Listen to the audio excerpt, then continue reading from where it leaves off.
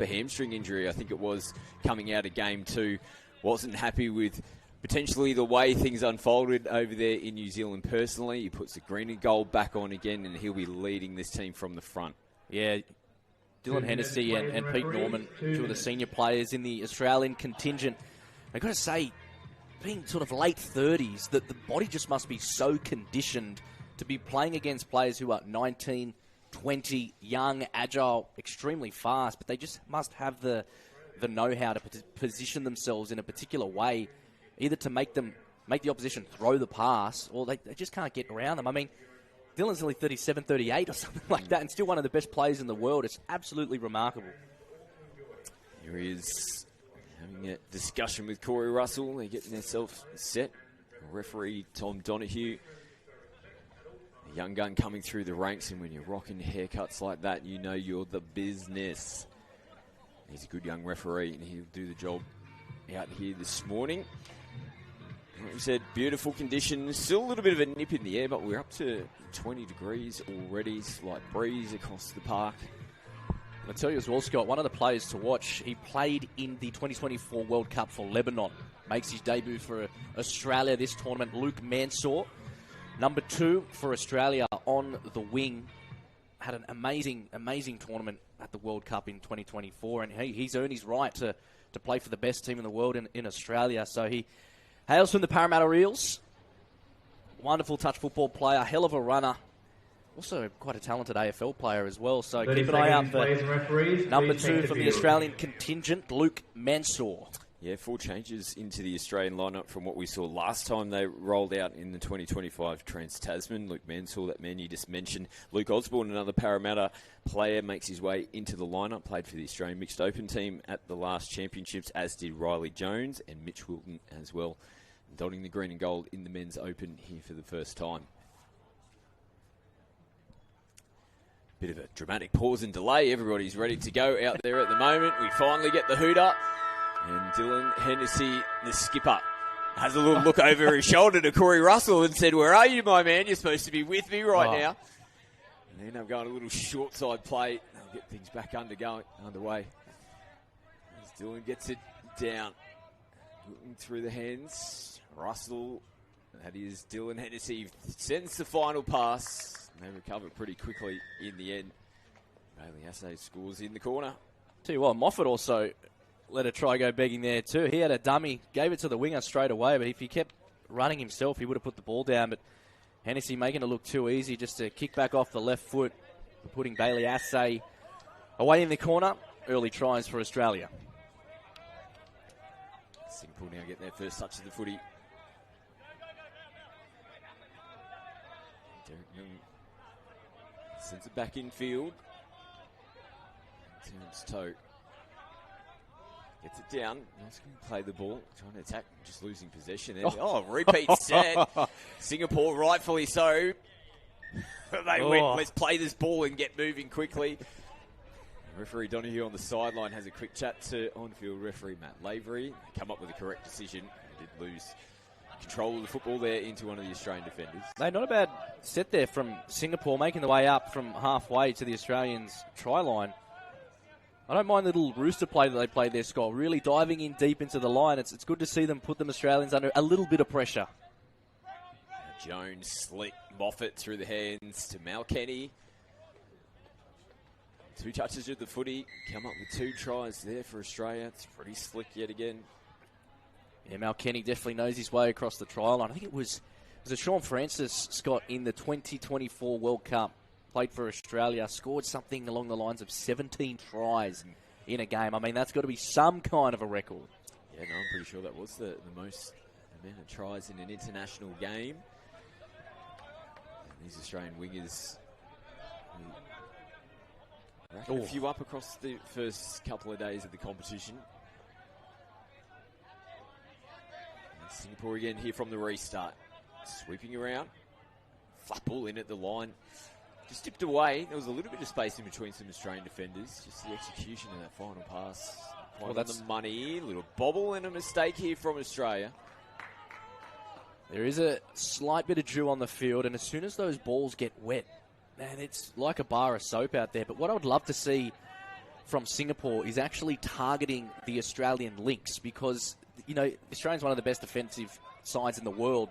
They're so strong if you make the touch in the middle. So if Singapore want to play something a little bit different, maybe they should be looking to play the ball on the link to try and force a defensive decision from Australia.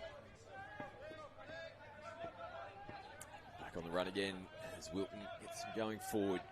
Lennon, ball pinballing around. Falls back into the hands here of Luke Kane. Repeat set for the Emus. They played a lot of football together too. Kane, Lennon and Wilton out on the left flank as Kane slides in. Great touch too by Singapore. Nice defence on the line. Zayden Tay defending in the link. He's just popped out to the left wing. Need to be on his toes. They send it back in the opposite direction though. Hennessy just holds it up momentarily, then pumps it across to Chris Lennon. Aussies get over for their third. It's doing what Dylan does best. Look at him just wait for the defence to move up and watch him pump here. Big pump, makes the link defender pop out, and Lennon just running a beautiful unders line, but Hennessy, he just has this ability with his wrist to make it look like he's going to throw the pass. The ball goes nowhere, and you see the defensive open side peel out, and then as the attackers are running those unders line, he can pick any player that he wants to score the try. Singapore back in possession from the restart. Joan releases. A bit to throw the footy around. Nice little grubber into the corner. We've still got the post up here on our main fields. Want to go on for the conversion. They score that one in the corner. It's one of the best pitches I've ever seen, Scott. We played the Trans-Tasman last year in Christchurch. There was mountains just like here at Mudgee, but they did have snow on the top. Beautiful snow-capped mountains. A little bit of two-tone grass as well coming through. Man, it's so good to play on. I did a little precautionary sweep this morning. It's beautiful ground here in Mudgee. Australia full of running again. Cutting back in. Hasse sharp off the feet. So Boland sends it through. The final pass goes behind Hayden Moffat. Great scramble defence too by Singapore. We had a massive long left to right pass by Moffat. Really good cover defence by Singapore, and forcing a mistake from Australia with a good roll on now, Singapore. Yeah, probably their best set so far coming out of their end of the field. Early release just dips away in front of Shern Lim. Straight here on the first touch, we'll get to their box. Oh, great line speed from Singapore coming out, making that touch on Kai Simbolan. Now Wilton. Lennon splits through again. Early ball, beautiful ball. Out to Bailey Assay, crosses for try number 2. And he is just in absolute rare air at the moment, Chris Lennon. That is some sort of pass. Just puts it right on the chest of Bailey Assay. But you see, he doesn't throw it to the man, he throws it to the space, so the player has the ability to run onto it. One of the few players that actually do it, Chris Lennon, puts it right in the pocket of Bailey Assay. But it's so interesting. Lennon doesn't really, when he has the ball, come out, take it too hard of a corner, and then snap back off his left. It's more of a snake-like pattern. He sort of bends left and then slowly comes back to the right. And we know he's one of the dominant figures in that left to right ball playing position. He just has the ability to, I can't even explain it, just the fizz on the ball, Scott. He manages to find his mark every single time. Luke Osborne playing on the 10-metre line of Singapore. So Boland gets it down as Edwards slides in, still manages to get the ball away. He pops straight back up to his feet here, Jack Edwards. They skip across him this time as Corey Russell puts it out to Osborne. They'll finish the set off. Nice calm composure there for Singapore. Now they're under some pressure. And they lose the ball. It falls straight into the hands here of Jack Edwards. As Russell looks to attack, a little bit of footwork. They just caught on the line. I thought for half a second they might have been able to recover. And Corey Russell goes over for more points. Yeah, crucial error there by Singapore. Unfortunately, you can't gift a team like Australia that field position, especially on the line. And Corey Russell, as they call him, Rusty, making it look too easy there. One of the informed players. He's always playing at 100% too, Corey. It's one of those players you love to play with and hate to play against. Younger brother Brad playing in the Australian Mixed Open team across this weekend as well. Now Lennon, he lets the referee know what the decision is. One of the Singapore players there getting caught from half. Good refereeing there from young Chris Lennon. He's Kane down the sideline. As Dylan rolls one forward. Langbridge, an absolute worker for this team. As Hennessy plays it out the back. Chris Osborne throws a huge dummy. And strolls his way in under the post for more points here. Well, it was a crisp pass by Hennessy to Osborne. Even I fell for his dummy out to the winger. Look at this, and then snaps back off the left. He's very agile for a big man. Stands at 6'4". I haven't seen a touch player at 6'4" in a very long time, and he's just so agile. If we get the chance, he has this ability to score a try while doing a front flip. So I would not mind getting some access into that too from Osborne. Well, I am a huge Luke Osborne fan, and they'll call those games where he did the backflip in the second. There was one we were actually referring to the first time he did it, and we were like, how good would it be if he did another front foot somersault? And boos!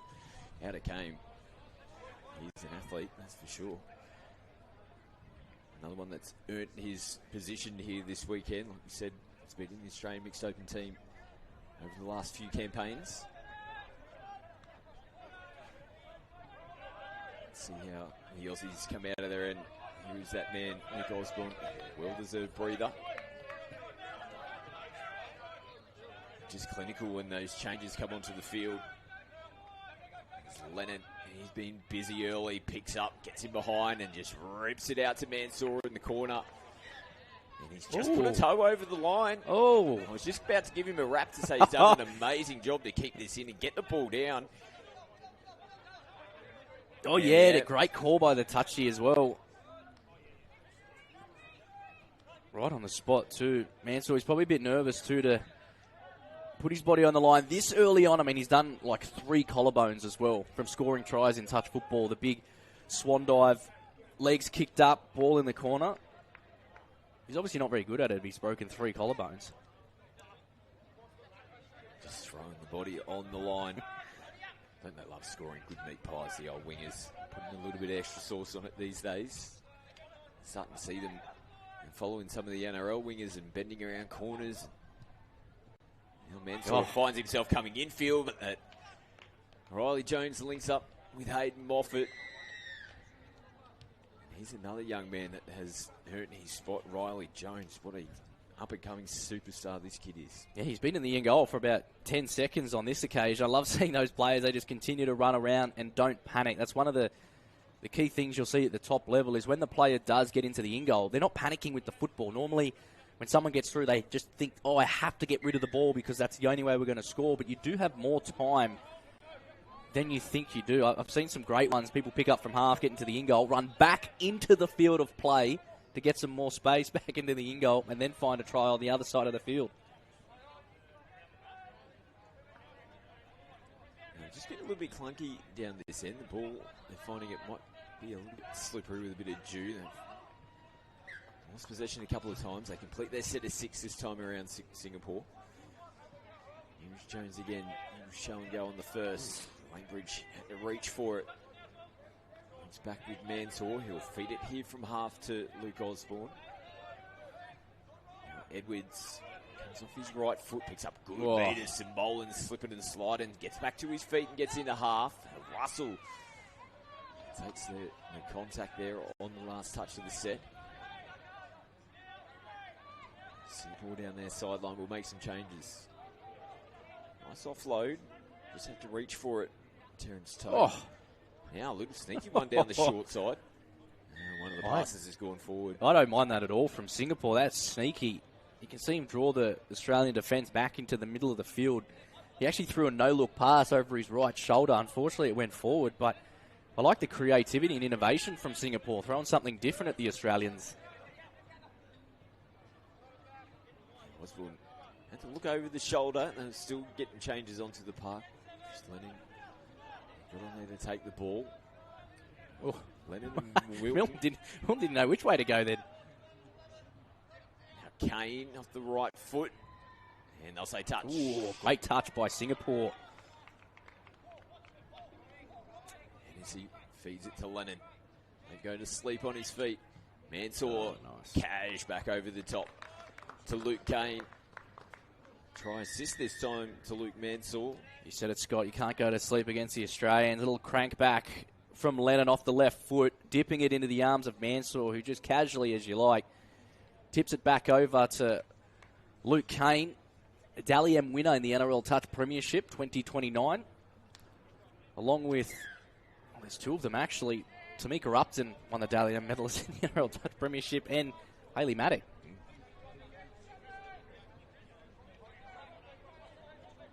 So Australia up by 8. This is their second match. We're into round 3. And loose ball there. Ball hits the deck.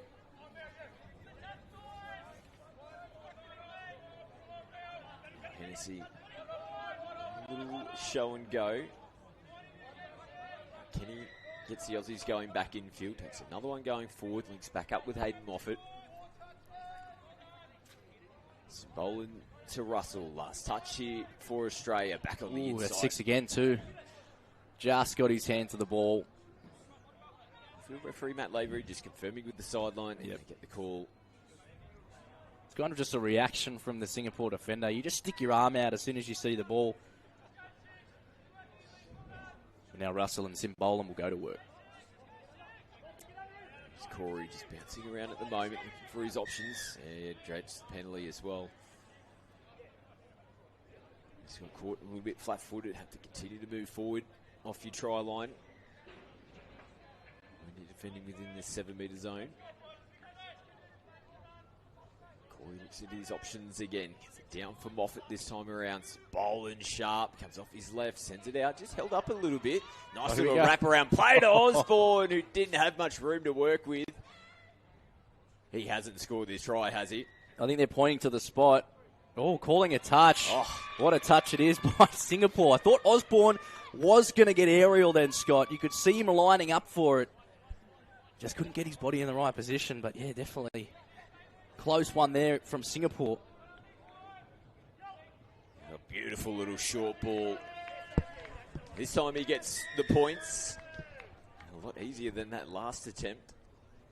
Two Parramatta boys, Simbolan to Osborne, linking up nicely. Just perfect line inside the winger's shoulder from Osborne. See, a lot of the players, they run a direct straight line parallel to the try line. You need to be running that angle so your shoulders are turned in towards the ball player, which actually sucks in the defence and makes them make a decision. Try number 2 for Luke Osborne in this game.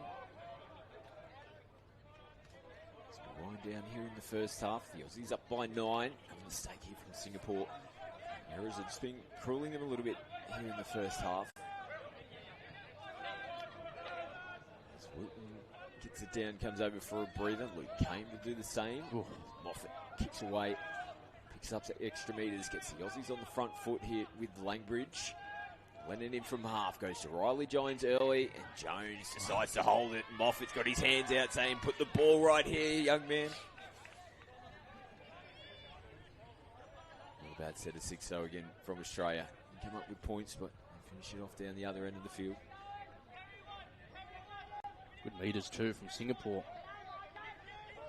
Geez, Mansour's lucky to be called onside. He's way in front of the referee. Heading back his way now.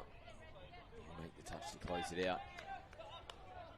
Australia roll it on the 10. First touch. Every player getting the ball in their hands to bring it across the sideline.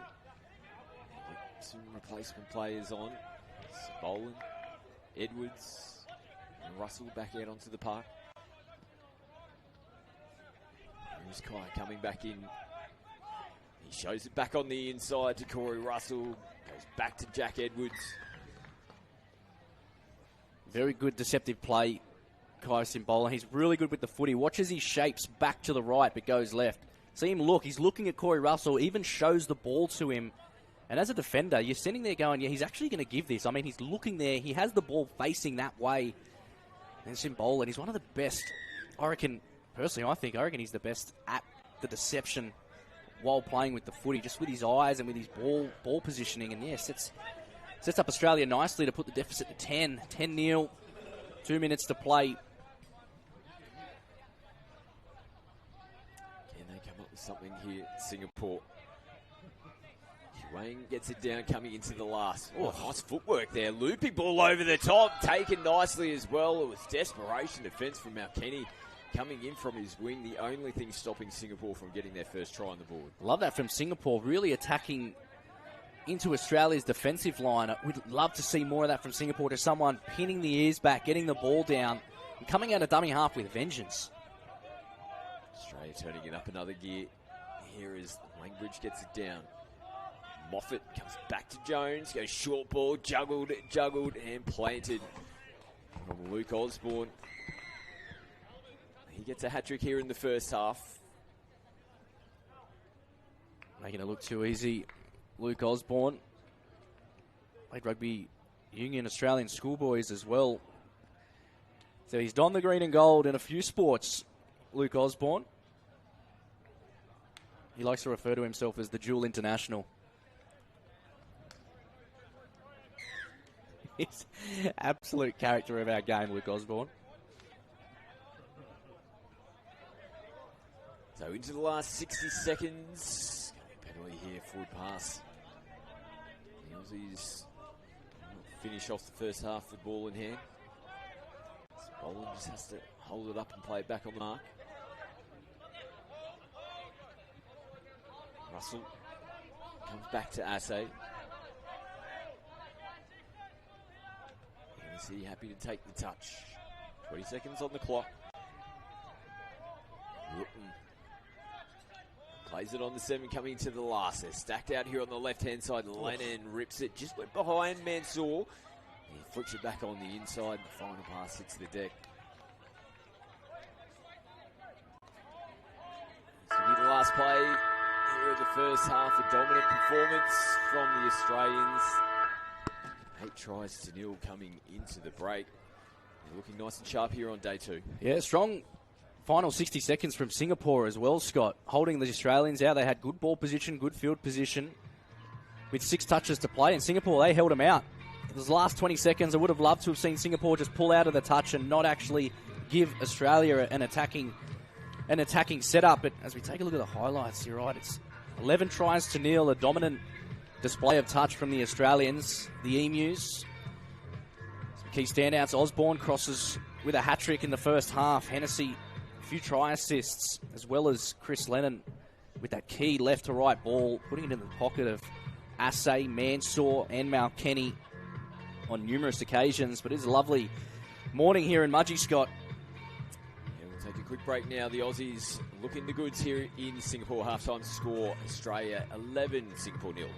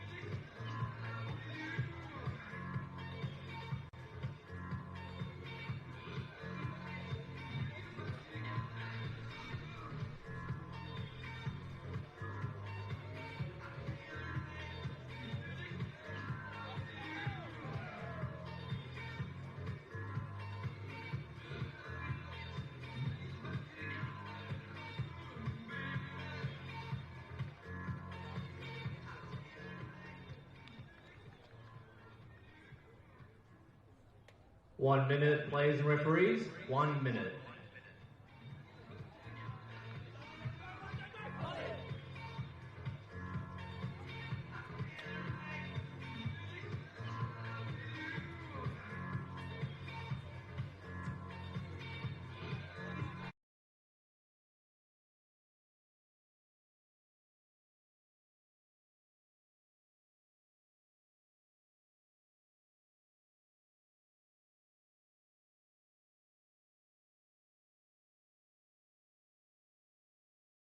And the Aussies are shining out on the field in this game here against Singapore. 11 tries in the first half. Singapore unable to get themselves on the scoreboard. They had a couple of moments, few errors throughout that first half, but like I said, Millsy, towards the back end, a good genuine moment, almost crossed against the Australian teams. They'll be just looking to improve here in this second half. Yeah, they had a great few defensive efforts, Singapore, stopping the Australians. We've got all the firepower in the world, but yeah, you mentioned their attacking line, Singapore. If they can get a nice strike dump, they do have the ability to come out of dummy half and look for that option to try and get a try against these Australians. We get the first touch of the footy here in the second half. Mitchell Ewan will get himself into half here. Early release. They come back to Ewan. He sends it back out across Chia. Another touch here for Ewan coming into the last. Chia loops over the top, falls into the hands here of Luke Mansour, Oh my goodness. who puts it into another gear. What about the chase, though, coming across as Mansour looks over his shoulder and has to get the go. Got those whips cracking. It was a great chase from Zayden Tay. Tell you what, Zayden Tay has come from absolutely nowhere. He's in the right-hand side of screen here, so you see Mansour, his eyes light up now. But he wouldn't have seen Zayden coming across, and look at the chase. Oh, the effort. Mansour starts to panic about 20 metres out. Oh, great chase by Zayden Tay, a highlight for the tournament, but Mansour happy to get that one across the line and put that one on the score sheet. How good stud football, Scott. And that pass was just probably a couple of centimetres too high. If it was down, they'd created the space in the hole there, Singapore. All of a sudden, the Aussies falls into their lap. Mansour goes the distance to score first here in the second half. Oh, last touch, and Lennon was right out of position. If they were able to get that one down quickly, they would have had numbers down this right edge. Good defence by the Australians. Good composure in defence, but you're right, yeah, Leonard just caught out of position. If they could attack that vulnerability on that occasion, they may have had a good chance, Singapore, but Australia now with good momentum back through their substitution process. Asay finds himself in field, feeds it from half as Langbridge comes back to Riley Jones. Last touch of the set, Hennessy sings it, comes off Singapore, not played at. That's a great decision by the referee. You could see the player had no business putting his hands on the ball, it just happened to hit him. Great call by the officials. Good release, but Langbridge looped back around to make the touch. Very clunky as they're trying to get some changes onto the field.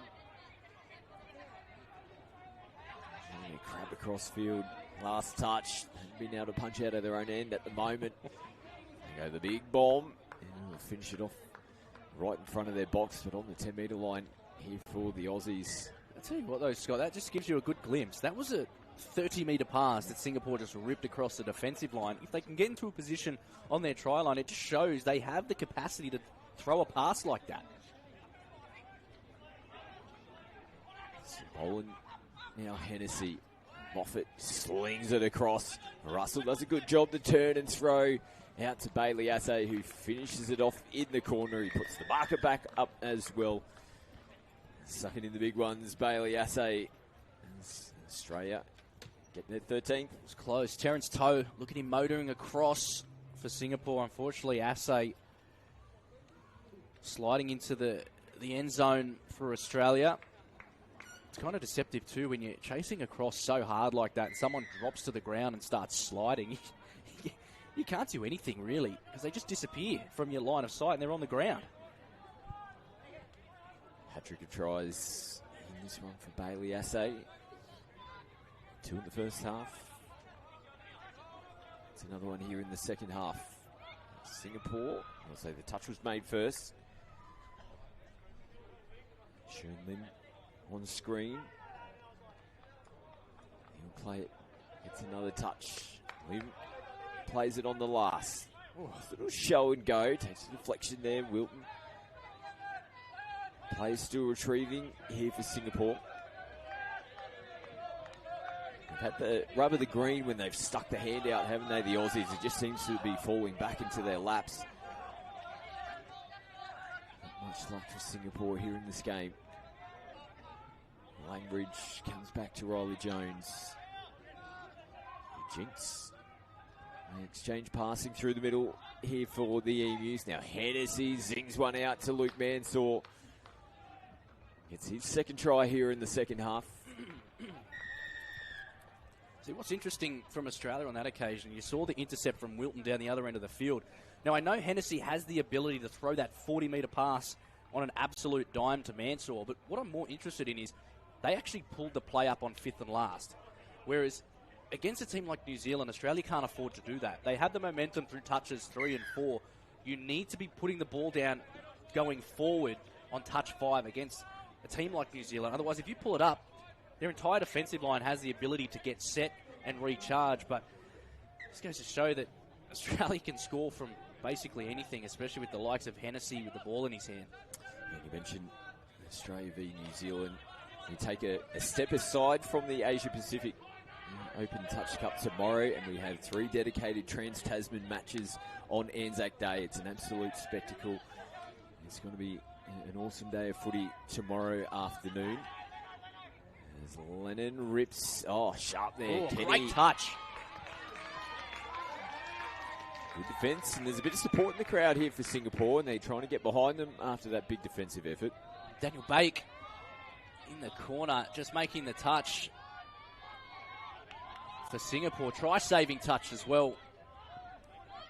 They're lifting in this set. There's a bit of determination about some of those runs.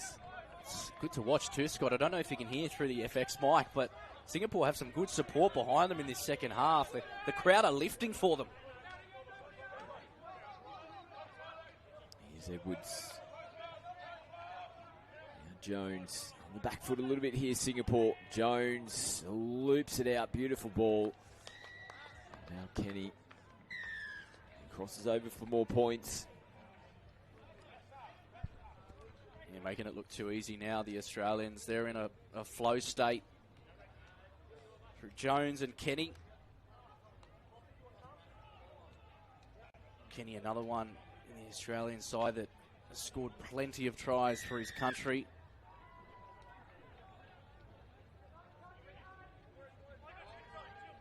Singapore back in possession again from the restart. 10-15 at the moment.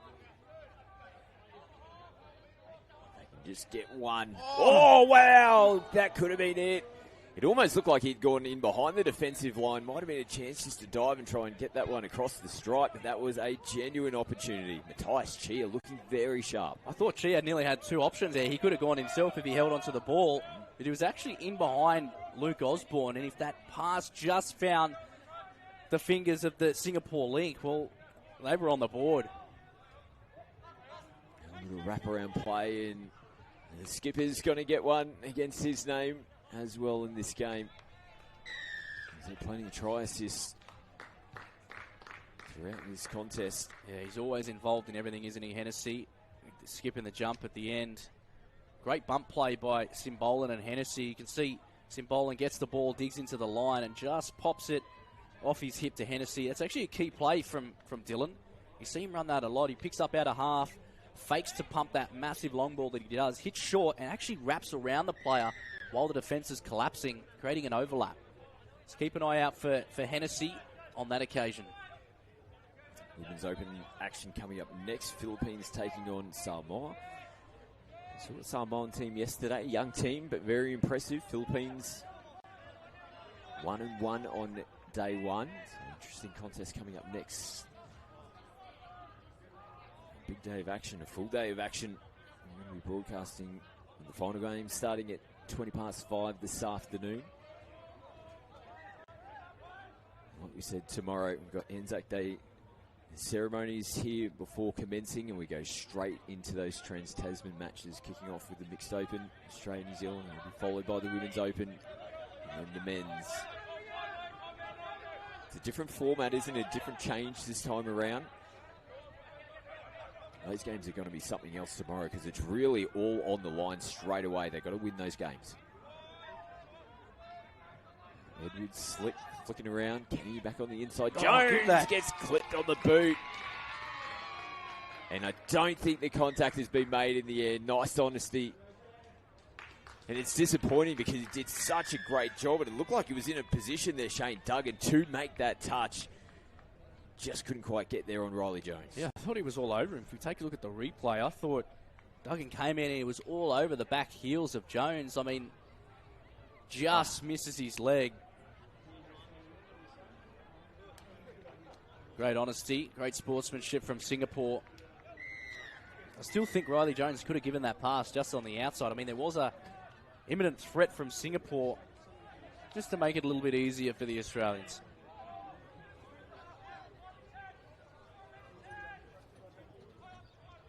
He's out. Man who almost cracked him open last time around. Matthias Chia. This time loses the footy. The Australians gain it back to the last 10 minutes of this one. Moffat comes over for a breather. Edwards rolls him downfield. Now Kane looks at options. Comes into Wilton. See him from half. Flat in at the line. Nice touch there on Jack Edwards. Daniel Bayek defending from the outside right wing position. Nice little release. Picks up an extra couple of metres here for Singapore. And shift it out in front of their sub box. So get some changes onto the field. Loose ball back in the mid. See the Aussies get possession back here on the halfway line. You see again in that last attacking set from Australia. Yes, they were rolling up, but again they pulled it up on fifth and last because Singapore are actually rolling back further towards their try line, taking out all the venom on that Australian momentum going forward. So it's a smart tactic by Singapore.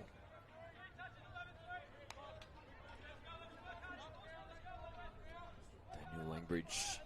Lennon feeds it to Jones, who comes off his right foot.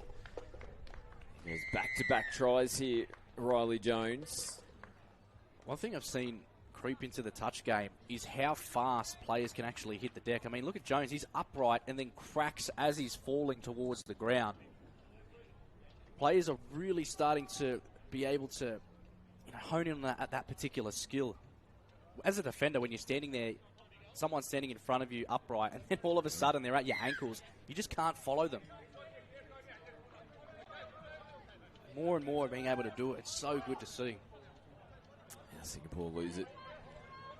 In to play the ball. Shane Duggan on screen. One of those 5 players returning after playing for Singapore in the 2024 World Cup. Simbolin, Russell. Corey holds it, has to come back out to the 7.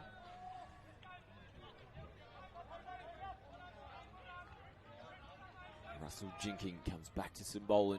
He goes out to Dylan Hennessy. He's got a bit of time up his sleeve. Sends it to Mansour, comes out of the hands forward.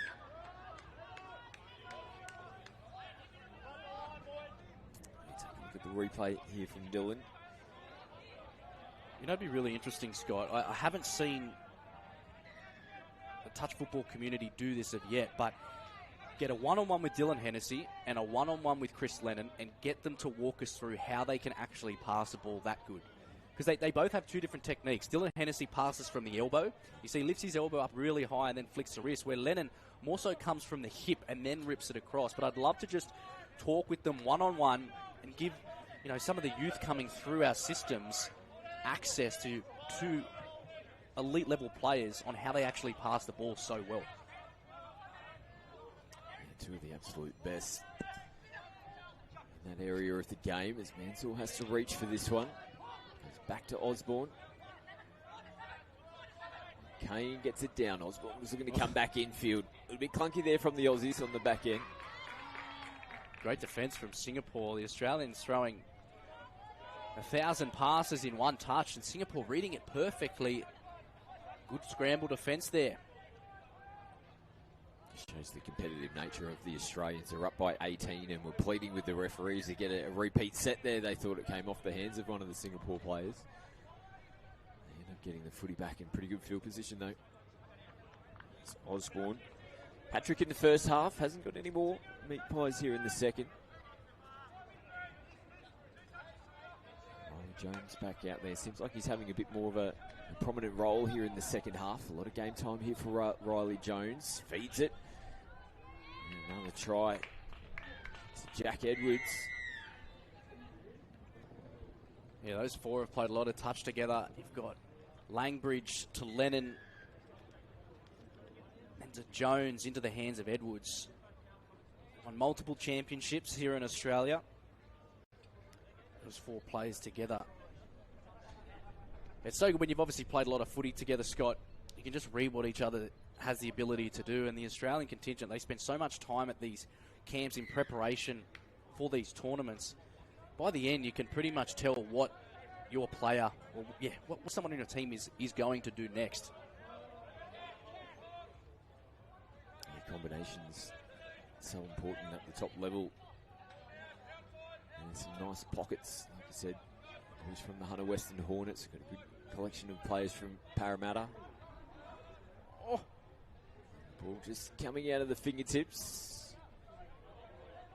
Gold Coast Crew, Sharkies, and Will Bellant's team coming into the Asia Pacific Opens Touch Cup this weekend. As we take a look at the replay, he's definitely been the man for him in Singapore, Matthias Chia, hasn't he? He's always set up a couple. He had an opportunity to score himself throughout this game. And one of the standouts for Singapore this morning. Oh, Hennessy flicks it back on the inside to Corey Russell, who threads it through. Now Moffat sends it beautiful left to right on the money. As Mansour scores in the corner. And that might be one of their best here this morning. Look at this from Hennessy, taking it into the line, knows exactly what's coming, flicks it out the back to Russell, quick eyes up, straightens up the defensive line, and then Moffat putting it into the hands of Luke Mansour, who'll possibly claim that try is all up to him. But the Aussies doing what they do best, strutting their stuff. And how do you defend something like that when you got Hennessy flicking the ball out the back to Russell, straights up the attack, and then into the hands of Moffat. There's just so much superpower across this Australian team. Mansour gets his third for the game. A few that have racked up hat-tricks here. Luke Osborne, Bailey Assay's got 3. And Luke Mansour getting his third. Last touch. And just a bit of contact there in the play ball was enough to force the mistake. Lennon, look at that. Show and go. Then he pops off the left foot, picks up an extra 10, 15 metres. Edwards rolls them forward. Langbridge. See, look at that. See the Singaporeans dropping, taking all of the venom out of the Australian attack. Moffat comes back to Jones. He sinks it out to Mansour. Don't worry about the hat-trick. He gets his 4th. Yeah, Jones really making his mark in this Australian team. Perfect peel on that ball, left to right. You didn't see it bobble once, and Mansour making it look too easy out there. How good must that feel? Donning the green and gold you hear in Mudgee on the stadium against Singapore. Scoring 4 in front of your friends and family. It's got to be a good feeling.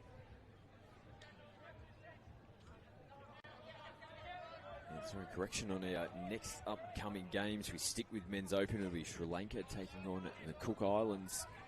Teams making their way into the stadium. Men's Open they follow here in this game between Australia and Singapore. Sri Lanka, first time playing at an international touch football event. Having a chat with some of the guys from the Sri Lankan team. They're just stoked to be here. And they'll get a game on the big stadium coming up next. Tell you what, Brian Wong, halfway through that set, had the opportunity to actually score inside Corey Russell and outside Kyson Boland. They ran a little quickie play, getting the ball back off the ground really fast and then turning it back on the inside. I thought if he may have hit the deck, He could have put one on the board for Singapore, but the Australians now back on the attack, heavy. Lennon goes flat and hard at the line, was looking for the repeat set, and a play that is the call. Had a bit of intent about that set of 6 there, the Australians as well. Coming to the back end, another mistake. They'll get straight onto it now as Wilton puts it through the hands. Lennon puts the brakes on. Full set to work with. Just over 30 seconds left to go here in this one. Osborne, it's a wobbly old one and a nice diving effort to try and reel it in.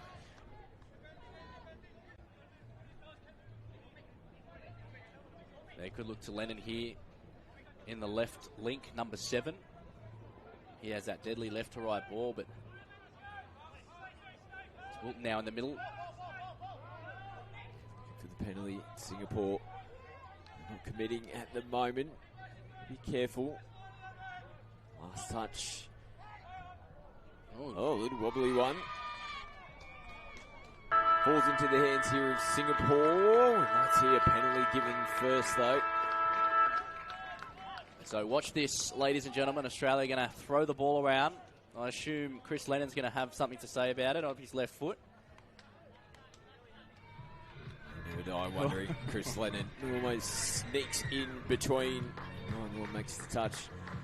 They close this game out, the Aussies. Far too good in this one. 21 tries.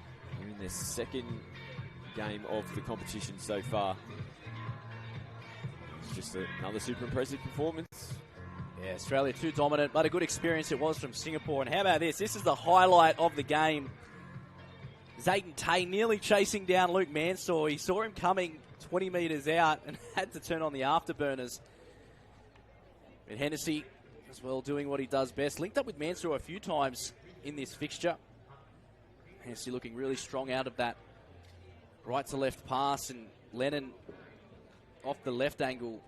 Yeah, they've just got so much firepower across the team, don't they? Jones, Lennon, Hennessy, and the wingers to clean up all the scraps. Mansour, Assay, and Kenny as well. But 21 tries to nil was a dominant performance for Australia. Great opportunity for them and a great experience for Singapore as well.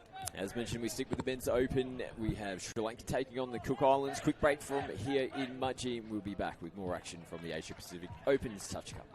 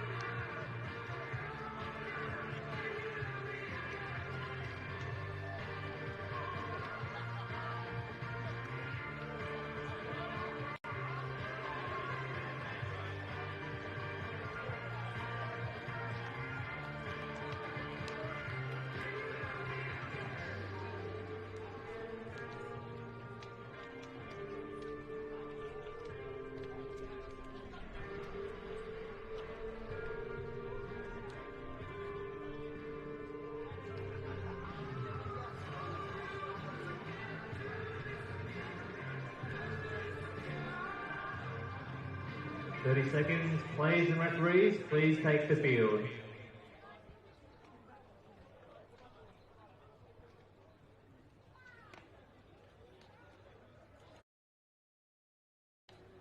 Welcome back to Mudgee as we continue here with the Men's Open Division in the Asia Pacific Opens Touch Cup for 2026.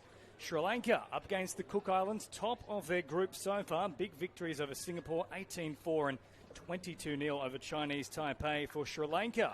Their first ever Opens tournament. They won their first match 12-3 against Chinese Taipei, but always a tough task. Were humbled by Australia 22-1.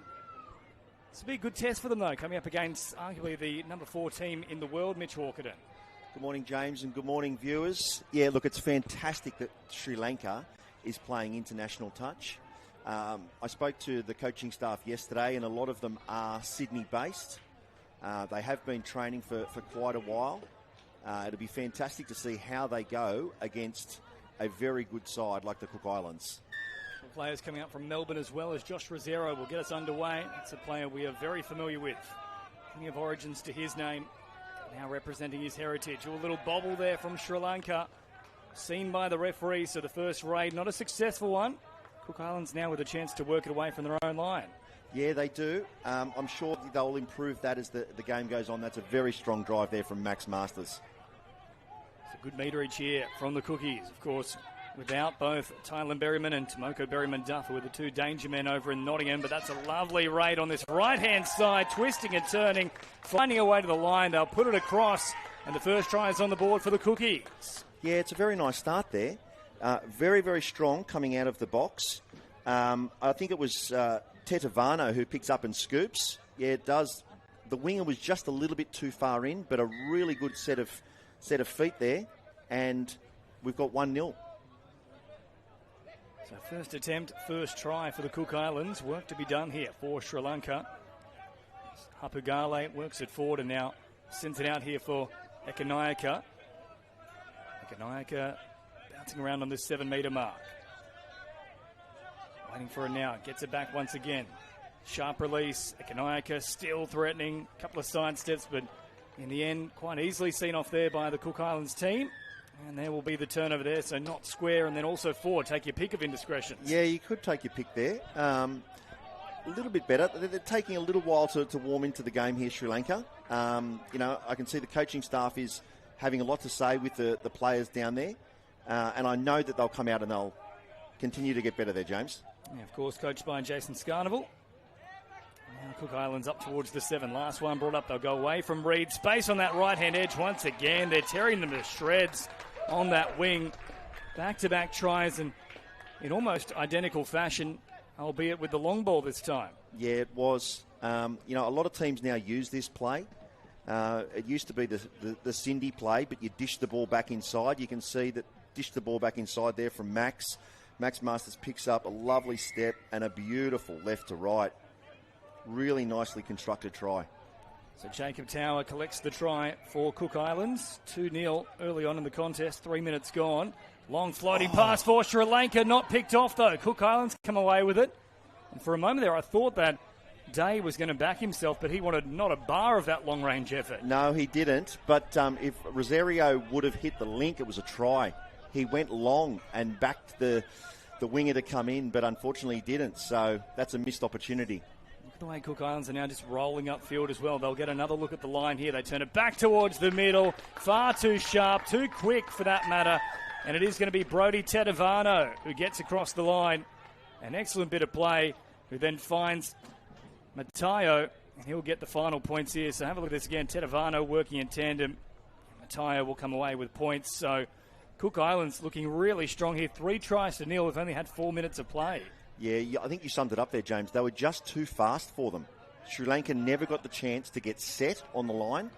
And, yeah, it was just too fast. And an error here is not going to help. So it's been a very, very tough 4 minutes so far.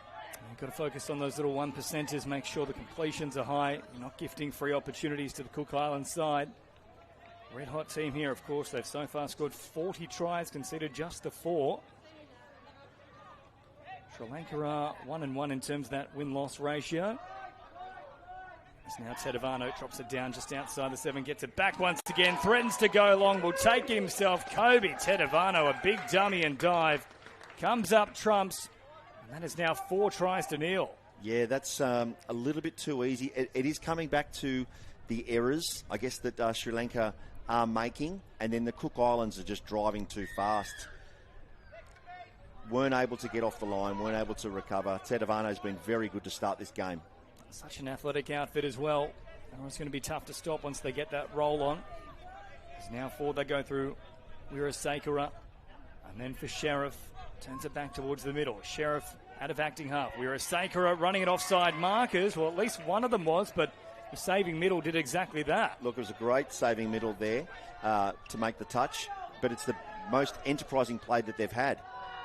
Still a little bit of space on that left-hand edge. Last one brought up, though, a long floating pass over the top. They've got to be careful with that because Cook Islands have already picked them off once with the long ball. Yeah, they have, but it's a better way to... At least they can start the set with a straight defensive line, and then hopefully the Cook Islands don't make as many metres and don't get to the box as easy as they have been. It's lovely work, though, from the Cook Islands, digging deep into the line before releasing the pass. It's now Matayo works it forward. Crossfield run here, picking up good metering. Jump over halfway they go. Eventually wrapped up is Aiden Masters and turns it back towards the middle. Now for Tortai Masters. And then speed. Long floating pass out for Reed. Pops a ball to the wing. Beautiful play. Jacob Tower will get another one, although the pass is forward from Reed. Yeah, the referee has said it's gone forward. It was good defence there from Sri Lanka for the first 4 touches. They just lost the back of the count. I think there might be 6 to go there. Now for mine, that actually went backwards into the hands of the Cook Islands. Referees agree, and it didn't hit the deck. So Cookies will get another shot at the line here. Short delivery now for Maxwell Masters, then on to Tortai Masters. Reed drops it down. Masters back to Reed. Good footwork, finding Tortai Masters, trying to split them. All shut down, though, by Sri Lanka. Now to this left-hand side. Maxwell Masters hopping in at acting half, shows it one way, sends it out to this left-hand side. What a pass that was from Maxwell Masters into the arms of Aiden Masters, and it's a masterful display from the Cook Islands. Yeah, it is a masterful display from the Cook Islands. It looked like it was going to be a sweeper play, James, but Aiden didn't keep sweeping. We'll just sort of watch there. He looks like he's sweeping, and then he comes back, and then he just throws a face ball to his cousin, who, nice dive to get over and make it 5-0. We can see why the Northern Beaches and Manly teams have been so strong over the past few years. Absolutely. These boys floating about. Absolutely. Now Sheriff, Rosero finds a quick roll ball inside the 7. Long floating pass, a great ball. Navaratne goes in, and Sri Lanka are on the board up against the number 4 team in the world. Oh, that's a really good try, and that'll really lift their spirits. If they were going to score, we knew who was going to be involved in it, Rosario. And the splitter play with phase, a nice dump, and a great left to right. That's a really good try, James. Terrific ball, given it was off the deck too, Yeah. so he didn't really have a chance to wind up for it. A very, very hard one to execute. So 5-1 the score. That's the blueprint for Sri Lanka. Give Rosero a good ball inside the 7, and he'll do the rest. Now great footwork here from the Cook Islands. They send it wide once again. Tower looking to finish off this one. Does exactly that. In fact, now that's Taina Toa Day out there who's just come on for Tower, and he'll collect a try. Yeah, that's unfortunate. They've ripped the Waikato ball there from Max, and the winger made the right read. However, he just wasn't able to make the touch there, Jay Asuria. And the Cookies go in for another try. So 6-1 the score. There's been some nice glimpses from Sri Lanka, but tough to stop this roll on against an undefeated side. Of course, 40 tries in 2 games coming into this match. It should be a great battle, at the very least, potentially for bronze between themselves and Lebanon, as Rosero once again goes airborne with the pass. A beautiful left to right. It's gone the best part of 30 metres, and it's now a double for Charman Navaratne. Yeah, that's a great one. Look, and it looked like it was the same setup. Splitter play. Last time, phase. Okay, so the winger thinks they're coming in, so I'll go over the top of you and throw a 30-metre bomb. That's just clever touch.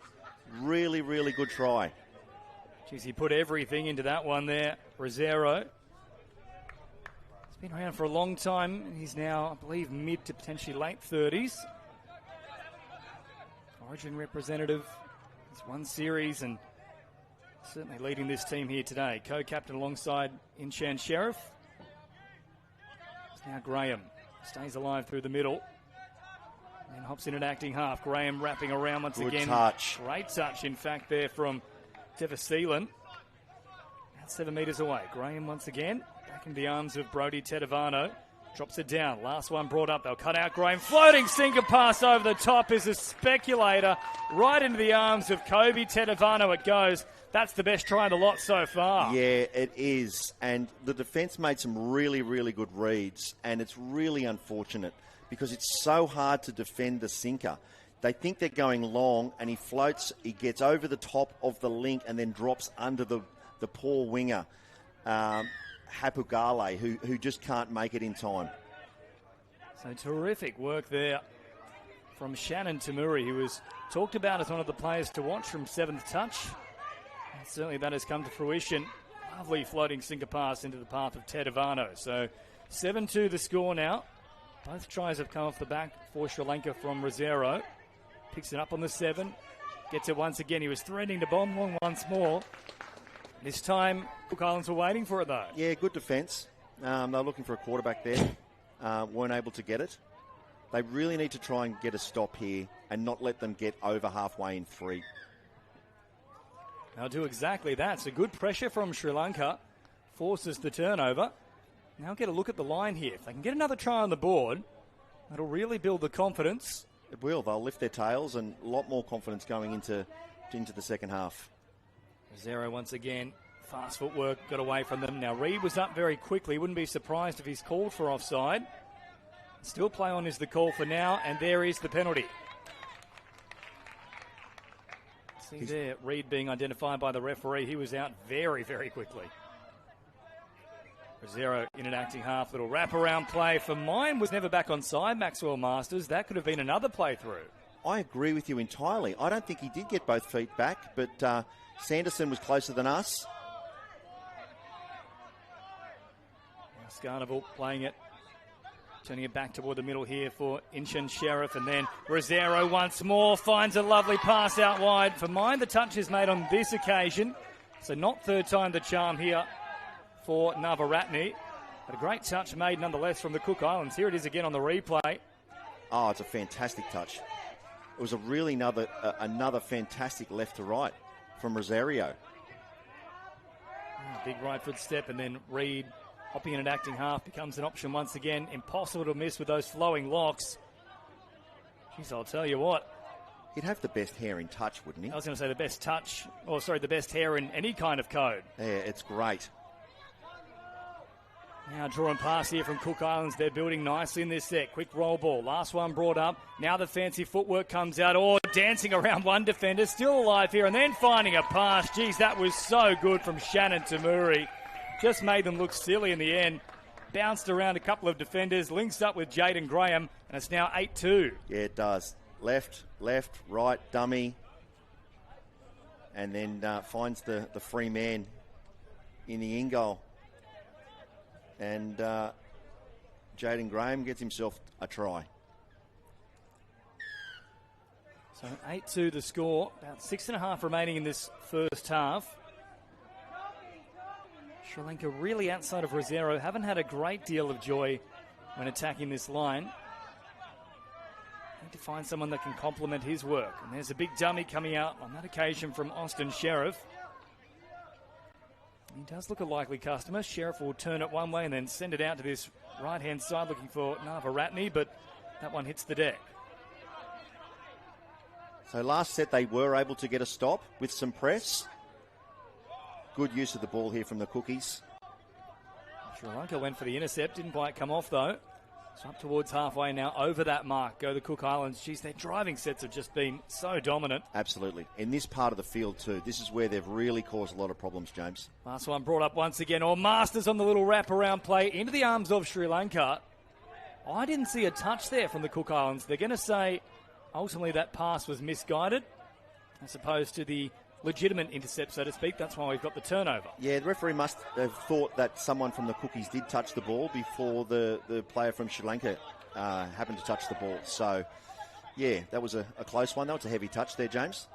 Now Pereira taking off out of acting half on the last. Caught through the middle. Certainly was quite a heavy touch. We haven't seen too much in the way of extreme contact in this one so far, though. No, we haven't hardly seen a penalty in this game. It's been very fast-flowing, which is great. Probably favouring the Cook Islands, though. Sri Lanka might be trying to slow things down in that second half. That might be the half-time team talk. Now short release once again. Oh, a chance to float it wide and long. Now for mine, that one was forward out of the hands. Play on is the call. Shut down by Sri Lanka. I head back to the 7. Last one brought up. Oh, there's the big goose step, and then the Benji flick comes out as well. Well, that was a replica of Marshall's. The hop and the skip, the left foot step, and the flick. It just happened to be on the different side of the field, but it was exactly the same. Diving towards the short side and flicking open. So 8-2 it remains. The good news there for Sri Lanka, they haven't had too many turnaways when Cook Islands have been down that end of the field, but they got one there. Yeah, that's right. It's the first time that I can think that they've stopped a complete set on their line, which, again, they'll build confidence from. Now good rushing defence there from Scarnival. As they come out to this right-hand side of the Cook Islands. Now a switch here for Masters, who then finds Tainatoa Day. Masters back to Day once again. Rosero back out there for Sri Lanka. Now up towards the 7 they go.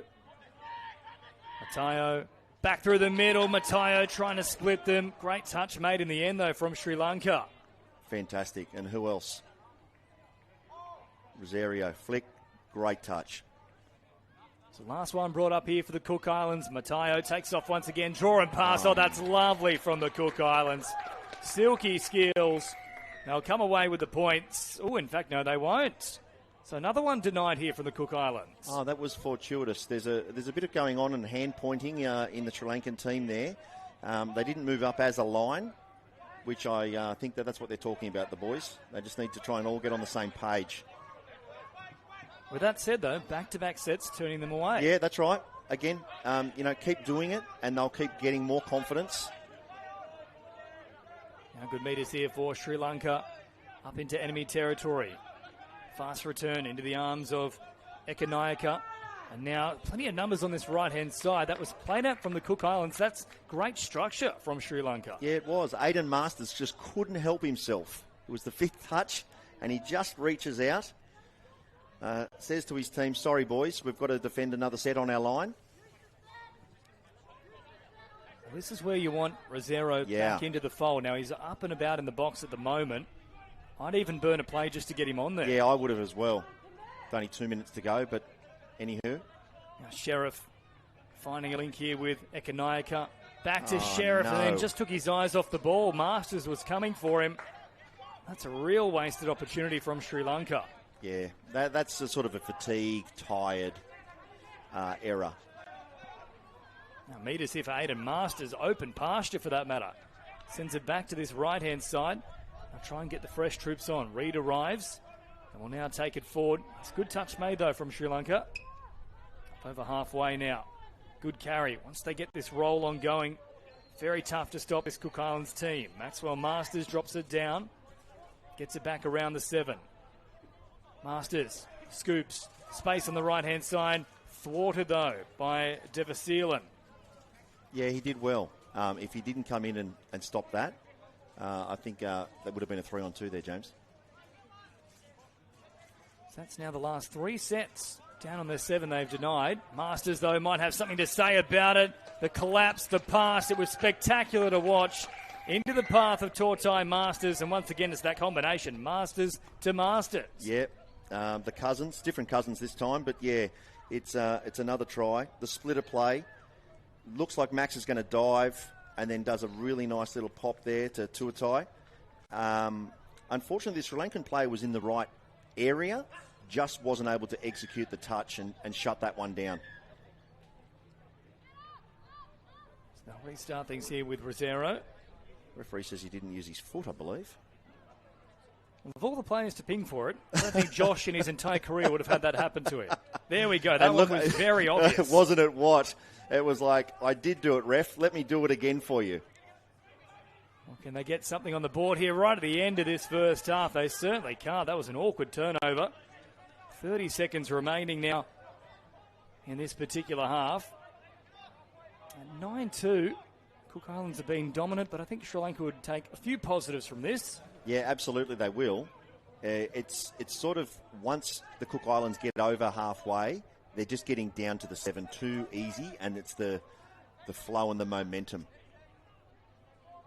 High pressing line on this occasion, though. They come out to this left-hand side, the Cook Islands. Turned back to the middle there by Oeke, and now last opportunity here. Cook Islands over the top. The pass is good. They're on the spot in the corner. And it's a good finish in the end from Taina Toa Day, who gets a double in this first half. Yeah, it was. I think it's the first right to left ball that we've seen too. Max again from the 7. Great right to left. They go over right on the stroke of half time. Sort of an awkward release there too from Masters. Wasn't quite clean in the air, but it did enough. Yeah, it was. You know, there's lots for the Sri Lankan coaching staff to talk about with their players. Certainly the back half of sets they need to improve on.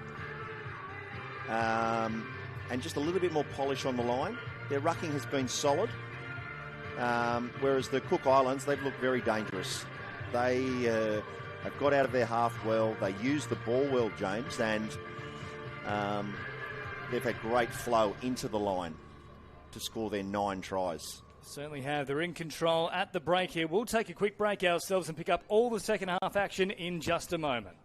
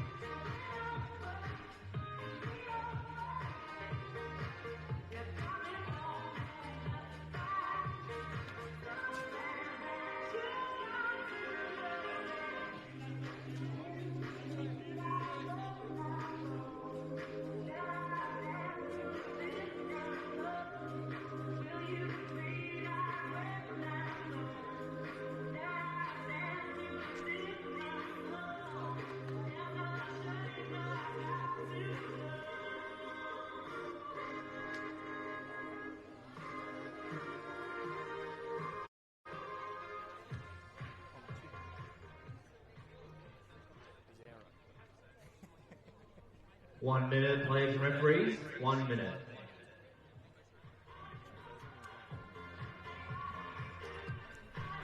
Welcome back here to Mudgee for the Asia Pacific Opens Touch Cup 2026. Another beautiful day for day 2 of the action.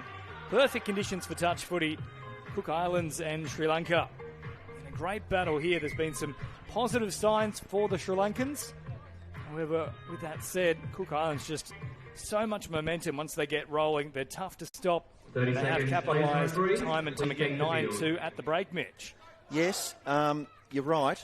There has been a lot of momentum there from the Cook Islands, but there is certainly a lot to work on for Sri Lanka. And, you know, we do welcome a lot of the compatriots is the word I'm looking for, James, back home in Sri Lanka who I believe are watching the tournament. So, great to have them as viewers. And we've got viewers from all around the globe for this one. Nations in Europe even involved. Greece, for example. In the Middle East with Lebanon. Sri Lanka as well. And the Cook Islands here. So, great battle between the pair. Cook Islands will have a chance to open the scoring once again in this second half. Now for mine, I thought the touch was made. They're certainly claiming it. However, Cook Islands will come up trumps there. Kobe Tedavano dives over.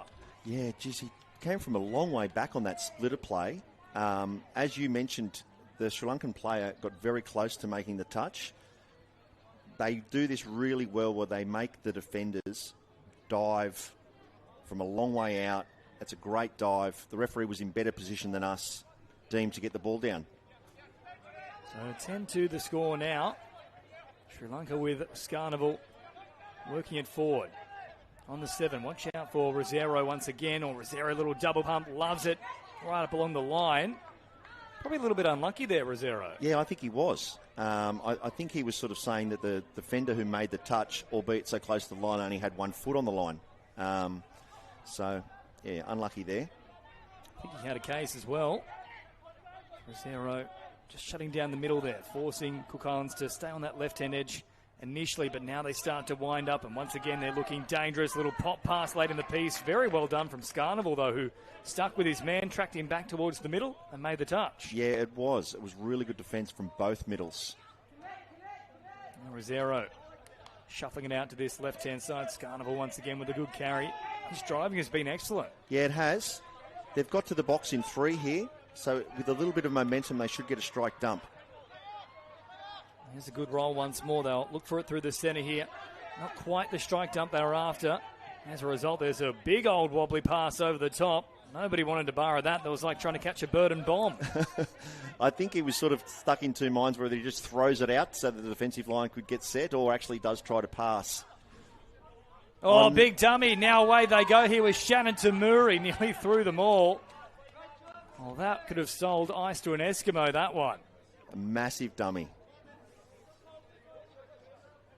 So picked up a good 20 metres. Now Day floats it back to the middle into the path of Kingston Day. And then heads out to that left-hand wing. In fact, they'll make a couple of changes here. So Tamuri and Kingston Day departing. Masters, short pass here for Jacob Tower. Spent half of this set just shuffling the deck chair, so to speak, Cook Islands. Last one brought up now. Space on this right-hand side. Oh, there's the flick pass. Nearly found Masters, but just hits the deck. Score remains at 10-2. Yeah, fantastic touch there from Hapugale at link. Came in, made a lot of pressure, and made the pass to the wing almost impossible to shut it down. Good carry up towards halfway here from Sri Lanka. Across that threshold. Met there by Brody Tedavano. Good speed from Ekanayaka. Drops it down. Sheriff floating a pass over the top. Probably not the wrong choice, just not quite the right execution. If that hit link cleanly, they would have gone through. Yeah, it wasn't, but it was probably one of their better sets where they did ruck well and then kept that momentum going on 4 and 5. So referees are looking at the sidelines. No, they don't let that play on. Geez, I thought Kobe Reed got a touch there into the hands of a teammate, and it went forward but got away with it. Good touch. And it's a good touch, and certainly they're not going to come away with that one. And there will be the changeover in favour of Sri Lanka. So we've had about 4 minutes of play since the resumption of the second half here. Just the one try conceded. For reference, in that first half, they'd already conceded 3 at this point. Yeah, that's right. So the big challenge is they need to go set for set with the Cook Islands. That's a good latch there. Now Rosero carts it forward. Oh, they were looking for the one-handed scoop there with Scarnival, but couldn't quite pick it up cleanly. Rosero once again in for the touch. They've just got to deliver good ball for him on that final play. Yeah, they do. The next 2 touches is important here for Sri Lanka, that they keep their shape. Now, quick release as they keep coming out to this right-hand side.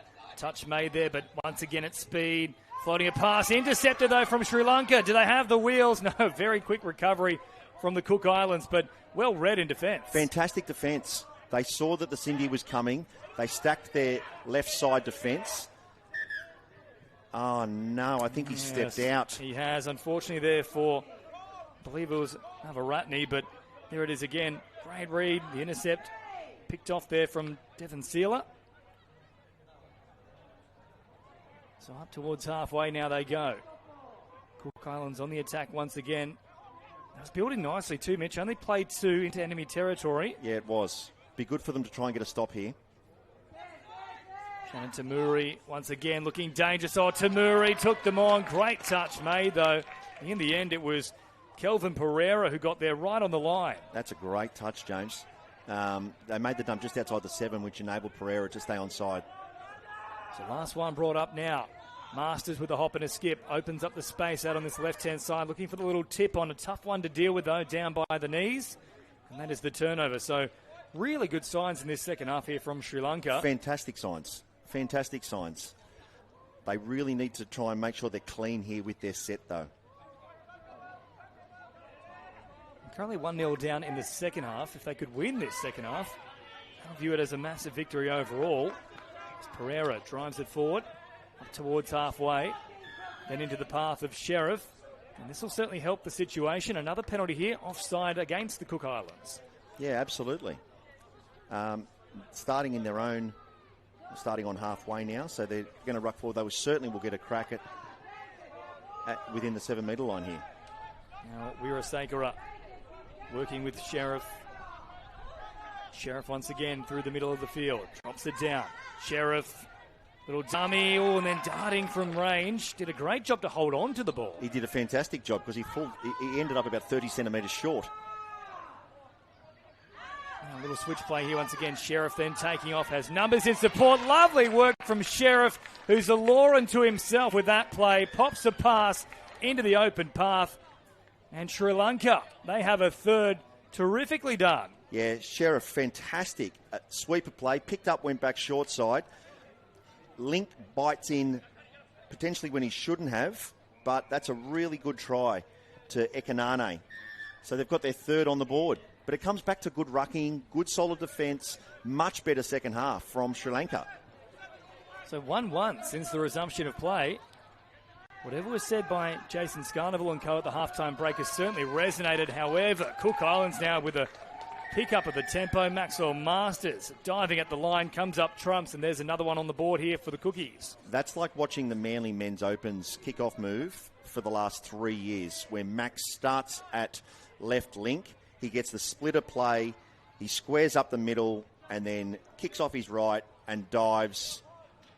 No answer there for Sri Lanka. So 12-3 the score now. Ekanayaka got the last one for Sri Lanka. And Maxwell Masters straight away punishing them. So they cart it forward now. Rosero was looking for that run inside the 7, but the roll ball was an incorrect one, not square. So now the Cook Islands out to this left-hand side. It's probably one area they do need to improve on here, Sri Lanka, is just stopping that flow, the momentum. They're pretty good inside their own 7, but Cookies seem to have as much joy as they want moving it up the field. Absolutely. They're really dominating the midfield, as you mentioned, James. But we've got an error from the Cookies coming out, so we'll get to see something here. Now Rosero, short delivery, then a long-range diving effort from Wirasakara. Nearly snuck under them. He's got to play it now. So, got a great stretch on him, a very tall customer. Now a little switch here, then linking up with Scarnival. Rosero back to Scarnival. Were they onside? No, they weren't. No, he did go early. They did a good job getting both middles up engaged. It was Shannon Tamuri who was pinged for it. Rosero starting once again. Scarnival Drops it down, back to Rosero, looking for that long floating pass. Touch there from the Cook Islands. Did they get fingertips before it hit the deck? Yes, they did. That'll be a great pickup and put down in the same process. Sri Lanka have a fourth. Oh, James, can I say, what a catch. It's hit Oh, Tamura, and he's picked it up off. That is a fantastic pickup from the winger. He did very, very well. very special finish, and you certainly can say what a catch. We know how much the Sri Lankans love their cricket. I can tell you Absolutely. now, I think they might have done a little bit of that at training.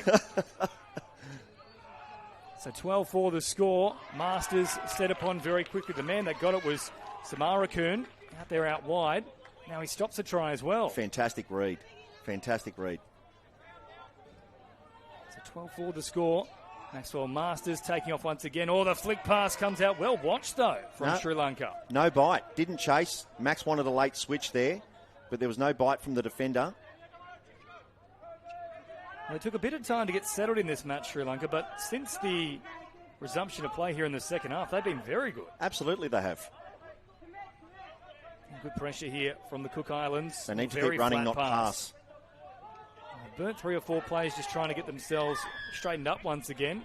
Not a good set there overall. No, it wasn't a good set. Too much passing, not enough running there, James. As a result, they turn the ball over and give the Cookies fairly good field position. Now, they call it touch rugby over in Sri Lanka. But regardless of whether it's rugby or it's league, the number one rule, run first, then think about passing. Take the metres on offer. Absolutely, indeed. So up towards halfway now. Cook Islands also getting a little bit stagnant in this set. Fatigue beginning to set in for both teams here. It's Parmatoto works it forward, gets it back through the middle once again for Day. Parmatoto wrapping around on this right-hand side. They'll go left instead. That was all a bit lackadaisical there from the Cook Islands. It was, but it was a Cindy two-step that got shut down from the winger, Samarakun. I butchered that name. Apologies. But it was a fantastic read to come in and stop the try. He's had a couple of good stops in a row, plus that try there, Samarakun. It's now up towards halfway they go. Nice high line from the Cook Islands to shut down the play. Then a good run off the back of it from Bala Thailand. Then out to this left-hand side, but it's fallen into a little bit of a stalemate into the middle third in the past couple of minutes. Yes, it has, but, you know, it's very important that Sri Lanka stay set for set. Keep pressing in defence, keep trying to complete their sets, stay in the grind, as they say. And Tamuri once again, he's been the danger man so far. Links up with Tedavano. And Kobe Tedavano in the 7. Drop it down once again. Still an option on that left-hand side. Tedavano floats it over the top. A tough pass to deal with. Samarakun beaten. Oh, what a step that was. He came in a little bit too quickly. And Tainatoa Day gets another one here and collects the hat-trick. Yeah, very nice footwork. Very nice footwork. Good dump there. Early release. Had a bit of work to do. Thank you. Very casual, if you don't mind, James. Look at that. I think there might have been a bit of a dance. Or a bit of a post-try celebration there. Geez, you wouldn't mind seeing that. I'm not sure what the local nightclub here is in Mudgee, but he's got some footwork, Tainatoa Day. So now up towards the 7 they go. Rosero at first receiver. Gets it back once again. Scarnival evading multiple touch attempts. Eventually wrapped up on the 7. Did a good job there, though, Scarnival. Yeah, look, he did a great job. With all that dancing, Aidan Masters didn't move forward at link and was subsequently penalised. That was out of the Tainatoa book. Now Rosero threatening once again. Turned away on this occasion. Back to the 7 he goes. Rosero floating a pass, wrapping around to Scarnival. Rosero going away from him initially, then floats it over the top. Out of the hands of the Cook Islands. Another set to come. They're building here, Sri Lanka. Scarnival, Rosero, down in front of his body. Did a good job to take it, then gets very low, dives from range. Often catches opposition teams by surprise. He's, of course, not the tallest, not the longest body, but he can certainly stretch out. Now from the 7, short release. That's a good effort as well from Sri Lanka, and they will collect on this occasion. Great dive. It's Gunaratne who comes up with a try. 13-5, a very good second half from Sri Lanka. Fantastic second half. Referee Sanderson and yourself both called it a try, and it was a great dive. Rosero got the sweeper, and it was a great dump right on the 7. Wasn't able to make it back on side. That's a really nice try. And as you mentioned, James, much better second half here for the Sri Lankan guys. Well, 4 apiece since the resumption. Or 4-3, I should say, into Cook Islands, but still very strong from Sri Lanka. It's now Shannon Tamuri. Short delivery. Unfortunately, they were falling like 10 pins there. Yeah. Cook Islands had put the bowling ball into them, and down they went. Yeah, they did. And the winger certainly didn't know where the try line was, and I'm not sure if the link knew where the sideline was either, which obviously made it very easy for the Cook Islands to get their try. You can see the sweeper back there, and we've got a couple of players tries to hurdle his teammate. He goes down as well. It's 14-5. Well, we saw a good cricket catch before. I'm not sure they'll be joining Michelle Jenica on the hurdle track, though. Bit of work to do there. It's now up towards the 7. Eventually wrapped up here. Here's Inshan Sheriff, the co-captain, along with Rosero. The 2 leaders out there now. Rosero to Sheriff. Scarnival. It's got better and better as this game has gone on. Sheriff, and now Rosero takes off once again. Offside markers and then popping a pass. That was sneaky there from Rosero. Never played out from the Cook Islands, and referee says, you're taking the mickey if you think I'll award that one. I agree 100%. He knew he wasn't going to get through. He was going to get caught at half, so he tried the sneaky pass to try and get a 6 to go, and the referees were having none of it. That was right out of the Cameron Smith playbook. It was. So up over halfway they go now. One-handed show and go from the Cook Islands. Beautiful scoop as well. And then firing a pass, ripping it from right to left deep into the arms of Moeke. And Moeke nearly got away from them.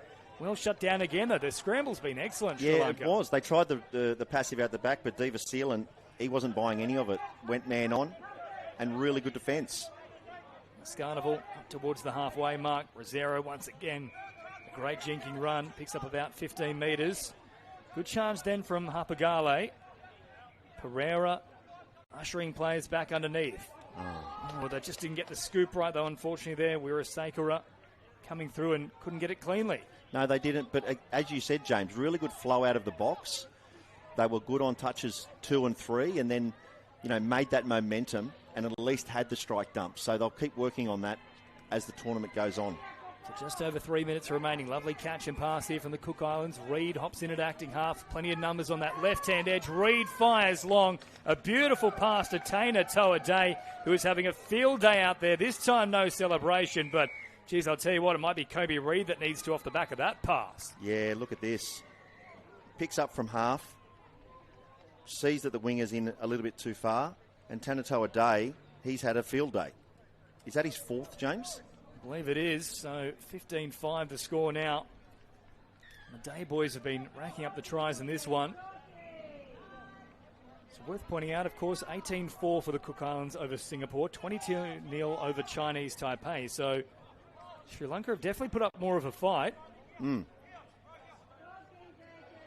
already got a victory themselves, 12-3 in their first match against Chinese Taipei. Cook Islands haven't had that big test yet up against Australia. That'll still come. Take off once again. He's got a good stretch, Gunaratne. Yeah, he does. I'd like to see the field balance just a tad better. A bit more in the middle of the field, make it harder for defence, if possible, moving forward. But, he looks very likely with the quickie dive and the long length. Good metres once again here for the Cook Islands. Take it out to this right-hand side. Day drops it down. Lovely one-handed scoop there from Matayo. Matayo threatening to pull the trigger.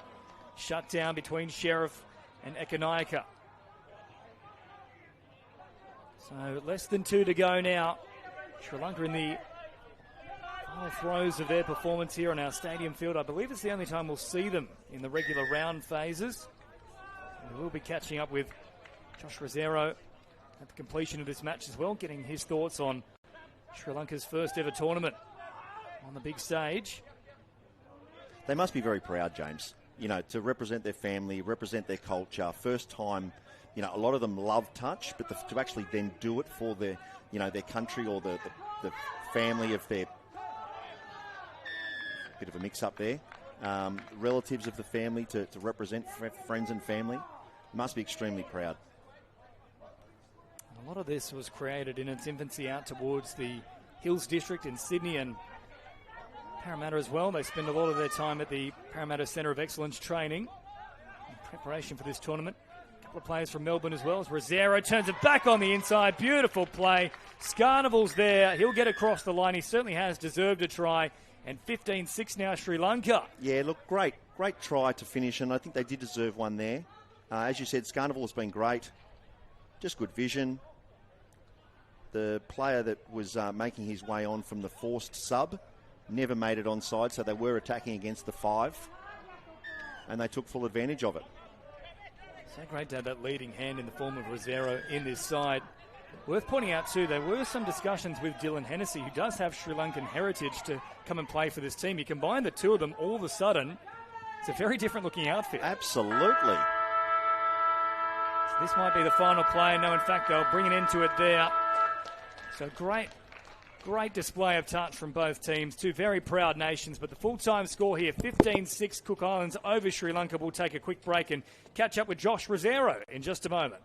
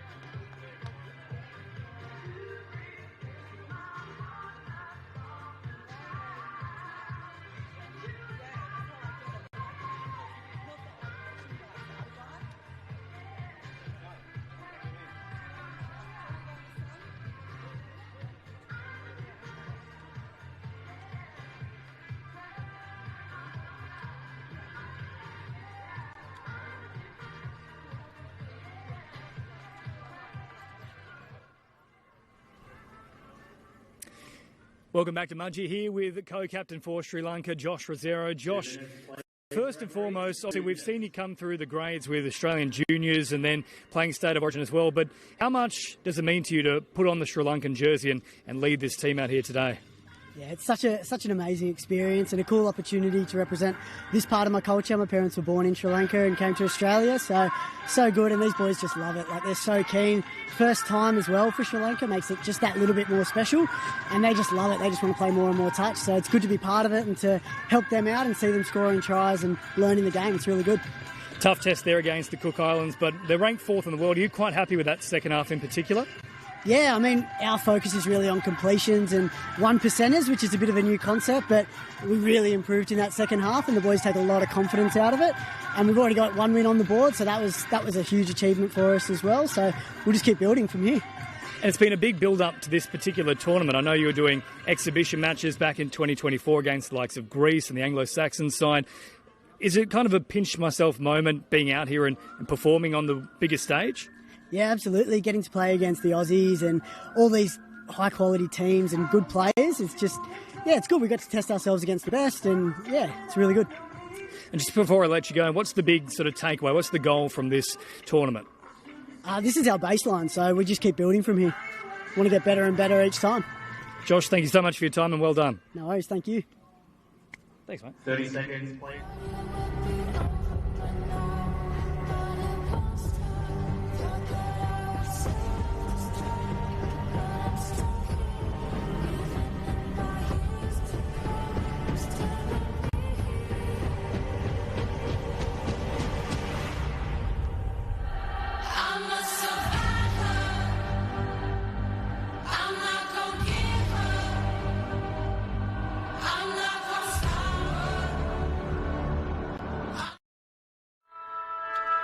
Back into the Women's Open action here at the Asia Pacific Opens Touch Cup. Philippines taking on Samoa. It's going to be an interesting game. Both teams coming into this one win, 1 loss. Round 3 action here in the Women's Open. The Philippines with the first touch of the footy. Peregrina feeds it from half. They get a nice good look right in front of our on-field referee who points to the spot. Perfect start here, Jackson Mills. Great start from the Philippines, and it's not going to be an easy one, is it, for them? We saw the Samoan ladies play yesterday. They had a quite dominant fixture, putting a few tries on the board, but Philippines too strong to start this one against Samoa.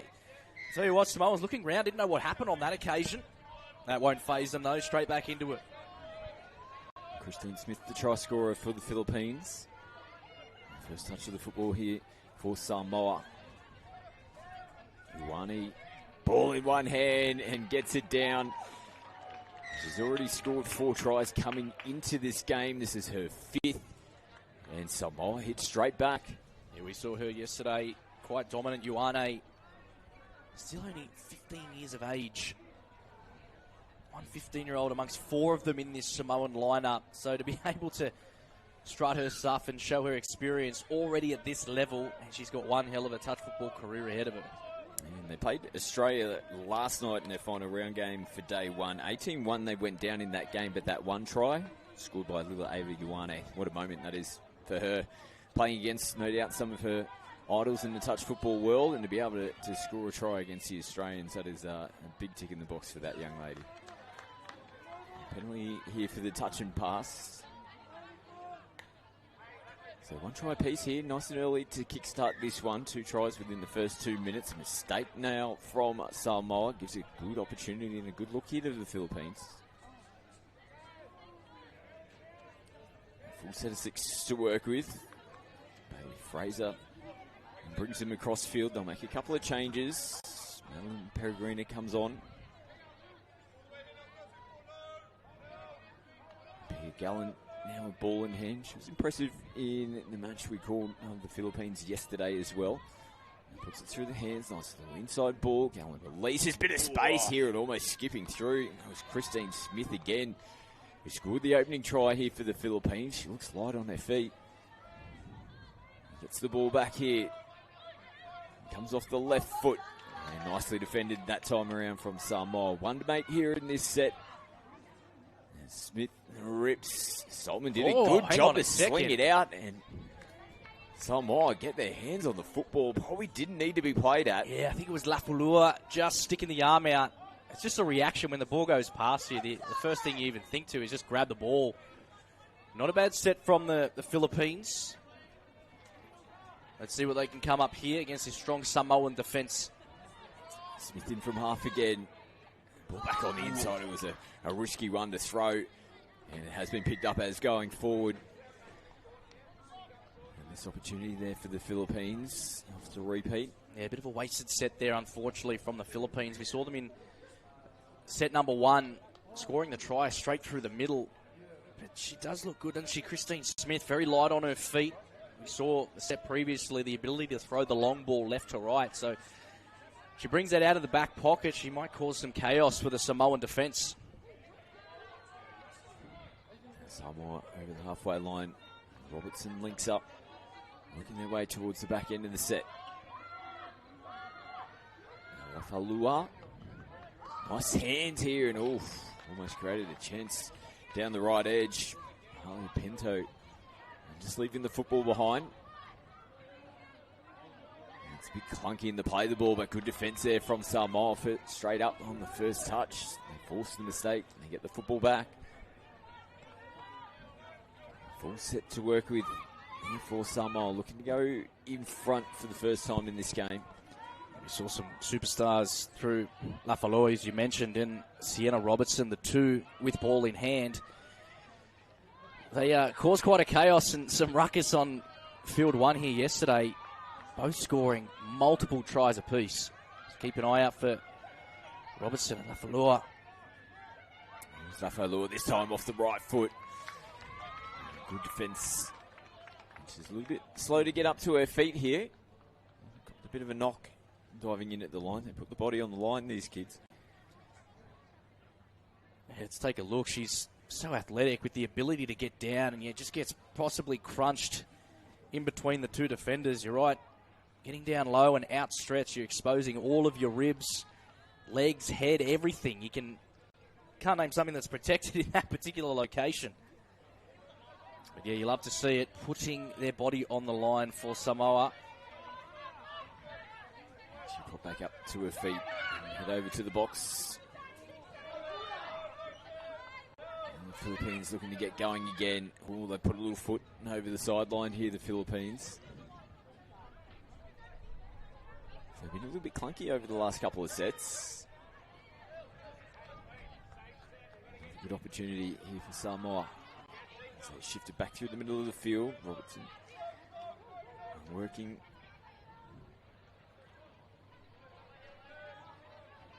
We'll get a couple of changes on as well as Isla Robertson plays it down the sideline. And they're stacked on the left-hand side of the field. Beautiful early ball. It has just travelled forward. There's the right idea. I like this intent. Couple of steps and then just rip it out into space. Yeah, Vanessa, look at that. Lining up and absolutely letting it sing. I'll tell you what, it was quite marginal. And Timoteo Ropati nearly bring it over in the corner, but the officials just in line. I'll tell you what, wouldn't mind to see that again from Vanessa. Really digging into the Philippines line and letting it sing. And maybe they have another chance here. Samoa, again, Philippines unable to cross the halfway line. That's 2 sets in a row. The coach, definitely not happy on the sideline. Yeah, they're just leaving this door open. Now's another nice early release. This time it was out in front as well. The referees will give it the all clear. They eventually make them pay back-to-back sets of errors from the Philippines. And Samoa getting themselves in front. There you go. It's Vanessa again straightening up the defensive line and letting it sing to the link. Samoa not going to make the same mistake twice. So previous possession, the ball goes forward. But again, the Philippines just struggled to come out in the early start here from their own touchline. And gifting Samoa some good field position. But now, Philippines back on the attack. We mentioned Ava Ioane has scored 5 tries across the competition. That was the 5th there for Siliafai Chong Wong as well. Looking for a penalty here, the Philippines. Bit of a shake of the head. Nothing going their way. Christine Smith heavily involved again. Gets herself in from half. Picks up. She is lightning quick. Ball just holds up a little bit. Can't reel it in. Goes over the sideline. Let's see how Samoa come out of their end here to start this set. Oh, that's close. And great evasion there from Samoa. You saw Smith come bursting out of the line, trying to put some defence and some pressure on Samoa, but up to the task with a little right foot jink midfield.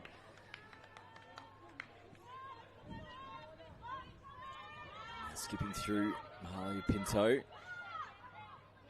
they're trying to slap it across. Solomon was staunch in the middle there defending. Yeah, great read by Kim Solomon, well known in the touch sphere. She has her hands in everything and now getting to represent her country at the Asia Pacific Cup. Played for the Philippines in 2024 World Cup as well in that mixed opens team. That was a special moment for Kim. She's giving high fives in the box at the moment. Well-deserved rest. They need some punch going forward. Sarah Norman. She'll get herself in the half here, Norman. Feeds it early, not much room to work with down the right edge. They bring it back through the middle, coming into the last now, Philippines. Nice pick up from half, but she is acting half. I'll actually say touch. I didn't think the referee picked it up. It was worth a shot. I don't mind it. I was just going to say, testing the referee's knowledge to actually see if she was dummy half. So, as you're probably well aware, that dummy half is unable to score in touch football. They must pass the ball, otherwise it is a changeover. Little sneaky one in there from the Philippines.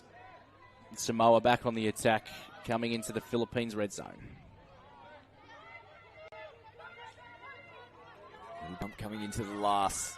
Clunking to play the ball, slows things down. Vanessa again. Oh, yeah. Puts her brakes on, finds the space. 2-on-1 down the edge. Oh, there's players down all over the place. It's Samoa. Razzle dazzle coming into the last touch. Well, let's just watch this from Salua Vanessa. Look at this goose step. Oh, look. Throws the backdoor fake. And just creating an option out of absolutely nothing. Turning the footwork. Giving it on to Kolamua. And Samoa in the corner. That's some all-star ability there from Vanessa. Oh, I love to see that. Celia Fai Chong Wong scores her second try of the game.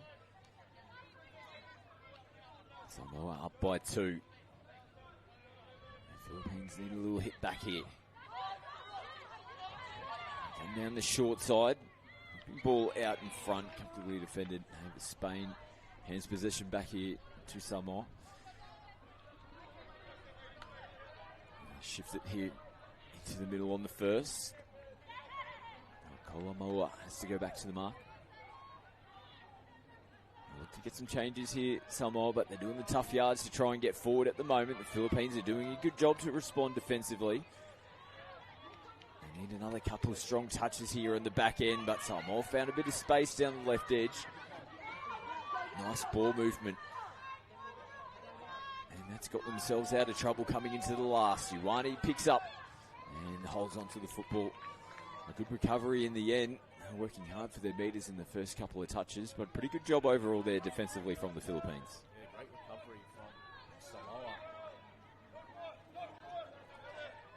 Great recovery from Samoa. Really struggled to find the momentum, and it was good defense by the Philippines. But again, turning the ball over and giving Samoa some great field position here.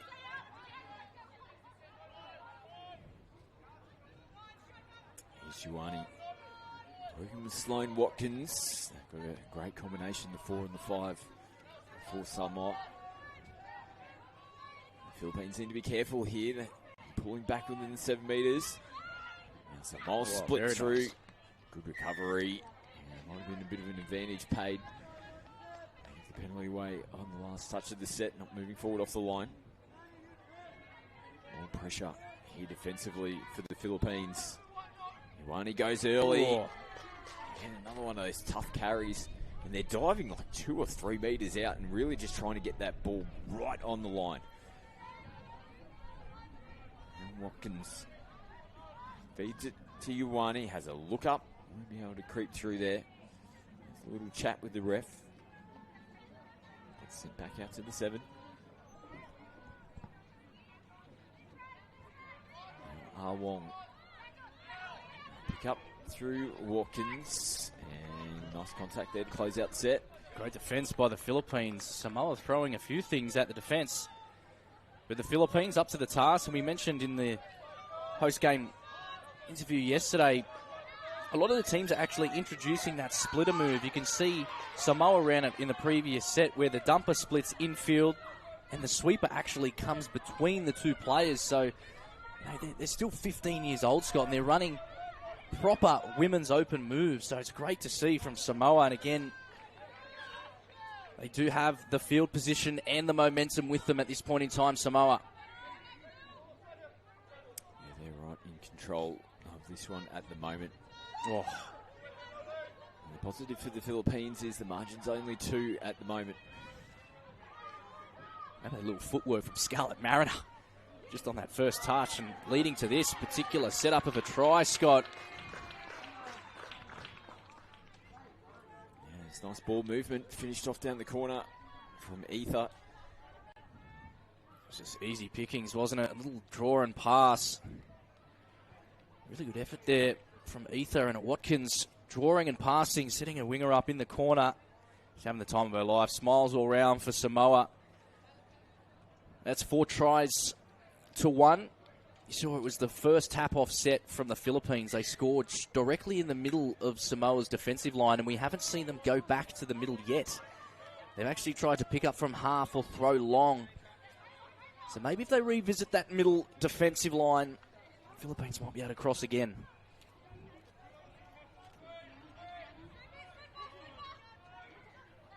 Hold the football up. Now looking to go down short side again. Nice job just to straighten up the point of attack and then looking to kick back on the outside shoulder. Nice touch of the set here for the Philippines. Plays it. They come back her way. Well, B-touch there, and Samoa get themselves back underway. They've done a good job defending after they've scored points. Samoa only leaked the 1 try here in the first half, and it was the Philippines who did score first. I don't know if you actually watched what Samoa just did there. They ran an attacking play. We saw them do it yesterday. They ran the splitter, but on the second touch. So the confidence to be able to do that in your own defensive line, man, it just shows how confident these young girls are. Yeah, Christine Smith dancing away out there again. Greeter through the hands. They look short side. That one looked like it might have been a step in front. And the referees have picked it up. So forward pass is the call.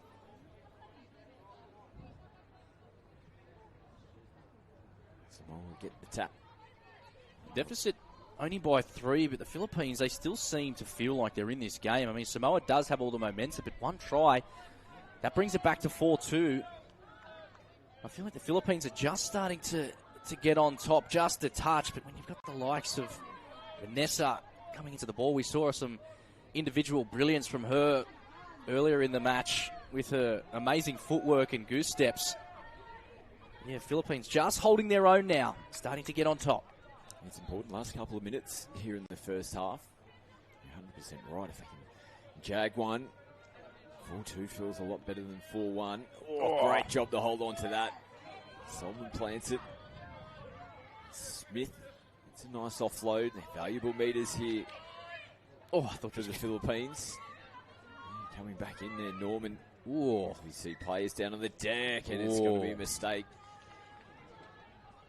Strong defense from Samoa. Yeah, tough call on Pardo there, just finding herself off balance, and Samoa seeing that opportunity, getting a little bit physical, putting her to the ground, and the referee right on the spot, calling ball down.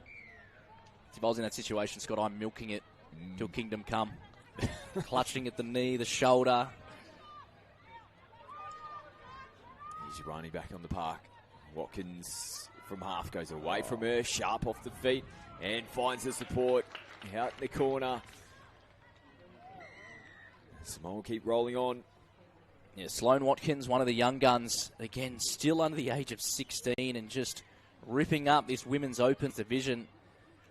Check out the vision and the touch IQ, shaping open side, cracking back off the left, breaking the defensive line.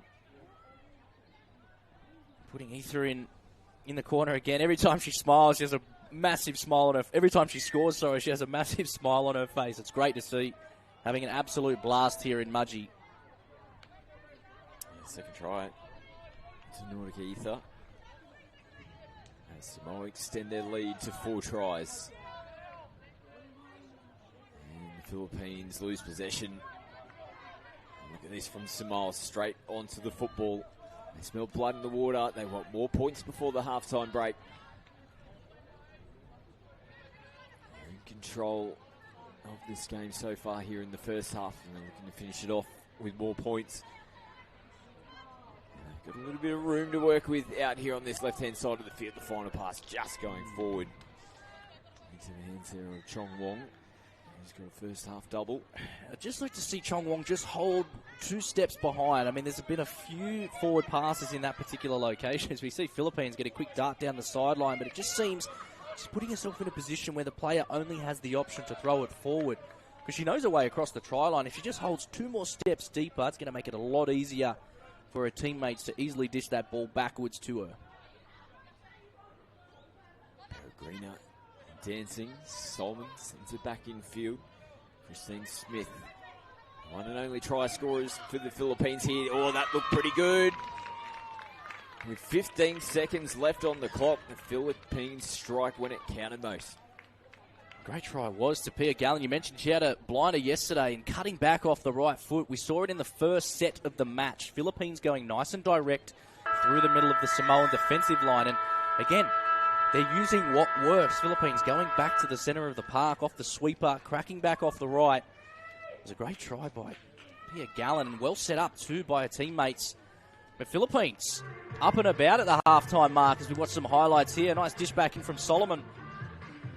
And this is the first set of the game. See, straight in between the Samoan middles. Just saw Philippines score again. But yeah, when they've got the likes of Ioane, Watkins, Ether, Vanessa, Chong Wong knows her way across the line as well. But my try and setup of the half, Scotty, was Vanessa, the fake back door with the goose step. Goes left through the hands twice. What a try and what a moment. What a moment of individual brilliance from Vanessa. Well, you're a mad goosey guy. We were in the shops the other day down at Mudgee, and Jackson Mills is goosing people as he's walking past them. It was a big tick in the box. Big tick in the box for the Philippines as they scored right before the break. Keeps them in this game. It's Samoa in front, 5-2 over the Philippines. They say Audi being on DoorDash is pretty big news. Oh, yeah. Yeah, there's a lot of people talking about it. Why aren't we talking about it? Well, we are talking about it. Talking about what? Audi being on DoorDash. Oh, yeah, I heard that's big news.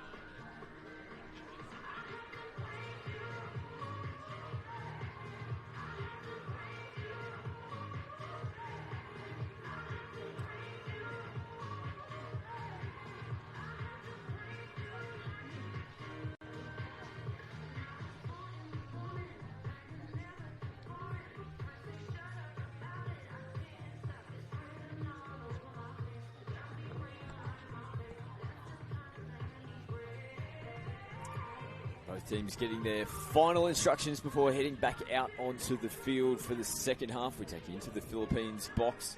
And we said going into the break there, Millsy, they would have got a lot of confidence out of that last try right before the halftime break. It's so important if you can be that last team to score in the first half. They tick that box. They've still got a little bit of a mountain to climb down by 3 Samoa looking good so far here in this game. Yeah, and if you look at the tries that Samoa 1 minute, scored, like ladies and Ioane, for referees, example, 1 she minute. gets out, slide dives in behind the Philippines line, but other than that, the 4 tries have pretty much been scored on the edges. So if the Philippines can kind of counteract that, it's not bad that they're actually making them throw the long pass. We've seen them force the pass and Samoa throwing 2 forwards, leaving 2 unanswered tries out there, but yeah, Philippines doing really well defending in the middle. I'd just like to see them in attack really go forward. We spoke about it at the end of the first half. Their direct attack 30 through the seconds, Samoan players and referees, defensive please take line. the That's field. where they've scored the 2 tries, and I'd love to see them go back to that. A couple of big games coming up for both teams this afternoon. Samoa will take on New Zealand. You'll see that game on broadcast. It gets underway from 1:10 local time here in Mudgee, and for the Philippines, they take on Australia.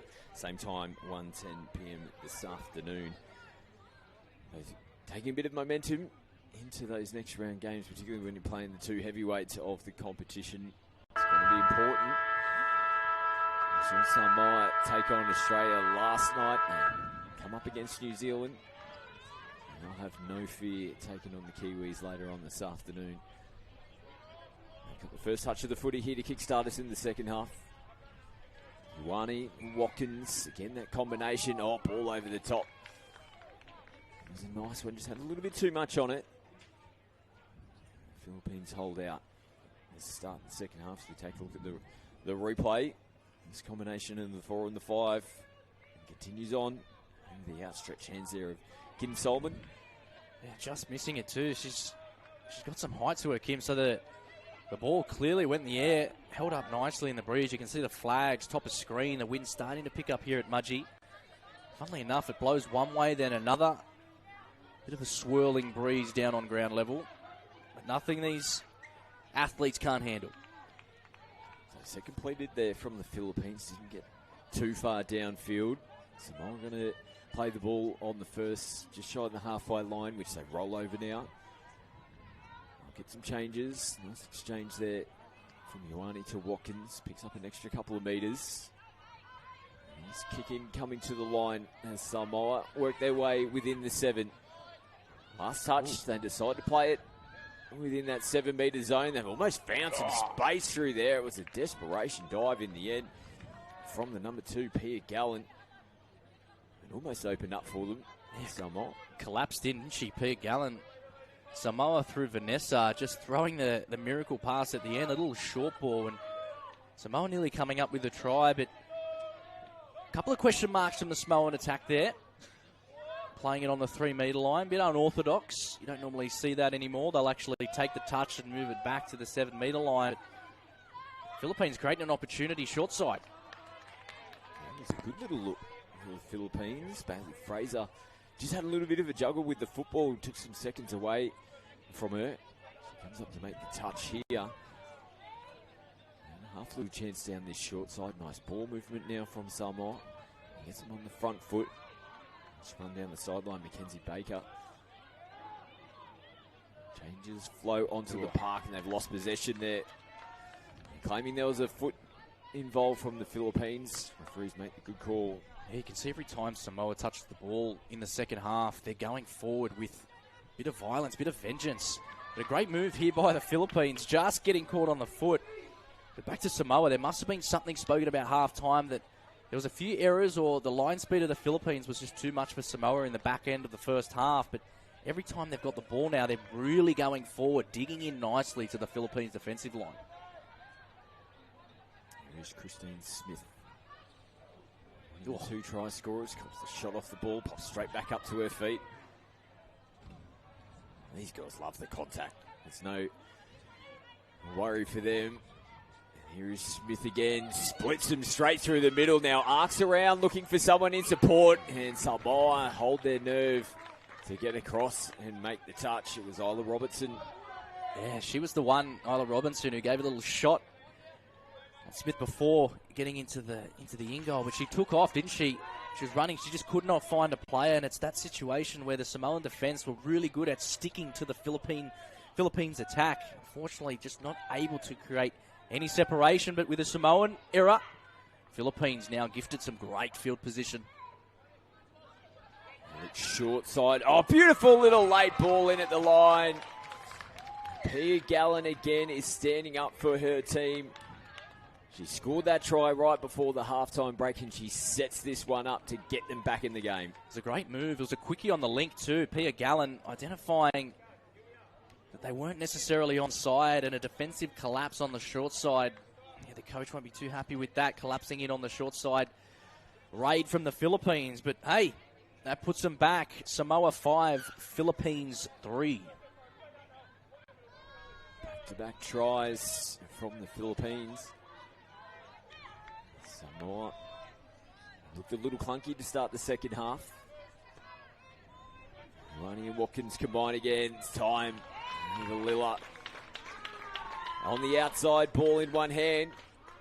And when they needed a little spark of injection, it's Ioane who gets the job done yet again. Yeah, it's a great setup. Samoa get down there in 3 touches, so they had a few to burn at the back, but they don't need it to. And Watkins and Ioane are working together. They've obviously played a lot of footy together. I just still can't believe it, Scott. Yet to hit the age of 16, tearing up the women's opens category. Yeah, she's an absolute player to watch in the future years. Well, she's a player to watch right now. Can you imagine what she's going to be like when she hits her absolute peak of her powers? Plays a bit of rugby as well, I believe. In the sevens format, she'd absolutely carve up at rugby as well. Philippines with a bit of running in the legs, a diving effort from Watkins. It's possession back. Some good foot speed from Rosales on that occasion. Love to see a pick up from half if the Philippines can get a good roll on. Get her in a dummy half, and oh my goodness, how about the footwork from Samoa? Just getting caught with Scarlet Mariner, but how about that, Scott? I can feel my ankles weakening from here looking at that. That was very sharp. But the Philippines have got the footy back here. No mistake from Samoa. And a good opportunity. Philippines down by 3 at the moment. Nobody at home, still making changes. And they'll hold the footy up. Ball comes back in. Smith heavily involved yet again. Peregrino will play it coming into the last. As Smith picks up this time, gets away off the right foot, just netball passes it back on the inside. Just couldn't quite hit the target. Just causing them dramas in defence again. Christine Smith. Now Samoa goes from defence straight into attack. Kolamua is looking to go towards the corner. She's going to go the whole distance here. What a turnaround from Samoa after being under all sorts of pressure from the Philippines. The very next play. That is absolute spectacle here at Mudgee. Vanessa throws about a 30-metre pass out to Cole Amua and runs 70 metres and scores in the corner. What an absolute superstar. And what a try it is for Samoa. Oh, that's going to give them a world of confidence. And how about the eruption of the crowd, Scott, as she was streaming down the field. Everyone was up on their feet from all nations, applauding the athleticism from Kolamua. She was just having a Bo Peep on the inside shoulder, looking to offload a couple of times, and he really going to make me have to go the whole distance. Chucked it into another gear to finish the job. It's a little bit of a dagger in the heart for the Philippines. Marching back to 4. Got the football back here. Samoa. Pinto picks up some good meters to get them going here on the first. Nice release. I'll have to go back to the mark.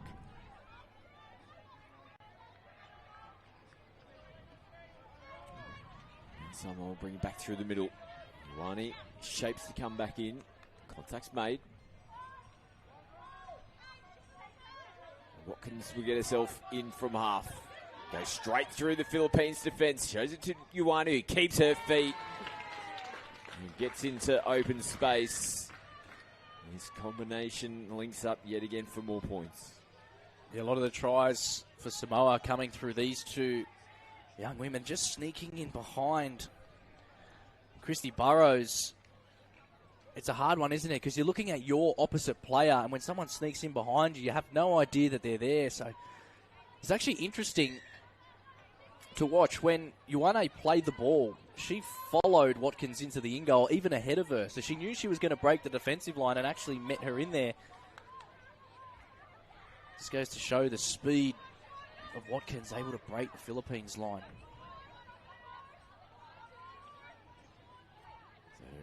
Couple of tries on the trot for Samoa. Gives them a comfortable lead now of 5 tries. Just over 10 to go here in the second half. No half in place, that scramble to get across. And Watkins again plays it on the 10. And working towards the back end of the set. Now Samoa, nice run from Vanessa coming in. Earns the penalty as well. And Tapping gets straight back underway. Musu will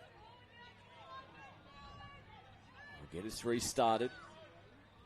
Sees a flat ball from Vanessa, who brings them back out. Vanessa looks at options, has a beautiful passing game. A repeat set. It's impressive as well from Kolamua, who we just saw moments ago. Score a length of the field try.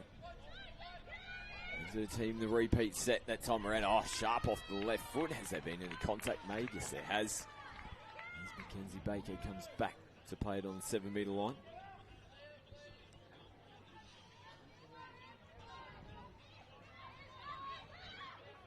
Baker plays it. Vanessa goes opposite direction. Early ball and rip. It's Kolamua again. Heavily involved. Sends the final pass across. And Samoa really stretching their legs now. Yeah, Kolamua just getting the peel from Vanessa. Ripped out to her. Yeah, Samoa increasing the difference. 9 tries to 3. And Wong definitely knows her way across the try line, doesn't she? Scored a handful yesterday. It's bagged a few for herself today as well. But you're right, a big game for Samoa coming up this afternoon against the New Zealand Women's Opens team. Ranked 2nd in the world. So I'm sure they're going to be going through a few processes in preparation for that this afternoon. Looking forward to seeing that. As we mentioned, you'll see that on your screens. 1:10 local time. The Philippines get the penalty here.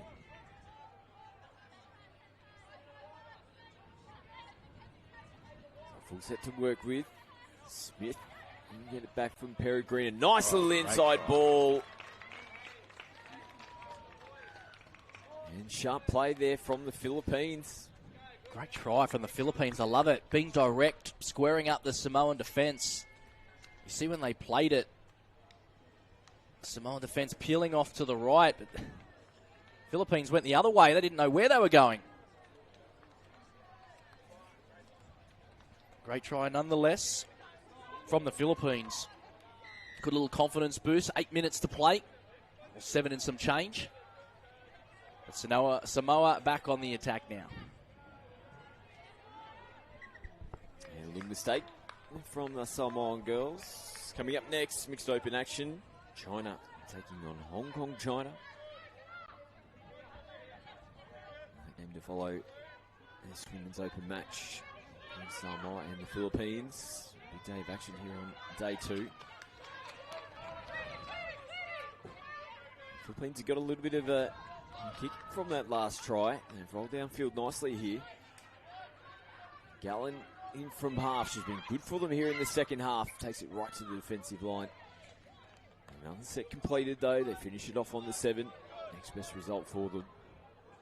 I'll tell you what as well, it's a tight turnaround for Samoa against second in the world, 110. I mean, it's nearly 20 past 11 here in Mudgee, so there's going to be some recovery required for Samoa before they take on New Zealand. Philippines looking for some interchanges. I'll tell you what, anything can happen in 6 minutes in a game of touch football. There is easily a point where 4 tries can be scored. So if the Philippines can find something here, Samoa may leave the door ajar. Momentum's definitely with them at the moment. This is another really good opportunity. Peregrina scored the last try. He got in low, trying to catch the Samoan defence snapping on the line. Christine Smith is out on the field. She's been the danger player for the Philippines throughout this game. Here she goes again in from half. Another one where she just slung it across. It's been played at, but they'll come back for the penalty first. There must have been contact on her. Touch and pass signal.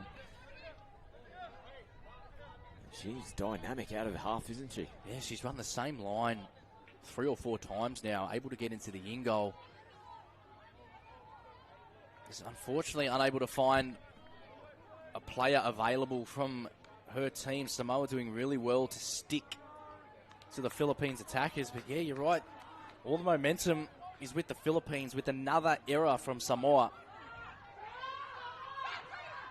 Looking to run straight away. Spain comes back in field. A couple of changes onto the park here for the Philippines. Glen, who just sent that pass across, comes on. Good defence by Watkins. And ball bobbling around there. It's going to be a penalty to the Philippines. More pressure here for Samoa defending their line. And Norman looks at options, turns it back on the inside.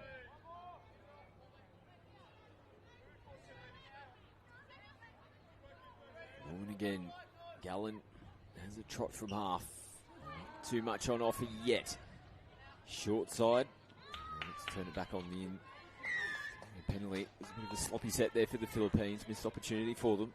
Yeah, they had a repeat set. Unfortunately, just couldn't capitalise on that one. Really cramping into the short side. Philippines needed to go open on a particular occasion. Spread the Samoan defence out. We saw how they scored previously. I know they were in the middle, but they actually made the defence scatter.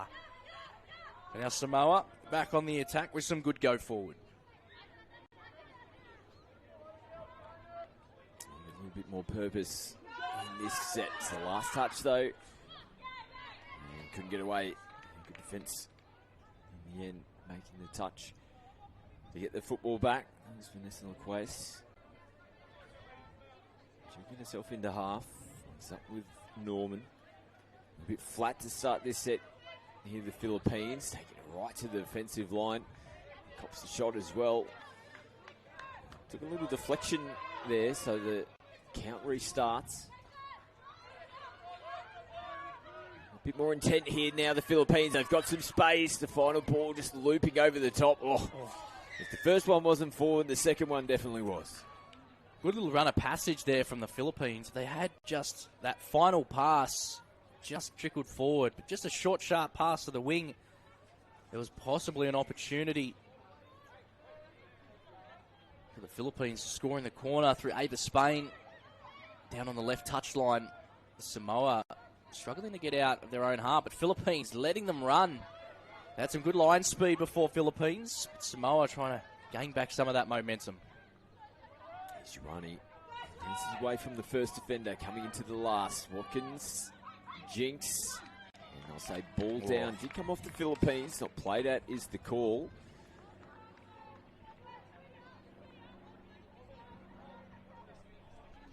So just over 2 to go. Samoa will roll on with 2 wins and 1 loss so far here in their first 3 games. Pretty good position to be in at this stage on day 2. Made the quarterfinals at the World Cup in 2024. You look out for them this time around. They might only have just 1 player as part of this lineup that was at the World Cup in 24. They get the penalty here in good field position, and they can really close the game out here. Ioane and Watkins again. Whoa, that was flat.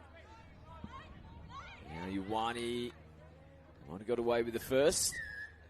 The second one's been picked up Forward pass there from half. Mixed up next, China taking on Hong Kong.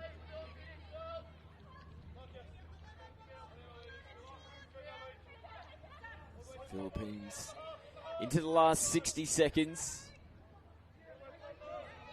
Can they get themselves downfield? No, we've put the mock on. Yeah, struggled a bit the last few minutes, Philippines, but Samoa. 45 seconds to play. I'm sure the likes of Ioane and Watkins can pull something out. If they decide to go to the box, I have no doubt Vanessa will sweep in and show off her brilliance, that foot speed, but it looks like Samoa's going to be direct here. Under 30 to go.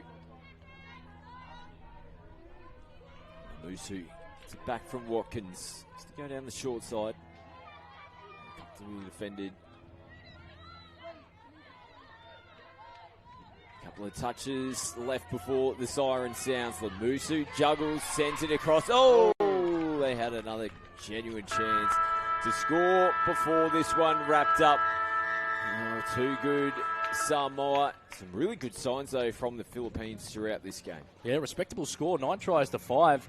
Samoa didn't actually run away with it too much. The Philippines really stuck in there. To put 5 tries on the Samoan defence, it's a good effort, but the likes of Ioane, and how about this try? Kolamua ran 70 metres, just streaking away. It was a great chase by the Philippines. Unfortunately, couldn't catch up, but the crowd was riding at home with that one, and these two, Watkins and Ioane, just dominated through the middle for Samoa. Still only 15 years of age. Wong scored a few good tries. Yeah, Vanessa Kolamua involved in everything. And then Philippines still looking strong. Heads are held high. High fives all around in the box after the hooter. So they're confident with this tournament. I think, Scott, a great start, a great experience to play against a quality side like Samoa. What a matchup we have later on this afternoon, especially with Samoa taking on New Zealand, as you mentioned, and the Philippines against Australia. Good match coming up next as well in the mixed open. China taking on Hong Kong. China. Quick break here from Mudgee. More action to come.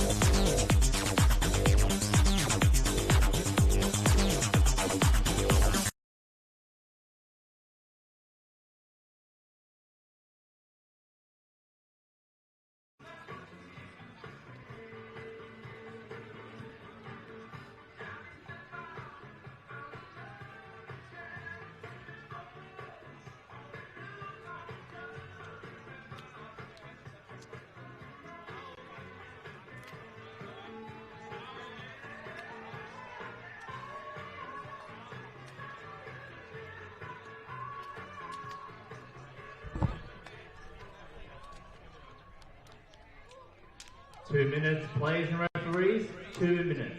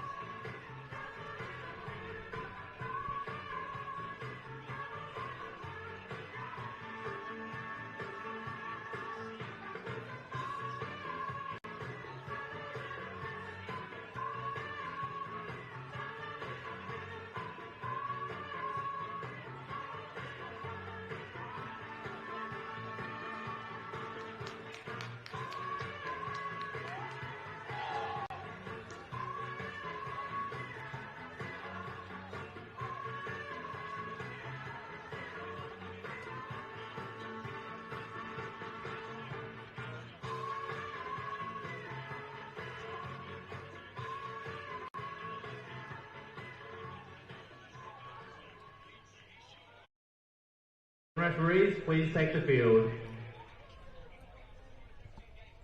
Welcome back to Mudgee. Cracking contest about to get underway here in the Mixed Opens division for the Asia Pacific Opens Touch Cup. China up against Hong Kong China. Hong Kong China in the blue, China in the red themselves. Two teams here with mixed results as well so far in this mixed division. It should be a very tense battle. I think we're in for a bit of a tight one here, Jackson Mills. Yeah, and a mixed fixture is always interesting. It's very strategic in regards to which player goes where, and they're normally high-scoring fixtures, but already we've seen an error. It's not a very good start, but China now on the attack. Incomplete set there from Hong Kong China. There was a awkward little roll ball there as well from China themselves. That could have been picked up as well.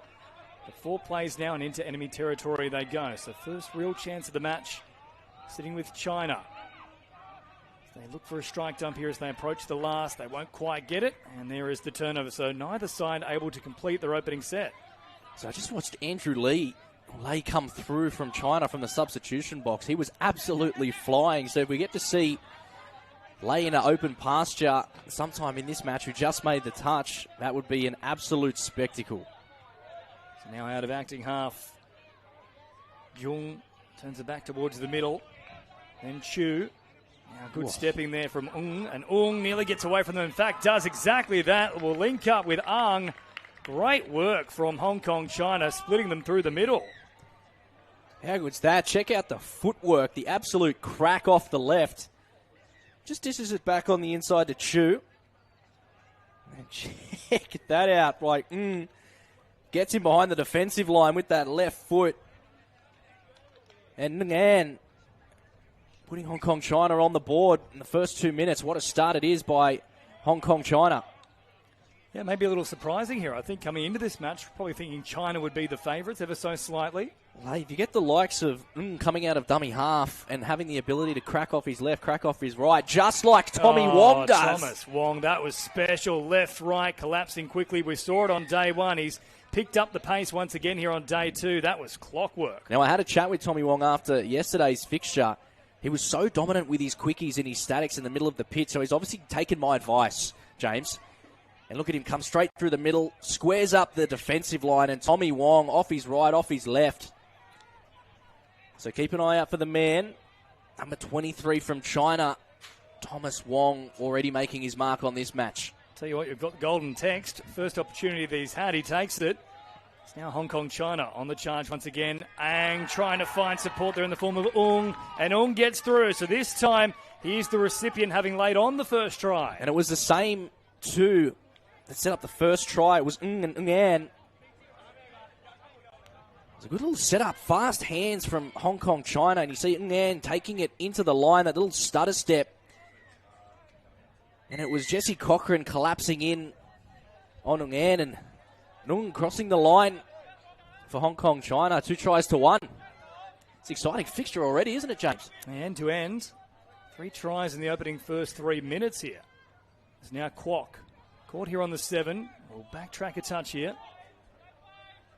Jung still waiting for an opportunity on this left-hand side. Wraps around now. Here is Jung once again, coming directly out. A couple of markers who he thought were offside, but Koo got back there in time, made the touch, and in the end, safe and sound for Hong Kong China. Yeah, strong defence by Hong Kong China. A bit sporadic on that occasion, China. Nothing really thrown too difficult at the Hong Kong China defence line, but the line speed now of China really restricting the go forward for Hong Kong China. Yeah, great pressing defence here, really stifling their momentum up along the sideline. However, once again, they look to turn on the pace here with Ung. Couldn't quite get away from them. There will be the turnover. Probably the best defensive set so far from China. Yeah, giving China really good field position here as they make their way to get some fresh substitutions. That's a foot in the roll ball.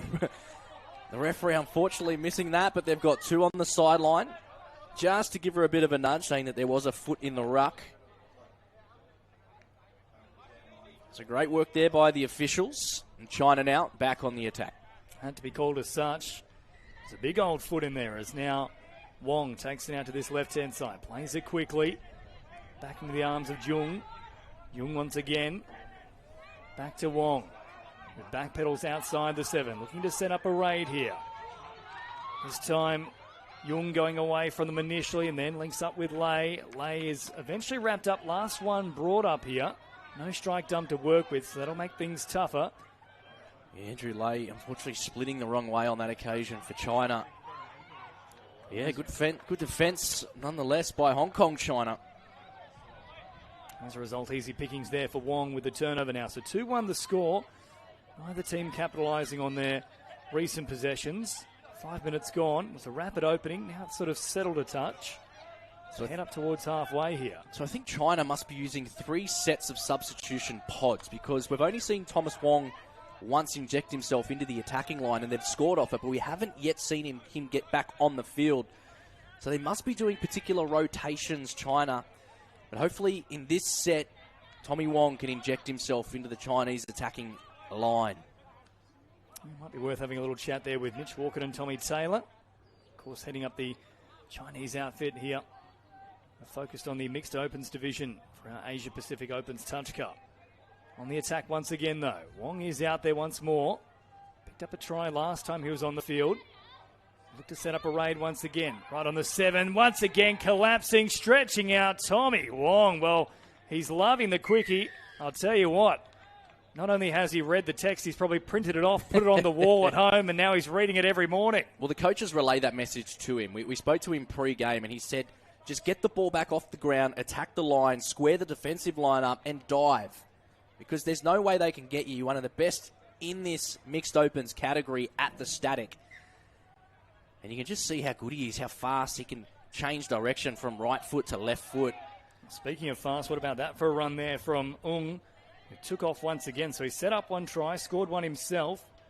Here he is again with ball in hand. Drops it on the 7. Ung taking off. Now for mine, they were offside back through the middle. Played out regardless there from Chung and Cochrane in the end, who came storming off the line. They'll get another set to work with. Yeah, you're lucky Jesse Cochrane actually had his head in the road there because Hong Kong China were walking over untouched through the likes of Chu.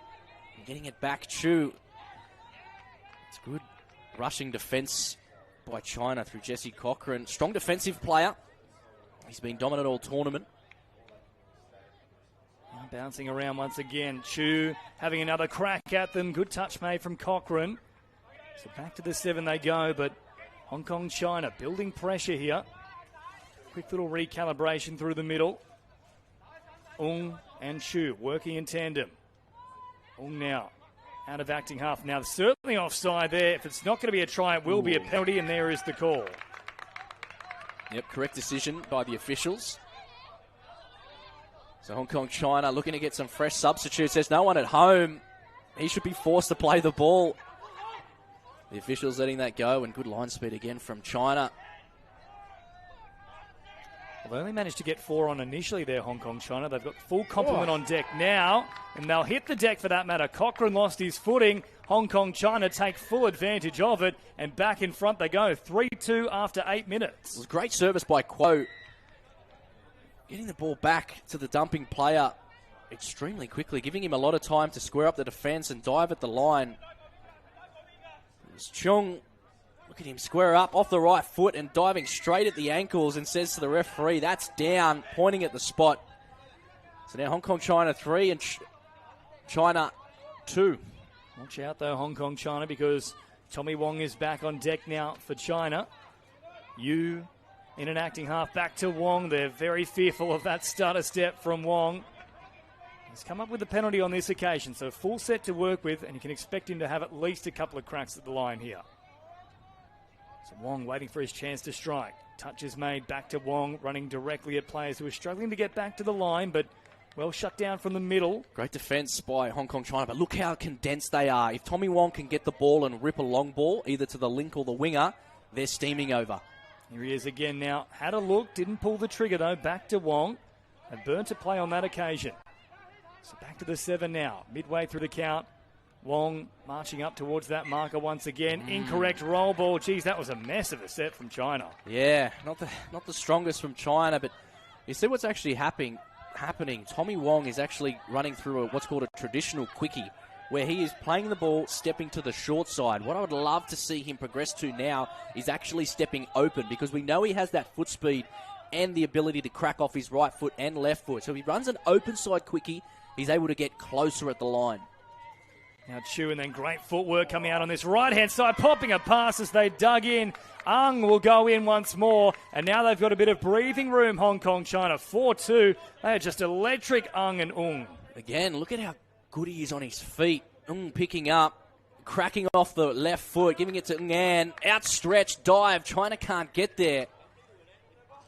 And how about those two making their mark on this fixture? Hong Kong increasing the lead, 4 tries to 2. So midway through this first half, oh, there's a little bobble. And picked up by the referees. I thought they nearly got away with it, China, but not to be the case. Jung caught. You kind of give yourself away there, don't you? The fact that he stopped, looked at the referee with the eyebrows raised. Don't look at the referee. Just continue to play it on. But Hong Kong, China now coming up with an error. Little glance back to the referee. That was what sealed his fate there, Jung. Here he is again with ball in hand, though. So no harm, no foul. Hong Kong, China turning it over early in their count. As once again, Wong comes up to the 7. Back pedals, looking for that penalty, and gets it. See, if I was China, I would sub someone off and get Tommy Wong on. If you need a try, just got to get Tom Wong into the action. Jung once again. That was a lovely collapse. Stepped off the left foot, stretched out. They only just got him right on the line as he was stretching out. Very close, though, so he's taken a leaf out of Wong's book. Jung now at first receiver once again. Will track out to this left-hand side. Plays it quickly. Back to Jung. Collapsing once more. Well shepherded, though. From that link position, jamming in, making the touch. Great defence. Can Fun collapsing in from the Hong Kong China link. Last one brought up now. Jung had a little juggle with it. Keeps it alive for Wong. Oh, they couldn't help themselves. Made a play, it did. Wong Can Fun. And that is no fun, unfortunately, for Hong Kong China. Another turnover and a full set on the 7. You see again, China, they're not throwing Tommy Wong into the attack here. I think they really need to get it. It looked like a little bobble. The referee lets it go. But here he comes now. Top of screen, he's going to make his way into view. Tommy Wong, there he is. Forward hat, ball in hand. He is the maestro of this Chinese mixed open team. Better late than never in this set. He's out there now. Now drop it down. Wong threatening straight away. Oh, the little stutter step. Played out up in the channel. Another set to work with. That's now 3 in a row on the 7. Worth pointing out, though, none are penalties. And see, that's what I was talking about. See how he split to the open side, Tommy Wong. He's creating that extra opportunity for him to crack off that right foot and get low at the line. Cochrane stays alive in the play. Receives it back from Wong. Wong to Cochrane once more. Floats a pass. Good ball, that one from Cochrane into the arms of Zhu. And Zhu gets the try. So China with a nice hit back. Wong involved once again, but it was more down to the work of Cochrane. Ecstatic on that one, aren't they? Cochrane with the quick hands. Tommy Wong jinking around. Cochrane steps open. Wong feeding him quickly and just rips it out to the wing, doesn't he? Nancy Zhou putting it across. Unfortunately, Kylie Chung couldn't get across and make the touch. The great attacking set there from China. Now Ung once again scheming. Hops in at acting half. A link up out wide with Ang. Ang now shifting once more to the middle. Trying to condition this defensive line. Ang, can he link up with Ung? Oh, good touch in the end. Made just in time by Cochrane. It was full stretch stuff. Back to the 7 they go. One more to see off China. 4-3. Hong Kong, China still in the lead. About 6.5 remaining in this first half. They'll try and stack numbers on the short side. Nothing really doing. And then well watched in the end from Kwok. Tell you what, Hong Kong, China have got some fancy footwork through Ung An. Just a little gallop. It does remind me a lot of Jake Notley, one of the best links in the world, plays the Men's Open Australia. He just does that little gallop before attacking the defensive line and skitters across. So Ung An showing his fancy footwork. Now Jung, and then for Wong out on this left-hand side. We'll shift it back to Jung. Nothing really doing here for Lai, who's set upon. Still decent meterage from China, working away from their own end, but they'd like a little more in the realm of attack once they get down that end. Here's a nice recycling of the footy now from Hong Kong, China. So they head up towards halfway. Good line speed, though, from China. Catch and pass, and they'll take a few extra metres. That was clever, too. Kwan getting involved. Very flat pass, and now up over halfway they go. They're digging in deep here, Hong Kong, China. Another ball floated over the top. Really good set. Last one brought up.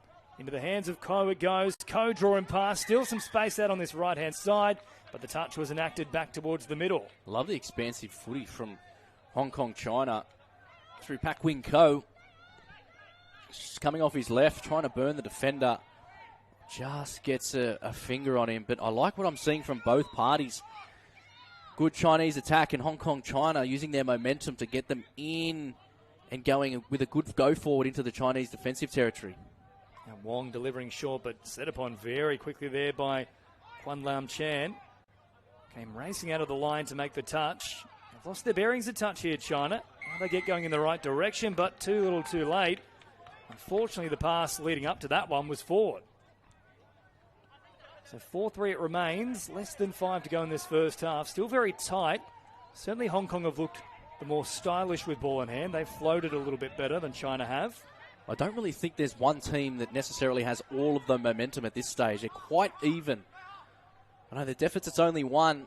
Hong Kong, China 4, China 3. And again, it's just toing and froing between the two teams. But no one yet really dominating from each particular nation.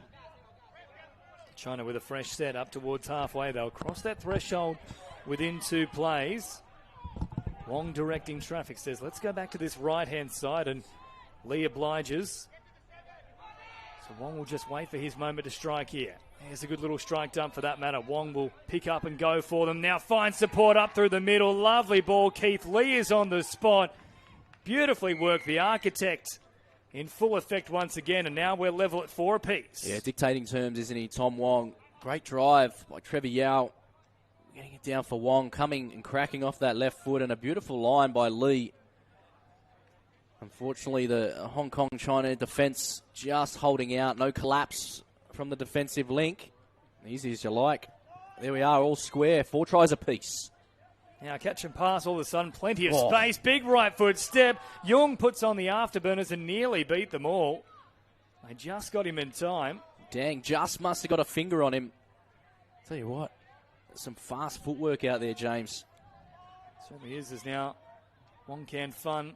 Carts it away. Links up with Wu. It's got to be set forward. And it is exactly that. So there's the turnover. Now 3 to go. I think China would be very pleased overall to get in front potentially. Because realistically, I still think, I know it's been rather even, but at least in terms of momentum, rolling downfield, Hong Kong, China have probably had the easier of the two teams. Now China up into enemy territory once again. Quick roll ball here. Dang hops in an acting half. Take the meters once again. This time through Jung. Out to this left-hand side. Wong floating a pass was the right idea. Just lacking a little bit in execution, though. Not bad from China. Good roll in from halfway, leading into tackles or touches 4 and 5. Putting the ball in the corner of Hong Kong, China, making them go the length of the field.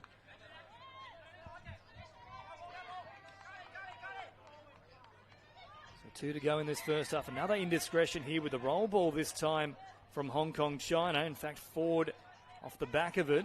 That's the call. So locked up at 4 apiece. Golden chance now for China to take the lead. There's an issue here too for Nancy Zhu. Although hand is back up, she's good to continue. Big chance now for China. Wong is on deck as well. Carts it forward through the middle. 90 seconds on the clock. Crucial set for both teams here. Back into the action as well comes Chair. Wong will drop it on the 7. Scheming once again. Oh, great footwork from Wong. Off the right, off the left. And Wong wrong foots them. How good's that? Making it look too easy. He's having a blast out there, Tommy Wong. Look how calm and collected he is, just waiting for Hong Kong, China to approach him. Right foot, left foot, and another right foot. But Hong Kong, China unable to get back on the try line. Wong listening to the call of the referee, signalling play through. And playing through he does. And now China, for the first time in this game, are leading 5 tries to 4. Wong collecting a hat-trick with that one as well. It's now Who works it forward and then into the arms here of Yun, and Yun unfortunately will turn it over, so they won't get a chance to strike back. China just have to complete their set, turn it over up the other end of the field, and there might only be a single play, if that, for Hong Kong China, which means they will take the lead. Strong touch there on Cochrane. No penalty forthcoming though. Inside the final 15 seconds now. Good line speed from Hong Kong China. Raced out, made the touch. China only now getting into enemy territory. Last one brought up. One-handed scoop from Wong. Still danger. Big dummy. More than danger. Oh, unfortunately, I think he might have done the hammy there, Tommy Wong. Yes, he's clutched straight for it. Well, that is a massive moment at the end of this first half. Tommy Wong, their golden boy, has gone down, and it doesn't look good, Jackson. No, I'm just watching him in back plays, clutching at that hamstring. You can just see it pop right there as he tries to stretch out.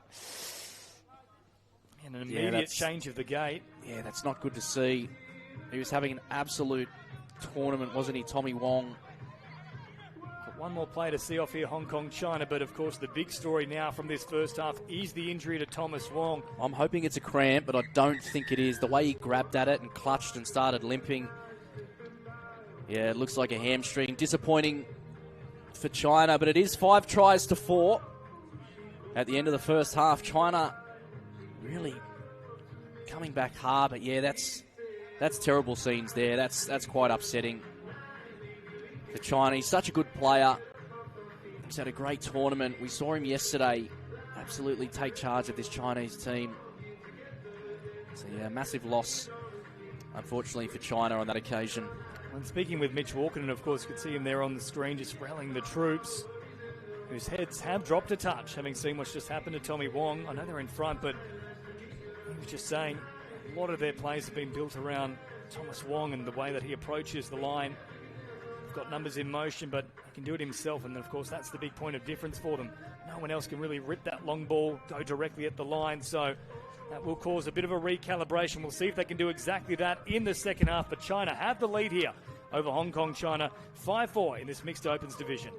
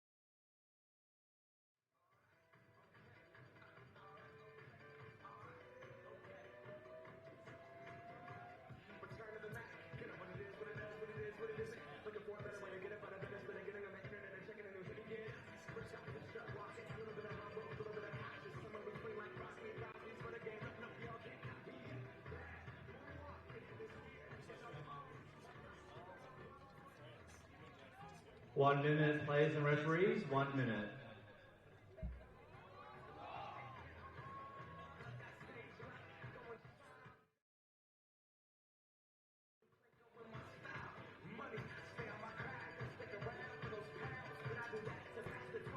Welcome back to Mudgee. Now Mixed Opens division, the Asia Pacific Opens Touch Cup for 2026. Tense battle here between China and Hong Kong. China have a slender lead, 5-4, but if you're just joining us across Bar TV and on YouTube as well, the big story of that first half, it happened in the final 10 seconds.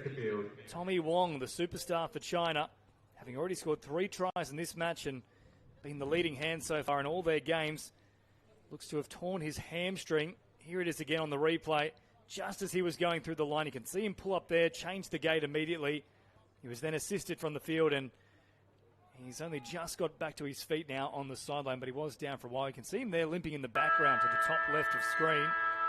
I dare say it's not just this match, but probably his tournament done, Jackson. Yeah, I was hoping that it was just a cramp, but the way that he reacted to it, now he's walking and he's on the ground, yeah, it just looks like he must have twinged that hamstring. And, you know, he is the go-to attacking superstar for this Chinese team. So hopefully they can lift here. I'm sure, although injured, he'll still be around the team, giving them directions from the sideline. We're back with Jesse Cochran. Just trying to kill it in the corner. Good first set. Well, just on Jesse Cochran, he'll now probably be the man they look to step up and try and guide this team. But also worth pointing out, his sister, Jasmine Cochran, she's out for the rest of this tournament with an injury now too. So they've lost 2 of their real star players. A lot of pressure now being heaped on the likes of Wong and Chair along with Cochran. So they'll need to dig deep in this second half and for the rest of the tournament. Hong Kong, China on the attack once again here, floating a pass out wide.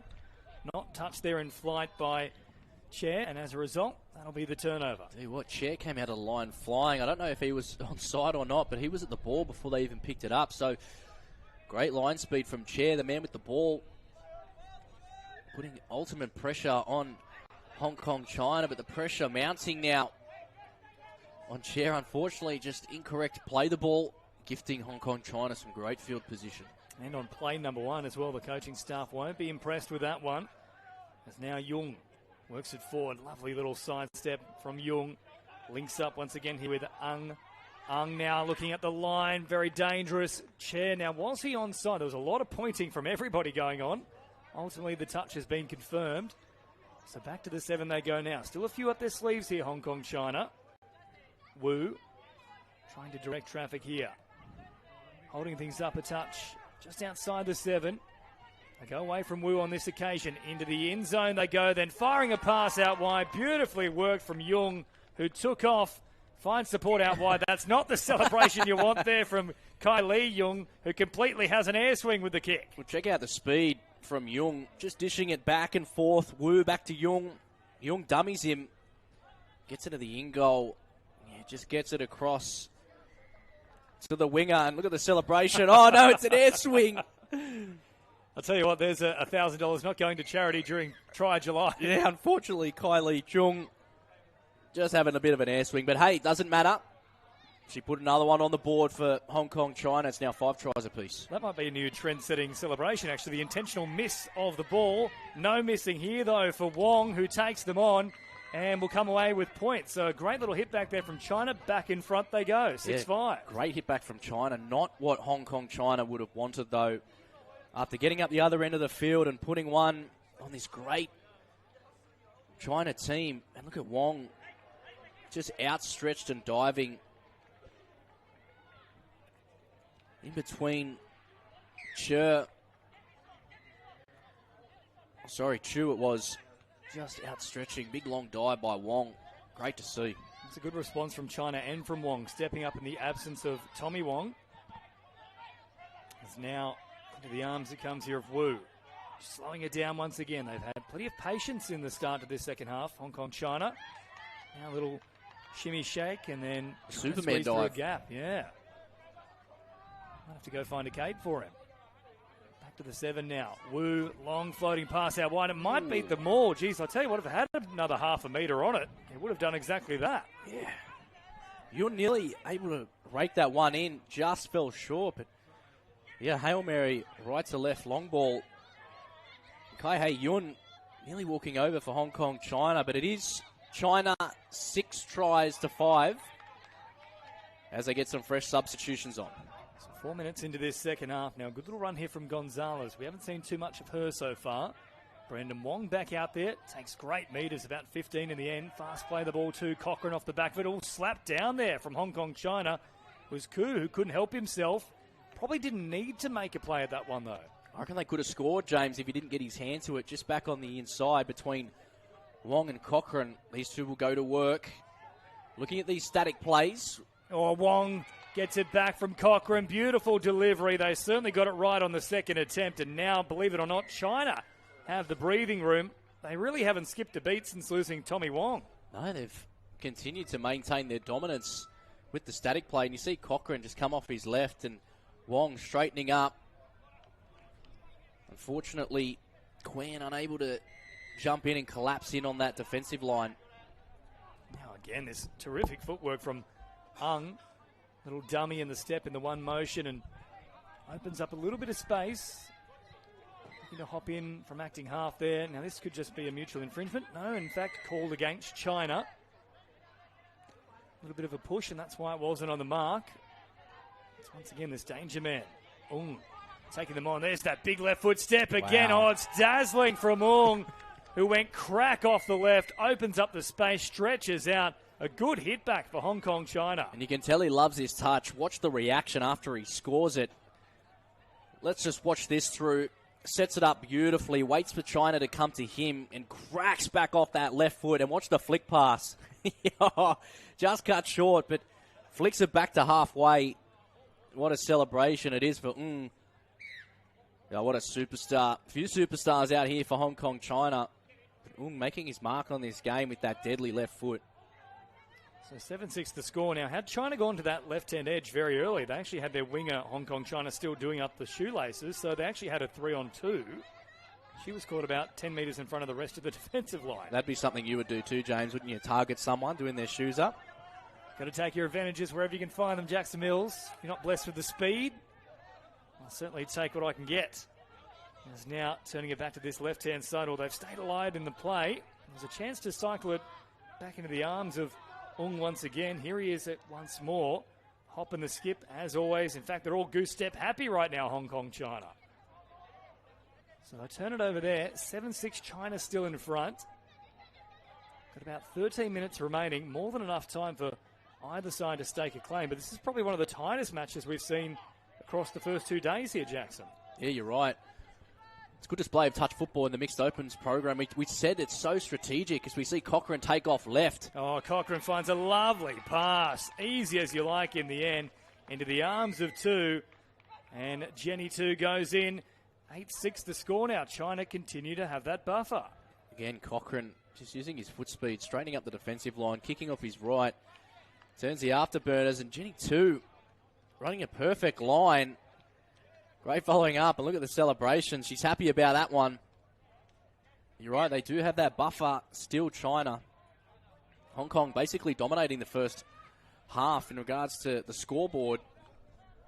But now China get the breathing room. Well, China didn't hit the lead until the final few minutes of that first half. So you're certainly right. Hong Kong China had the better of the play for the bulk of it. But once they've hit the front, they've proven to be very good front runners. Now great stepping on that occasion from Jung. Nearly split them between himself and Ung. Very tough to deal with for China. Short release now for Ko, and then wider still it goes for Wing Tung Kwan. And ultimately that one is left behind, and there is the turnover. So China really haven't panicked. They've responded well to those advances from Hong Kong China. Nice sliding defence, a little bit of scramble in there as well. So they look to get fresh troops back on the pitch. Drawn pass there for two. Up towards halfway. Good carry here. Follow-up drive was good. The play the ball, not quite as good though. Good field position here by Hong Kong China. China actually playing the ball without being touched. That was signalled by the referee. Just see there in the background too. Wong all strapped up with the ice on the back of the hamstring, so that just about confirms it for us. Now Hong Kong China come on the attack once again. All very flat pass Very there. flat. But they got Ung On and Ung An. They dominated the first half, these two, the 14 and the 12 for Hong Kong China. Let's see what they get up to here. Ung. Ang not used on this occasion. Out wide they go. Lovely pass into the path of Ka-hei Yoon, and Yoon will collect the try. So 8-7. They're still in touching distance here, but a beautiful right to left. Great right to left by We've mentioned him all game. But this is interesting. What I would do if I was coaching Hong Kong China right now, I would say to them, get back into the middle of the field and run the exact same play. Because what China are doing, they're collapsing on the defensive edge. So you can see him pick up. The winger is in no man's land when he throws this pass. She's all by herself. So the Chinese defensive line is just collapsing in. So if I was coaching, I would just say, go back to that play every single time. Now Wong linking up with Cochrane. Those two have formed a formidable combination in this second half since Wong's demise. Off the back of that hamstring injury. Brandon Wong once again playing it right on the 7. Cochrane beaming a pass over the top, and then fortunately turning her back and not really getting involved there was Can Fun Wong outside. Oh, and little juggle somehow reeled back in from Wu. That was a circus act. Now Cochrane applying the pressure. Poor roll ball and another turnover here. Geez, they've been their own worst enemy the past few minutes, Hong Kong, China. Yeah, China really dominating the second half early. It's funny though, every time Hong Kong China get near their try line, they're always looking good to get points on the board. I mean, the deficit's only 1. China are only 1 up on the scoreboard. It seems like China have all the ball. Well, is that Tommy Wong? It is Tommy Wong. That's incredible. So he's strapped up. Now, if it is a hamstring injury, I've never seen that. So the ice is gone. Now it's just the strapping itself. Well, that is an unusual one. I'm sure he's just lathered in Danker rub. Here he is once more. Round the corner pass is a pretty good one. I can tell you now he's not moving freely at all. This is interesting. So I think they're only going to put him out as they get to the 7. He's not going to be doing much in the way of running. It's just directing, passing, maybe a dive at the line. Well, that's all he needs to do, really. As you see, An, he's in open pasture. Puts on the afterburner. Still support back through the middle. Finds him. The chase is great, though, from Cochrane, who stretches out and gets a good old-fashioned ankle tap. But still a chance out on this right-hand side. They haven't pulled the trigger, though. They were missing their link. That was the big problem for Hong Kong China. Now a lovely little bit of light stepping toward the line. Somehow seen off. But here, how about this from Just Cochrane? On the ankle. What a run it was from An, breaking the China defensive line. Mid-drive as well at half. The man, An, with the break. And An, watch An sweep round the bat. You could see the little signal from I'll head to the other side, though. Now shooting out of the line. For mine, Cochrane was offside. Not called as such. And that'll be the turnover. Maybe lucky to escape there, though, China. So Cochrane will have the restart. Less than 8 to go. Still just that 1 try difference. China, since taking the lead at 5-4, haven't relinquished it. Best Hong Kong China have come up with has been 1 try in arrears ever since. Now short delivery there from Jung. Cards at 4. Then Kwok. Directing traffic. Wants a strike dump on the 7. Kwok now picks up and takes off out to this left-hand side, looking for support. Finds it in the form of Catherine Gonzalez, who's on the spot. They'll check things out, and the touch is made. A great saving touch right on the line. That's close. If we take a look at this one, stops chasing. Oh, I tell you what. It's even hard to see from that angle. I'm paying it. I say that's fair enough. That's a fair call. The referees are on the spot. Just getting his hand to the ball at the same time the ball was grounded. So I don't mind that they called that a touch, as we see. Dominant charge here from Wong Can Fun over the top of Zhu, who has been in the war so far. Here it is again on the replay. Yeah, right in the ribs. She had that happen to her in the first half where she went down. Exactly the same spot. I think if they had the benefit here, Jackson, as well, of the bunker, this might actually go against Hong Kong China. I know trying to reach out and get the touch there, but kind of got it wrong and actually led with the shoulder. It's not a good feeling, copping a shoulder to the sternum. That feeling when all the air just leaves your body, you struggle to breathe. It feels like you can't get any air in. But I tell you what, she's staying down. It must have been a decent shot. Straight into the sternum. Who hasn't moved. So just inside opposition territory. Still plenty of time remaining, so we've got about 6 minutes left. Again, in the first half, James, it was pretty 50-50 in regards to momentum, but it seems in the second, China just have the edge over Hong Kong, China. Now, I know Hong Kong, China have been good in attack when they get to the try line through the likes of Ung and Ung An. I'd just love to see them go back to that sweeper play. Ung pick up out of half, come on open, because that Chinese defensive line is just collapsing in. So the deficit's 1. They just need to throw as much as they can because clock does not stop here. It's continued to tick down. We've now only got 5 minutes remaining, so it's probably been about a 90-second stoppage so far. I will say this much. I know we have to look at the concerns for players and we've got to make sure they're 100% good to go, but given the proximity to the sideline, eventually you'd have to imagine a little bit of a sweep off. Yeah, it's tough. Like where you can see her, she's pushing her fist on the ground, so maybe it could be worse than what we think it is, James. Well, now like touching the ribs, back of the head here too. Could be rib cartilage, could be anything. Could be a range of issues here. So, of course, the first contact was with the sternum. She then hit the deck pretty hard. She's grabbed at the back of her head as well, so a fair bit to get through. But just recapping things, if you are just joining us here for this one, so it's been a number walking wounded. Tommy Wong, incredibly, somehow the magic sponge has come out. He's back on deck. I can't believe it. I don't understand how he's managed to scoop through with 10 seconds to go in the first half. Pulls up lame with that hamstring. Manages to get the ball away. Unfortunately, doesn't make a try, so it makes the hamstring pain feel even worse. Didn't start the second half. And then 5 minutes after the game starts again, look, you can see it's strapped there. He's on his field. He's walking around. He's fine. It could just I think Fine might be stretching it a touch. A little showmanship, stretching it a touch too. He's not exactly moving freely, we'll say. Zhu will head to the sideline, so good to see she's back up on deck. We'll have a little bit of a breather now. But what would be smart, just for Tommy Wong's, I guess, well-being, if you can get China ahead by 2, I would then bring him off and say, mate, let's just hone it in for the rest of the tournament. Because this is a good game. This is really good for China. So Wong now. See there, certainly not moving freely. Brandon Wong will drop it down. Tommy sweeping him back underneath. So he might only get the one crack at them in this set. Here he goes now. Tommy Wong, not a good delivery from Brandon. Had to be much crisper than that. And you can see as he tries to collect the hat and head off to the sideline, certainly not moving freely. See, even if Tommy Wong's in that position where he can't necessarily use his feet and use his power to get at the line, what he should be doing is using his ball speed. We know he can throw both ways quite successfully.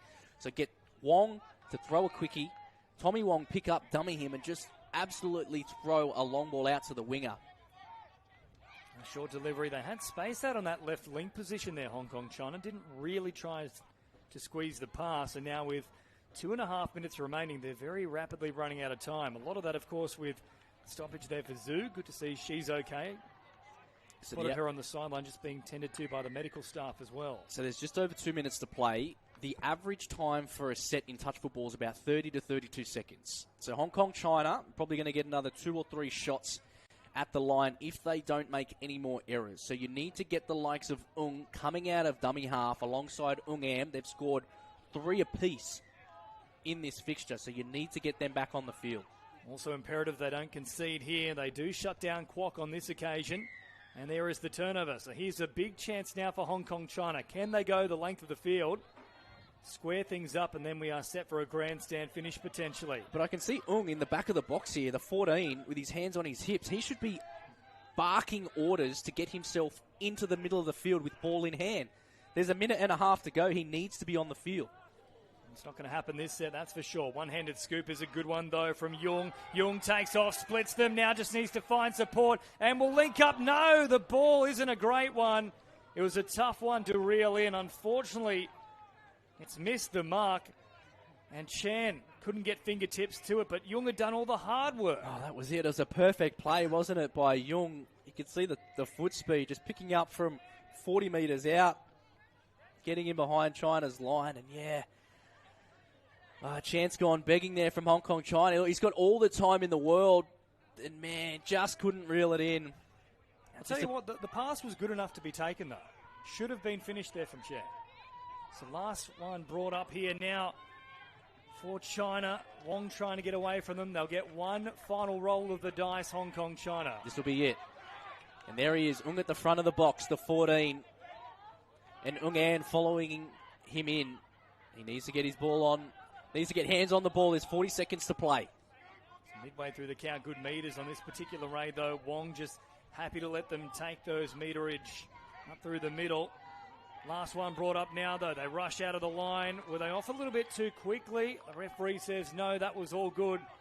And ultimately it comes unstuck on the final play, and China should survive. Would have liked to have seen them keep Jung out there and try and get that combination working with the likes of Ung and Ang out there. Unfortunately, not going to happen for Hong Kong, China. Final few seconds. There's a turnover. Hang on a second. They might get one There's play. one play. And they will play it out too. So where is he? They'll be looking for Ung straight away. They've got to play a bit of hot potato here. Keep it alive. Comes out to Ung. Floats it back to the right-hand side. All of a sudden, there's plenty of space. Draw and pass. They're a good chance here, Hong Kong, China. They keep it alive back to the middle, and the touch is finally made there from Cochrane. But I'll tell you what, Ung had acres of space back through the middle. If they could have found that final pass, it was game on. Yeah, that was an exciting finish. What a game it was. China by 1 against Hong Kong, China. China not leading at any point in the first half until the last few minutes. So they've come from behind in order to clutch this one. But yeah, Tommy Wong was really dominant early on for China. Unfortunately, we mentioned he went down with a hamstring, but miraculously came in late in the second half. Great fixture between the two. So both teams progressing later on into the tournament. Yeah, not too many injuries. We hope Jung's okay as well. She went down for at least 2 minutes there. Copped a knock in the ribs, in the sternum. Hopefully she's all good. She's up and about. There she is, high-fiving her winning teammates as we quickly take a look at the replay. China through Tommy Wong. There he is, the 23, the dominant attacking focus for China. Setting up Lee on that occasion. And Hong Kong, China hitting back consistently through the likes of Ung and Ung An. Two standouts, in my opinion, from Hong Kong, China. As we saw the air swing celebration on that occasion. Again, yeah, it was Wong and Lee and Jessie Cochrane as well making their own late in the second half for China. As you can see, Cochrane always coming out of half. He's deadly with the ball. With Jenny 2 crossing. And there he is, Ung throwing an absolute peach of a pass right to left. He's got everything, doesn't he? He's got the left foot, the right foot. Well, let's roll it down to James Preston on the sideline.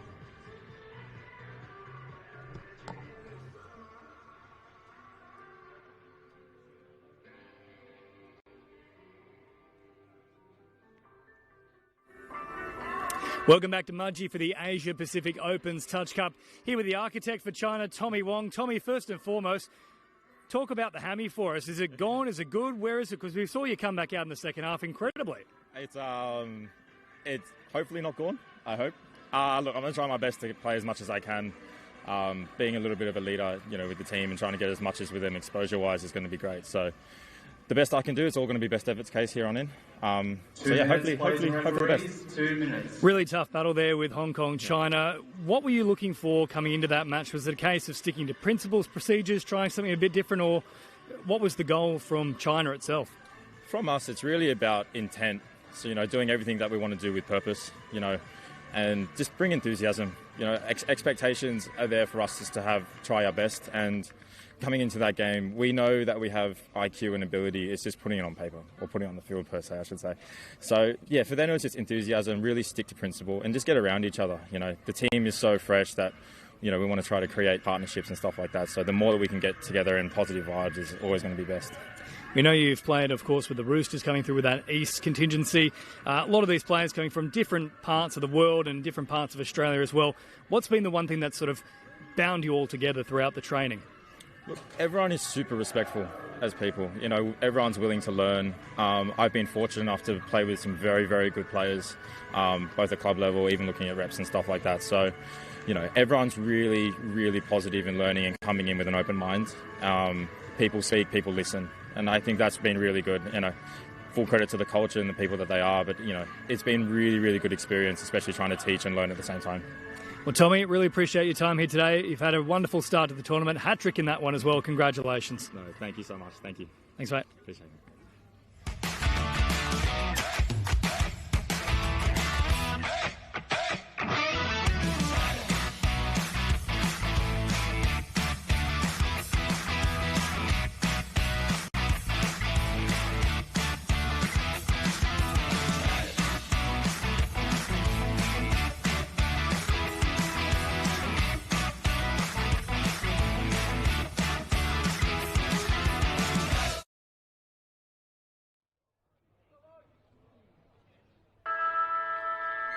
Back into the men's open division.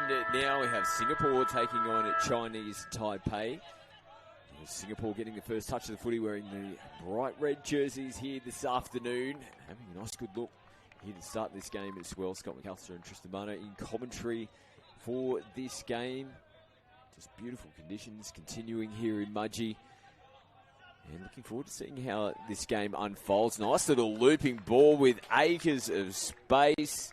And Singapore, they strike first with Daniel Baek scoring in the corner. Mate, I loved it. They ran a sweeper first to bring the defence in, and then they run the splitter. So splitter two ways. You dive in at the line, or it's an early release. Boom, there you go, early release. Remember, as we discussed, Millsy and I last night, the splitter's designed to bring 4 defenders in around 3 attackers. So the early release on the play, there's got to be space somewhere. Beautiful start for Singapore. Chinese Taipei now. Their first touch of the footy here in this game. Round 4 fixture in the men's open. Oberholzer get himself into half.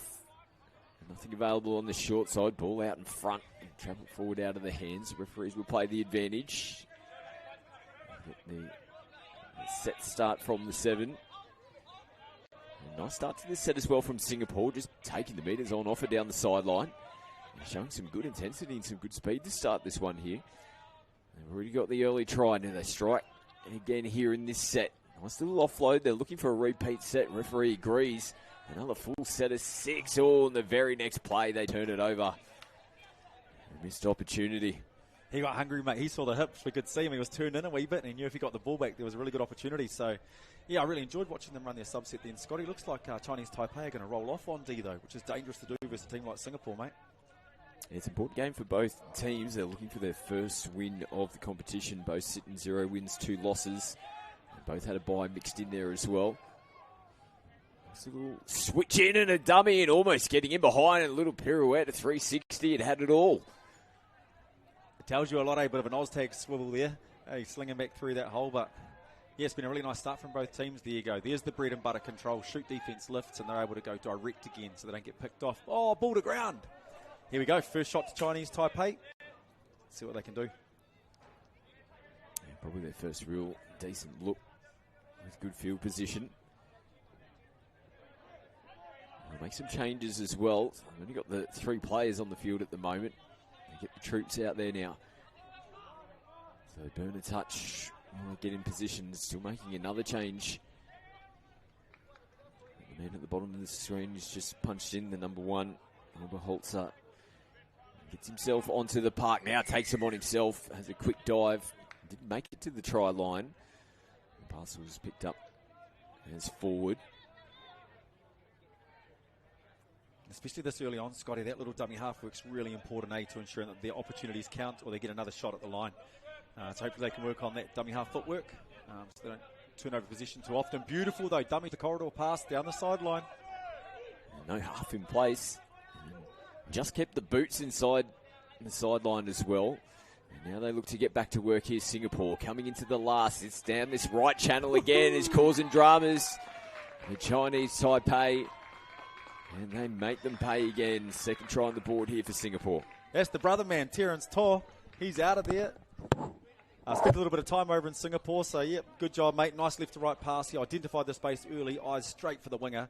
It was a really nice play. Singapore go up by 2. Not even 4 minutes gone in this matchup. So Chinese Taipei, they can't let them get too far out. They're really going to need to score next if they want to keep it close. There you go, Chinese Taipei tap off. Just a little soft sweeper around.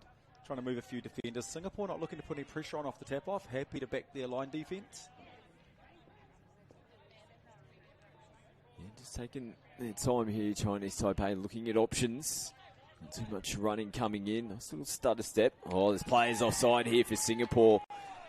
And great awareness. They knew straight away that those Singaporean defenders were offside. Ball tucked under. And the number 13 there, Andy Liu, Really sends good it back dude, to mate. halfway. Mate, I had a chat to Andy yesterday, and he said that their team's global. They got people from everywhere. Dude from the US, people from Singapore, people from Aussie. Like, it's awesome. Really global team. So he's leading the way out there. And they needed that try. Here they come down the right again. Well, they have found a weakness in the Chinese Taipei defence. 3 tries all coming down this right edge. There you go. And it's just defence so tight coming in.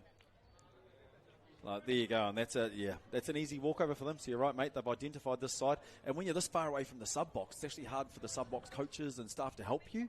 So you've got to be really sharp. Like the far side wingers, man, really tough job. So 3rd try for Singapore. Puts them back in front by 2. 2nd try there to Brendan Chewy as well. And here on the right wing, he'll be licking his lips at the moment. He'll be looking to stay on that right edge for the rest of this game if they keep coming down this way and they keep coming up with points. And Chinese Taipei now back on the attack. Looping ball holds up. Oh, it's taken a bat on. It's come off the melon. And a little bit of everything yet again. I was almost hitting the pinball flippers then. Hey, ding, ding, ding, ding, ding. There we go. I really enjoyed watching Chinese Taipei yesterday, and Fan in the 6. He's quite damaging off the scoop, so looking forward to seeing him probably out of the back of the sub box, with a bit of momentum as opposed to pulling up on the goal line and going static. Some changes on here for Singapore. Ooh, a little foot on the sideline. Seen a couple of teams do that as they've been transitioning, getting those changes on around that box. It can be hard. Sometimes the person playing the ball goes pretty close, but then the acting half that comes in when they're getting set and getting that right leg out can often put a toe over the sideline as well. Absolutely. So I'd be using the numbers on the field for my players. Like you can see the 10s just outside the box, and I go, I don't need you guys this side of the 10. You've got to stay there. Using lines, using numbers, using features on the field. If you're on this sideline, you're lucky there's a big white line out in front of the sub box. We aim for the white line. So here we go. Singapore, mate, hot on attack. There's players retrieving here for Chinese Taipei. Yeah. And they just couldn't get back to the line in time. Sharp finish again. It might have been Ryan Huang, the man on screen. This was smart footy. Yeah, there you go. Easy as you like. And it wasn't even a clean sweeper, really. He went really, really wide, which pulled the defender out and gave him the opportunity back underneath to dive over. He was actually with the 6 there, Derek Nung. Apologies to Derek, who scored try number 4 there for Singapore. And starting to kick away. 3-try advantage now. Now we've got things held up. Did make contact with the boot for the tap. Still looked a little bit nervous there, getting that boot on the ball. We're back underway. And we can make it a little harder than what it needs to be sometimes. These plays. A little mistake there for Chinese Taipei. Good intent here from Singapore. As soon as they get the football back in their hands, they are full of running and they are full of energy. Oh, good little evasive work down the sideline and putting the foot down to the floor. Terrence is having a game. There you go. Gets to the goal line, throws a beautiful pass, and here you go. Little wee subset. Footwork, gas. As soon as he tucks it under the arm, it's probably the best cue you have that he's not looking to pass at that point. I start coach a little bit of rugby. Anyone tucks it under the arm, you're going to whack him. Tuck it under the arm in a game of touch. Then everyone can go for that player. So nice work, Terrence. 5th try of the game. They're almost keeping up with the scoreboard. We're into the 8th minute. Got 5 tries on the board already here, Singapore. Keep them coming. Here we go. Oh, everyone likes watching the meat pies. Chinese Taipei would love to get another one on the board and keep themselves in this game. Oberholzer, they go away from him though. Nice little play, sings it up into the breeze. And it just gave enough time there for Singapore. Daniel Bayek, one of the try scorers, gets across there to close that one out. Oh, bit of contact there. The referees continue to play it on. Brian Wong takes it one forward. It's over into the box for a breather. Huang Will get himself into half. Beautiful pickup. Juggled it momentarily and then comes back off his right hip. And Singapore are turning it on here in this game. Beautiful setup. Look at the 6-point in at the spot. Brings all the defenders over, and then they swing around. Like, details matter. You know, he's not just looking to run a sweeper. He's faking everybody out. We call it a 7 over here in Aussie, and generally, though, people just run the play. But there are all these little wee pieces of it to get that outcome there. That was really nicely worked. Try scored by the number 9 man, Saw. 6-1. Singapore playing a really entertaining brand of footy here in this game. Chinese Taipei looking at options. Fan plays it on the last. They go away from him. And they've had a little go with that one, and it falls back into their hands. And yet again, look at this. Straight back onto the football. Lovely little inside ball.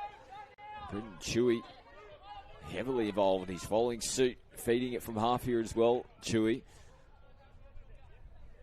There's now Shen Lim. Comes back to Chewy, gets it back, and Singapore redirect through the middle. Early ball out in front. Jeez, they're playing good footy here, Singapore. This is just smart. And they're really running away with it now. It's beautiful.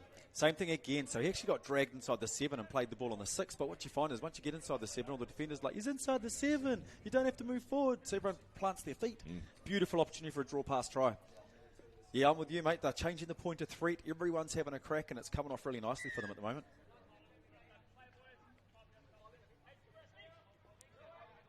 So the 2 losses, they come up against a couple of the heavyweight teams, strong teams. They played Australia in their first game, lost by 21. 18-4 against the Cook Islands.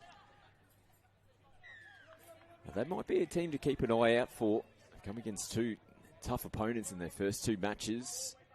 Get a win here and maybe pick another one up this afternoon. Who knows, they'll get themselves back into this competition. Well, mate, when you go to, like I've said this many times over the call over the years, you go to Singapore's local competition, it is awesome. Like their men's open program, women's open programs are just deadly. Oh, there you go. Check, bang, short side flood. They flooded the short side. Latcher took off. Forward pass, though. Oh, killer. Mate, first time I saw that was Craig Morrow. Combat ran that at State Cup a few years back. Told me off for talking about it on the commentary as well. But nice to see teams running those kind of plays. That's a really high IQ moment, that is. Oh, they're having a good time out there. It's reflected in the scoreboard as well. Up by 7 at the moment.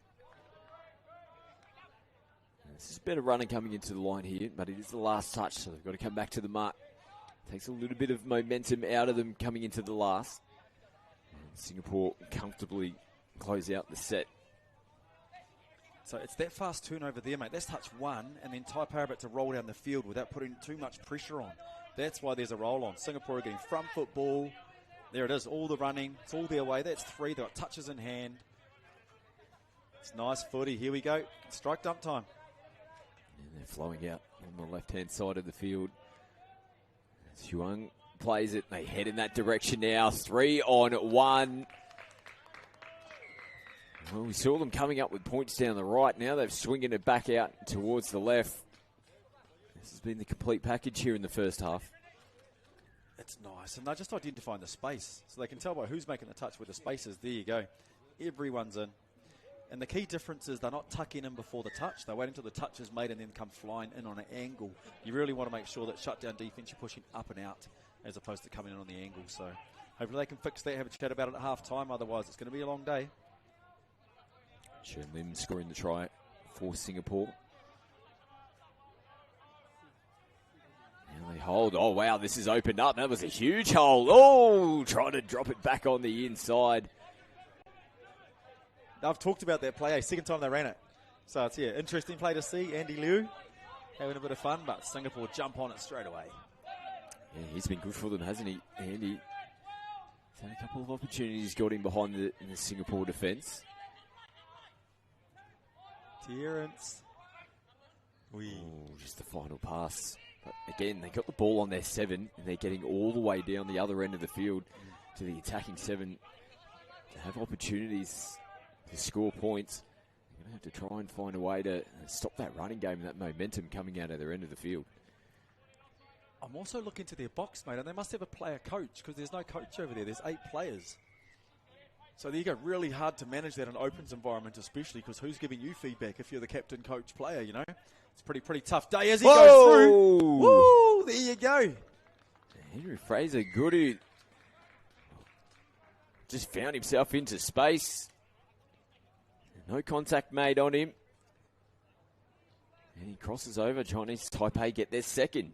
That's awesome. And he's keen straight back on the D. It's amazing how you can be inspired by those moments. There you go. Just ball in hand. Has a wee look. Dummy. Wiggles. Oh. That's those defensive ones, Scotty. You, me. Oh. Gone. Nice try. Singapore will be looking to hit straight back here. They split through.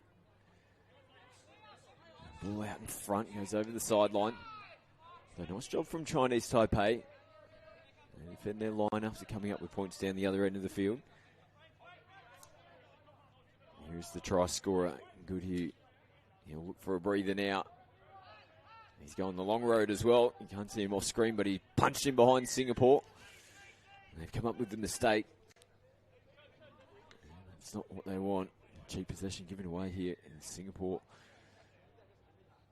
Smelling blood in the water. Looking for more points here in the first half. What a performance it has been from them. 9 tries so far.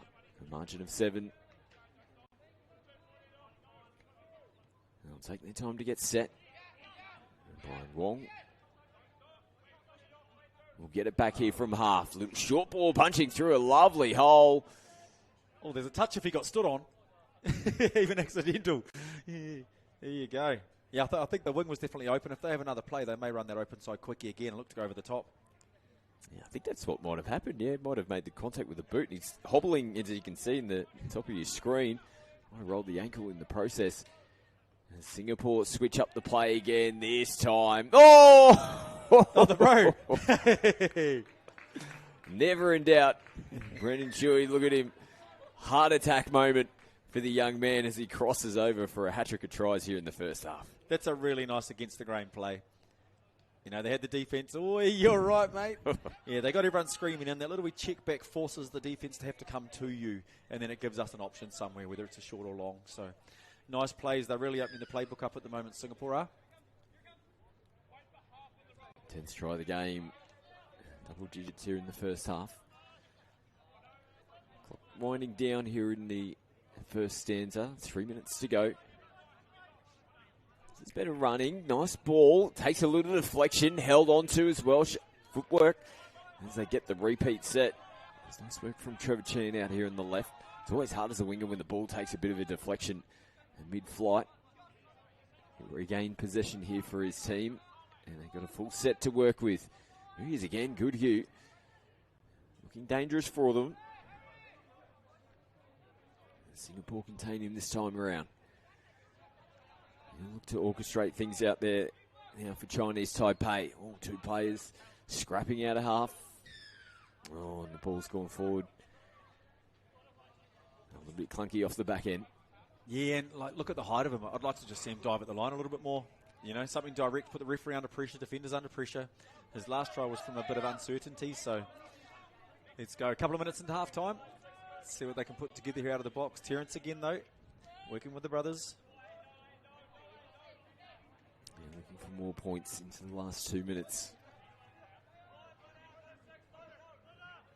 Oh. Ball out. Oh, beautiful. Lovely line outside in.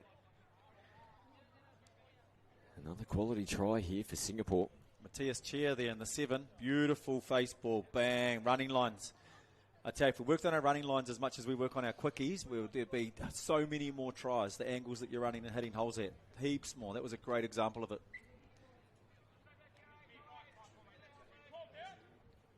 Score 11-2. Tian Oberholzer. Ball in hand yet again. Working with Chen Ryo Fen. He is in the number 14. Plays it on the 7 coming into the last. It's another forward pass. And from the ruck there within that 7 metre line. We've seen him give a couple away in that attacking zone. Yeah, we spoke about it really early, didn't we, mate? The attackers are working so hard. The half's got to work just as hard to ensure that pass isn't forward. They're looking for one more before the break. We're into the last 60 seconds. Singapore. Swami plays it. And Mitchell Ewan. Feed it early. Back on the inside. And nice defence. Good read that time around. We'll get the last possession of the first half here, Chinese Taipei. A bit flat on the first couple of touches. They might be looking for this halftime siren to go. The ball goes down. And Singapore. Bit of gamesmanship here. Everybody, let's just head to the sidelines. We need a breather, and that's what is going to happen now. An ultra professional performance there in the first half from Singapore. They are looking slick in this game. Yeah, I really enjoyed it. I think the chat for Chinese Taipei at halftime is midfield. How do we slow down their momentum? How do we ensure they don't get to our try line? Are we willing to work hard for the next 20 minutes to at least reduce the scoreline? Singapore, it's just been much of the same, mate. Really enjoyable first half, Scotty. Yeah, absolutely. As the boys head to the sideline, we'll take a quick breather ourselves here. Second half action coming up. Singapore in front, 11 tries to 2.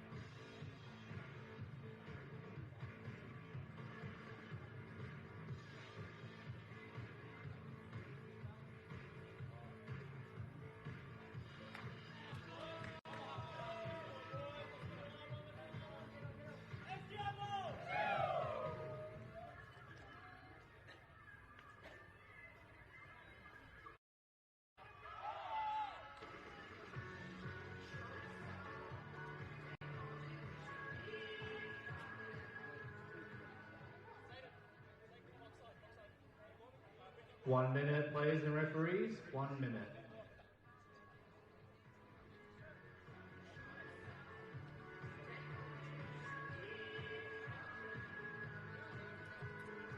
Welcome back. Second half about to get underway. Singapore looking the goods in this one. Really impressive first half performance from them. They're in front by 9 tries, 11-2 is the score coming into the second half. Just more of the same you would expect for Singapore here coming into the second 20. Absolutely, mate. But, Chinese Taipei now have the wind at their back. Singapore have the sun in their eyes. Let's see what the second half's going to look like, mate. But, yeah, no doubt, halftime chats change everything. But what I do find is you analyse what the opposition are doing, but at halftime they change what they're doing. They sort of improve it or make a few adjustments anyway. So, who knows? It's always a couple of minutes into the half when you really figure out if your halftime chat was worth anything. Give a quick shout out to our 3 referees for this game as well. We've got Charlie Cheesley, Ashton Foote, and Caleb Waltz. Here's referee Waltz who gets us back underway. A clunky start there for Chinese Taipei. No half in place. They'll get themselves sorted and get back on the attack now. Furenhan sends it back inside. He'll feed it here from half. Come back to him now. Coming into the last touch. Furenhan, another one of these big tall frames. And getting down nice and early. Had a good look at the line there. Matt, I really like the play, like I said earlier, diving at feet, putting referee under pressure, and then the shutdown defender came in from an angle, so I'd be going for that play again. At Singapore, this is probably one of the main aspects of the first half that really stood out, how they transitioned down the field.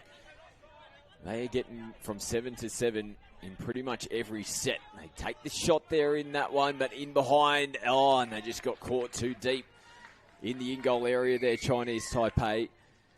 And a perfect start here in the second half. Another quality set of 6 from Singapore. Yeah, I loved it. It was the plunt under pressure right there. He got whacked and earned himself a try here.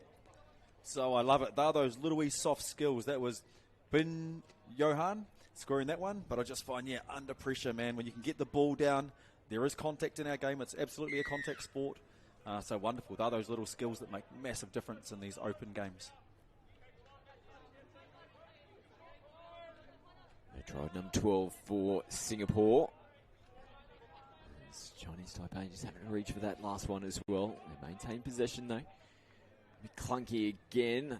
Don't think they're going to hold on to the football this time around. Mistake and signal from our on-field referee. Singapore bring it across to the box. Shall go on the inside, tucked in under the wing, and a rare mistake for them.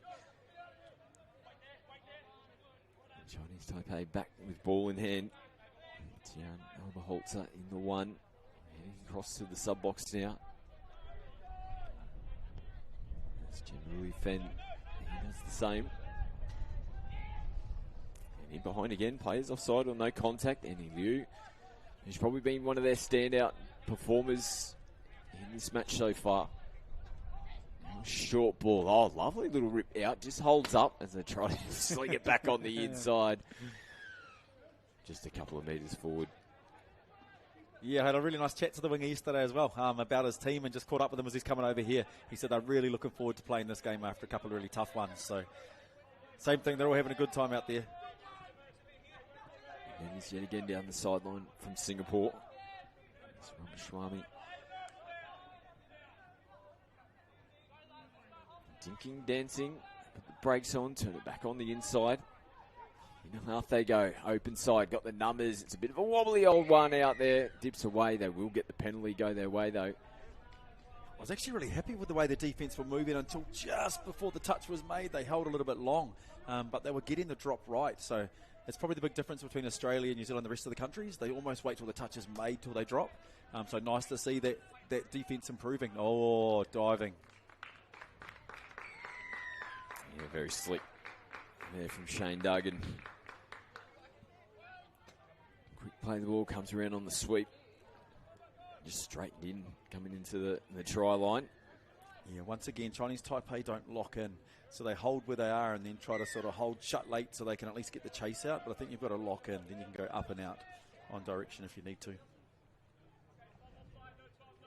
Try number 13, Singapore. Dancing here, Chinese Taipei. The contact's been made. There's a penalty given though. The remainder of the Singaporean team not moving forward off the line.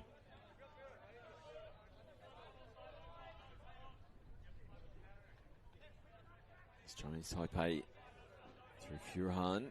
Nice little short ball. Good recovery And coming across, Shane Duggan, the try scorer, makes the touch. Overholt's up. Oh, there's a bit of space there. Recovery again, Duggan making another good touch in defence. Now the big ball out to the corner. Yeah, hits the deck. You can just see the breeze. They're playing a little bit of effect. Those long balls need to be pretty crisp and flat through the air. The breeze will hold it up. And I like that lift in there too. So it's almost individuals or teams or pods that are trying to put a bit of pressure on it. There you go. Then they get across to here and the momentum starts to build. So for a couple of touches probably just isn't enough. Coming to the last now for Singapore. They must have just made contact there to get the football back. And a bit clunky there, though, coming into the play the ball. And Singapore, this will be a roll ball, so they'll have to come back. They'll get the set underway. Ryan Huang takes the first one forward here on the first touch of the set.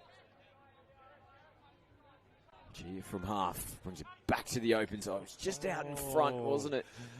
They definitely had the 2-on-1 if we could get it. It was the old splitter OZ, so we're dummying the splitter play and ripping it into space.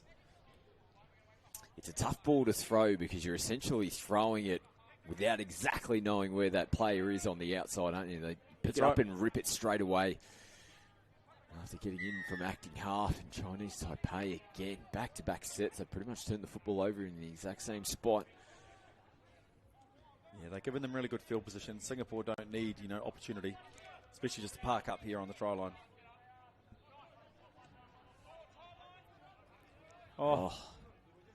Getting in behind. There's been a couple of times where Chinese Taipei just 1 or 2 steps behind the try line. That's just presenting opportunities for Singapore, and they've taken them with both hands every time. And he's actually the link that dumps on the middle, so they had numbers on defense. Yep, got him. And a little bit of fatigue, no doubt, sort of creeping in around those IQ moments there. Try number 14. Singapore just keep on keeping on here in this game. Big game coming up next in the Women's Open. Samoa taking on New Zealand.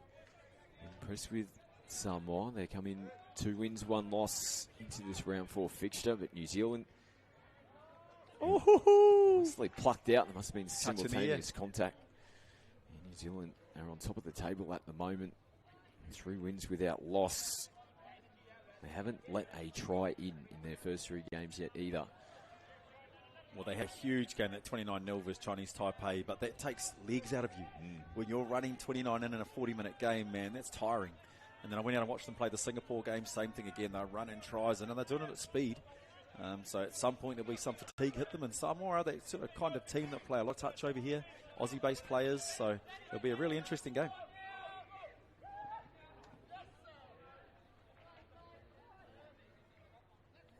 Singapore, nice flow coming in there, in all sorts of trouble here, and nice early ball.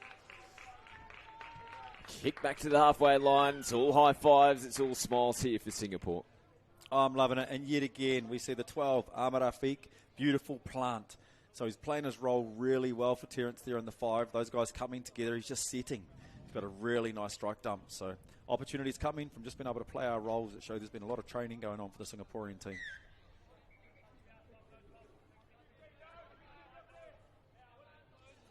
Chinese Taipei back in possession from the restart. No contact made yet. Gives them an opportunity to send it back in field. Tian Yingfen will play it on the 7. Little show and go, and slicing in behind them. Ball over the top and taken. Shagev Irani scores a nice try there from the Chinese Taipei. And Andy Liu on this red rooster. There it is. Dummies, gets him behind. It's amazing the amount of people are like, is that a shepherd or not a shepherd? I'm like, nah, as the play happens, the defense is only 6 meters away. It's just a nice wee play. We saw it coming through the kids' grades. Mate, heaps of kids' teams running it last year at Junior State Cup. It's a fun move.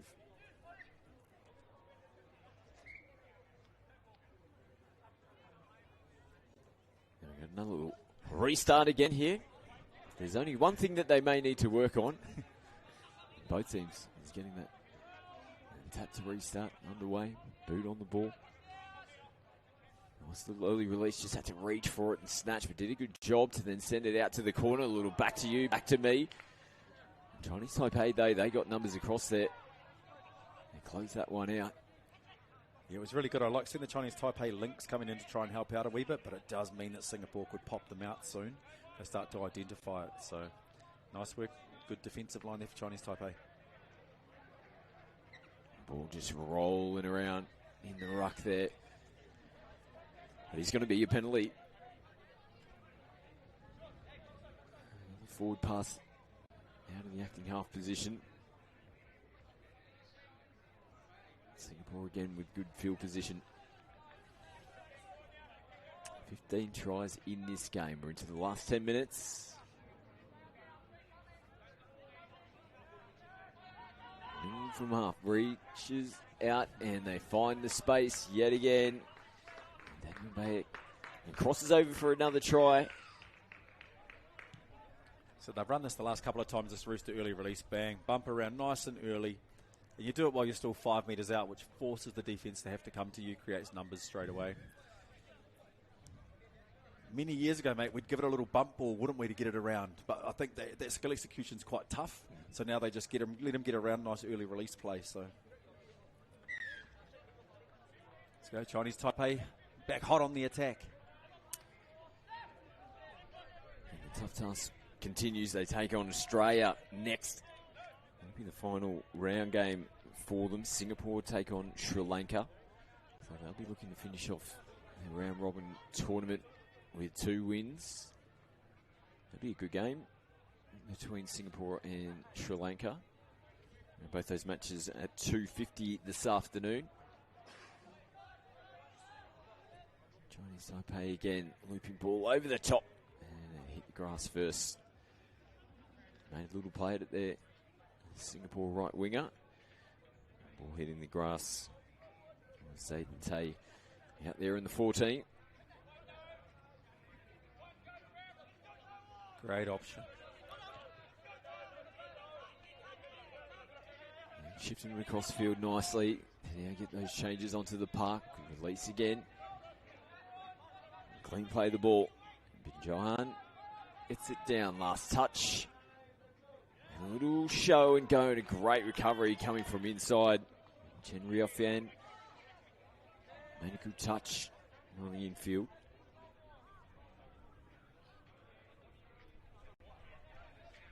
And Chinese Taipei get going again. Someone's going to have to put their hand up here and do the tough carries. A little bit sloppy at the moment. They're making changes. And they have to throw the risky pass to try and get themselves out of trouble. It doesn't come off for them. Referee Cheesley blowing the penalty for the touch and pass. In those situations, Scotty, especially when you're under fatigue, I can see they've got their hands on their knees in the box. The boys are tired. One guy's down on his knees. Like, punch 2 straight up the guts. At least create a bit of momentum first before you look to go sideways. And then you're between the 10 and halfway, when the guys look to sub, you're guaranteed to get an outcome. But if you go sideways on the first man and you're fatigued and tired, we're just going to pick you off with our shoot defenders. Great play the ball, not facing the square. He gives the football back here to Chinese Taipei. Nice run, good meters. Chris Brenner. In the 4 for Chinese Taipei. Another mistake. It's back-to-back sets here for Chinese Taipei. It's getting cheap possession. Back to Singapore. Juggle and a bobble. Brendan Chewy reels it in. We saw him score that spectacular try. Well, he made it more spectacular than probably what it needed to be in the back end of the first half. He juggled, bobbled, reeled it in, finished it off in the corner. He's had some nice moments out on the edges here for Singapore this afternoon. Nice play out the back. The final pass just drifts forward and dipped away at the last minute. That was really unlucky, man. He dug it nice and deep and threw the passive. It was beautiful. Great setup.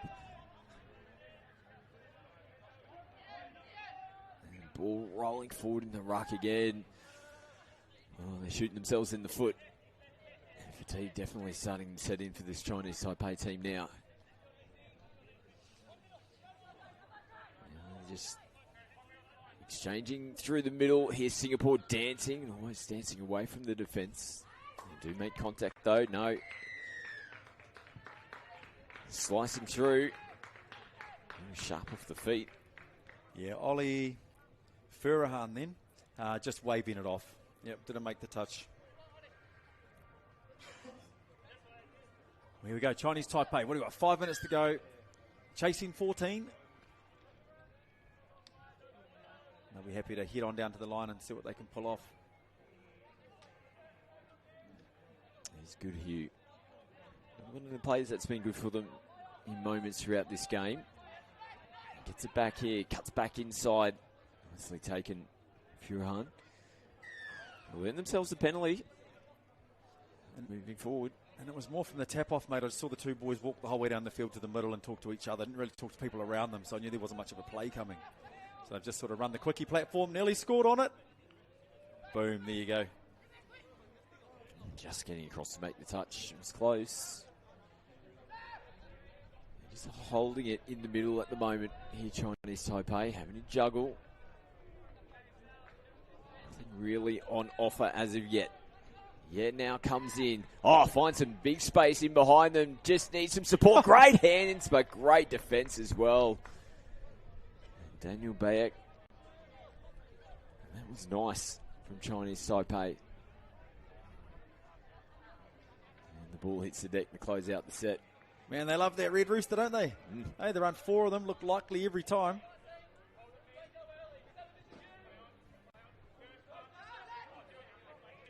Nice work there from Henry Fraser Goodhue. He actually signalled the 6 ago to the referee, letting them know that he touched the footy. I thought he put the referee's jersey on there for a second. Nice honesty from the young man. Singapore feed it. Oh, footwork on the outside. Binjohan. This will look a treat here on the replay.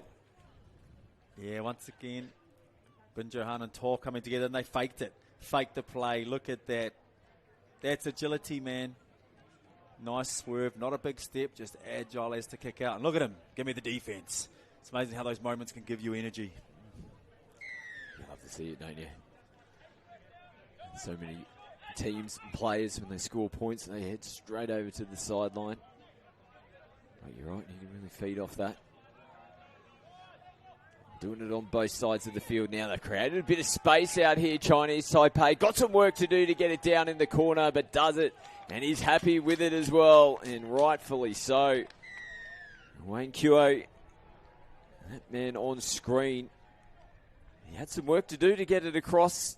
Scrambling defence, and slaps it down in the corner. Look at him.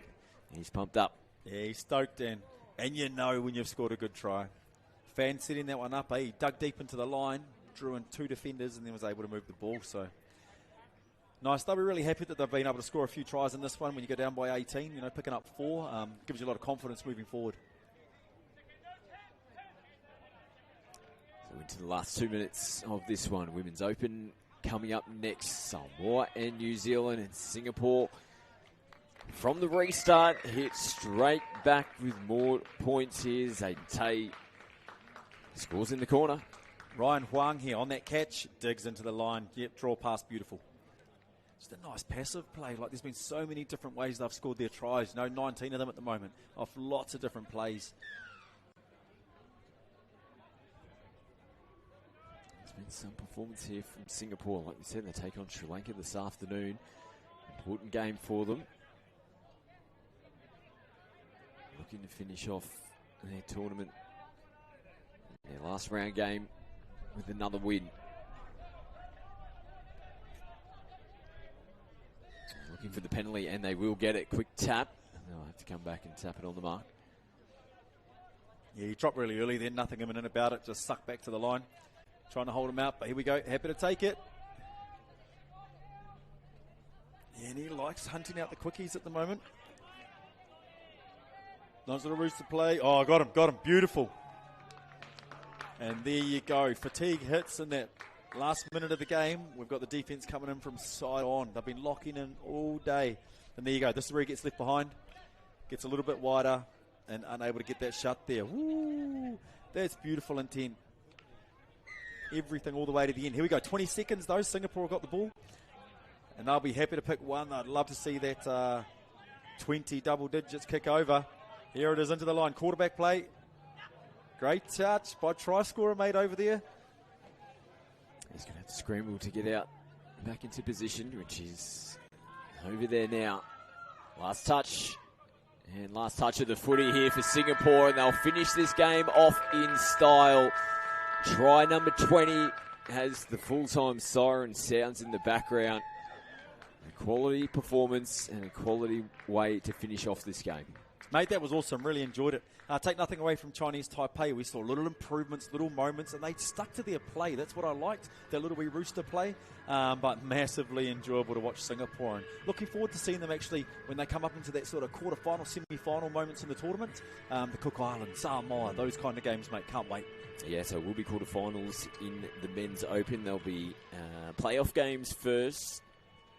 4th and 5th positions in each pool respectively will play for the opportunity to qualify for the quarterfinals. Like we said, a win this afternoon for Sri Lanka, that might just put them in a better position and possibly put them straight through to the quarterfinals if they can get the job done. High stakes. It's an entertaining second half, a much better performance from Chinese Taipei in the second 20, wasn't it? Oh, absolutely, mate. But here we go. Look at these really nice plays. But yeah, like I said, they'll build confidence from things they're doing well. And I think, if they're listening, it's the midfield defense. Once again, really tough without a coach out there. How do we fix those kind of things? But if they can sort of stop a few of those long-range tries, it'll go a long way to them being a little bit more successful throughout the tournament. Big game coming up next in the Women's Open. Samoa taking on New Zealand. We'll take a quick break and come back with all the action live here from Mudgee.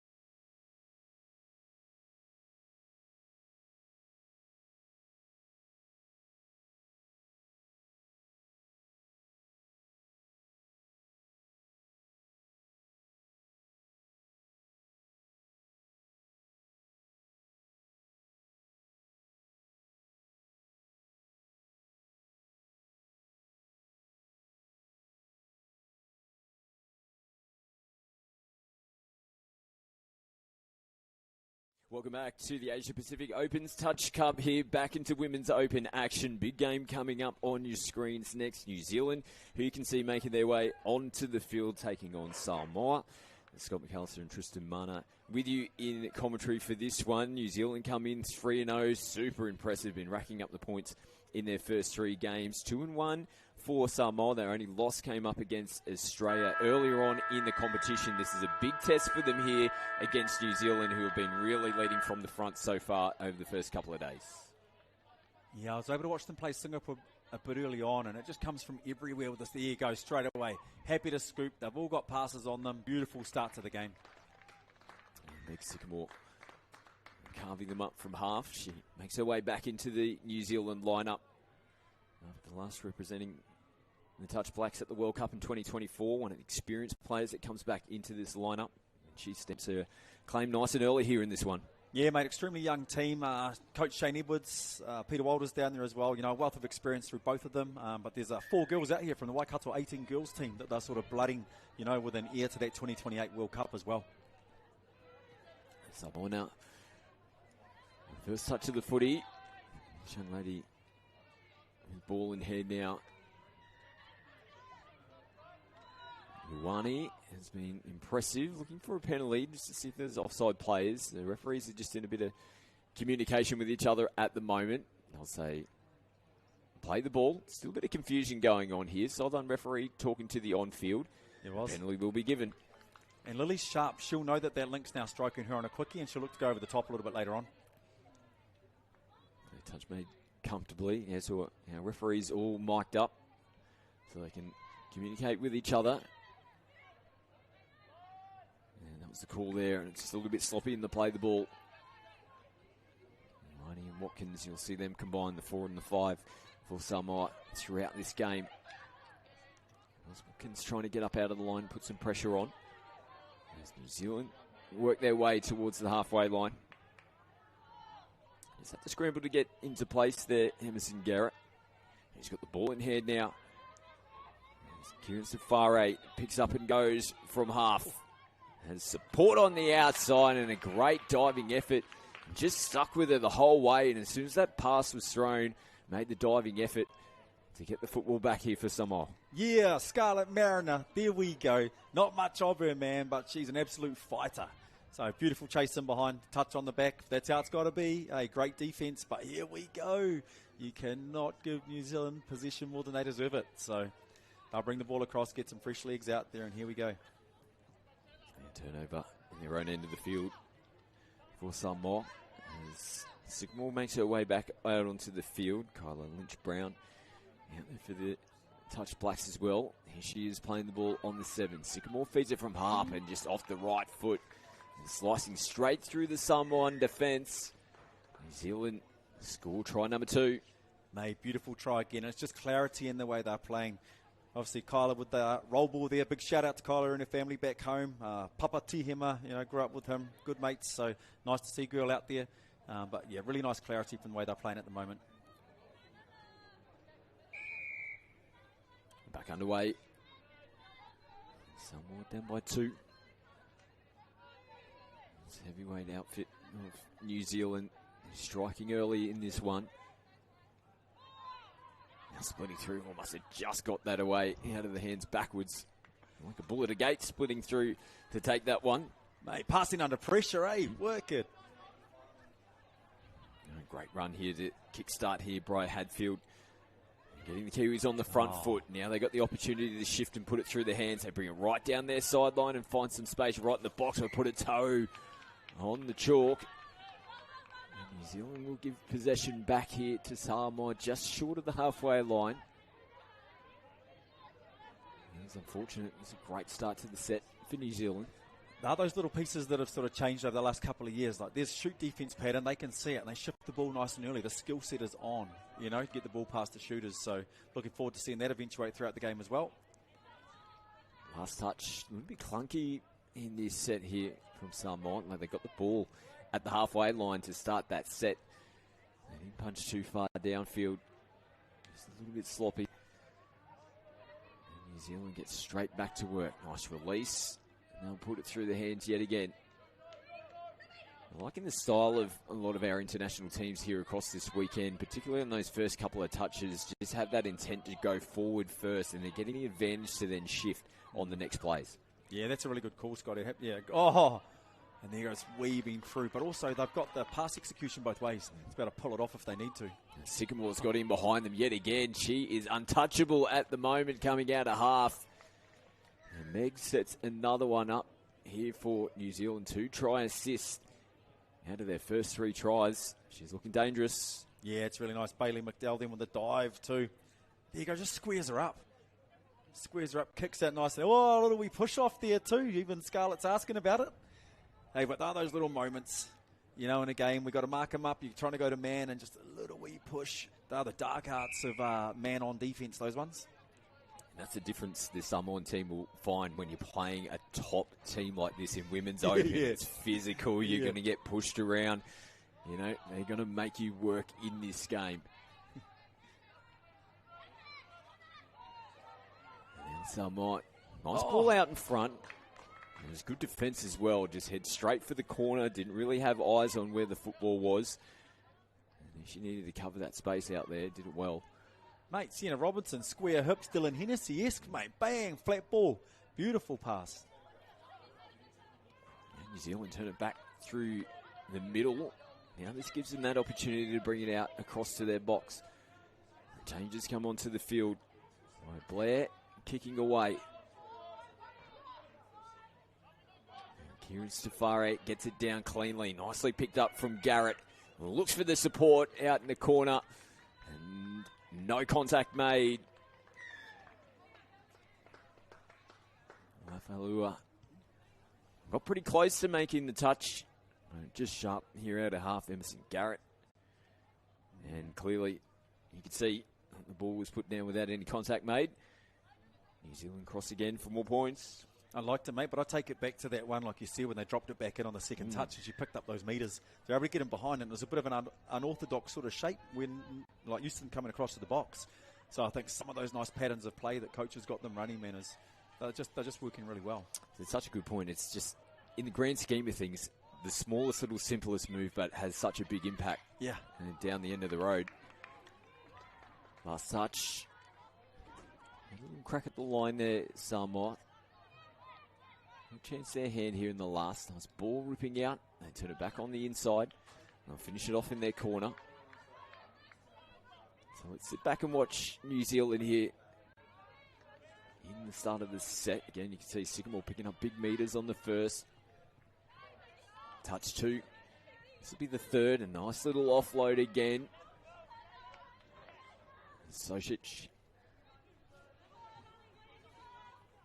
gets it down as New Zealand look to set coming in towards the back end. Asafo from half. They skip out in front of her. And missed assignment there. The ball hits the deck. So what I can see, mate, is that New Zealand have identified that Samoa are throwing 2 up on their second touch, and that's the chance to shift the ball. You know, you've got your full 6 out there looking to ruck, and then 2 defenders come through, shift, find the space. So it's been well identified, and they'll continue to hurt Samoa for the rest of the game if they don't make a wee adjustment there. Samoa through Mariner. Watkins back on the inside. Nuwani gets it down coming into the last. Watkins, bit of space to work with. Nice footwork here from Samoa. Nuwani sweeping back around down the left edge. The ball goes away from her. New Zealand start this set on their 10-metre line. Look at this big early shift. The Sosic. Just had to scramble to get into half. And that flows on to the next touch here for New Zealand. Probably a really rare set so far. It was a little bit clunky to start with. Now they're shifting across field to get themselves out of trouble, but they've done a great job. And the defence was equally as good there from Samoa. And Scarlett's been making some big touches, eh? That was another big one.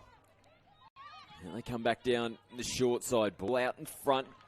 And couldn't be reeled in. The final pass there out in the direction of Alicia McCoy. So better last couple of sets for Samoa defensively. They need to try and transition that now into their attack and get down the other end of the field. They've only got the 4 players on at the moment. 2 more replacements getting into position. Someone's going to have to punch forward here. Pick up and go from half, and that was the final touch of the set. Again, they turn it over around that 10-metre line. New Zealand well and truly on top in field territory battle at the moment. Sosich plays it as Sycamore offloads. Foster working with Sycamore again. Meg picks up. She's looking to head back down that right edge. She's had some advantage in that direction so far here in the first half. Oh, she's too good off the ground, mate. It's not going to be too many people at the moment. I think in this game here they're going to stop her if they get that strike dump right for Sycamore. So she'll continue to plug away at that, no doubt. More changes here for Samoa as they get themselves over the halfway line. Contact there from Sosich. And the ball will go over the sideline. Again, they just can't really punch too much further than the 10-metre line of New Zealand. It was a really good touch there to hold them up on the strike dump. You could see Scooper coming out of the box at full speed. You know, and she just steps into the space, holds her up a little bit. Scooper had no chance to pick and go. Oh! So a couple of sets now for New Zealand. We've been high in praise for the way that they've come out of their end. In the previous set, they were a little bit clunky. Ball out in front of Sosich. Hits the deck somewhat. And get a good opportunity here. Looking to get themselves on the board and into the game. Baker gets it down. Vanessa. You know, she was half then. Oh. Yeah, and picked up. New Zealand, they were aware of it. Probably hear through the effects mics. Screaming that she was half. Just a lapse of concentration there for Samoa. Foster gets it down, takes a well-earned break. Kamara here from half.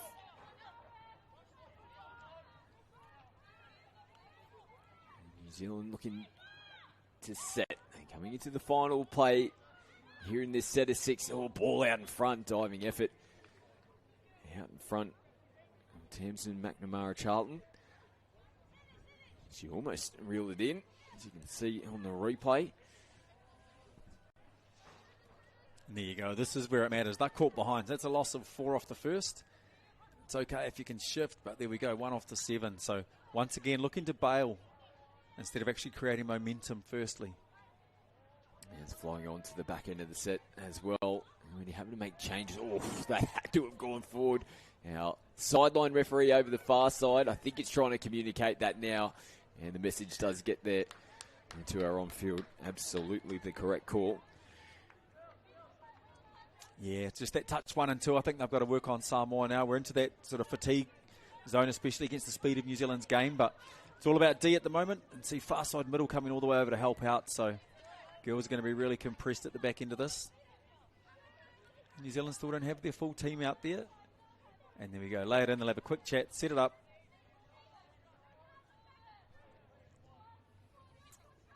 Now off the left, a little show and go. Here's the far 8.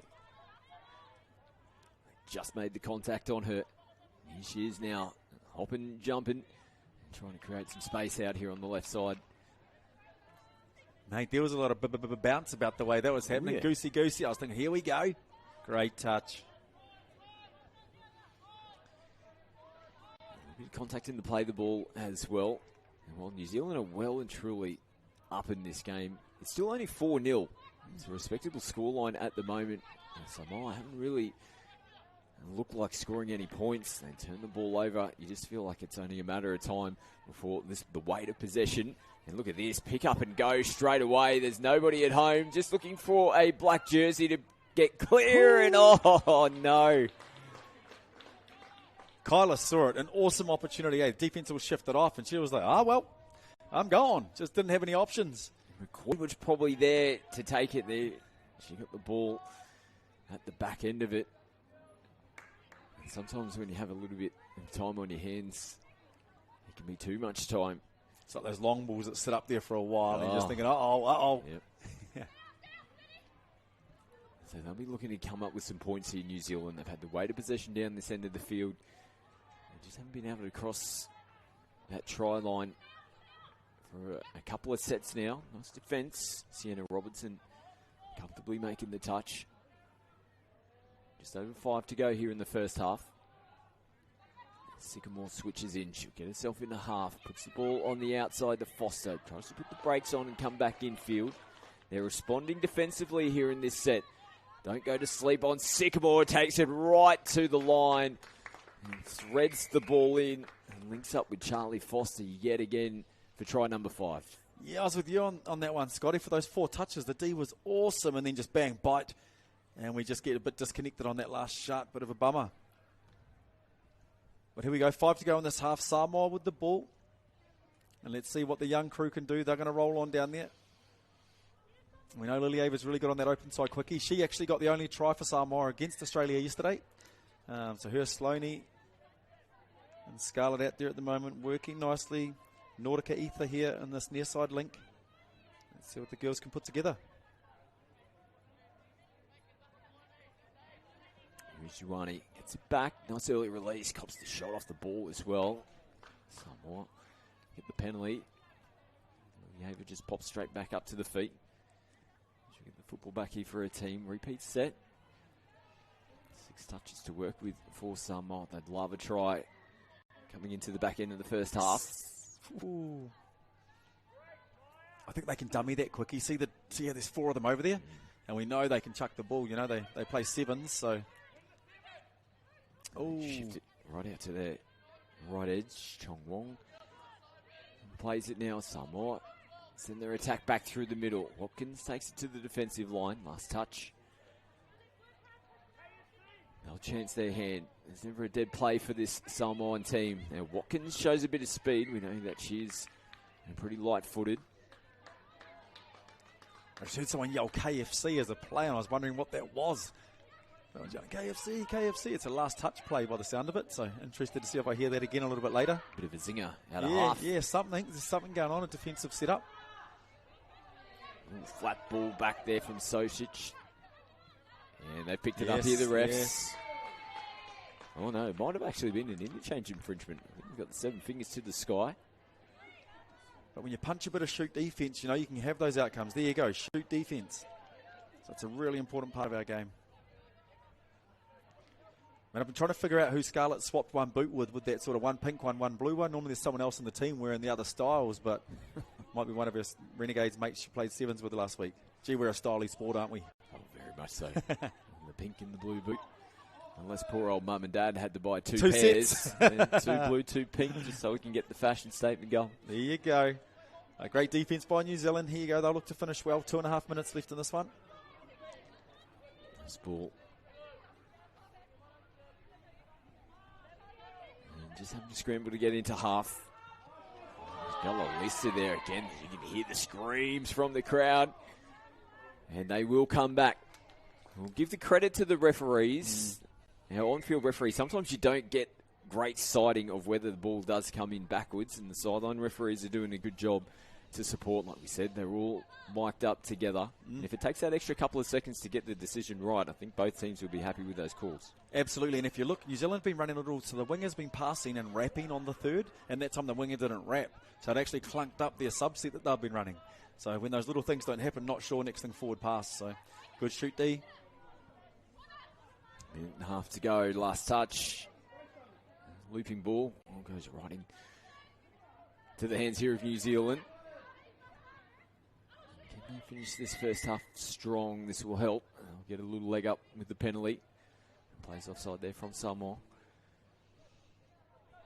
This is an important set here for both teams. New Zealand would love another try going into the break. Samoa desperately don't want to see another one on the scoreboard in favour of New Zealand.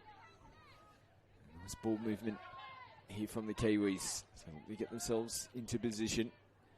And coming into the back end of the set. Hadfield takes off and takes them on herself. And Briar Hadfield demanded the ball. And she gets across for try number 6 here for New Zealand. Yeah, we've seen 2 tries scored on the short side in the same sort of fashion from a live player. So we've just got to really get this corner right moving forward. Bang, pulls infield. We can see comes towards us. and then opens up that short side. So the reason Samoa have been able to keep the scoreline so close is their midfield D's been awesome compared to the last few games I've watched other teams play New Zealand. Like they're really good at competing in the midfield. We've just got to get those little wee corners right, especially on those last touches. So they'll get one last chance here, Samoa. 10 seconds left. This might be the final touch. Ioane looks at options, decides to hold it, found some space in the end, and desperation defence coming across. Bailey McDowell. A big effort there from Bailey. He said they wouldn't have wanted to leak any points coming into the break. That was a big touch as the hooter was sounding in the background. Mate, I'm really happy with the way Samoa are playing in that one. I think they'll take a lot of confidence out of it too. You know, New Zealand's been the shortest margin so far in any game they've played coming into half-time, and it's the battle of the midfield for me.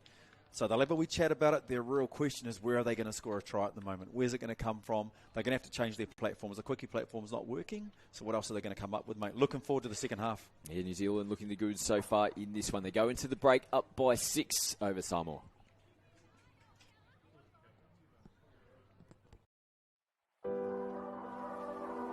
From early morning jogs to late night workouts, from heartbreaking setbacks to the ecstasy of achieving your goal, we're your #1 supporter, because we don't just know sport, we are sport. Sports Cover provides affordable, tailored insurance solutions designed to protect your sports and leisure lifestyle. Created by sports people for sports people. More than 35 years of industry-specific experience and knowledge makes us not only experts in our field, but pioneers of our industry. Commitment to customer service is our focus, and we are passionate about tailoring our range of products to ensure you are protected.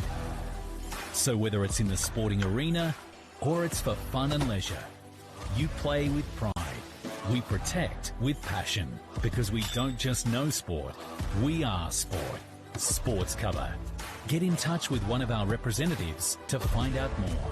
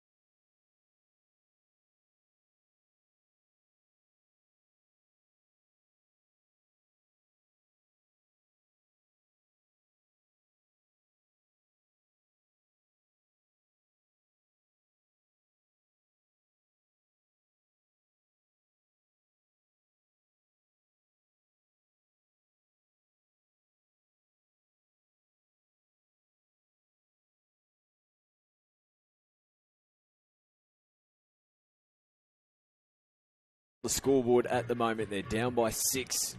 And they are straight out onto the field. They'll get the first touch of the football. They'll be looking to start this second half strong.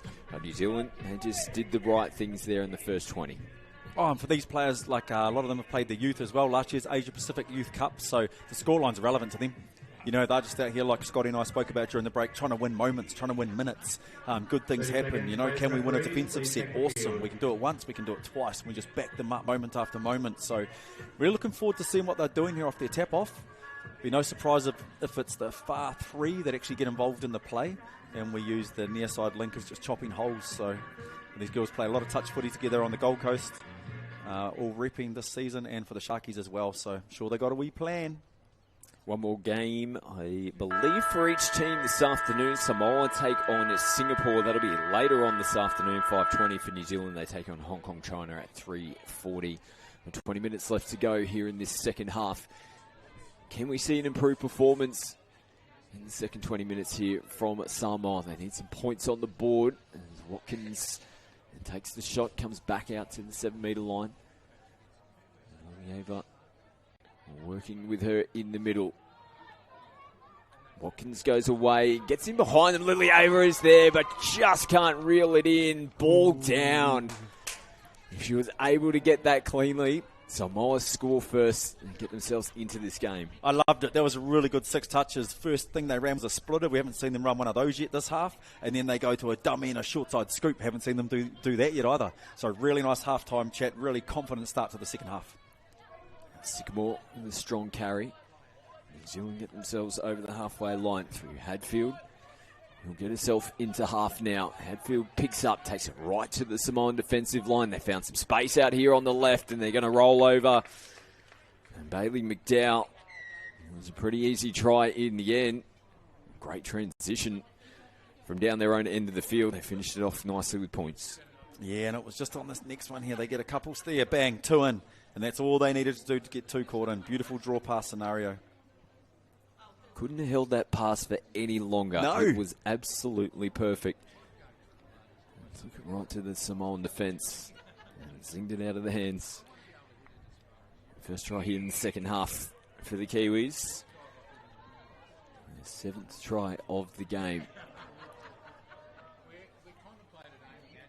Alrighty, Samoa, they're sneaking through. There's a wee off the mark. Yeah, Tuffy. Just got touched like a travelling basketball. They're hard ones because you actually got in behind them. Yeah. And then you're just not quite sure where that defence is coming when you haven't got full vision of where the defenders might happen to be. So it's an unfortunate one. New Zealand, though, just diving to reel that one in. Nice work from Emerson Garrett to maintain possession here for New Zealand. And Charlie Foster feeds it to Sycamore, who puts the foot down. And Meg crosses over. It's a great combination, isn't it, between Sycamore and Foster. They've linked up a number of times in the first half, and they get another one here in the second. Same again, pop-out fly. The reason they're running these draw-pass plays, mate, is both teams are now right to left out of the sub-box. So it's their preferred passing side, and I tend to find in these games that this is what we're going to see now. Tries being scored on that far side corner away from us as they go right to left. First half, both teams are going left to right out of the sub-box, Scotty, not a natural passing side for them. So they've run in 2 tries straight away from the tap-off. 8th try of the game. And Samoa. They're at the 7. As Robertson will get herself into half. Quick early ball. And they try and loop it over the top. There's the 2 Robertson girls. Sienna in 2. And Isla wearing number 8 for Samoa.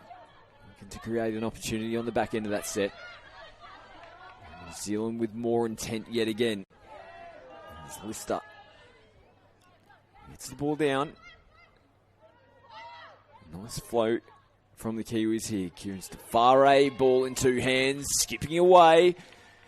And the body language looks like it's saying no contact was made there from Samoan.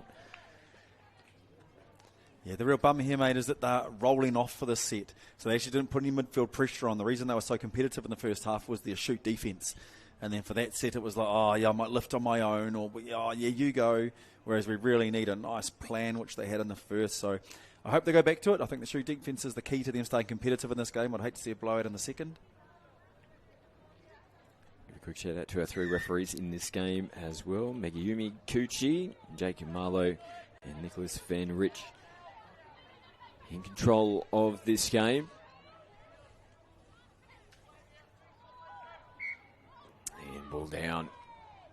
They had possession straight back here to New Zealand. And I don't think it was a ruthless touch. I think Sloane's just little, just got a little bit caught up. Nice strong body on the other side.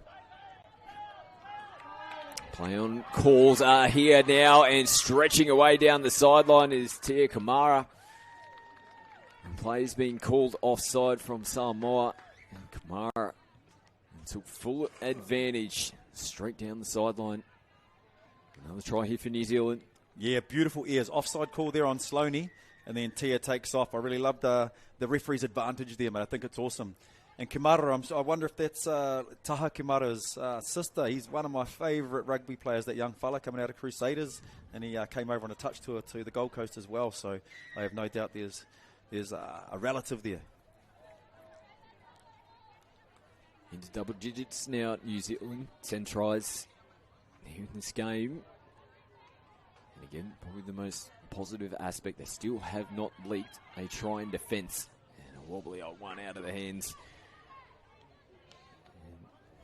Alicia Cole Umura, who's been good in the couple of matches that we've seen for Samoa. She had a length of the field try earlier on this morning. They just couldn't get that one out of their hands cleanly. Nice offload, had to reach for it and reel it in. Bella Lister did a great job. And keeps possession here for New Zealand. She'll get herself into half. New Zealand now coming into the last.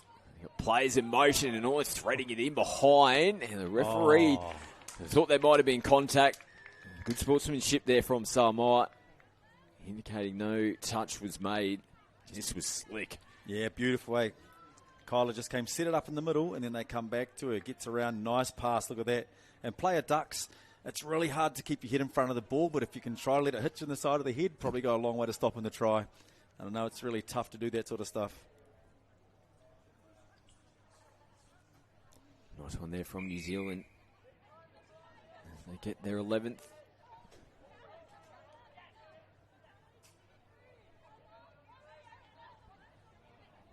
Samoa from the restart. Sienna Robertson gets it down. Robertson has another look, ball out in front. And that was the last touch of the set. And there we go, really nice fast turnaround break, put them straight on the back foot. So here, instead of just one coming, I'd love to see them running a shoot D pattern. They've got them on the back foot here, they're going to roll down the field, give New Zealand front football. And the defence still not stepping up at the moment.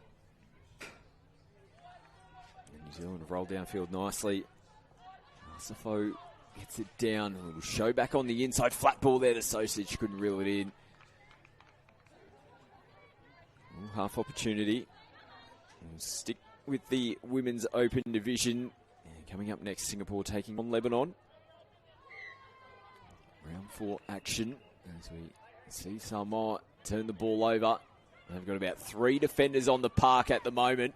As New Zealand send it across straight away, Sausage almost had too much time on her hands in the end. It's good work by the winger to not bite, eh? You know, she bites, forces the try. It was way to hold. I think they're still missing one. Yeah, there's 5.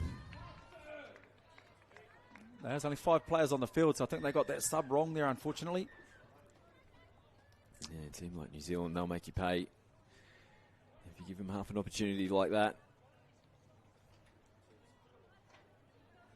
Here's Hadfield heavily involved yet again. Just a simple ball back on the inside. But look at the effort, eh? Diving players made everywhere to try and make it work. It's awesome. You can't deny the effort at this level, mate. Regardless of the score, regardless of the team you're playing against, everyone's putting it all on the line.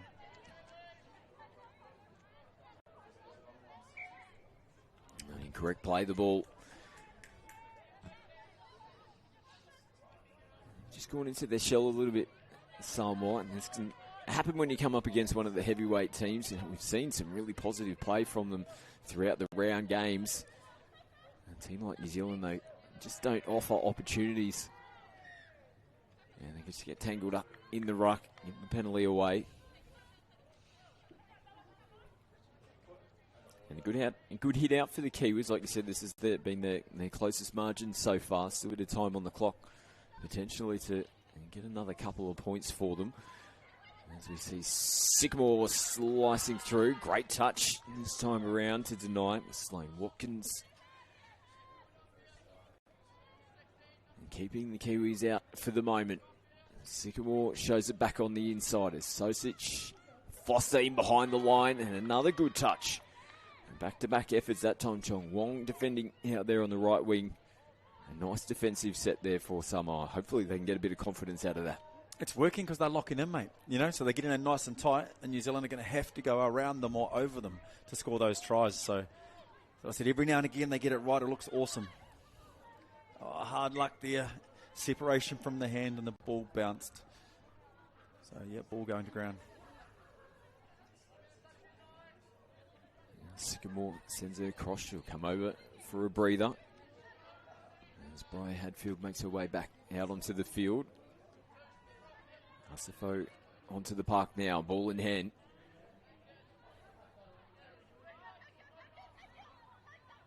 Sends the ball out early.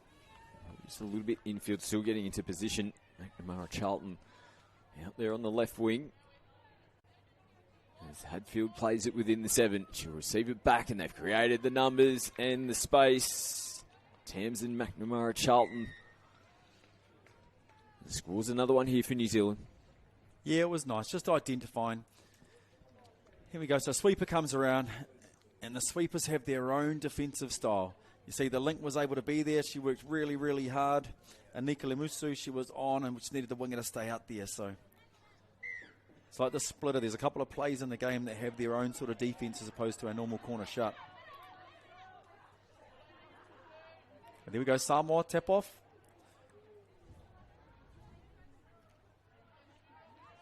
There we go. They're at the line at the moment, and they're just a little bit flat. Yeah, nice to see the link far side get a bit of depth again. Just well rounded up. New Zealand here on touch 1. I mentioned multiple times just how good they've been coming out of their end of the field. And when we start to get towards these Trans-Tasman matches tomorrow, that's just going to be a really crucial part when they take on Australia. Being able to get that ball forward. It's going to be a physical game. New Zealand look like they'll be a good showing tomorrow against the Aussies. As Sycamore in behind and nicely taken and planted down in the corner. And Bella Lister gets it down. Mate, that was beautiful. Charlie Foster all the way. Watch this. She wiggles on the first one, gets him behind on the fourth, wiggles at that one there. She wiggled, got him behind on that one, and then slams this one. Nearly gets 2 in the touch. Like, that's just magical. And that's role responsibility, man. Sets the scoopers up, draws them in. Like, that's her all the way. That was, yeah, wonderful play by Charlie.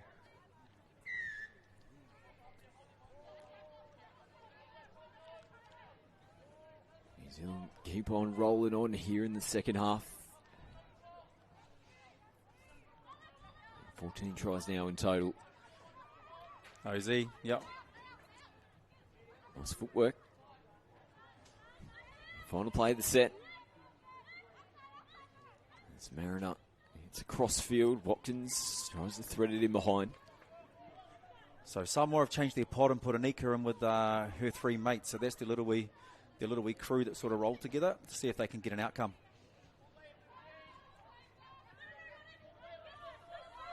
New Zealand truck it down this right sideline yet again. As Blair plays it over the halfway line. Gives to Farhay. Nice clean play the ball again. They come back to her now. She's got no one in front. This good scramble defence. Ioane almost got across there. And Watkins makes another big effort. Just not giving up on the play. That shows pride in the jersey right there. Championship moments, man. When they go back to their own age division, you know, that's the stuff that really matters and sets them apart from everybody else. It's why they're here getting their reps in. They're lucky they get to go back and sort of battle as well in those age grades when they get home. And they get the penalty now as well. And plays offside from New Zealand. It's well worked. I'm just watching down here in the back of the NZ box, and Peter Walters, Shane Edwards talking about a few plays and things going on. Hey, it's relentless with Walters. Hey, I love it. It's beautiful. Never stops the mind of touch. Good opportunity here in this set. Samoan looking to get their first try of the game. They've had a couple of sets down this end here in the later stages of the second half. Just over 5 to go. Ball out in front. New Zealand falls into that lap. They look to get going straight away. A bit of confusion there, but they get back going now. Just run down the sideline from Garrett. Sausage follows suit, brings them back through the middle. There's now Sycamore offloads Foster. Nice early ball, just dipping away a little bit. Dow did a good job to reel it in. Sycamore picks up. It's long, goes out in front. And referees give it the all clear. One of those ones that came out of the hands backwards. Looked like it did travel forward. But it comes up with more points here for New Zealand.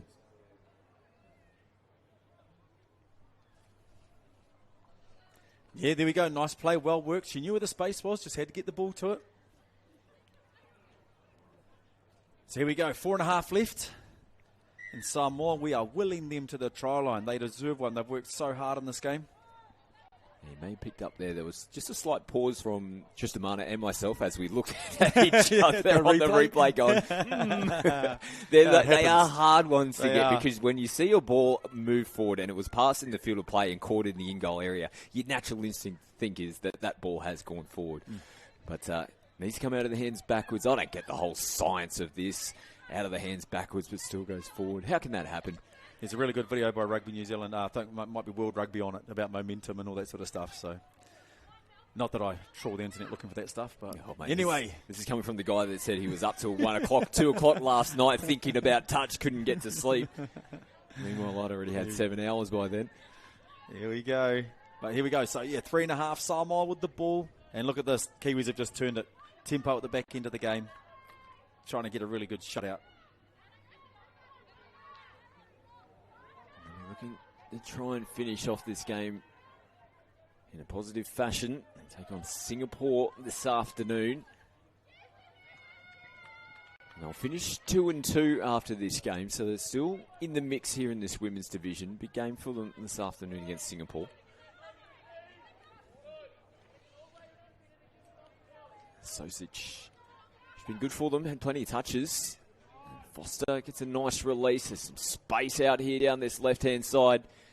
And open pastures for New Zealand yet again. And McNamara Charlton crossing for another try. So in this women's division, go straight to semis? Because it's a full round robin, is that right? Yeah, we'll check the schedule in the background. Because it'll be the battle for third and fourth, then you'll be thinking in the full round robin throughout the division. And Samoa absolutely in that conversation. Yep. Straight to semi-finals. So, yeah, top 4 teams will progress through just the one pool for the Women's Open. So, every team plays each other once. Awesome. Top 4 go through. We'll see playoff matches in the remaining games. So, 5th versus 6th, for example, 6v7. So, still plenty to play for. Samoa. They made the quarterfinals at the 2024 World Cup. Looking to get themselves in a semi-final here at the Asia Pacific Open Touch Cup. Now they turn it against the grain. Nice footwork, bit of space to work with. Beautiful ball out of the hands, left to right from the middle of the field. Little wraparound play. And New Zealand keep their composure. There's a beautiful ball in the middle of the field there. Lucia Cole Almua, who made mention of a little bit earlier on. She's got some great ball skills. New Zealand, though, just relentless, even in the later stages of this game. They just seem to time their passes to perfection. Now, sideline referee has seen something. There's been a bit of contact. That wasn't felt there by Bri Hadfield. She has to come back and play the ball. Down on the deck. And the penalty will come.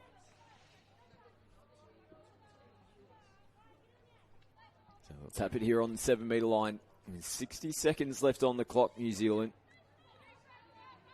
The record will remain now 4 wins without loss. They still have not conceded a try in defence.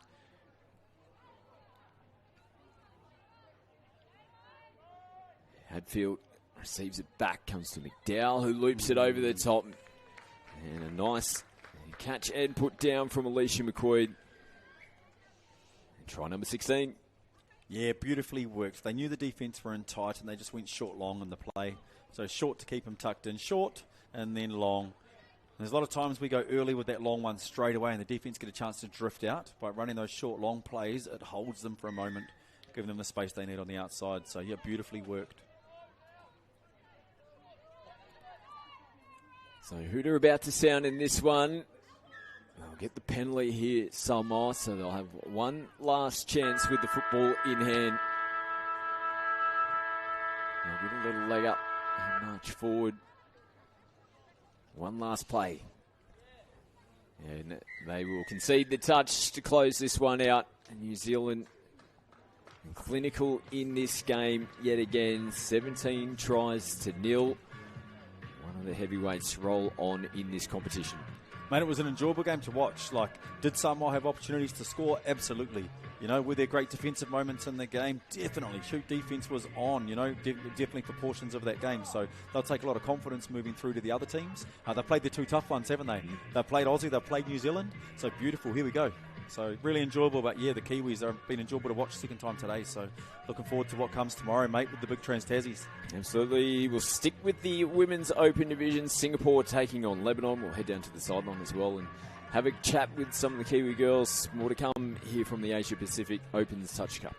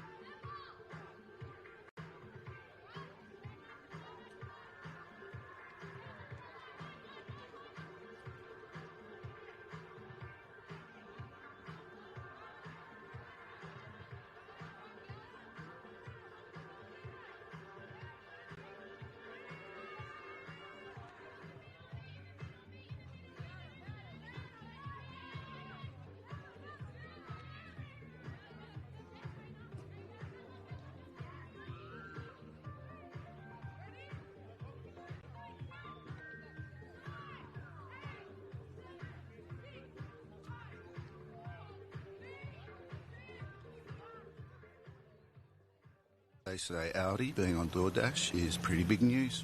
Oh, yeah. Yeah, there's a lot of people talking about it. Why aren't we talking about it? Well, we are talking about it. Talking about what? Audi being on DoorDash. Oh, yeah, I heard that's big news.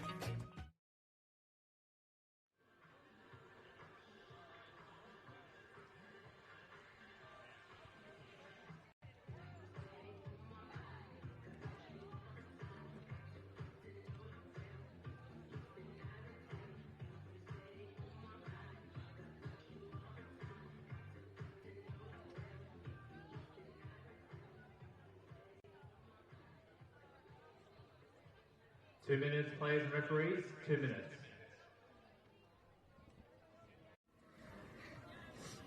Awesome, and here we are back. Meg Sycamore, captain of NZ, mate. How much fun was that game? Oh, it was so cool. So cool to be on the finals field on the live stream, so lots of our whānau can watch at home. And amazing facilities here, like that field's well groomed, so it was awesome to be out there, yeah. Excellent. You girls looking really fit, mate. The campaign build-up preparation's been really good, eh? Yeah, we've had a couple of really great camps. We've all come together and that's always good. We're a relatively new group, so it's been a bit of a building year, but it's having a tournament like this is so good because you can build throughout the games rather than just straight into playing Australia. So very grateful and, yeah, building well. And all roads lead to Anzac tomorrow. We know that we're good at the big first test, you know, Aussie, New Zealand. What are you looking forward to in that one?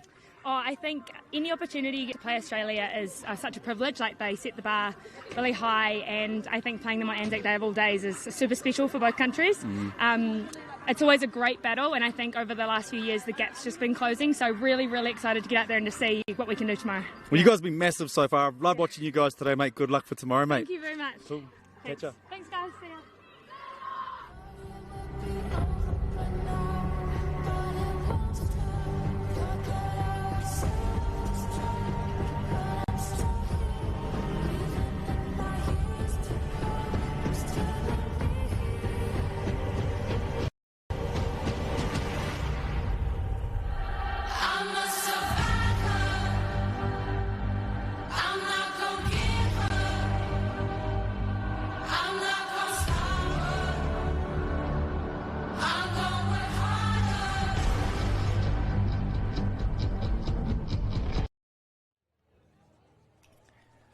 Welcome back to Mudgee for the Asia Pacific Opens Touch Cup for 2026. Singapore taking on Lebanon in our Women's Open Division Round 4 match. It's been a tough start to the tournament for Singapore. They've had to take on the big guns, both Australia and New Zealand.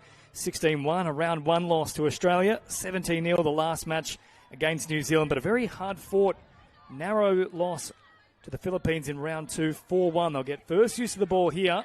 Turning it back on the inside, and straight away they split Lebanon. So there's a good start for Singapore. Straight through the middle they go. It's Francesca G who gets there. As we say, a very good afternoon to Jackson Mills. Thanks, James. And you also mentioned that they've had a tough start against New Zealand and Australia. However, with that comes experience. You get to play against the two best teams in the world. And it just makes things a little bit more clearer when you're playing a team like Lebanon. They may not be as fast or as elite as Australia or New Zealand, but being able to experience what it's like to play against those top teams, you take that energy into the next few games. Certainly Lebanon have been improving, not just in this tournament, but more generally over the past 2 years. Improved toward the back end of that World Cup campaign as now they take off here through Mikhail. Mikhail can't link up with support out wide, but their last match, of course, in this particular tournament, getting their first victory of it, 9-1 over China Taipei. So they're building as well. This should be a good little contest between the two sides. And then an error there, unfortunately, for Singapore will invite Lebanon down the other end. So Mikhail carts it forward up into enemy territory. They look to be miles offside there, Singapore, and they will be pinged for it. Good field position here from Lebanon, getting to start their set inside the defensive zone of Singapore. This will be a good time for Lebanon to showcase what they've got. So now McSweeney, obstinate acting half, finds support. Carla Wiebe is out there as well in 17. She's certainly one to watch. Waiting for her chance to strike now. No touch made initially. Wiebe will take off and then looks to pop a little pass. Well read, though, by Singapore. It was Toribio who came in to make the touch. Dagger then delivers short here for Kuder.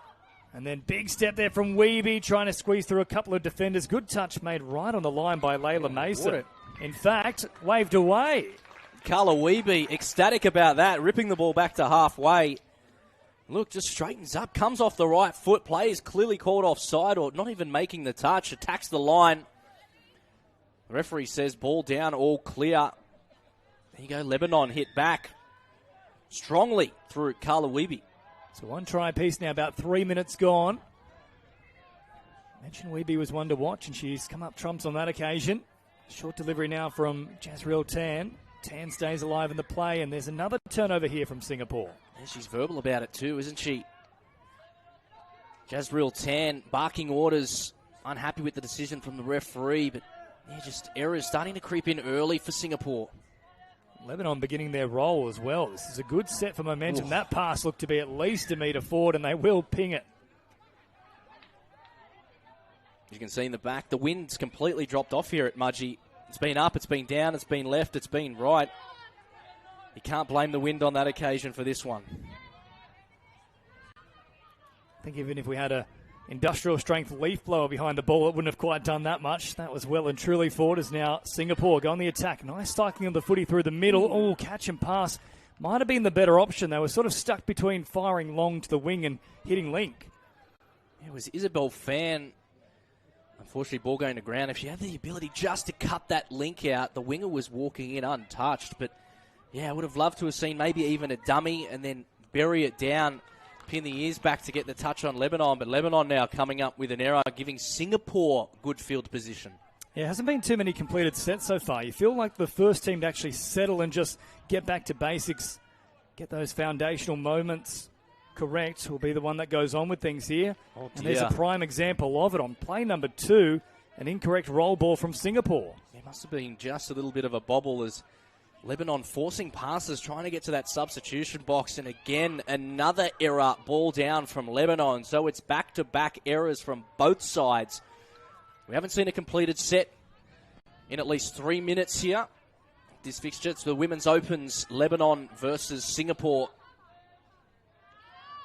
Again, short delivery, little dummy there from G. Plays it just outside the 7. Back to the middle. Oh, Tan had a little bobble once again. That was a nervous moment also. Now arriving is Koo. Koo brings it about 10 metres away. Very flat pass, more than flat. That one is picked off as well. And I think we've gone about 10 sets straight now between the two sides without a completion. Yeah, probably still a little bit of nerves. You're playing for your country in the Asia-Pacific Cup in Mudgee on field number 1 in front of a pretty decent grandstand here. So as long as the nerves start to settle, we're 5 minutes into the first half. Lebanon now with the ball. So McHale looking for support, floats it over the top here for Beckett. Beckett's caught, but at least they've got through a set there, Lebanon, and they can bury it down the other end of the field, so force Singapore to work it away from their own end. Tell you what, I'm loving Jazreel Tan early on from Singapore. The number 3, she seems extremely competitive. You could see when Singapore created an error or dropped the ball, she was very vocal at her teammates. And again, shutting down on the defence there. Jazreel Tan defending in the right-hand link with Singapore back on the attack. Now finding Alexis Tan, but unfortunately she couldn't get on the outside of Beckett, who stood tall, made the touch defensively, and after 6 minutes here, still locked up at 1 apiece. Both teams just beginning to settle a touch. It's been a nervy opening. As they come out to this right-hand side, good meters now for Lebanon. Up towards halfway they go. They'll cross that threshold. Nice subset as well. They all come sweeping on in one swift motion. And watch out Singapore, because Weeby is back out there once again. Dagger drops it down. Weeby then back to Dagger. Shuffling across is Kudair.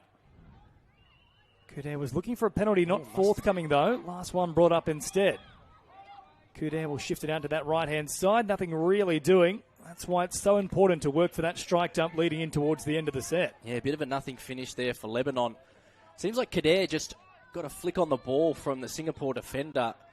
Unfortunately, it was 4th leading into 5th, so they had a very stagnant 5th touch. But Singapore now with a good roll on into Lebanon's territory now through Tan.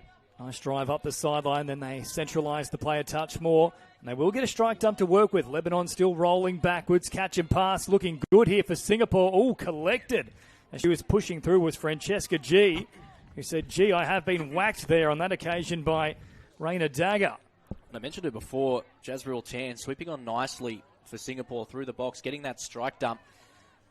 But again, with that good forward momentum from Singapore, Lebanon doing really well to collapse on that defensive edge because they had the numbers. Singapore unfortunately couldn't convert. But now Lebanon through Kudair into their attacking territory. Now Weeby as well takes off down the sideline. Once again, there's going to be a turnover here, unfortunately, for Weeby. So Singapore let off the hook. Yep, marched another 10 metres for throwing the ball away. Now Singapore looking to go coast to coast out to this right-hand side. Looking for those reinforcements, and that will certainly help their cause. A fresh set, now about 15 shy of the halfway line. Little draw and pass, and then more metres down the sideline. That's good play from Singapore. They hit the ball at speed, and there's another 10 for good measure. They went a little bit too quickly, though, with the roll ball. Never really stable on the feet.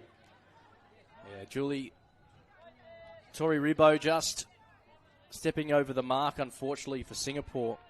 Good line speed in the defensive set, and another error. There's been so many errors inside the first 10 minutes here in this game. Both Lebanon and Singapore probably completing at less than 40%, I'd say, James. I think you've been quite generous there. I was going to say it's a tough time for statisticians. Maybe around 20% would be my guess at this point.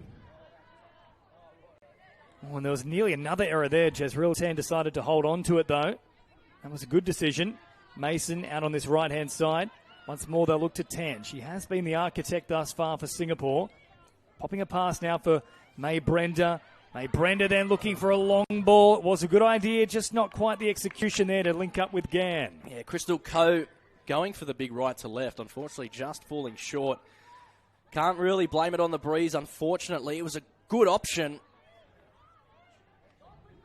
The opportunity was there for Singapore. Unfortunately, ball just creeping a little bit forward, but Lebanon haven't been able to complete a set in the last 2 minutes, and it's a good start. He's There's up a the wing. great carry.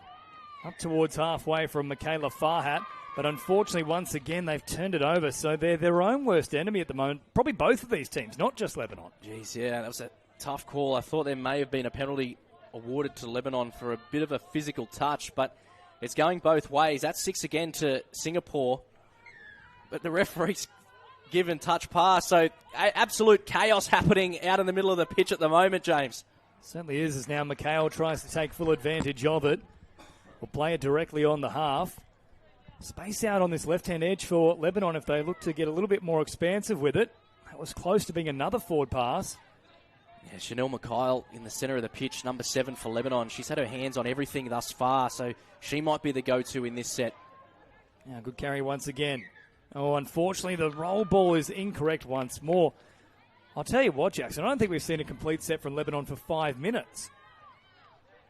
Yeah, Singapore might have had a couple. The coaches aren't too happy. You can see them at the top of screen, extremely vocal at some of the players. The one thing you need is to maintain possession, particularly at this level, and against a good side like Singapore as well, as they stream through now. Another chance to go on the attack here with G. G looking for support, finds the ball back on the inside. Last one brought up now for Singapore. So waiting and acting half is Harley. Harley then looking to pop a ball out to this right-hand side. Unfortunately, though, for McSweeney, she couldn't help herself. Plays at the ball when she really didn't need to, and that's a whole nother set as a result. We can see they're putting in Jazril Tan for Singapore, as well as a 13 with ball in hand. Isabel Fan, 2 dominant attacking players for this Singapore lineup. Fan backpedaling. Met there by Mikhail, and now once again a chance to link up out wide. Well, often Singapore have opted for that direct option to the wing as opposed to going through the hands, and I think each and every situation they would have been better served by using the link. Yeah, you're 100% right. They just need to go a little bit straighter on. You can see they're running a little bit laterally, Singapore, in that attacking set. But now Lebanon with a good drive through the centre here. I had question marks about Francesca G being offside there. I think that's why Lebanon ran directly at her. She must have just got back in time. You got to look at the positives, though, James. Lebanon actually completed a set on that occasion. So you got to find the small things. So next job for Lebanon, that's all they needed to do was complete one set. So maybe that puts them back on track. But with the ball is Singapore. It's a little in there for the Lebanese team. Now the dummy comes out from Wilford. Wilford then finding Tan on the follow-up. Last one brought up into the arms of Lau. It goes. Oh, Lau popping a pass out wide. McSweeney made a good read. Did get a touch on it in the process, though, so another set to work with here for Singapore. So Lee Chen En with a really good effort to maintain possession after the touch from Lebanon. Would have resulted in a fresh set regardless, but she looks quick on her feet, doesn't she, Jada Lau? And she's once again Lau going at them directly. That was a brave dive at the line. Yeah. Big contact as well. Absolutely crunched over the top by Naomi Kader coming across onto the much smaller body of Jada Lau. As we look at this, look at that knees and everything. Lau putting the body on the line. Well, this is an interesting call too from the referee. Now, he suggested there was contact with the head. He's actually sent her from the field for an assessment now. We could see that there on the replay. I don't think there was any contact with the head. I think it was contact with everything else. Knees, arms, elbows. They're tough athletes, though, these touchies. Now, short side right here from Singapore. Little juggle, well maintained, though, by G. Back to the 7-metre mark she goes now. So, evenly poised this battle. Probably haven't seen the best of either side as of yet, though. Last one brought up. And unfortunately, there's another error, this time forward out of acting half. So, Lebanon looking to march upfield. They've only had one completed set in probably their last 10. Well, Weeby then met with a very strong push. That could have easily been pinged. Only 6 minutes till half time. I still don't think we've seen either team really settle. Maybe Singapore a touch more than Lebanon. Oh, Weeby then dropping the shoulder as she marched forward, and she'll actually come away with the penalty. Yeah. I think the referees are going to have a little bit of a talk, but yeah, they're going to actually flip the decision and claim that there was an elbow thrown from the attacking player, be it Carla Weeby. I thought it was a fair bump play on. She managed to make a little bit of a break, a right foot step. We know how deadly she is out there, as you can see in the replay. Big right foot step in, then leans into contact. I don't think there's anything wrong with that at all. As you mentioned, I reckon it was fair bump play on. But now Singapore back on the attack. So Singapore cutting it forward here with Koo. Koo then links up with Tan. Back to Koo once again. Just outside the 7. Another sloppy roll ball. This time let go. Floating a pass over the top. In the end, that was a very important play at the ball from Emma Tuma. She was beaten otherwise. Yeah, it was real Tan throwing it over the top and just managing to get a finger to it, wasn't it? Just got the fingertips to it. Yeah, she was marching over, wasn't she? Untouched. Lee Chan-en. And played out once again there for mine from Lebanon, although the call is going to favour the Lebanese, so they've got away with that one. And it comes back to the work from Tuma to deny what looked to be a certain try building on that right-hand edge. So still locked up at 1 apiece. Less than 5 to go in the first half. Oh, that's definitely not where the mark was, but Lebanon capitalised on it. We mentioned great metres from McHale. Through the middle and then scooped up here by Elba, who hasn't seen a great deal of the footy. Unfortunately, McHale wasn't ready for it. She'd just come off a big run. Was looking to get back in position. And another turnover here from Lebanon. It's a dire completion rate. Singapore have improved theirs. They still can't seem to break down this Lebanese side. Yeah, Lebanon have got the likes of Mikhail, Kader and Weeby. We've seen them dominate early on, but there hasn't been a strike dump into the attacking line from Lebanon for a good 7 to 10 minutes. So we need to see those ladies come out of dummy half. Oh, Lau with a lovely bit of play there. A jinking effort, weaving around defenders and digging deep into the line before popping a pass. That's lovely to see from Lau. She's obviously passed the HIA. That was a very quick one, wasn't it? Back into the action. Another set to work with here for Singapore. You have to imagine the pressure has to tell here at some point. They've had set after set up against this Lebanese line. Lau drops it down now, gets it back nice and quick. Good read from Beckett.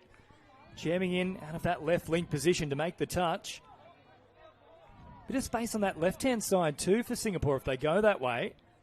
Lau hops in at acting half. Short release once again, but it's all through the centre at the moment. Wow. In fact, it'll work a treat. It's Alicia Tan who carves them up right up Main Street. They all had eyes for Lau. It never quite got there, though. It was a great setup from Lau. Dishing it quickly. Beautiful service from dummy half. Look at the evasiveness from the Singapore attack. Alicia Tan showing her abilities. In Singapore, 2 tries, Lebanon 1.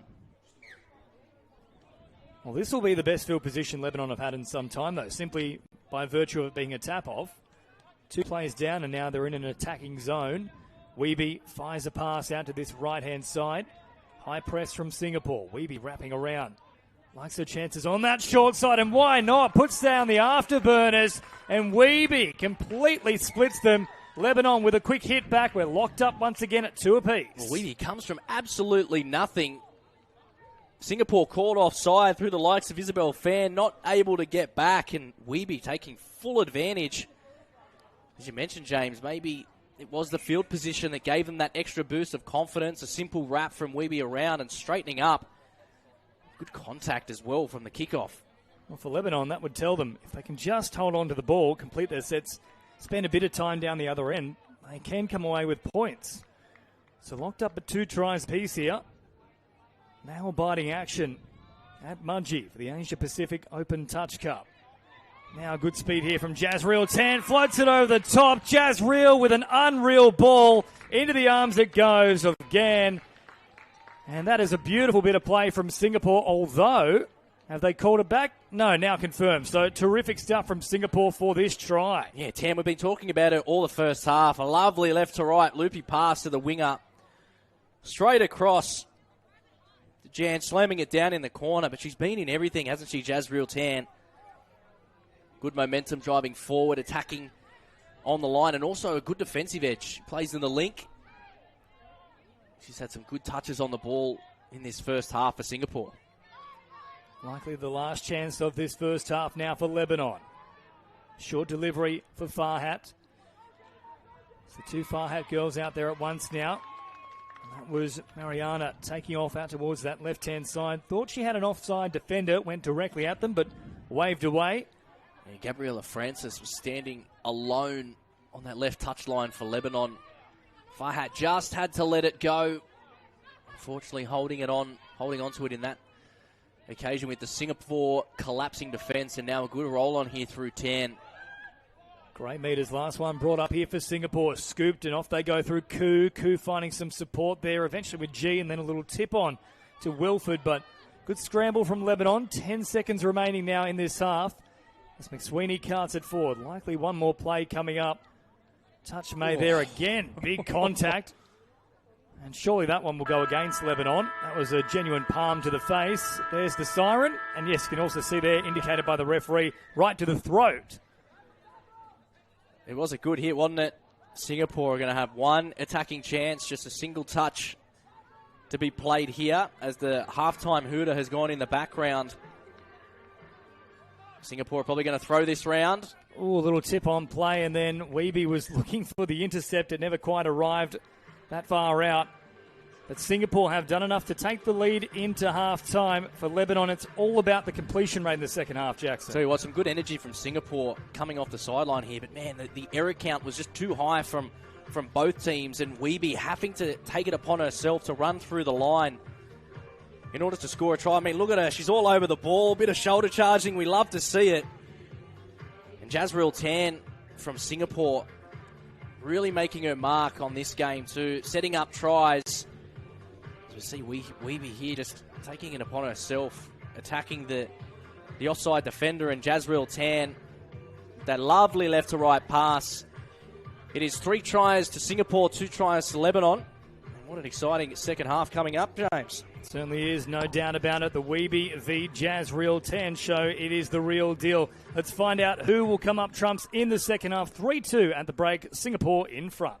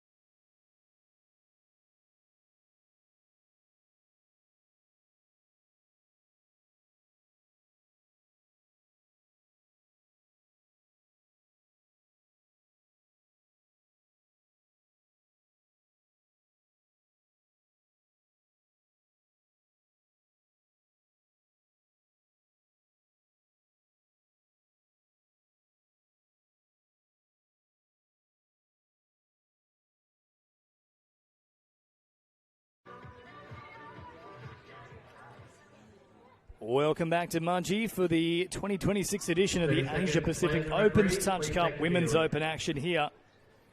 Singapore in control, 3 tries to 2.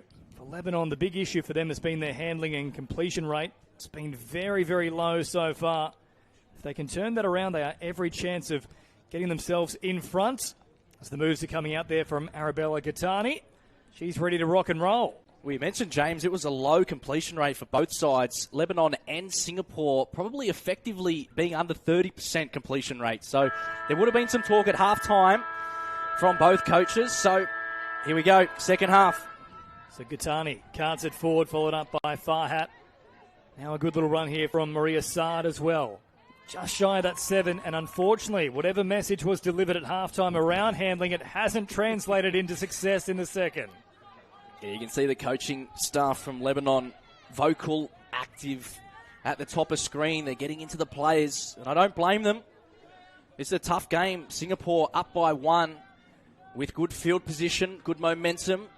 5th and last touch now through Real, and they've got some numbers. Ooh, Mason then looks to link up once again. Played at by Farhat. Ball hits the deck. They will get another set here now, Singapore. So a golden opportunity to increase that margin. They haven't led by 2 at any point outside of the opening couple of tries. Since that point in time, Lebanon have got themselves well and truly in the contest. Mason then met with a very strong touch by Saad.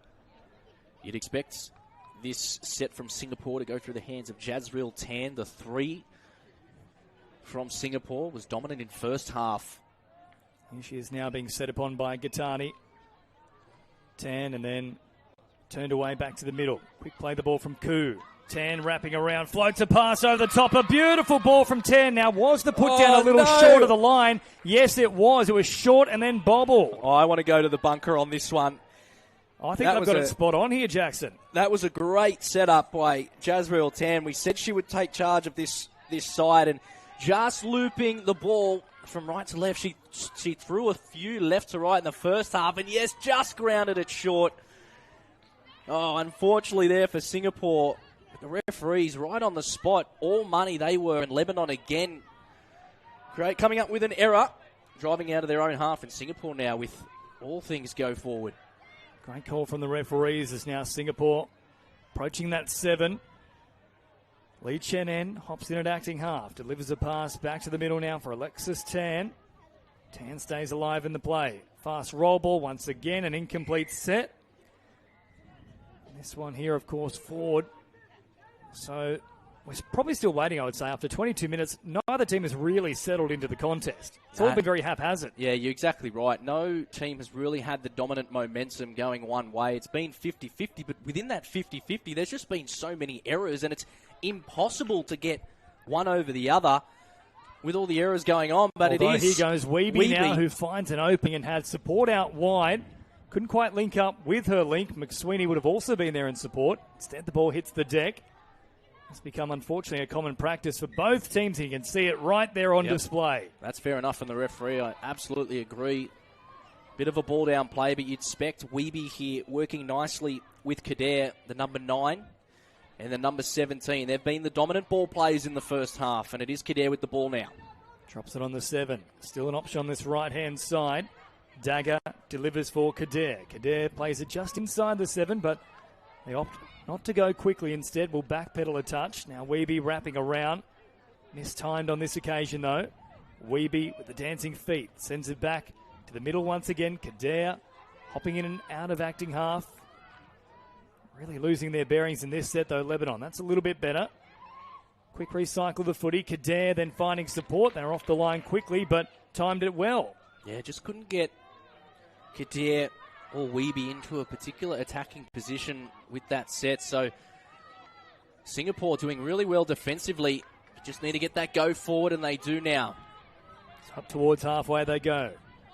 Back into the action is Lee Chen En, who has been impressive for Singapore so far. Won't use her on this occasion. Instead, it's Fan who carts it forward, and now more meters on offer for Singapore. They try and get around the outside of Dagger, but Dagger made a good touch, and there is the turnover. So about 4 minutes gone in the second half. No change to the halftime scoreline. 3-2, Singapore still in front. Lebanon's big issue still is the completion rate. That looked to be forward as well. let go on this occasion, and then that one was also a bit of an awkward roll ball. So they haven't really learnt Lebanon at this point. Farhat then carries it forward, and there's another turnover. So you could probably count it on one hand, the amount of completed sets since probably the 5th minute of this match. Yeah, this is a new one too. This is 7 on the field. So touch football, it's obviously 6-on-6. It happens quite frequently during the substitution box when there's so many players coming on and coming off at once. But unfortunately, the referee's keeping a close eye on the Lebanese interchange, and unfortunately just getting 7 on a field on that occasion. G followed up by Fan. Good meters here. Fan back through the middle. Touch made just in time from Farhat, but called offside. So 4-2 the score. Lovely work through the middle. Isabel Fan will capitalise, and Singapore have another on the board. Great go forward by Isabel Fan. Look at her drag the defensive middle left, and just inside.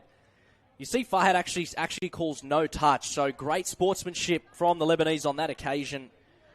Really well done, but Tan throwing it inside pass while taking the defensive left. Great setup and great execution there by Singapore. It's now 4 tries to Singapore and 2 to Lebanon. It's been in terrific touch, Jazreel Tan. This is a better set now, though, from Lebanon, driving strongly.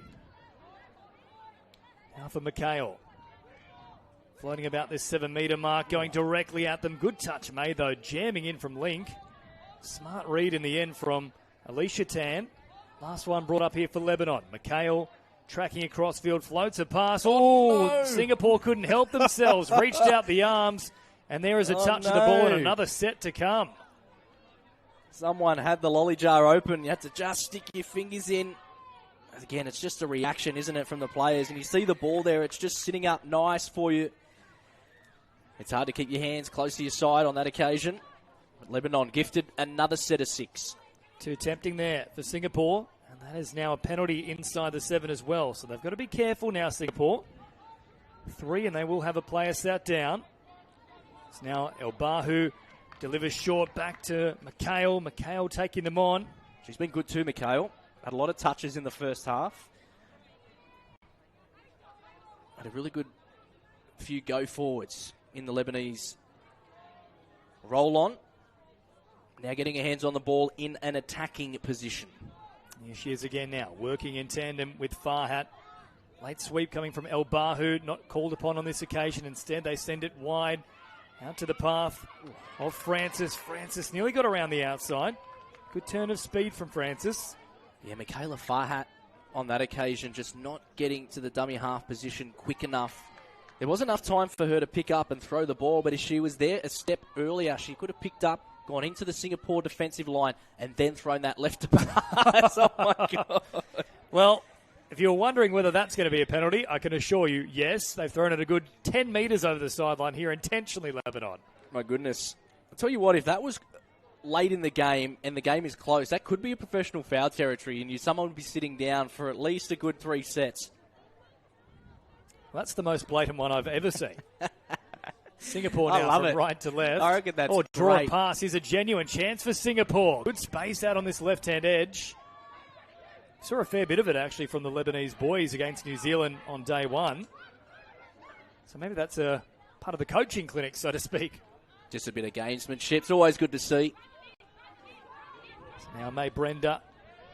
Short delivery out of acting half, and then good meters from Alexis Tan. Fast play the ball as well. Jazreel Tan was looking to take off. Got the penalty instead, though. Now, this set is really crucial for Singapore. They can go up by 3 tries here against Lebanon. A good attacking side. They do have their star player on, Jazreel Tan, holding her player back. Quite literally directing her. Tan still alive in the play. Short delivery back to Tan. Well read from Lebanon. So back to the 7 they go once again. Because as a player, 4-2 down, you know 1 try you're back in it. 5-2 down, things change quite significantly. Jazreel Tan, she'd be well aware of that fact. Looking to put all the pressure on Lebanon here. Another try would do exactly that. Jazreel Tan scheming, waiting for the chance to strike. Scooped it up now. Alexis Tan off her hip. Sends it out to this left-hand side. A little stutter step. Well met there by Beckett, who gets the touch right on the line. 1 more to see off now for Lebanon. They've done a good job defensively in this set. Alexis Tan still there in the middle, set upon very quickly. Great read from El Bahu, who came rushing out off the line and makes the touch. There's the turnover. As we see the replay, it was a great touch from Lebanon right on the line. Singapore were in for all money, and it was a great collapsing defence. But Lebanon now, they've got a little bit of spring in their step through Michaela Farhat. Now back on the attack into Singapore's defensive zone. Now short delivery there from Francis, and then really driving forward. They nearly split them. It was Maria Sard who was driving towards the try line. Great touch by Jada Lau as well. Eventually turned away. Short delivery once more, this time for Gattani. Gattani trying to find a very, very narrow opening, but denied on that occasion. There's the turnover. So Singapore still have that 2-try buffer. We've only seen the 1 try since the resumption of play.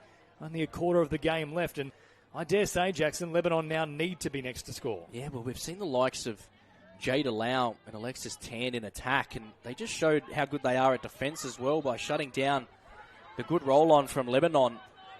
But here they go, Singapore now through May Brenda, a dummy half, but again, just not being able to complete. But the referee actually awards Singapore a penalty for offside. A lucky escape there for Alicia Tan. And now works it about 15 metres into enemy territory. Good carry here from Tan once again. They'll have at least 3 plays on the 7. Chance for a couple of strike dumps.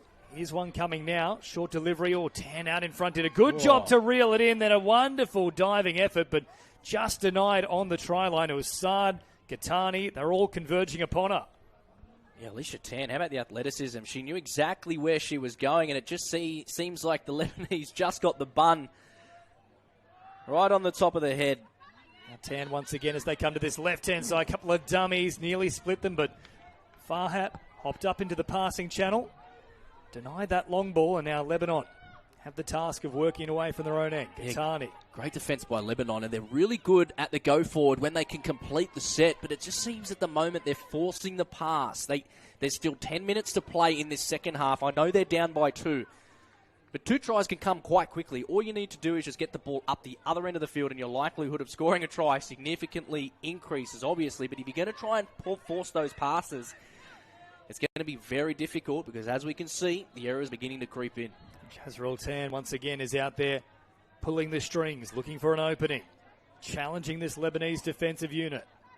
Plays it now. Back to Jazreel Tan. They're looking likely on that right-hand edge, but Tan doesn't pull the trigger.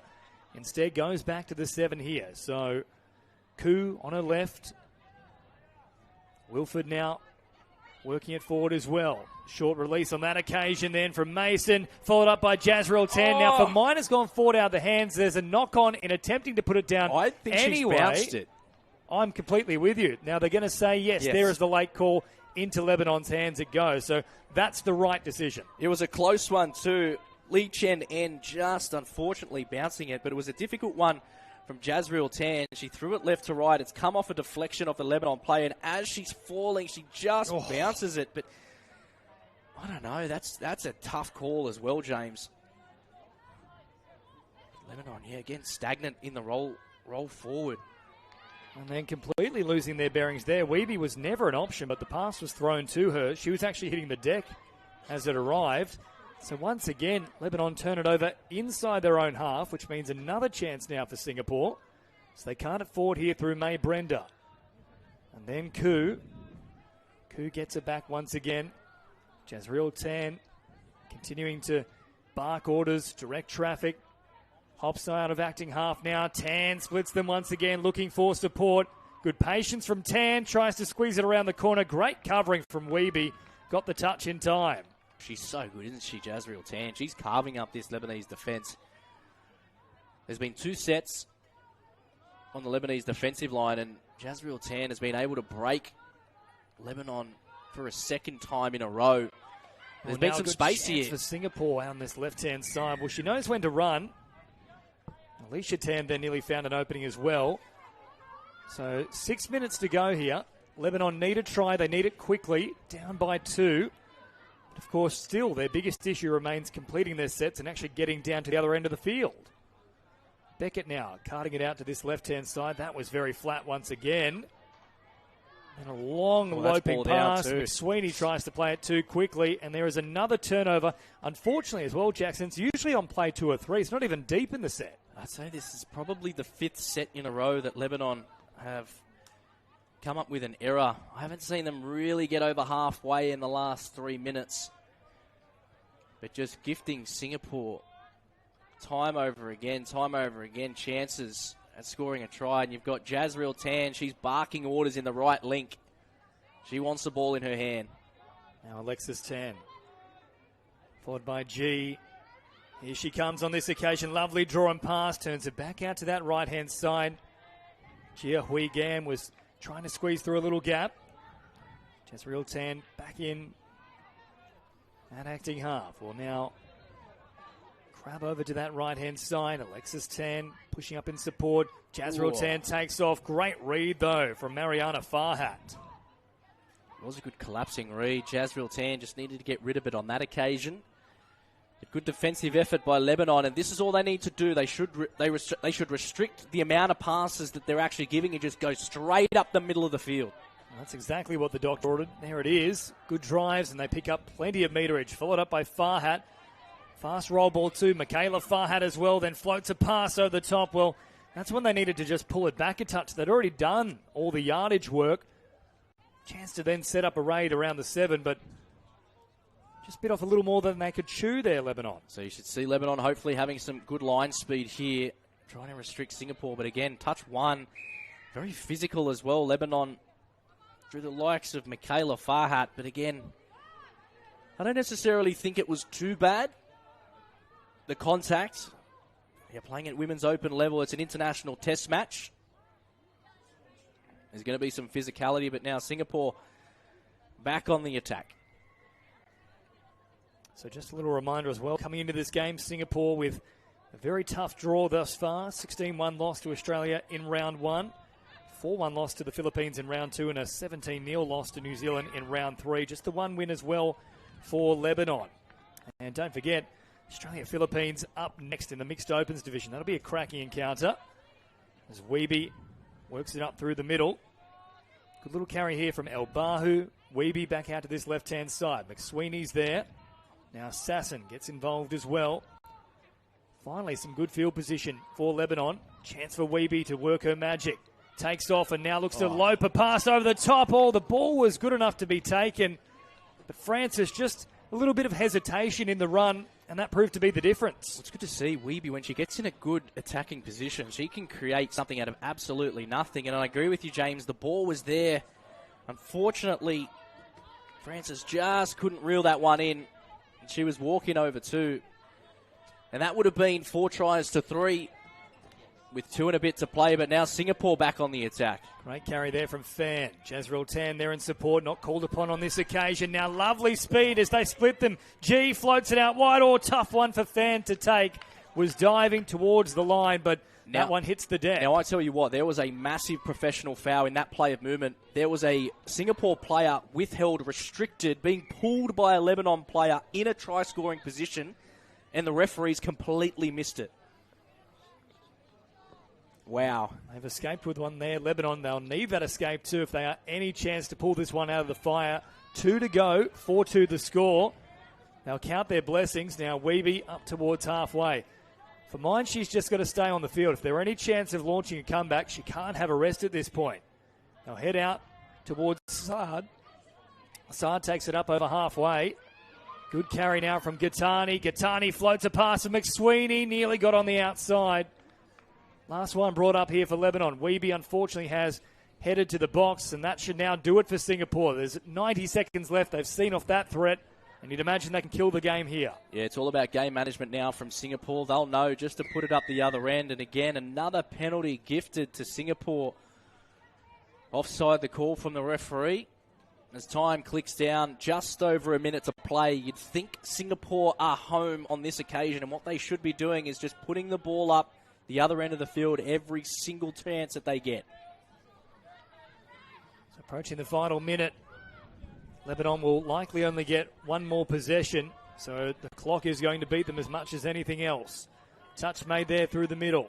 Quick release once again. This time for Mason. Mason straightening. Found a pass. Beckett stepped up into the channel. Slapped it down. But the initial indiscretion was touch pass. There's the turnover. So last chance saloon now for Lebanon. It'll only be a consolation try if they can get another one on the board. Singapore have earned their victory. Quite frankly, Lebanon probably don't deserve to get the win here based on the completions. Up towards halfway they go now, though. And they have held on to the ball. They have looked sharp. McHale carting it forward. Met there by Mason. McHale once again. Meters on offer. Fast play the ball. Good chance now. Dagger looking to strike through the centre. Couldn't find support. McHale had tucked back underneath. And that is how it'll all play out here for Lebanon. So they'll be stranded on 2 tries. One final play to come here for Singapore. But they have earned their victory, Jackson. Yeah, you're right. As Singapore take it in for the last touch, that will conclude this fixture. It was a bit up and down, that one, James. A lot of errors at the start of the first half, leading in to the second as well. But Singapore just managing to scrape away with a 4-2 victory over Lebanon. And how about some of the highlights here from the likes of Weeby? Carla Weeby, she was over everything, as was Jazreel Tan and Alicia Tan as well. Look at Weeby just weaving her way through. She's so strong. Unfortunately, that second half, they just couldn't get her in a position where she could really dominate that attacking spot. But speaking of those that dominating, Jazreel Tan was an absolute standout for Singapore. And I'm excited to say, don't go anywhere, because it is Australia versus the Philippines in the mixed open coming up. But full time in this women's open draw. Singapore prevail over Lebanon. 4 tries to 2, a quick break, and then, of course, that big blockbuster in the mixed opens division up next on Bar TV and YouTube.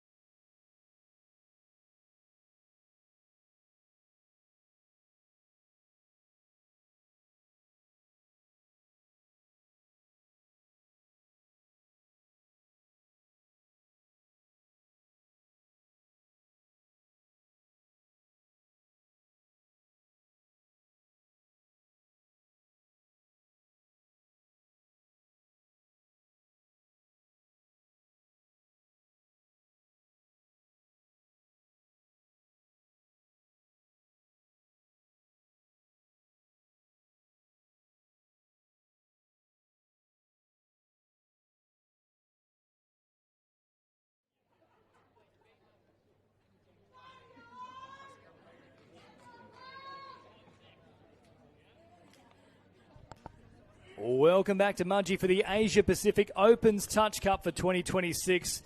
This should be scintillating action here. It's all smiles from the Philippines. They can't wait to get underway themselves. Mixed Opens, Australia, the big guns, up against the emerging Philippine side. Of course, a very impressive performance in that under-20s competition just over 12 months ago. And they'll get first use of the ball here, so we're expecting big stuff from the Philippines. James Preston and Jackson Mills with you. On the attack early here, the Philippines catch and pass is beautiful. So good signs early on between the likes of Richter and Fish, but that ball hitting the deck overall. Yeah, it's a great start from the Philippines already. You can see how up and about they are. They're going to be extremely vocal, extremely physical in this battle against Australia. The world number ones, the world champions. But the Philippines, again, they were strong coming through the youth contingent in 2023, even beating New Zealand during a Trans-Tasman Invitational. But now Australia back on the attack, the world champions. Let's see what they bring to this one. Look at the speed there as well. Up over halfway they go. Now back into the path of Drew Price, and then all looking to link up. Now they're going to suggest they didn't play it. It was certainly in the passing channel, but I don't think there was an intentional play at it with the hand. But we've seen those go either way. And it was brother to brother, Drew Price to James Price. Bit of backyard footy between the two. And this is Drew Price. It's actually Drew Price's first time representing Australia at this tournament, so congratulations to him. He's been through all of the training camps for the past 2 years, so it's exciting that he gets his opportunity today. Not the only player that is stepping up to this level as well. Logan Tui, very young, but massive raps on him. Kieran Hughes as well, who a few years ago, you might remember, wasn't actually initially selected in, I believe it might have been the under-20 State of Origin side, but was a late call-up and then dominated at that level. And that's a tough call for the Philippines. Australia actually putting the ball down, but the referee signalling offside to the Philippines. So Australia now gifted good field position through the likes of Wilson and Zane Cox. Here is Cox now. Wilson Groth hopping in and acting half, and now carting it forward. Back towards Cox. Plays it on the 7. Groth, little flick pass. Back to Cox, looking to pull the trigger. Threatened, didn't do it.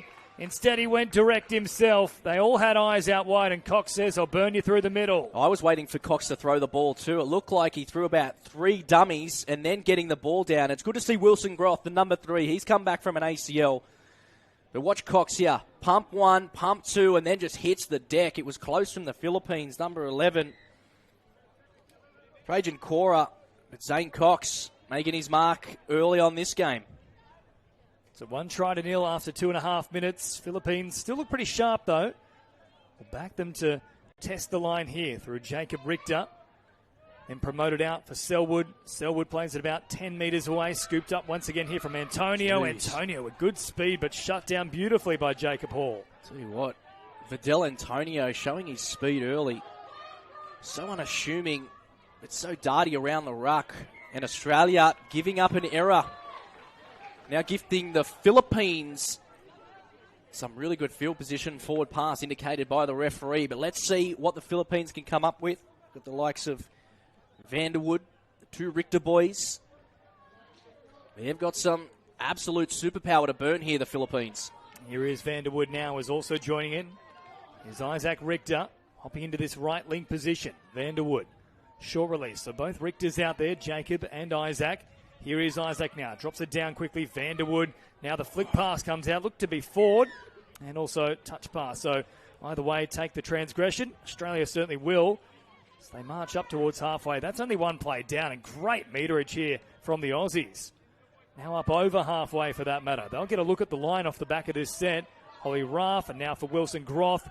Carting it forward with a frightening speed here. Picked up and then thrown over the top. A bullet pass into the arms of Halliwell Quinn, but great coverage from the Philippines. Really good cover defence by the Philippines. The speed and power of Australia going through the front door. But again, the Philippines just coming up with an error, unfortunately, and you can't be gifting Australia this good a field position, particularly with the firepower of Zane Cox, Wilson Groth. We've already seen this pod dominate early on. They put the one on the board through Zane Cox with ball in hand now. Cox now throwing long, lovely ball over the top. Bit of a tough one to take in the end. It dipped savagely, so not much Kate Hammond could do about it. Yeah, the Philippines in general, they're bending, not breaking, which is a good sign. Well, Katie Hammond, she's actually carrying an injury in her finger. She dislocated it in the warm-up in a game that she wasn't even playing. So She's got some significant bruising on that finger, but she's taped up. She's tough. Now the Philippines floating a pass over the top. Line ball. Play on is the call, though. Last one brought up. Lovely pass into that link hole, but a brilliant read out wide from Halliwell Quinn. She had to jam in, otherwise it was try time for the Philippines. Yeah, great defensive read by Halliwell Quinn, and the substitution box of Australia absolutely applauding that one. It was a good ball, left to right, into the link channel. Philippines absolutely able to reel it in, but now it's with the Australians through the likes of Jacob Hall. Yeah, good meters again here from the Aussies. One-handed scoop was phenomenal there from Hall. Finds a bit of support. Tui stopping on the run. Hall scoops once again. Cuts out Tui. Finds Kieran Hughes. A beautiful finish. But what about the pass right back from the centre? Jacob Hall had his fingerprints all over that set. Yeah, Hawley's known to come out of his left to right channel. And it was a good drive there by Logan Tui. Put up nicely. They didn't panic. They just shifted across. They know Hawley can come out of that left channel. Comes off his left and just puts it on a dime for Kieran Hughes. Look at that. Falling, diving, and scoring tries all in the one movement. And that puts Australia 2 tries up against the Philippines. 6 minutes gone. The Philippines have had their chances, though. Short delivery now. Vanderwood plays it on the 7. Oh, that could have been done for a hard touch, and it will be called now. So a little bit too forceful, that contact. Full set to work with now for the Philippines. Vanderwood with the restart. Sent it out to this left-hand side. Quick touch made there. Philippines still looking for the launching raid. Ooh, I'll tell you what, that's really close from the Philippines. Great service by Vanderwood across to Isaac Richter. Just a sliding touch from Bradley Russell it was. Well, Vanderwood now floats it over the top. Another great read from out wide. Hammond this time making it. Last time it was Halliwell Quinn. They're asking plenty of questions, though, this Philippines team. Short release now for Chadburn. Last one brought up. Vanderwood sends it to the left-hand side. Another good read, however. Claiming the touch was Bowery, and ultimately the referee agrees, but they were very close once again there, the Philippines. Yeah, showing their stuff, the Philippines. They're not shying away from this battle. They're creating opportunities. It's just that 1% final execution and getting the foot in the ruck is the Philippines. So again, gifting Australia some better field position. So they'll start this set 10 metres shy of the halfway line. Vanderwood there to meet on play number 1. Good meters again, though, from Tui getting involved. Scoops here. In fact, now into the action. Here's Bailey Deacon. Deacon still there in support. Groth goes away from him. Quick release out wide. A lovely ball from Wilson Groth into the hands of Kate Hammond, who just, of course, stopped the try, and now she comes down the other end and collects. Well, it's a nice setup by this particular pod with Zane Cox, Bailey Deacon, and Wilson Groth. You see Groth shapes the open side. They use Cox as a decoy, dummies, and comes across and just fires an absolute bullet out to Katie Hammond, doing as best she can with that dislocated finger. And again, Australia increasing the deficit to 3 now. And a turnover from the Philippines certainly won't help the equation. Tui in an acting half, and then short release on that occasion as Ruff took the meters.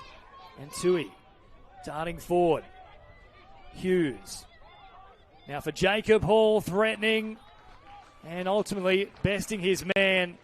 Managed to swerve away from Trajan Cora and made it look very simple in the end, Jacob Hall. Yeah, Trajan Cora just couldn't go with Hawley. Jacob Hall, the 14. This pod doing some damage to the Philippines' defence. Just burning him on the outside. Hawley with speed to burn. Great service again from Kieran Hughes. He's been strong to start this match. So 4 tries to 0.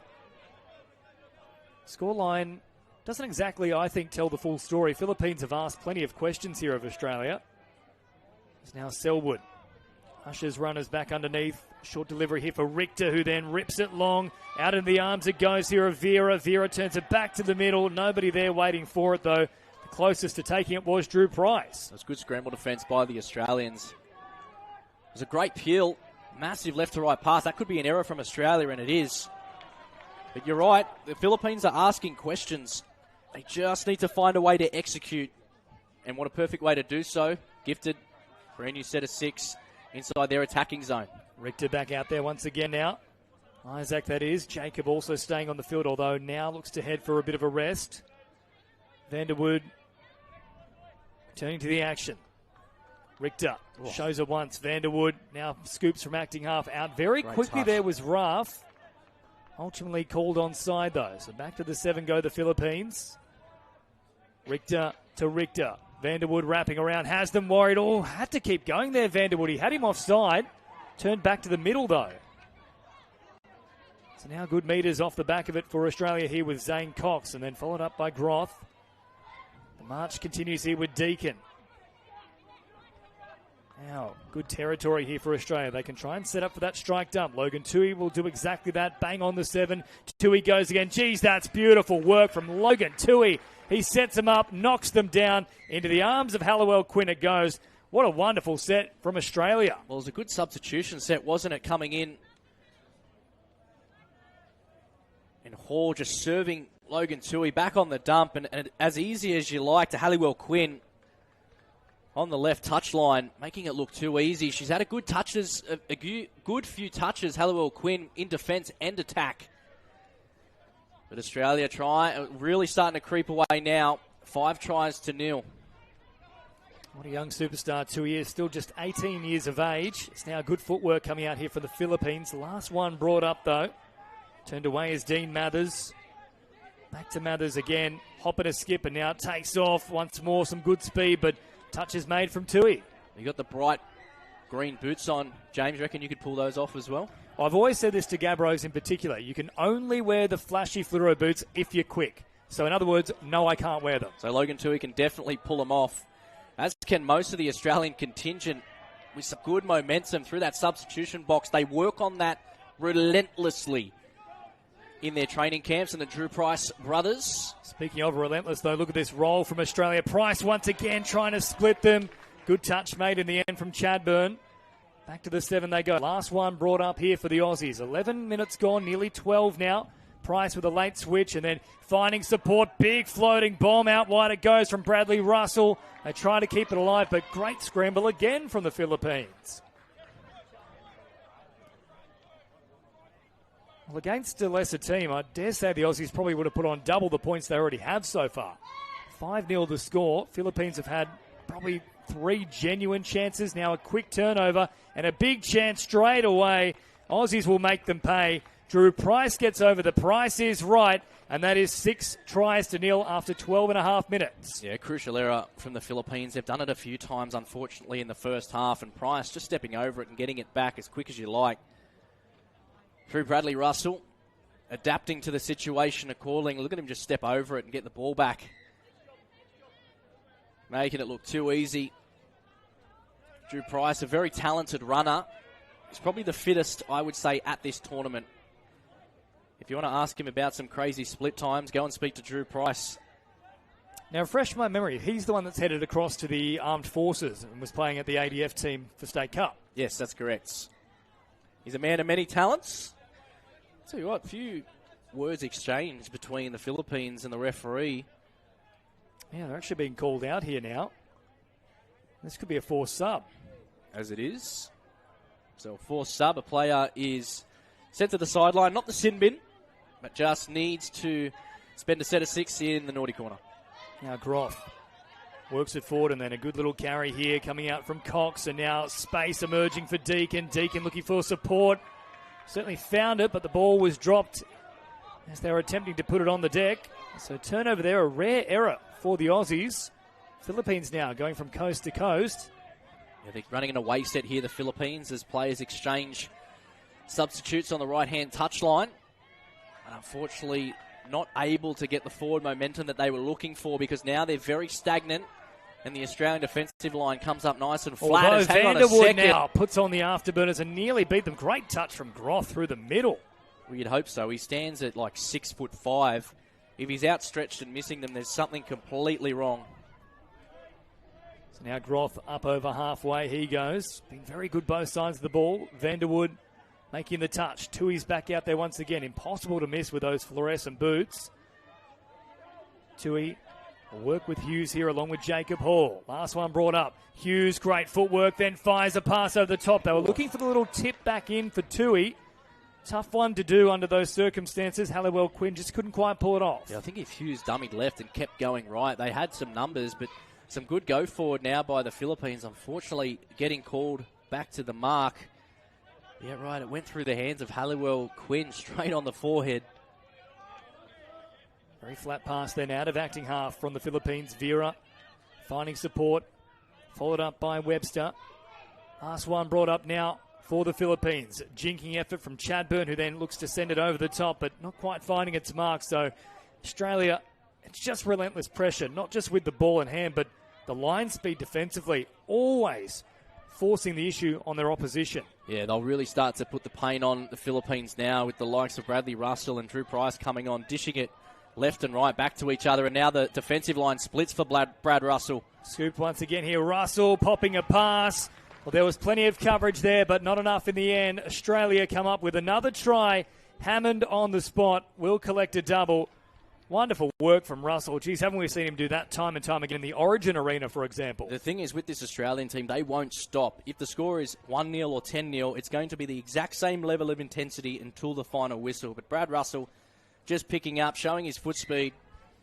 And Katie Hammond doing well to separate from the Philippines defender. And again, a double for Katie Hammond early on in this first half. Now Jacob Richter, good footwork from him. Back paddling just a touch here. Antonio with him. Richter will drop it down. Antonio back to Richter. Now rips a long pass. Chance to pop it back early to the middle, but there was enough pressure there from Australia to deny that pass. Now just flinging it back out to this right-hand side, looking to kill it away from the Aussie box. But again, they're so strong defensively, not just through the middle, but their wings have done a wonderful job so far. Hammond and Halliwell Quinn have really been up to the task. They have. The Philippines, though, are creating opportunities with that massive left-to-right pass. If they can get someone trailing back on the inside of the winger, there is a chance that they can score on the inside. Great carry then from Tui. Links up with Hall. Oh, Kieran Hughes. That was a lovely pass as well. Should have been another try there for Australia. Blink and you miss it kind of situation. Yeah, Keisha Capia was flying through that link hole, and Kieran Hughes just tapping it onto her. Oh, he looks like he may have got a stud to the ankle. You can see him limping back. Yeah, just trying to protect himself now in behind a couple of other defenders. He'll test out the ankle now. Vanderwood carting it forward, running directly at Tui, but Tui's so quick he was able to get back on side in time. Hughes now flinging it to Hall. Wider still it goes for Hammond. Plays it quickly. Tui then simply marching forward, and ultimately that one comes out of the hands there of Holly Ruff. So that'll be a turnover. Good field position for the Philippines. Now for Taramaya Remo. Working at about 10 metres into enemy territory. Richter waiting for his chance. Vanderwood has been impressive so far. Richter once again links up with Taramaya Remo. Vanderwood. Unfortunately, they've turned it over, though. Forward pass. Oh, and he's thrown the ball away, so they'll probably be marched another 10 metres. And again, you don't want to be gifting Australia any meterage here, and it's Brad Russell to tap it. And he's going to be forced subbed here, I think, by the referee. This is going to be the second one in the last 5 minutes. So if it continues, they might be sat down in the sin bin. Well, that was genuinely in the naughty corner there. He was ushered across as if it was a teacher talking to a very, very erratic student. And Vanderwood will indeed have a bit of time out now. So Australia back on the attack with about 90 seconds remaining in this first half. Oh, Capia making it look too easy with those meters. Oh, now Groth with a big jink, then floats it over the top. Geez, that's classy from Groth. Into the arms of Chinese Bowery it goes, who can take a bow. She positioned herself well. But Wilson Groth, wasn't that something to behold? Taramaya Remo just missing Wilson Groth. He just has those long legs and foot speed. But check out the run by Keisha. Manages to gain another 20, 25 metres. Katie Hammond, she's straight at half, and Groth just kicking out. And look at that on the run. Right to left pass, making it look very beautiful. Chinese Bowery. This Australians contingent strutting their stuff against the Philippines. Philippines now stopping on a run just shy of the 7-metre mark. Back into the arms it goes. Floating pass over the top from Chadburn. Well watched, though, from Australia. They take the intercept. So 0 touch. Now that's the first there. Hughes carts it forward. Tui quick roll ball. Again, this relentless roll on from Australia. Lovely pass, although it did come out of the hands forward. I haven't heard the call as of yet, but great awareness from Russell, who went back to a short side when nobody, including the Philippines, was ready for it. I tell you what, that's one of the worst feelings, getting a runaway like that and the referee's blown the whistle, you don't hear it and you're streaming away. But it's Kieran Hughes, Logan Tui. And Brad Russell comes in, he takes the lat charge just forward, so great call by the referee. As Price runs away, burns the extra metres. It was a good first half from both teams. Again, it's 8-0 to Australia, but doesn't really justify kind of what's been occurring. The Philippines have had more than enough opportunities to try and ice at least 2 tries, but chances gone begging. I was going to say the exact same thing, Jackson. They certainly have been testing this Australian line. I think if you were sort of in and out of the kitchen, maybe hopping into the bathroom throughout that first half, and you're looking at snippets of the Philippines play, you're thinking, well, if I didn't know the score, maybe it's only 3 or 4, and the Philippines themselves might have got a couple of tries. But again, not taking anything away from the Australian defence and attack. I mean, you've got the likes of Zane Cox, Bailey Deacon, and Wilson Groth, as you can see on screen, and Groth's had his hands on everything. Continues to go that right to left platform. And Kieran Hughes has had a great start to this game. He's had a few great touches, as has Jacob Hall with a few try assists. And Keisha Capera, she's done well. Absolute meter eater, ranking up those Super Coach points. And you mentioned Logan Tui with those bright green boots that you and me could both not pull off. We're not fast enough. Unfortunately, crucial error there by the Philippines. And Drew Price stepping over it, getting the ball back, an easy as you like try. You don't see those too much anymore, the old quick step over, the quick taps, and allowed to be play on by the referee, so great to see. Certainly don't. So at the end of the first half, Australia well and truly in control, 8-0 over the Philippines in this mixed open clash. A quick break and all the second half action in just a moment. Today, Audi being on DoorDash is pretty big news. Oh, yeah. Yeah, there's a lot of people talking about it. Why aren't we talking about it? Well, we are talking about it.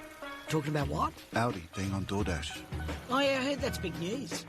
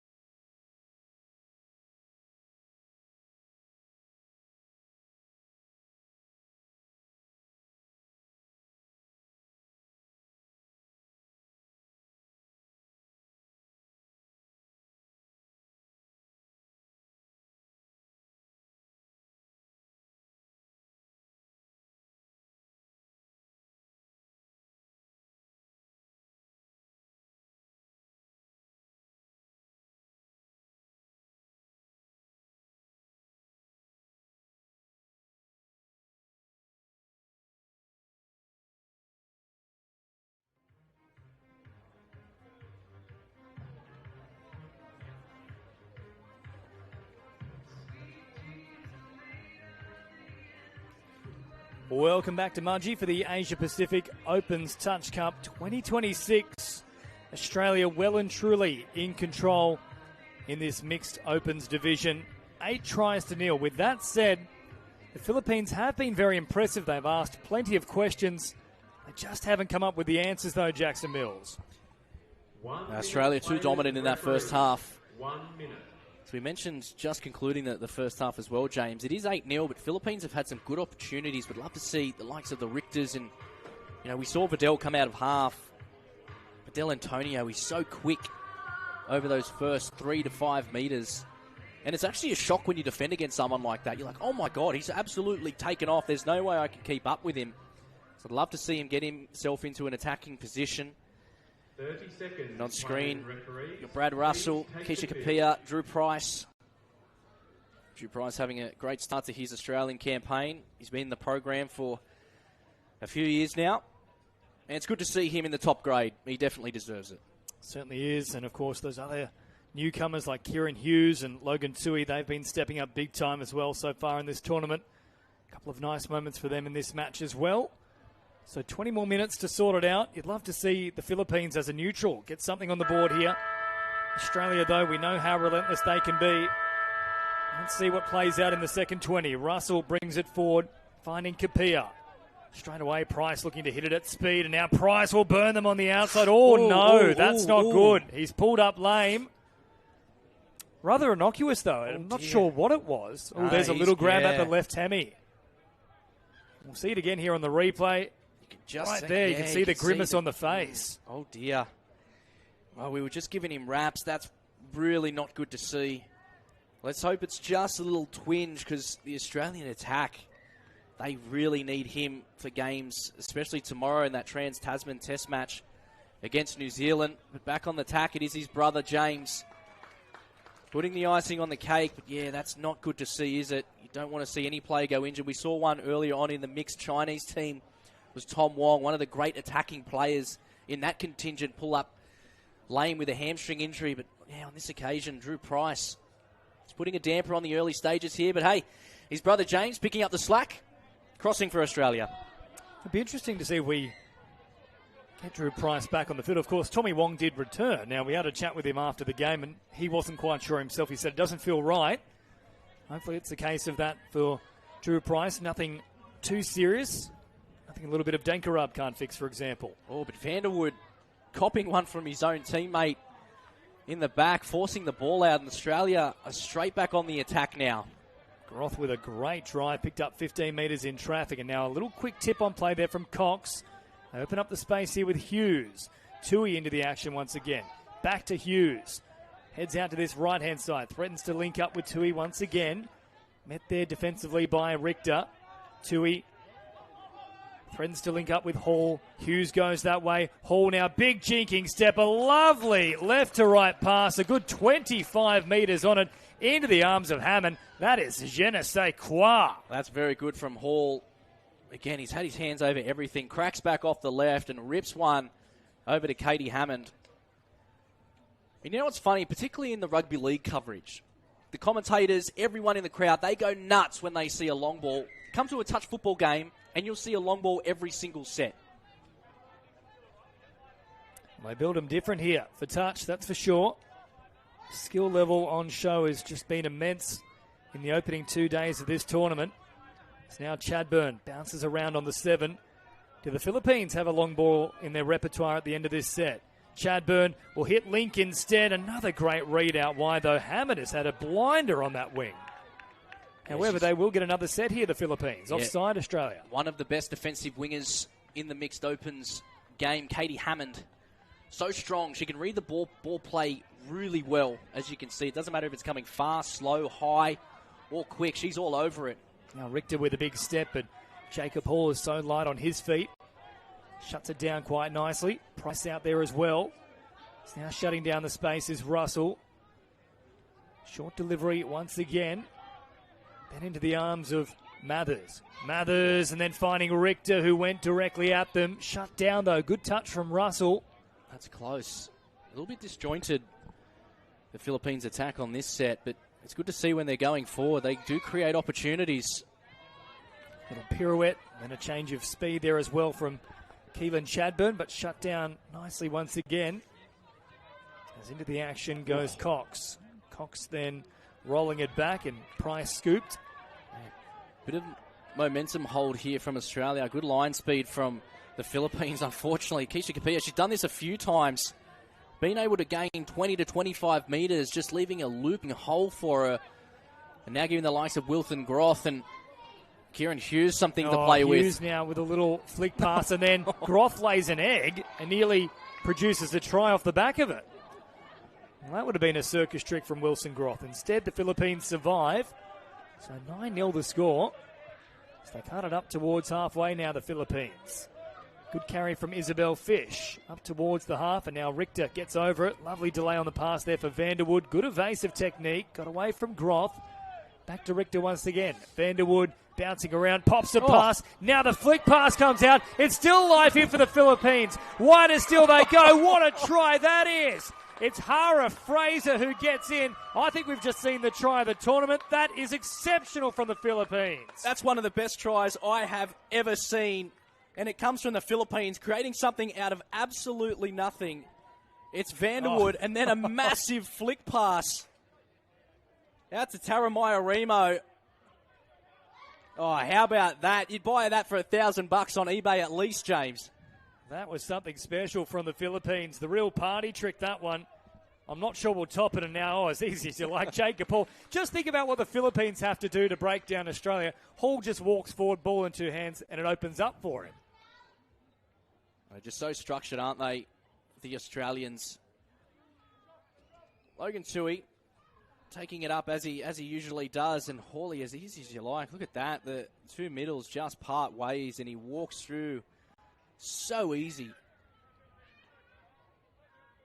It's a little bit of disconnect there defensively for the Philippines. Means it's now out to double digits for Australia. 10-1 the score. Richter carts it forward. Out of acting half goes Antonio, and then a long pass over the top. That's another good one. Did they recover in time? Yes, they did, through Bowery, who just made the touch on the back of the heel. Great touch. Last one brought up now. Philippines, once again, with a short side raid. I might have just discovered the blueprint, though. Often against teams like Australia and New Zealand, you've got to try something a bit different, something out of the ordinary, just to break down those policies and the procedures. That's we said it yesterday. Well, the Philippines, you see when they're making touches, they're going straight at the middles. It'd be interesting to see them actually target the links, put a bit more pressure on the Australian defensive line. But it's hard when you've got the likes of Kieran Hughes attacking you like that. But I would love to see if they get a repeat set, the Philippines, to attack the Australian defensive links. You want to put them under as much pressure as possible. So that could be something that the Philippines decide to look to in the second half. So Philippines up towards halfway they go. Good pressure applied there from Australia. Short delivery, ticking deep into the line. Scooped up once again here. Chadburn bouncing around. Easily dealt with on that occasion. Price made the touch. Hughes will come out to this left-hand side, looking to get fresh troops back on the field. Russell carting it forward into enemy territory. Now watch out here for both Deacon and Groth. Deacon carts it forward, links up with Groth. Good read from the Philippines. Really good read there, shutting defence by the Philippines. Groth had options, but couldn't get the ball away, unfortunately. But it is Bailey Deacon and Groth now working together in the middle. Groth on the last, fires it wide. Lovely ball. Even better coverage, though, from the Philippines. That's a good stop from them. You can hear the crowd rising with the Philippine defence.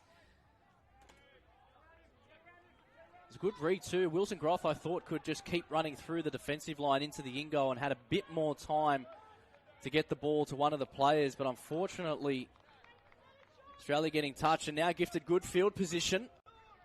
Inside, well inside Philippines' defensive zone. Deacon called forward there. Initial attempted touch was offside.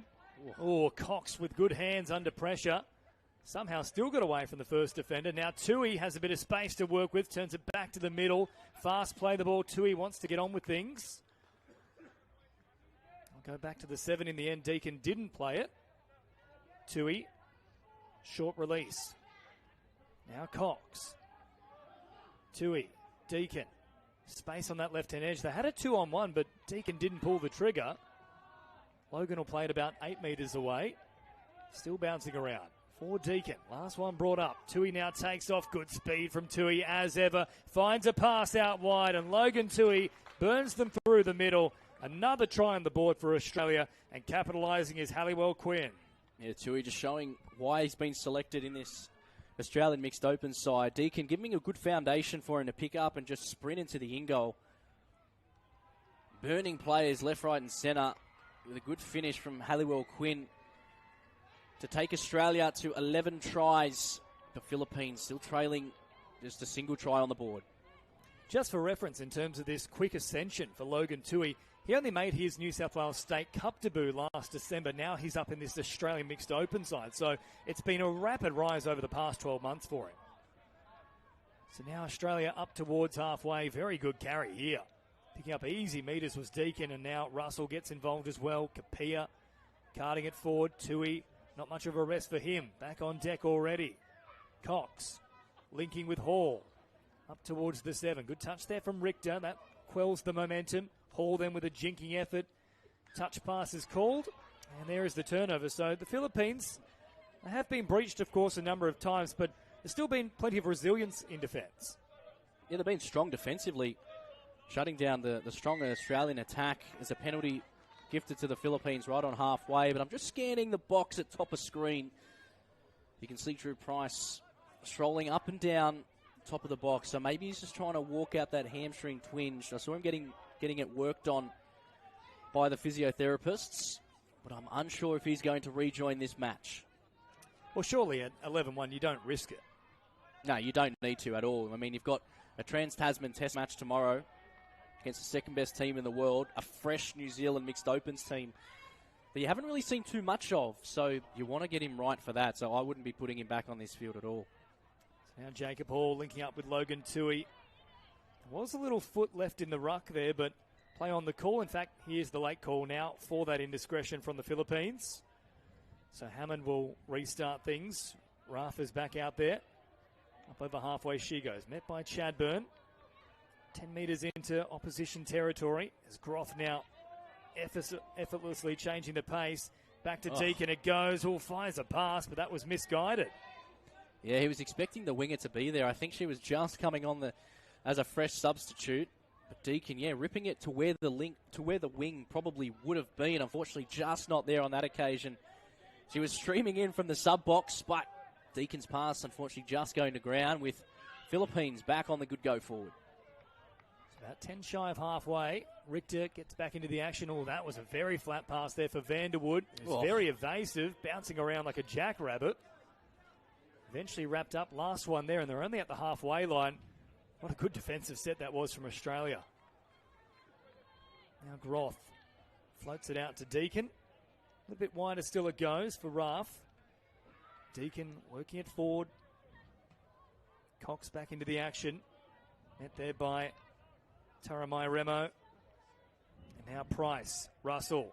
Quick release. Back to Russell. Floats it over the top. Clockwork precision from the Aussies. Into the arms of Bowery it goes, and she's got a double. Hang on a second. They're bringing this back. The referees, I think they're probably going to be directing this as a forward pass by Bradley Russell. And tell you what, he's not going to be too happy with that. It looked pretty clean out of the hands to me.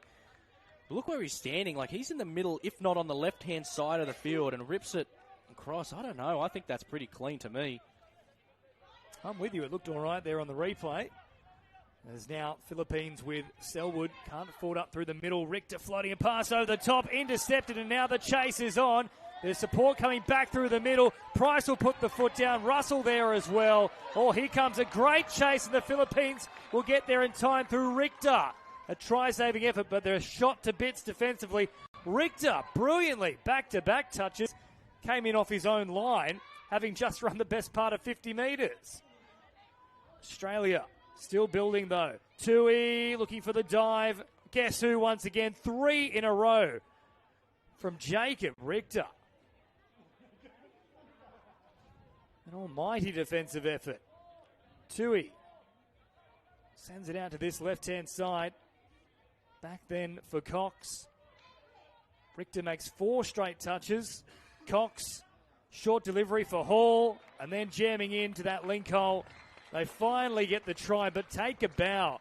Jacob Richter, 4 straight touches. Yeah, it was an intercept from Australia at about the halfway line. Price streaming away with it, and Jacob Richter chasing him down, as you mentioned, the good part of 50 metres. And then again, backing it up with that line speed, getting up off the try line to stop the shift in the passing lane for Australia going left. But then again, Australia doing what they do best, scoring tries. It's now 12 tries to 1. A dirty dozen for the Aussies. Philippines left to feel the pain. Quick play, the ball inside the 7. Fast release. Look at the speed of Hughes, though, getting back on side there. There is just no let-up, no chink in the armour. The only time the Philippines could find a way through was off the back of some crazy party tricks with a couple of flick passes and hot stepping. Maybe they should bring that back in, James. Just get down there and let's just throw some flick passes, because it seems it's all that works against this dominant Australian contingent. Tell you what, we're in for a heck of a battle with the Trans-Tasman match tomorrow. Cox now, short delivery, Russell through the middle, easy as you like shelling peas for the Aussies. 13-1 now. The Philippines, they look a bit gassed. Yeah, it's so hard when you've got the likes of Price running at you with Cox and Russell in the same pod. It's just a nice short ball to Russell. Fortunately, the link for the Philippines can't come across and make the touch. But yeah, you're right. The Philippines look a bit gassed now. The Australians continue to put the foot down, keep the foot on the throat. As we mentioned, it doesn't matter if it's a 2-0 deficit or 13-1. The Australians will not let up. So 5 to go. Vanderwood out there once again, circling around the 7. They go away from Vanderwood, one-handed hold, but once again, beautifully met defensively. Richter can't get away from them. Isaac on this occasion. It's Price making the touch, none fitter than him. Russell brings it forward. And a little bit wider still they go now through Ruff.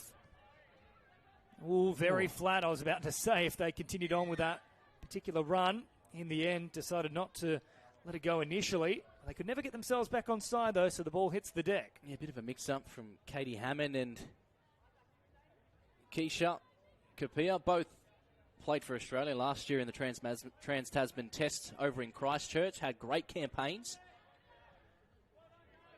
And again, being selected in this Australian Mixed Opens team, and you understand why. They're both just so good. As you can see, Katie Hammond putting the pressure on the Philippines, and they managed to get the ball across. But it's Logan Tui in the bright green boots, showing his speed in great cover defence. So quick there from Tui now. Taramai Remo is looking to link up, but look, we called for it a couple of minutes ago. Something a bit different, maybe a flick pass, a trick play over the top. They produced one there, and they nearly pulled apart Australia once again. And the same thing happened, again, that same side. Just not linking up effectively at the moment, the Australians, during that substitution set. That's twice in a row.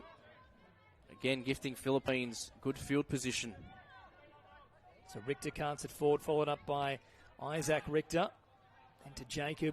Isaac will play it on the 7. Jacob Richter taking off, looking for his brother. Found him, and certainly found a hole. Wow. And they will get the try. So Richter to Richter splits them apart through the middle. And 13-2 the score. Well done to the Philippines. How good's that? A little bit of backyard footy from the two Richter boys. Dishing it in, dishing it out. Trying to block Logan Tui back on the inside. And it's Isaac Richter crossing in between Zane Cox and Logan Tui, just collapsing in defence on that occasion. But it's great to see they've got the athleticism and the good go for the Philippines when they get in the right attacking position. We mentioned the likes of Adele, the two Richters, Vanderwood as well, putting himself in there. They're so strong in attack, the Philippines. They just need to get themselves into that position. So don't forget, up next, Greece take on Hong Kong Chun in the men's open division. There's been some promising signs for Greece thus far. After that, we'll move to our women's open. Australia once again will get a chance to test their hand against Lebanon. Lebanon, of course, had their struggles in that women's open division a little earlier against Singapore, as we see another try here for Australia, this time Wilson Groth. Yeah, a bit of confusion from the Philippines making that touch, but watch how fast he drops here. He's so tall, and it's like he just falls to the ground while outstretching his hand. Nice little kick back to halfway, but Groth, he's so good with his footwork, and I would say he's probably one of the best players to be able to drop to the ground with how tall he is. So just over a minute remaining. Philippines tracking along that 7-metre mark. Drop down once again into the path of Chad Burnham, turned away on this occasion. Here's Keelan. Still live on this left-hand side. They can't link up, so that'll likely be the second last set here for the Philippines. They might get one more chance to put another try on the board. They'll be desperate to stop Australia here.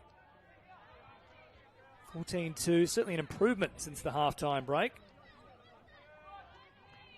Wow. Good speed again here from Deacon. Now Tui will scoop and looks to link up with Hughes out the back. Hughes with speed, burns them and then finds Hammond, who tiptoes down the sideline like a trapeze artist and gets another one on the board. A hat-trick for Kate Hammond. That is a perfect set from Australia. Keisha Kapia into Bailey Deacon. Logan Tui just picking up, and look at that rocket out to Kieran Hughes. Perfect left to right, draw and pass. Katie Hammond in the corner. But that started with Bailey Deacon's drive. That good go forward. It went from Keisha to Bailey Deacon, setting the platform for Tui to come out of dummy half and just fire that rocket of a pass to Kieran Hughes. Impressively as well from Deacon, straight off the bench into the action at that kind of speed as well. There is just no let up with this Aussie side. Deacon will fittingly finish with the ball. Cracking contest. You can see there too from Kieran Hughes just congratulating the Philippines side, saying that was a genuinely good showing from you boys. And in fact, we'll catch up with one of those Philippines players in just a moment. A quick break here on Bar TV. We'll see all the insights, and of course don't go too far. More action just around the corner as well.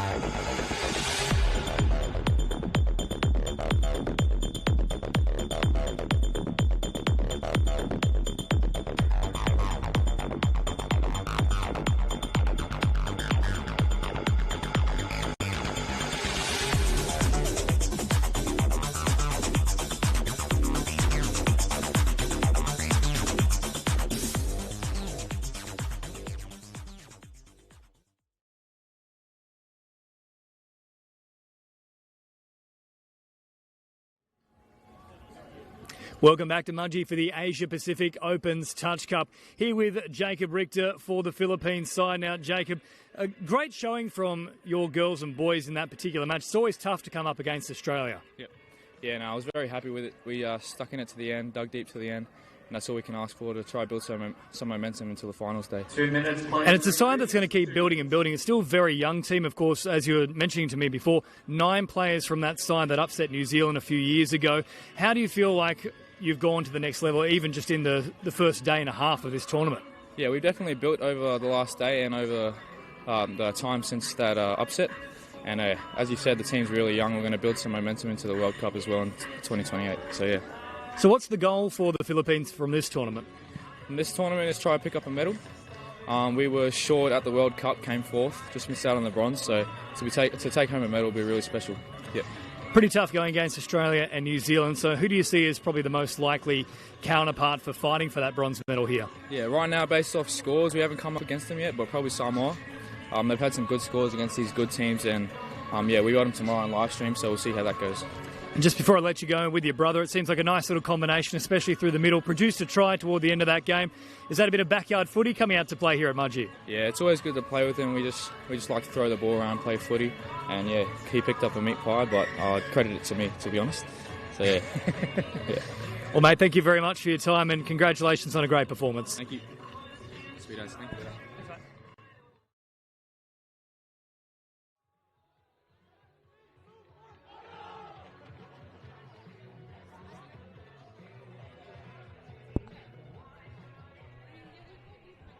30 seconds, players and referees, please take the field.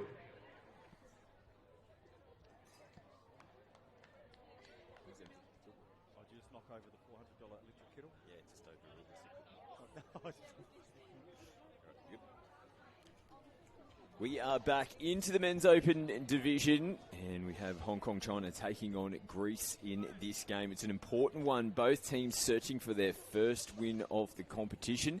We're about to go into playoffs first. Whoever wins this game will finish in 4th position coming out of this pool, which will get a little advantage going into that playoff spot tomorrow. 4v5, crossing over pools, and the opportunity to potentially make their way through to the quarterfinals. Hong Kong China with the first touch here, little mistake.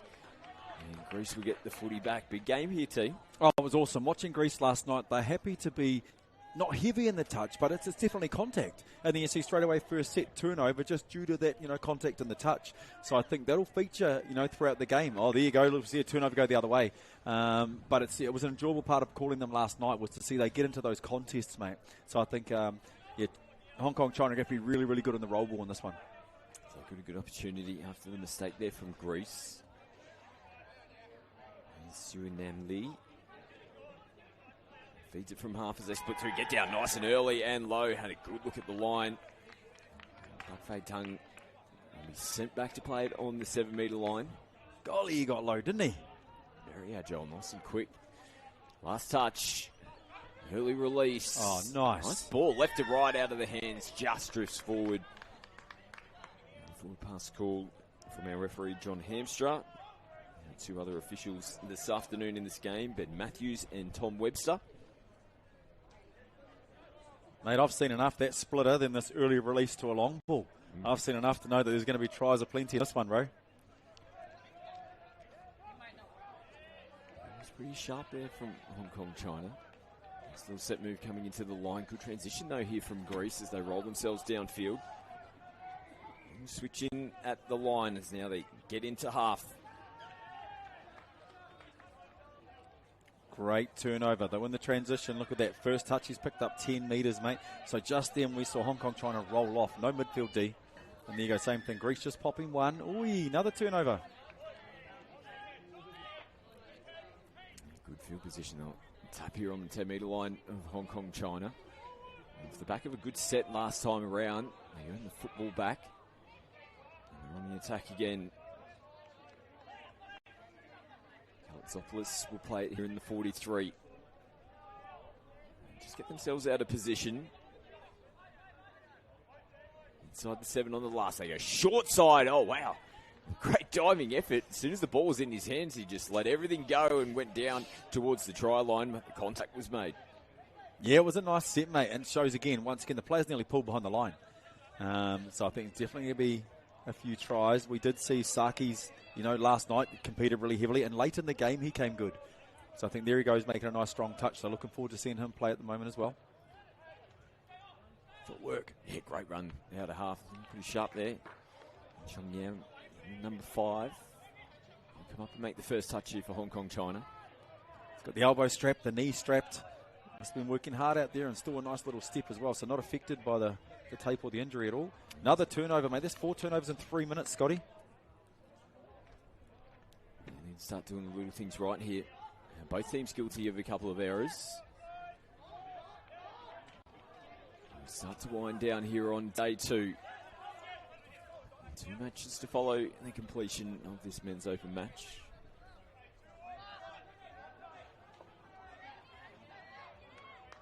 Hong Kong China looking to get on the board first here in this game. Sunam in behind them. Finds the support. And great hands. And Chitlung Yiliong had a little bobble there for a second. Reel it back in. And Hong Kong China get on the board. It was right. He called stay out early. Yeah, we could hear it up here in commentary. So if they're happy to go to man on a 4-on-3, there's going to be a lot of those kind of tries with guys getting in goal.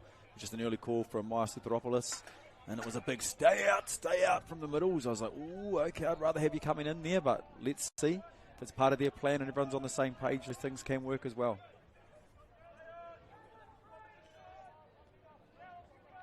So Hong Kong China with the early advantage. Greece looking to hit straight back here from the restart.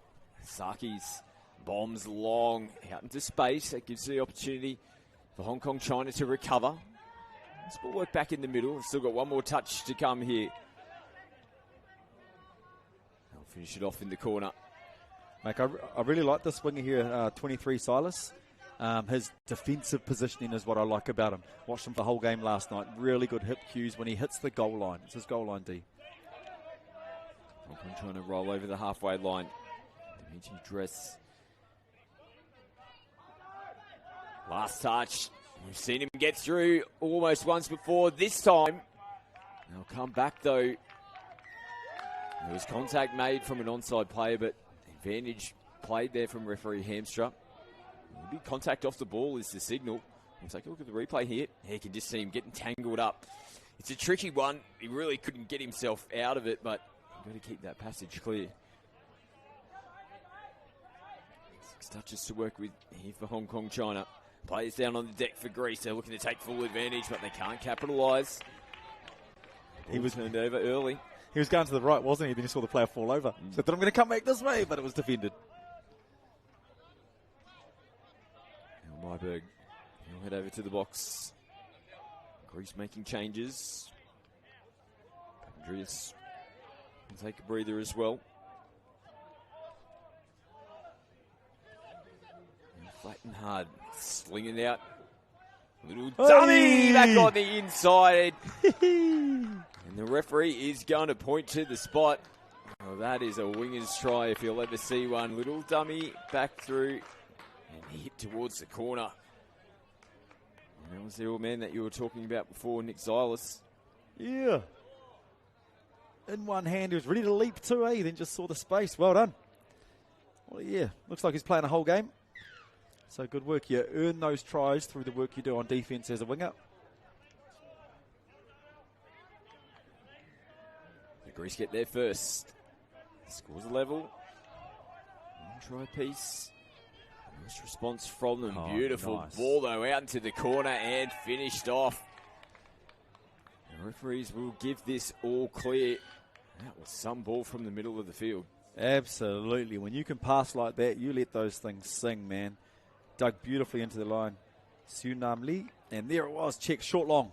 So we spoke about this a little bit earlier. The short pass gets the defence to come in and then that long over the top. So really nice play.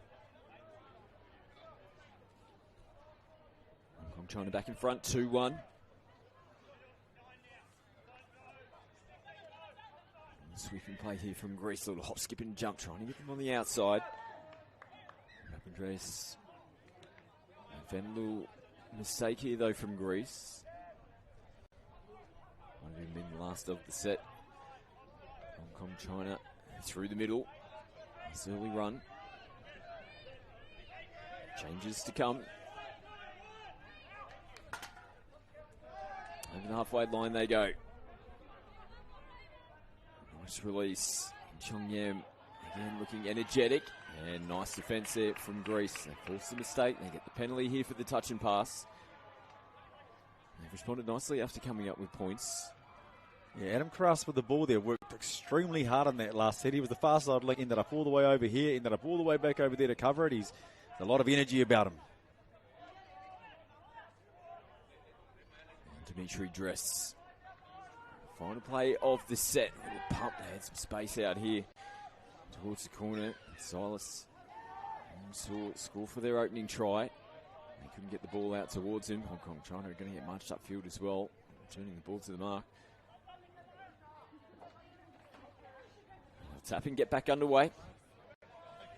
Now ball bobbling out. Nice response there from Greece. And you see teams do that, don't they? Chance your hand on the first touch. Get nice and physical. Try and get the football straight back for your side.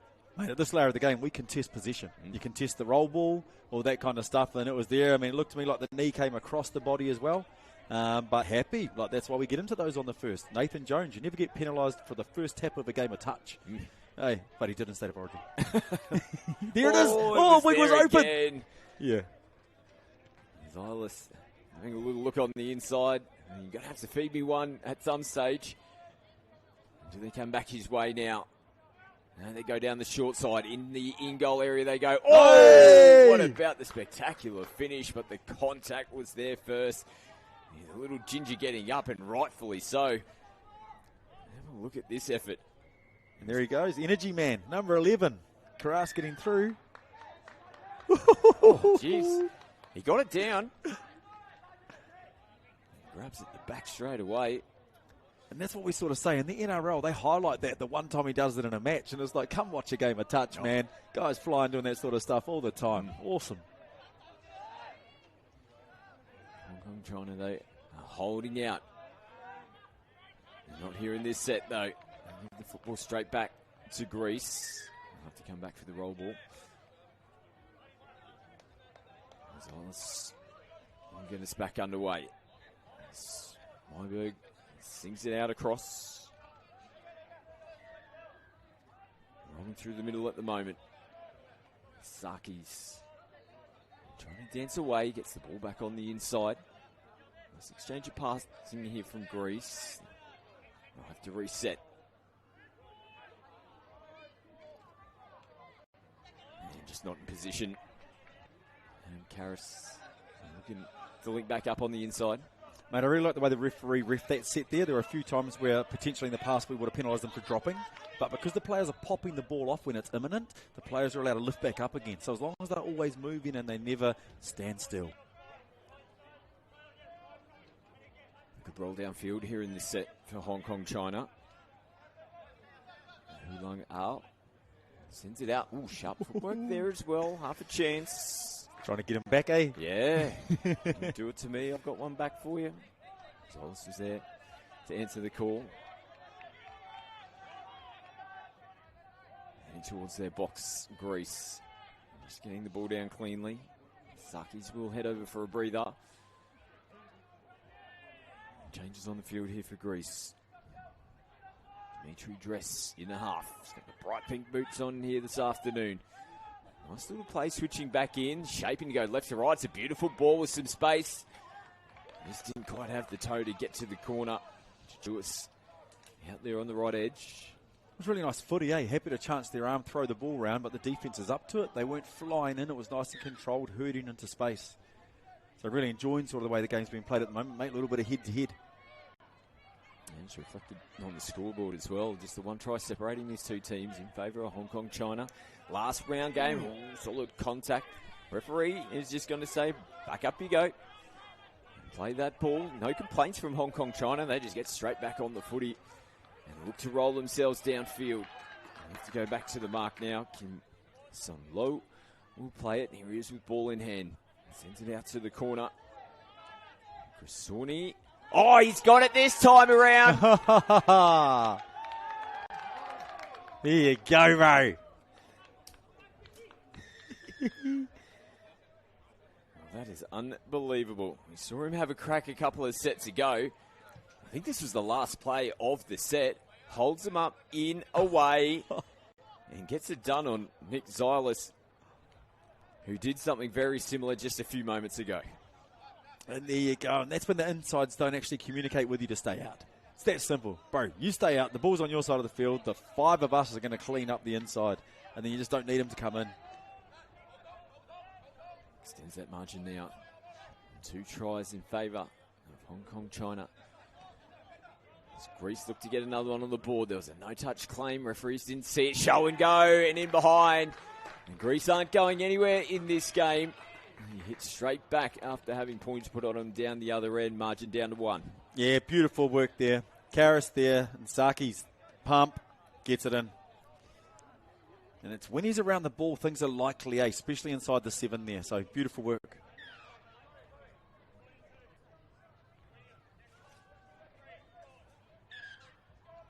And a mistake here from Hong Kong, China straight away from the restart.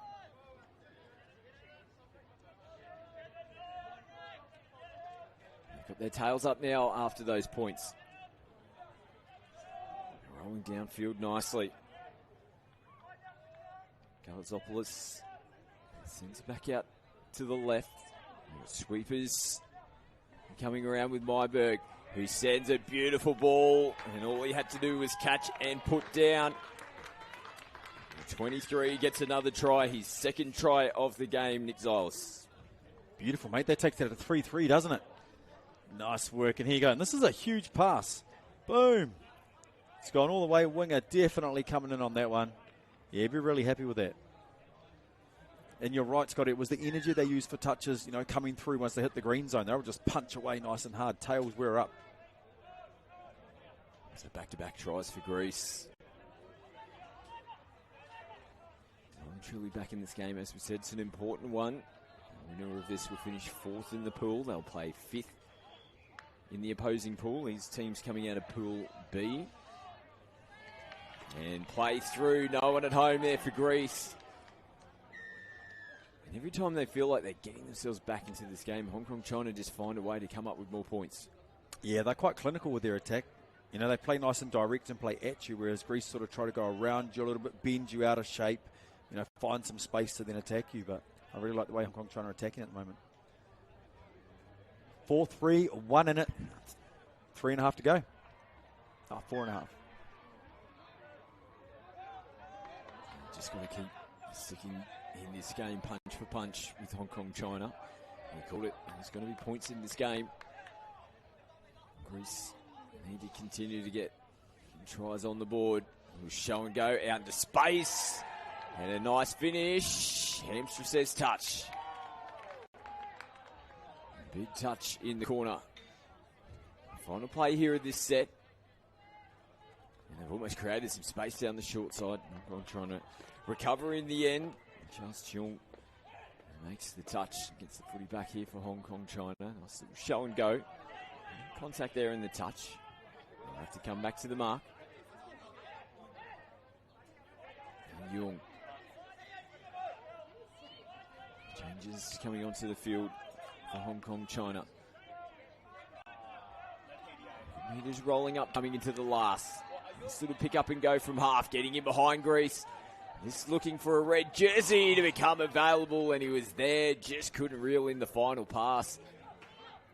Bro, there's so much to like about that setup, and even just the gas to go.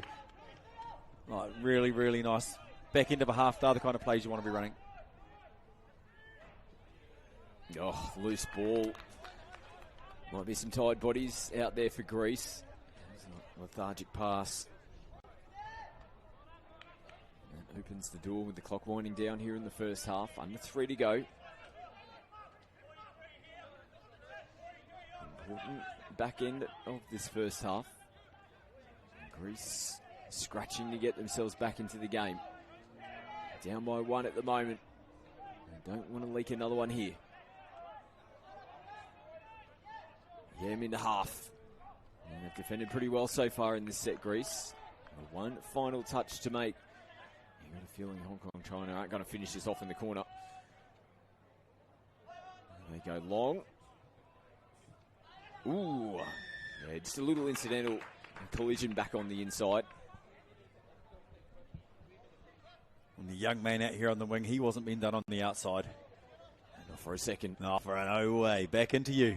Oh, beautiful. Way to beat the shoot defense. Picked up an extra 12 metres on the run. Lovely. They've got some good flow coming off the back of it now. As Greece get themselves over the halfway line.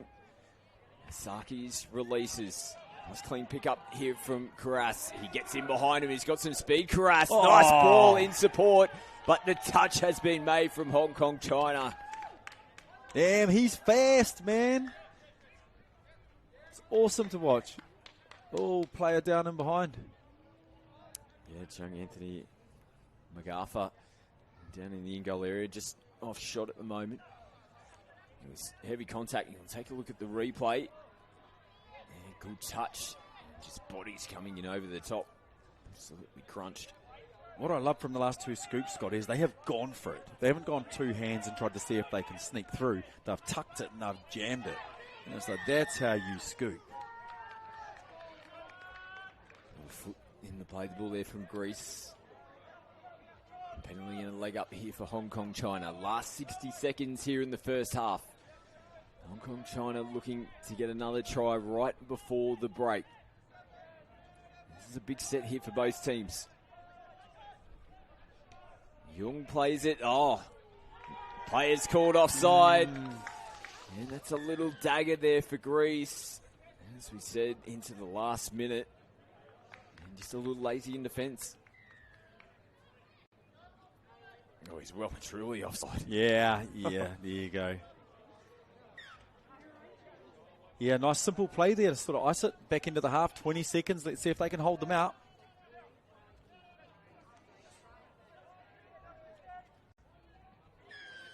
Oh, it's not going to be in this set. And with the ball bouncing away, mate, that'll be the end of this half. Hong Kong China will have one final touch of the football. Not doing anything too silly here. They'll close out the first half and they'll go into the break in front by 2. It's a tight contest, as expected.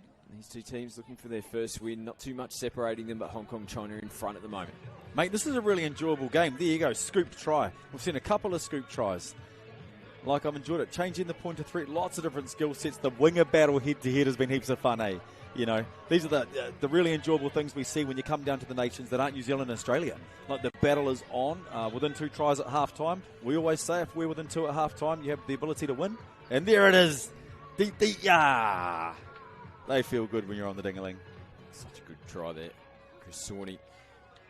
Greece, though, continue to fight throughout the later stages of this first half. They keep themselves in the game. They're down by 2 at the moment. Can they get themselves back in front? They need a win here this afternoon. Halftime score, Hong Kong China 5, Greece 3.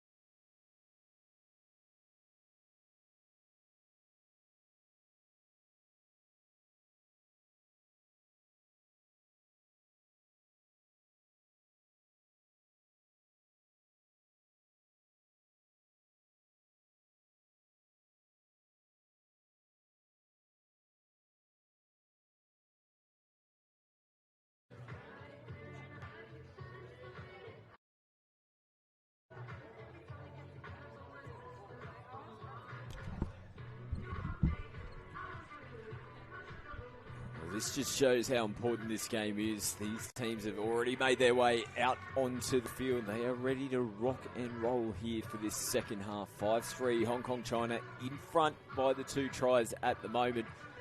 A big second 20 minutes coming up here, Ted. Yeah, mate, and these are the things I like. At the moment, you see Xylis down on the near side just having a chat to the sub-box. He's having a chat to his opposition guys. Hey, guys, what's going on, man? Having a good time. Like, you know, this is what footy's about, eh? You know, when the hooter goes, we're going to go mad, raving, we're going to beat each other. But right now, it's good fun, man. So really nice to see that little bit of sportsmanship at the moment. 1 minute, please. I'm interested with the setup. You can see the 2 are really tight and the links and wingers are quite wide. So not sure what they're looking to achieve. I'm thinking they may run something passive, you know, something deep on the far side. But who knows? Let's see. Sun setting here in Mudgee. You can see the beautiful mountains and hills in the background. It's absolutely turned it on here in the Midwestern region again here on day 2. Day 3 is shaping up to be even bigger. Trans-Tasman Test matches will get us underway tomorrow on Anzac Day. One of my friends from across the ditch, I don't know how much sleep he's going to get tonight. He didn't get much last night. Yeah. So I think he might be a man that's on edge and wide up, ready to go coming into those Trans-Tasmans tomorrow. Oh, mate, Hungus got friends across both teams, mate. Aussie, New Zealand, live over here, played for them. Who cares? I just want to see a great game of footy, you know what I mean? And it's all on the line tomorrow. Different format. We've gone away from the traditional Trans-Tasman 3-test series. We've got one-off games tomorrow, and then we'd expect to see Australia and New Zealand in all 3 finals on Sunday. And that will decide the Trans-Tasman winners and the winners of the Asia-Pacific Open Touch Cup. Big couple of days still to come. Big second half here to come as Greece goes short side. They let that one zing across out to the wing. They might have come up with some points. There's lots of space out there on that left-hand side. It was interesting, little wee sweep and switch and release. Absolutely a pre-programmed move. Finish it off in the corner. It's on Hong Kong China's side of the field. So just truck it down this edge. You see the replay here of the final play, the set for Greece. Much room to work with. Hong Kong China. Nice roll downfield here for their first touch of the footy in the second half.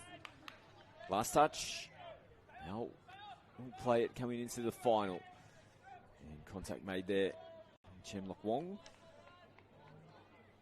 And there we go. Nice defensive start for both teams. Hong Kong, they were quite patient with their D from the tap off, and same thing with Greece. They weren't rushing in for that set there. So here we go. Both teams have had a position with the ball. Game on, second half. Oh, and there it is. All right. Last thing you need to do is give Hong Kong China the ball, mate, more than they deserve it. Yeah, that's nice offensive pressure just coming up nice and early out of the line, forcing Greece to throw it. And come up with the mistake. Go. Mistake in the roll ball. They need the team to really grab the stranglehold early here in the early stages of the second half. Greece to get some changes. Saki's heads off. Just run out of the box. There's now Dimitri Dress. He played it. He sung it over the top. Doesn't hit a target. Now Hong Kong China. They're going to be a little bit more clinical this time around. Throwing the footy around, try to get out of their end.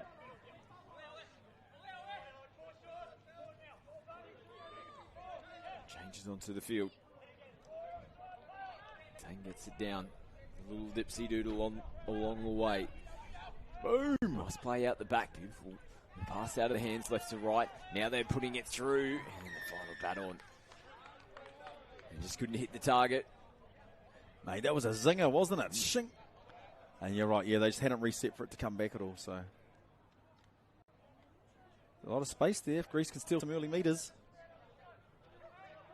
Just held back there on the first. Another mistake. Or where are the two teams that we saw in the first half? This is what happened in the first half. Remember the first couple of minutes, 4 turnovers in 3 minutes. So they just feel each other out after the half time, and then they find a little bit of rhythm. Tang, short side. Oof. Look at our referee getting down in a crouch position. Touch made. Nice work from our on field. Communicating with the players out there at the moment. A big set here for both teams. Hong Kong China looking to score first to open up proceedings here in the second half. Greece stoic in defence so far. It's clunky down the short side. They end up coming to the open. And a nice pass and a great finish as well. Chris Sawney gets another try against his name. It's a beautiful one, and they dug in. There you go. So Tang get over there, draws them all in. Beautiful over the top. Winger came flying in. I actually really enjoyed the way Tang dove at the line earlier in the first half as well. I think he's got a beautiful slide dive. I'd love to see that feature a little bit later on for this crew, especially once Greece start to fatigue. I think that could come good. So Hong Kong trying to extend the lead. 3 tries. 6-3 on the scoreboard. Greece would love another one here. Myberg, much doing. Yam is so fast at getting out of the touch. Like, I'd have him leading every time. He makes this touch here and just gets out. He's so fast on that retreat. Look at it, back in. Oh, got through. Nice. Yep. Just looped it across. And Peter Galazopoulos was there in perfect position. It's a lovely ball, isn't it? Mm-hmm. And when you're coming from outside in and catching it as you're getting away from the defence, that's a quality finish. Great play there from Greece. They continue to hang in this game. Well, what it tells me too is that winger's not missing that shot the next time. So we're going to have a look. My boot can have a look. He can look him right in the eyes, and he's going to come in. We're going to go over the top. So I think, it's been nice to watch the way Greece are conditioning, though. Here we go, straight back. Beautiful touch. Good recovery, because we've seen when Greece have come up with points, Hong Kong, China have responded from restarts, so they need to hold out. Last touch. In behind them they go, and they won't be able to hold out again. Ball is down. And it's just deflating for Greece right when they feel like they're getting themselves back into the game. Hong Kong, China hits straight back. Absolutely, especially when the player, he just looks to scoop. He's not looking to pass. Look at that. Scoop. So we do is pull a corner, push him back into our numbers, and we can get him. Yep. Beautiful scoop play. Ho Ao setting that one up. He's been good for them this afternoon. Wearing the 16 for Hong Kong, China. Back to 3.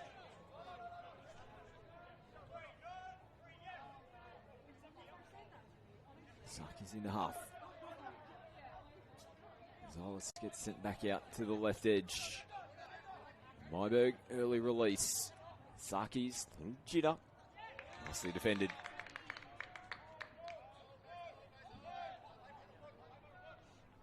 Last touch of the set, so they'll finish it off on their side of the field. Hong Kong, China, nice and deep early on the first touch. A little show and go, picks up some extra metres. Yeah, I love that setup, mate. First 2 touches straight. That means we're looking for momentum rather than subbing. Beautiful. And look at this. A lot of front football. Oi, ball down on the ruck. Got a little bit of contact there, Adam Karras. Pops back up to his feet. He's in half now. Sends the ball back in. Sammy Chu. Just a little mistake there coming into the roll ball. Good opportunity here for Greece. Back-to-back sets down the right end of the field. Sopoulos sends it back on the inside. This time he shows it back. Get it down, last touch. They've gone the looping ball again. Man, lovely hands. Play on still at the moment. Man, the shot in the back. I don't think anybody really knew what was going on out there. The on-field referee didn't signal that there was any contact made or a play. So the repeat set. It was almost like that time Joe Tapine smashed Reece Walsh when he was standing still. You know what I mean? Like, you're thinking, what's on? Yeah. Oh, I don't know. I don't think, it was still a live play. Nice defensive read. Outside in. As soon as the ball hit the hands there of Zephyrus. Hong Kong, China come up to make the touch. Now they go open side. Nicely defended again. Greece to put the brakes on. Soteropoulos here from half. Has a look on the inside. Just floats over the top, and it almost fell into the hands. There of number 3 in Chichuis. This is that shot from before. Maybe a little bit of mustard. Looked like he actually pulled up a little bit. That's what I thought about. Lane landed on us. Yeah. Just that little bit of contact was enough to send the big man down. He's got a couple of pies. He'll be chasing a third in this one. He'll be back out there. Score remains 7-4. As Hong Kong, China see some space. Get in behind. Len Pang gets the ball back here. Has a look at options. Goes to short ball. Again, solid contact. This time they give the penalty away. It's Wong caught the shot, and he looks worse for wear at the moment. Walk it off, buddy. Walk it off. A little bit of hepatitis. Hey, yeah, it's all right. Yeah, he's like, so he balls back in my hand. I'm safe. So Wong will tap. It's a full set to work with. He's got up nice and early. He's been whacked again. Referee Hamstra is having a look at his sideline referee. You would think he was either offside or possibly marginal for the contact. No penalty forthcoming here for Hong Kong China as they look to get away from offside players. They make them pay in the end. Wong, he's happy about it as well.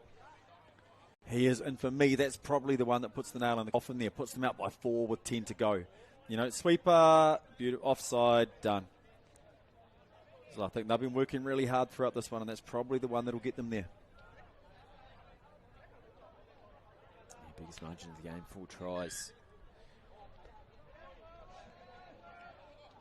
And this one might be slipping through their hands.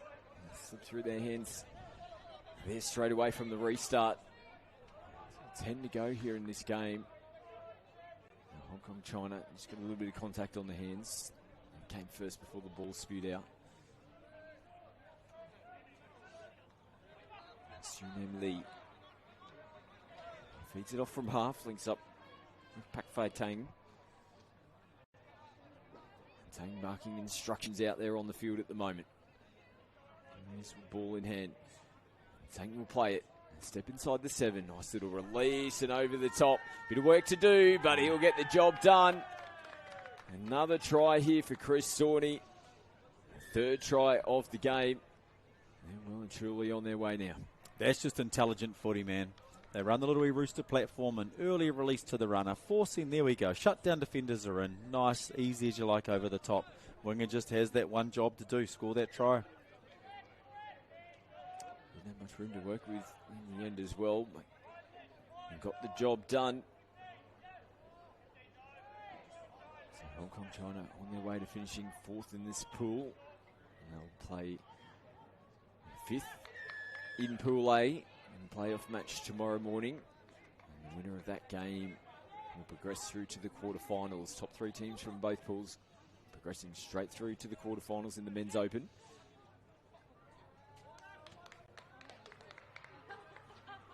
Kalantzopoulos will come back and play it. He's got ball back in hand.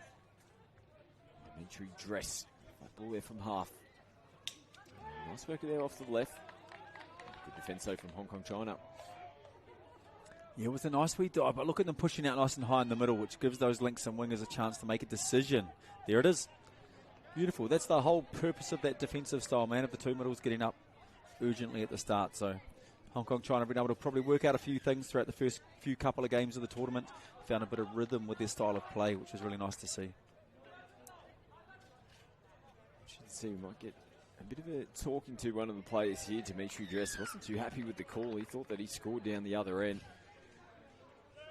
He's just providing some feedback along the way, which was picked up against the forced substitution. Well, it's one thing to score a try in this tournament, bro, but to score a try on the live stream? You know? So you're going to take that away from me, sir? We got that memory, proof, all that sort of stuff. Like, yeah. It's been a great performance here in the second half. Hong Kong China, lovely little bat on, and try number 4 for Sawney. Well, they are well and truly on top now. Everything going their way here in the second half. Yeah, Pang, there you go, taps it on, and he was really happy with that. Really happy. And it's one of the things, speaking to a guy that does lots of catch pass in rugby, and he said, you get your hips around with those tap-ons, you're more likely for them to actually work rather than trying to keep hips square and bat it across your body. And I say everyone in the world but Dylan Hennessy. Because we've seen Hennessy tap them on from everywhere, you know what I mean? Like, yeah, but I agree, beautiful bat on. Impressive second half performance continues here for Hong Kong China. Front by 2 at the break. Extended their margin to 6 here in the second half. They'll have to come back to the 7 metre line to play it. Soteropoulos gets the ball back in his hands. Rips it out to the corner. Chichuas, little show and go. Nice and deep again here, Hong Kong China. Allows them to put the ball through the hands. No, half in place though. Greece can get up now and put some pressure on them. The next wave of defence comes forward. And they force the mistake off the back of it. Yeah, really nice way to sort of finish the set. There's still 6 to go in the game, and they're happy to punch hard with a shoot D set. So Let's go. You're always building into the next game as well. So I think we start to get those patterns of play right.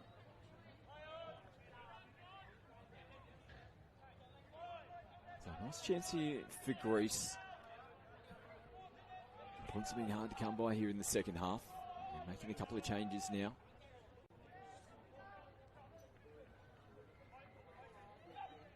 Nice early ball there from half and off the left foot. Ball in one hand.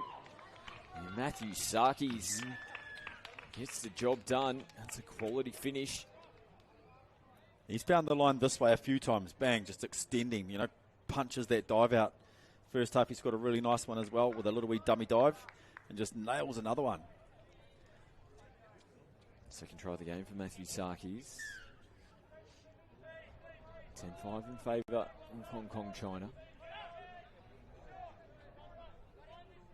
Women's Open to come up next. Australia taking on Lebanon. Second last game of the day. You see Hong Kong, China on the attack again. Touch 4. Reset and bring it back into the middle. There's Chemlock Wong. Gets it back now, plays it. Takes a little bit more contact. There's been a pinball out there in the second half. Nice big bomb out to the right corner. Greece slide across to close out the set. Australia, Lebanon in the Women's Open coming up next. That'll be followed by Samoa and Tonga in the Mixed Open. What a way to finish here on day 2. I cannot wait for that game, mate. It's going to be awesome. Coaching staff on both teams are sharp as, and the players on both teams have been performing really well. We know Tonga have got lots of debutants, that are fresh. But, man, they had their field one game the other day, and it was awesome. Really looking forward to that one. Spoke to the coaches this morning about it, and they've had this game here sort of highlighted for a wee while. And you can typically find back end of the day at a big tournament like this, people might start to make their way home. Those grandstands will be filled. Last game of the day, you'll hear all the singing, all the chanting in the stands. It's going to be a massive game. Nice footwork here from Hong Kong, China. Finished off beautifully. Hong Weng Lau. I'm actually happy with the try or the touch there because, Karis has had an awesome game. You know what I mean? So, watch the step back. 50-50. Boom. Yeah, there you go. Hey, you make up your mind when you watch that one back. That was, nice play. The tricky ones for the referees. Sometimes you just feel like, gee whiz, that's a great individual effort to try and get there. Does the advantage go with the attacking player from time to time? The referee's just got to see it. And we saw that the ball is down first. Contact very close. And Griso, nice little hit back. Man, Sarkis again. He's just backing his dive at the line, you know what I mean? And players under fatigue, why not? Beautiful. Space dive. Yeah, lovely. Player was offside as well, so he, had him all the way. Is that a nice game in this one, Sarkis? Backing up from yesterday's field one game. Hat-trick of tries here against Hong Kong, China. Keeps the scoreline respectable as well, 11-6. Greece will take on 4th place coming out of Pool A tomorrow morning in the playoff. Yeah, there you go. There's a interesting call. But great defense by the Greece winger there anyway. Here we go. 5th touch. Winger's open.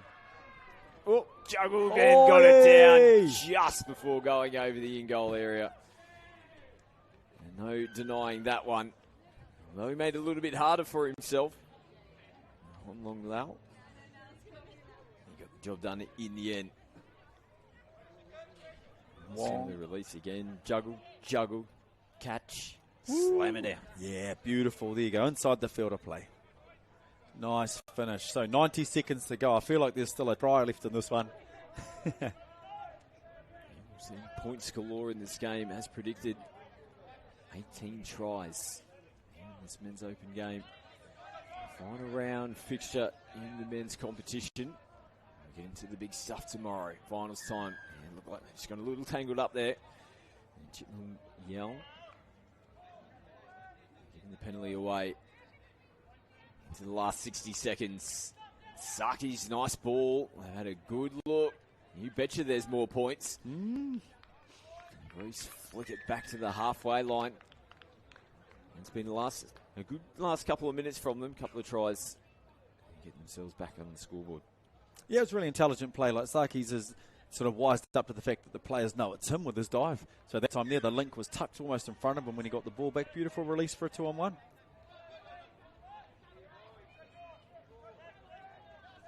Last touch of the footy here in this game for Hong Kong, China. Impressive win for them this afternoon. As Kim Song Lo comes back to play it on the 7-metre line. Chun Yam will get himself into half. Comes back to Low. Yam now feeds it. Early release again. And what about this man here in the second half? Wow. Yep.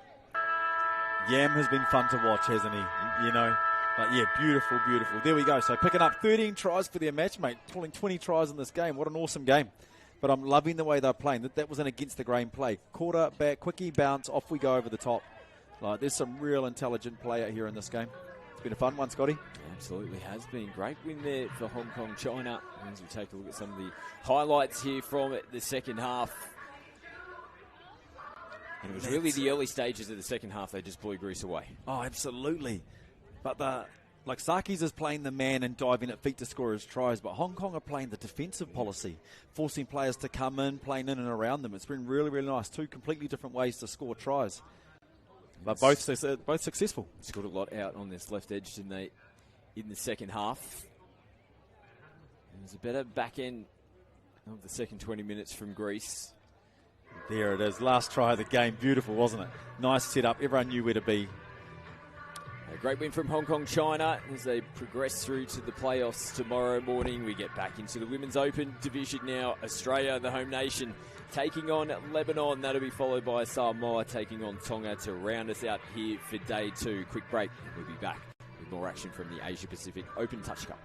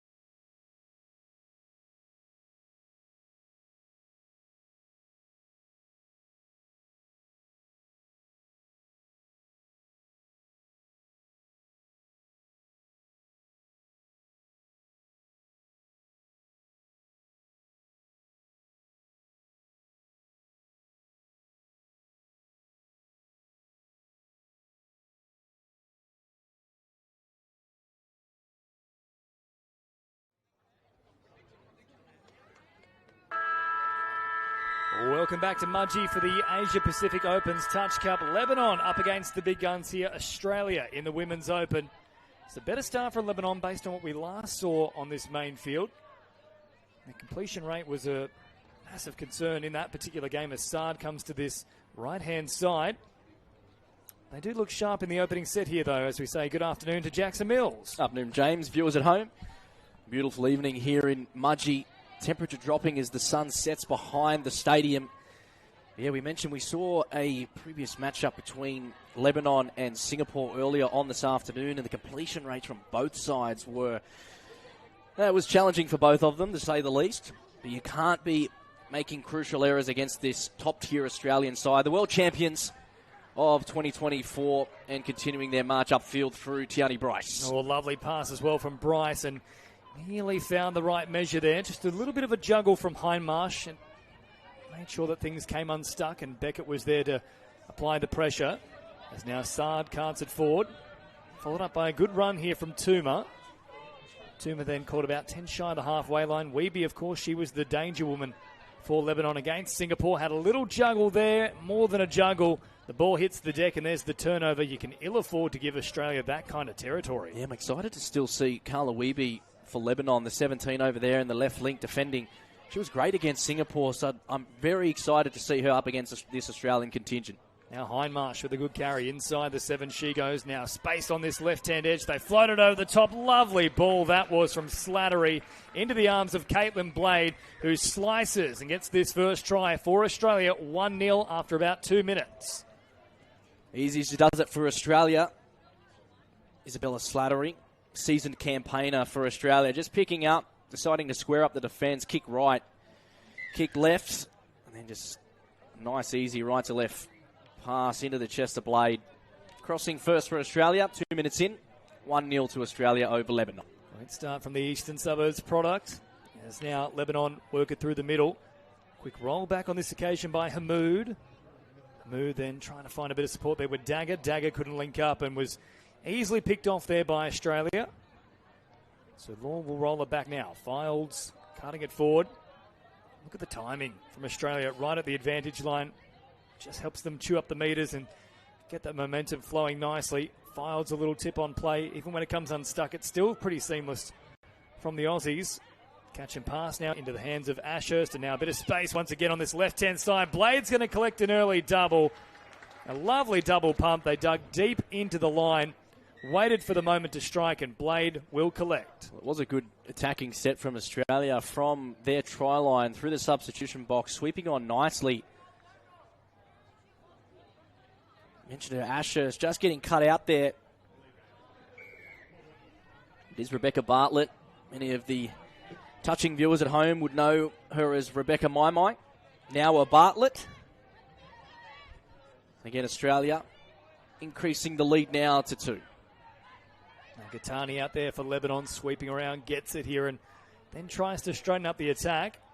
They've got one more play left, so Arabella Gattani, bit of an apology there to the Aussie defenders, and will collect the ball once again as they float a pass that was never really troubling anybody except for perhaps Touchy, who had to crane the neck the complete opposite direction.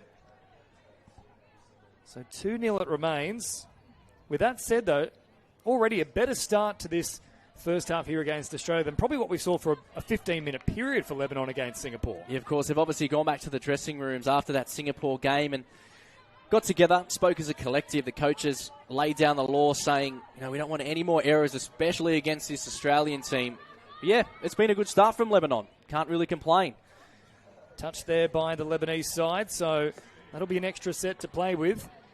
Only around about 20-25 metres away from the try line. It's Murphy and Bryce working as a collective. Now for Donovan. Links up with Slattery. Donovan once again carts it up towards the 7. Bryce, quick release out of acting half. Finds Fildes on this right-hand side. Oh, Slattery was there for the taking.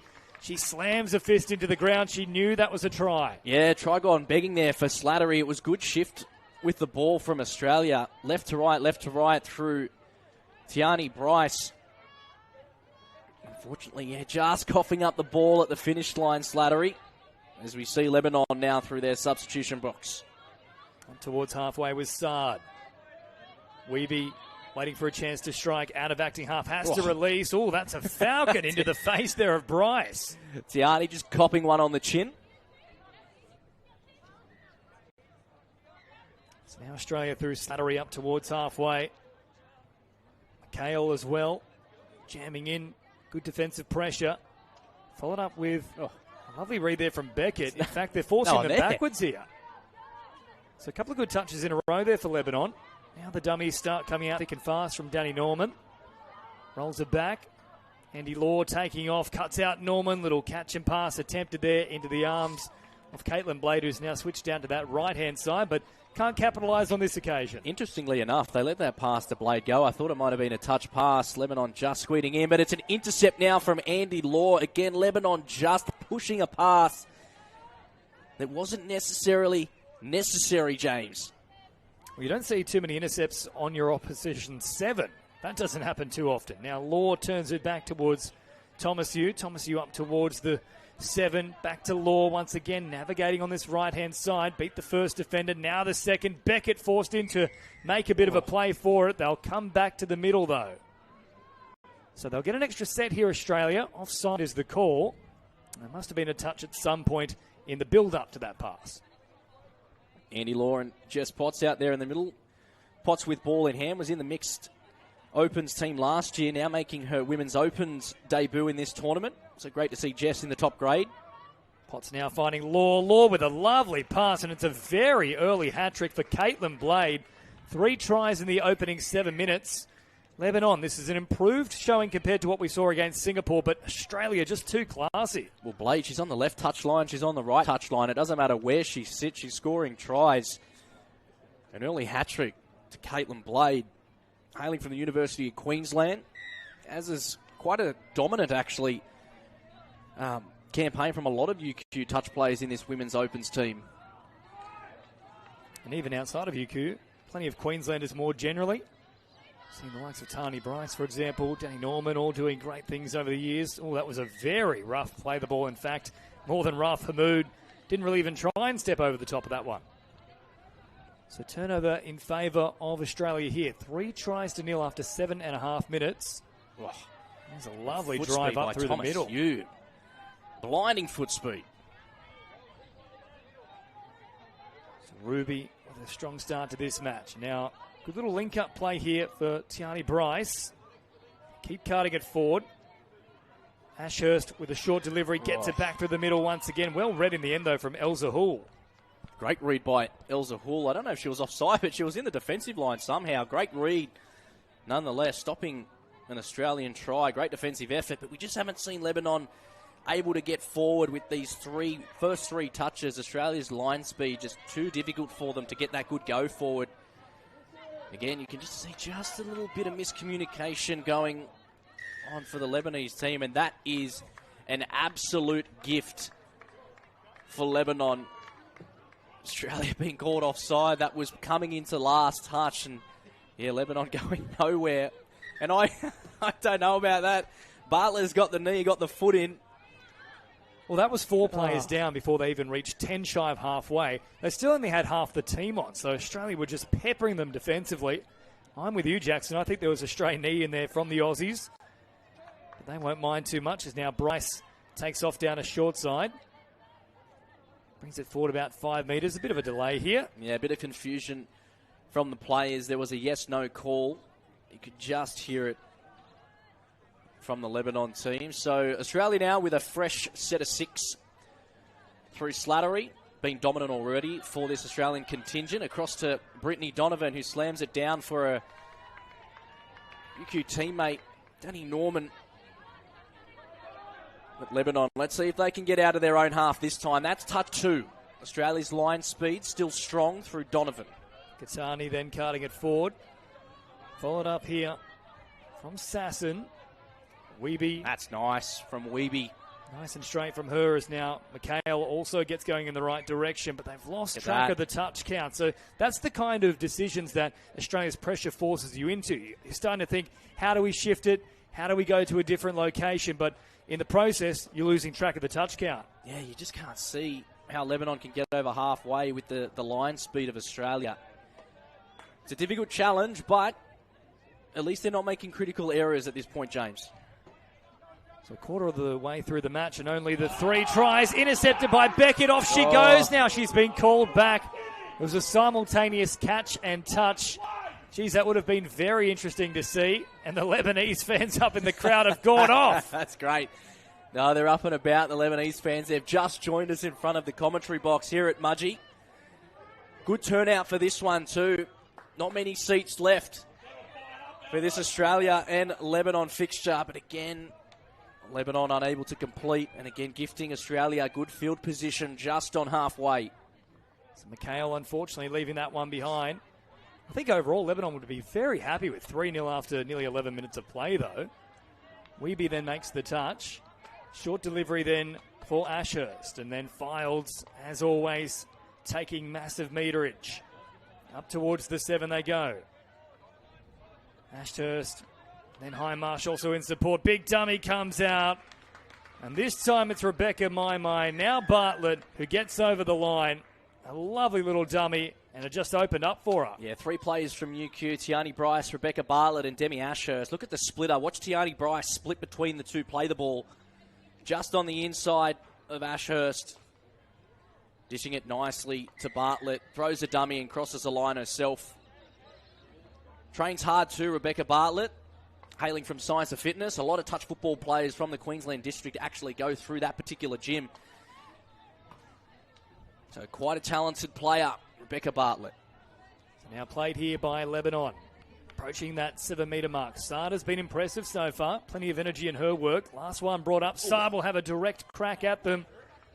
Just like to see them go a little more to the fringes. They do have Australia backpedaling in those link holes. If they can try and get a quick delivery around that 7, they might trouble them. Yeah, Maria Saad just hitting her head, I think, on the ground or getting a bit of dirt in her eye on that occasion as we see Murphy streaming away for Australia, just making the touch. Did she get there? Did she ever? Beckett was diving. Here it is again on the replay. A great chase put in by Beckett. Stretches out, leaps. Ooh. Yeah, just on the ankle. Yeah, just. For a moment there I thought she'd actually made up the ground but actually missed the ankle itself. But she did enough. Australia, though, still with a chance here. Floating a pass wide. Blade, can you believe it, is in again. She gets a 4th now. 5-0 for the home side. What a piece of passage of play that was from Beckett and Murphy down the right-hand touchline. Beckett chasing hard. Murphy was away too. She had a bit of distance on her, and Beckett, look, closing the gap nicely. Touch comes back, and Australia shift it to the left. And Blade again crossing the line for Australia. 4 tries out of the 5 for Australia for Caitlin Blade. Bartlett scoring the other. And you're right, James, it's actually a good deficit, I would say, from Lebanon's perspective. Like, to only limit the Australian side to 5 tries, that's a pretty good effort. What we've also uncovered is that there's some serious pace out wide in the form of Samara Beckett. I thought, probably like yourself as well, that Murphy was well and truly home and hosed, but Beckett had to turn and chase and still did it with ease. So now Australia carding it for. Good pressure coming in there from Gitani, who's looking to put on a shot, followed up by El Bahu. I'll tell you what, they're not backwards and coming forwards, this Lebanese side. No, I love to see it. You can see not only the crowd, but the sub-box of Lebanon are up and about. They're very vocal. They want the girls to apply as much pressure as possible on the Australian side, and doing it quite well. They've actually forced a few errors or a few penalties during the Lebanese defence. Highmarsh carding it through the middle. A nice scything run from her. Scooped up now from Potts, and then a little bit wider it goes. Beckett with another good read. Jams in, makes the touch, but they're going to get a penalty here, Australia, so another chance to pile on the pressure. Chelsea Highmarsh copped one across the chops just before. She seems to be okay. Now Jess Potts back towards the 7. Quick release. Hindmarsh then out for Andy Law. Always holding it in 2 hands. Bryce with a nice little cycling of the footy. Chance to go back on that right-hand side. Instead, we'll distribute short to Highmarsh. Once again, scheming, looking for an opening. Highmarsh now floating it over the top. Oh, that would have been an immense take from Blade out wide. That was by far the most difficult of the lot. In the end, it proved a little too difficult. Yeah, the pass, unfortunately, just went a little bit wayward for Hindmarsh on that occasion.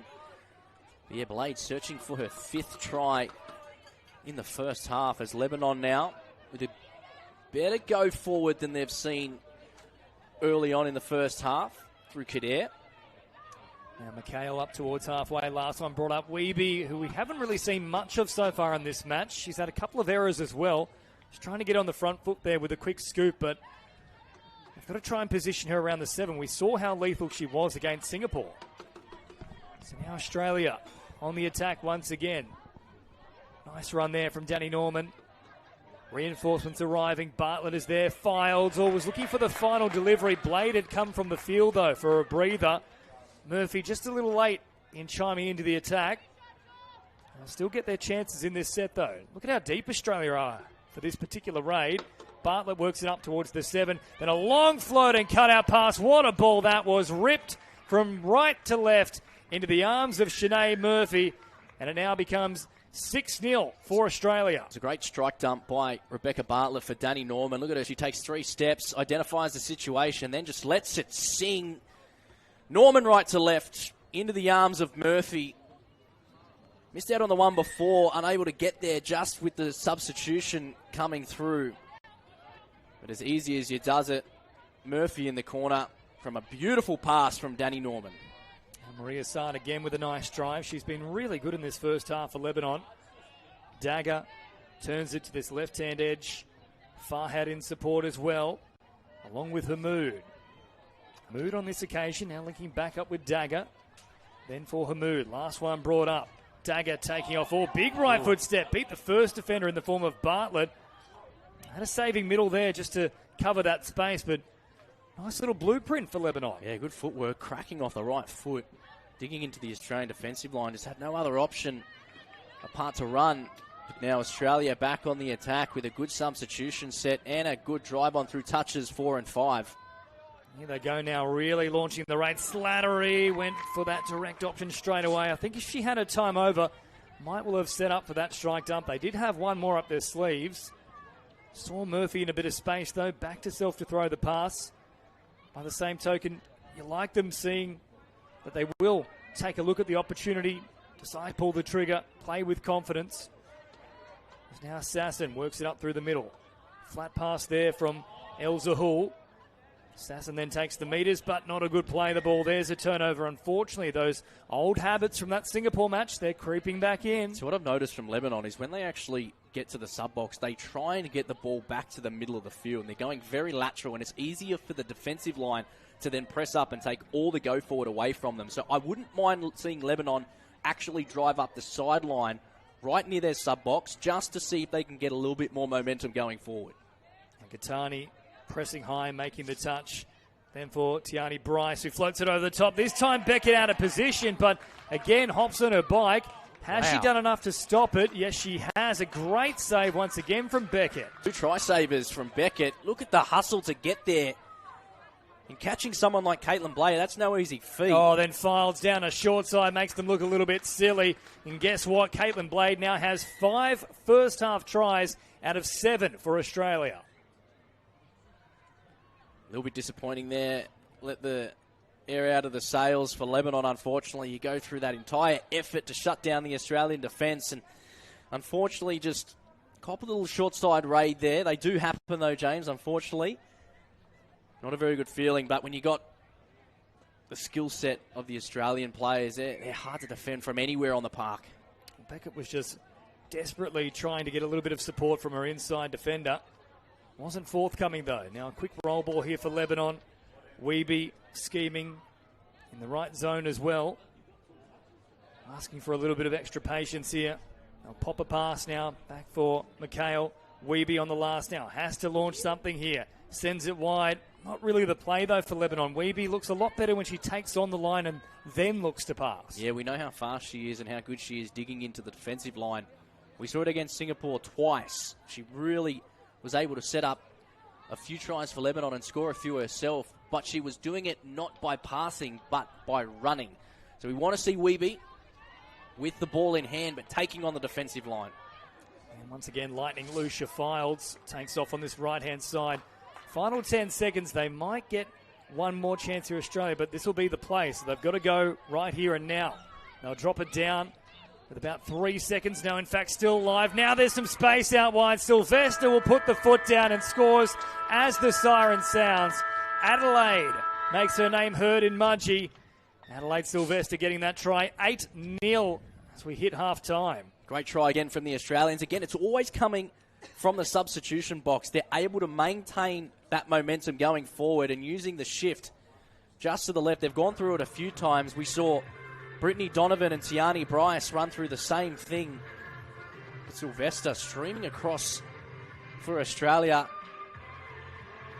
High fives all round for Australia, but I got to say, James, keeping Australia to 8's not a bad feat by Lebanon, by all means. I think they'd be rather impressed with that. There was some very lopsided results for them initially at the World Cup in 2024, including against Australia.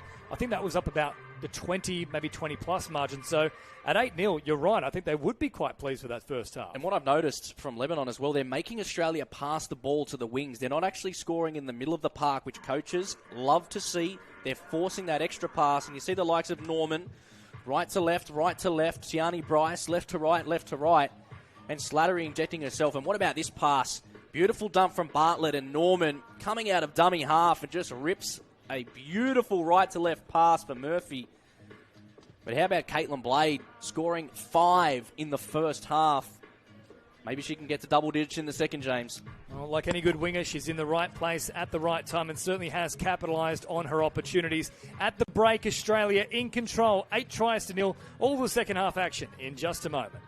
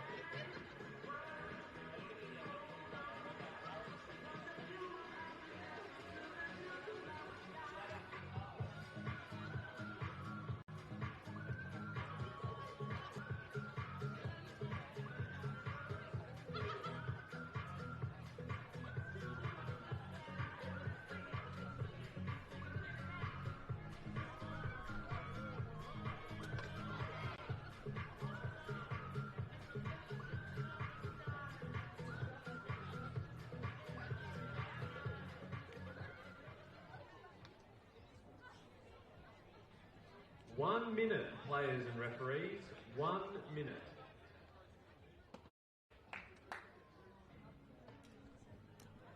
Welcome back to Mudgee for the 2026 Asia Pacific Opens Touch Cup. Australia in command control. 8-0 at the break over Lebanon, but some really positive signs for the Lebanese girls. They've shown a bit of resilience in defence.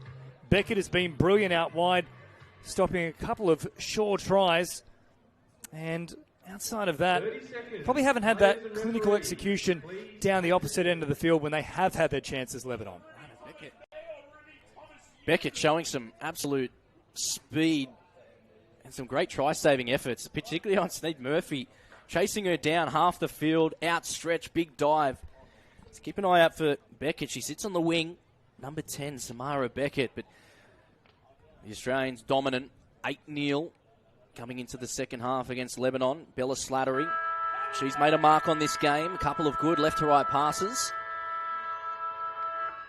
Tell you what, too, the Lebanese fans in the stands, they're pretty happy with that first half performance. Big Harv and Co going off. They're enjoying what they were seeing.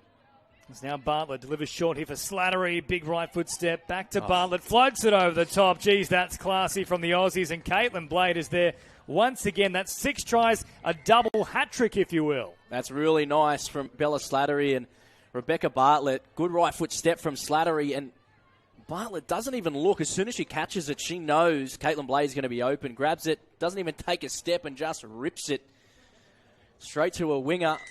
And when's the last time you scored 6 tries, James? Never scored 6 tries. I don't think I ever will again. I'll ask you the same question, though. Have you got the 6-er? Absolutely not.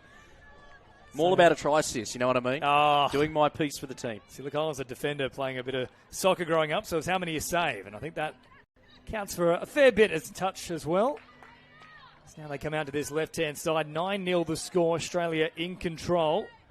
Tuma will play it, then gets it back on this short side, but again, the Aussies with all the answers defensively. So they'll cut it forward now through the middle. Slattery with a good run. Bartlett hopping in and acting half as well. Now Norman takes it up towards halfway. Bartlett, quick shuffle on. Tiani Bryce gets involved into enemy territory. Was strong indeed. As now Donovan plays it quickly. Bryce scheming, looking for support. And they get the call there, Lebanon. Yeah, I think that's the correct decision by the referee, really diving into the line, passing it. The player can't disappear, James.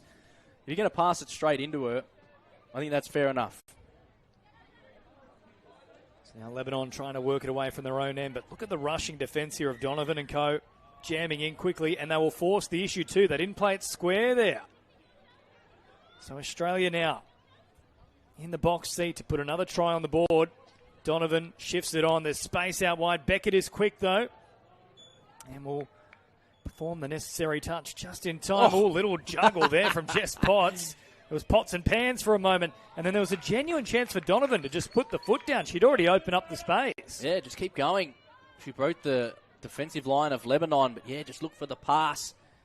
It happens more times than you think, too, James. Someone actually gets through the line and gives the pass rather than just pinning your ears back and scoring the try yourself. But this is a better roll-on from Lebanon. And again, hard touch from Potts. But now Lebanon gifted some good field position. Let's see if they can capitalise. So McHale will work it forward on play number 1 here. Genuine chance now for Lebanon to break that duck's egg. 9-0 the score. They've got the 3 superstars on Lebanon. They've got Weeby with the ball. Mikhail with a quick dump too. Now Weeby with the flick pass. Oh, that was something special from Carla. Into the arms of Kader it went. Last one brought up. Mikhail sends it out for Weeby, and then Weeby loses a footing. And we were talking about that before. Something to break down the likes of Australia and New Zealand. The Philippines did it in the mixed opens and scored that incredible try. You've got to provide something a little bit different. What I've noticed, a lot of the teams that go up against Australia, I've said it a few times, they make the touches on the middles. They should be making touches on links, trying to put a bit of extra pressure on the Australian defence. But they're just so good. I mean, look at the ball skill between Demi Ashurst and then and speed Andy for Andy Law. Law. Now, that's just pretty footy to watch. They gained about 30 to 40 metres just throwing the ball to each other. I mean, look at this. Ashurst dishes it on the inside to Andy Law, gets the ball back to Ashurst and then throws it back on the inside to Andy Law, who runs away for a try.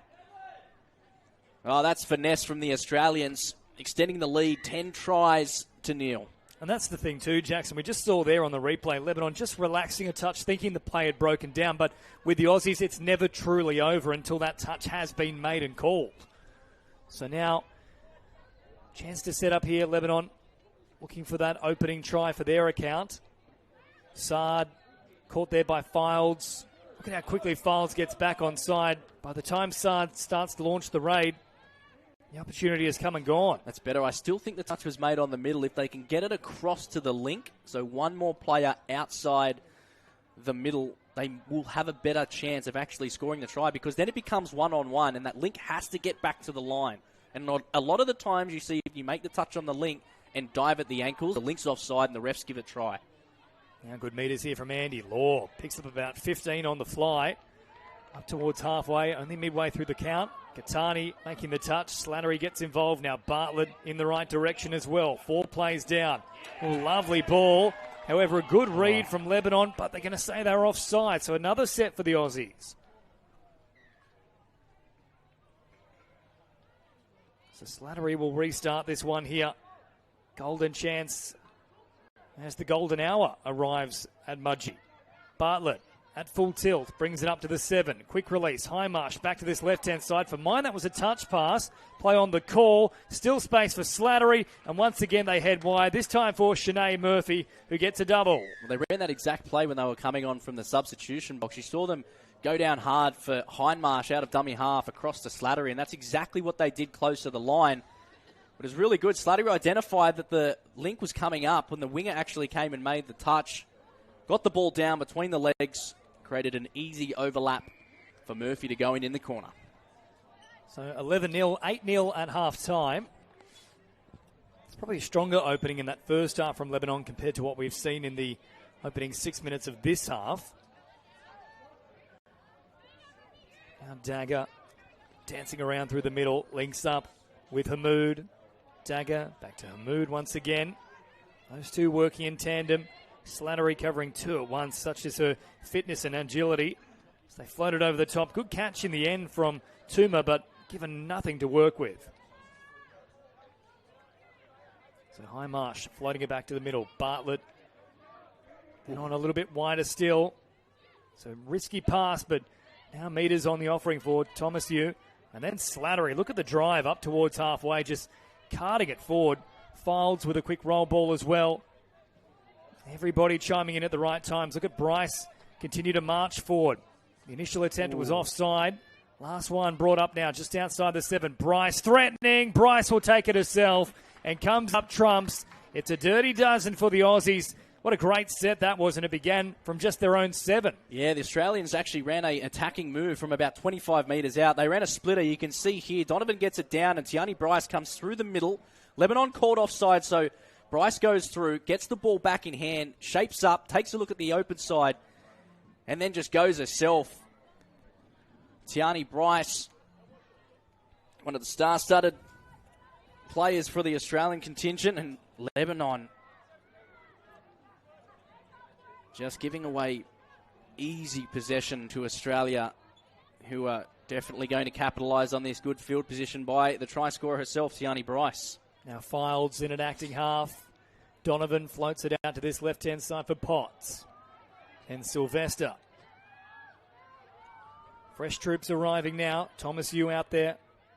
So they can't afford once again here with Ashurst. Ashurst up towards the 7. Plays it very speedily. However, Norman can't capitalise. They weren't square with the roll ball.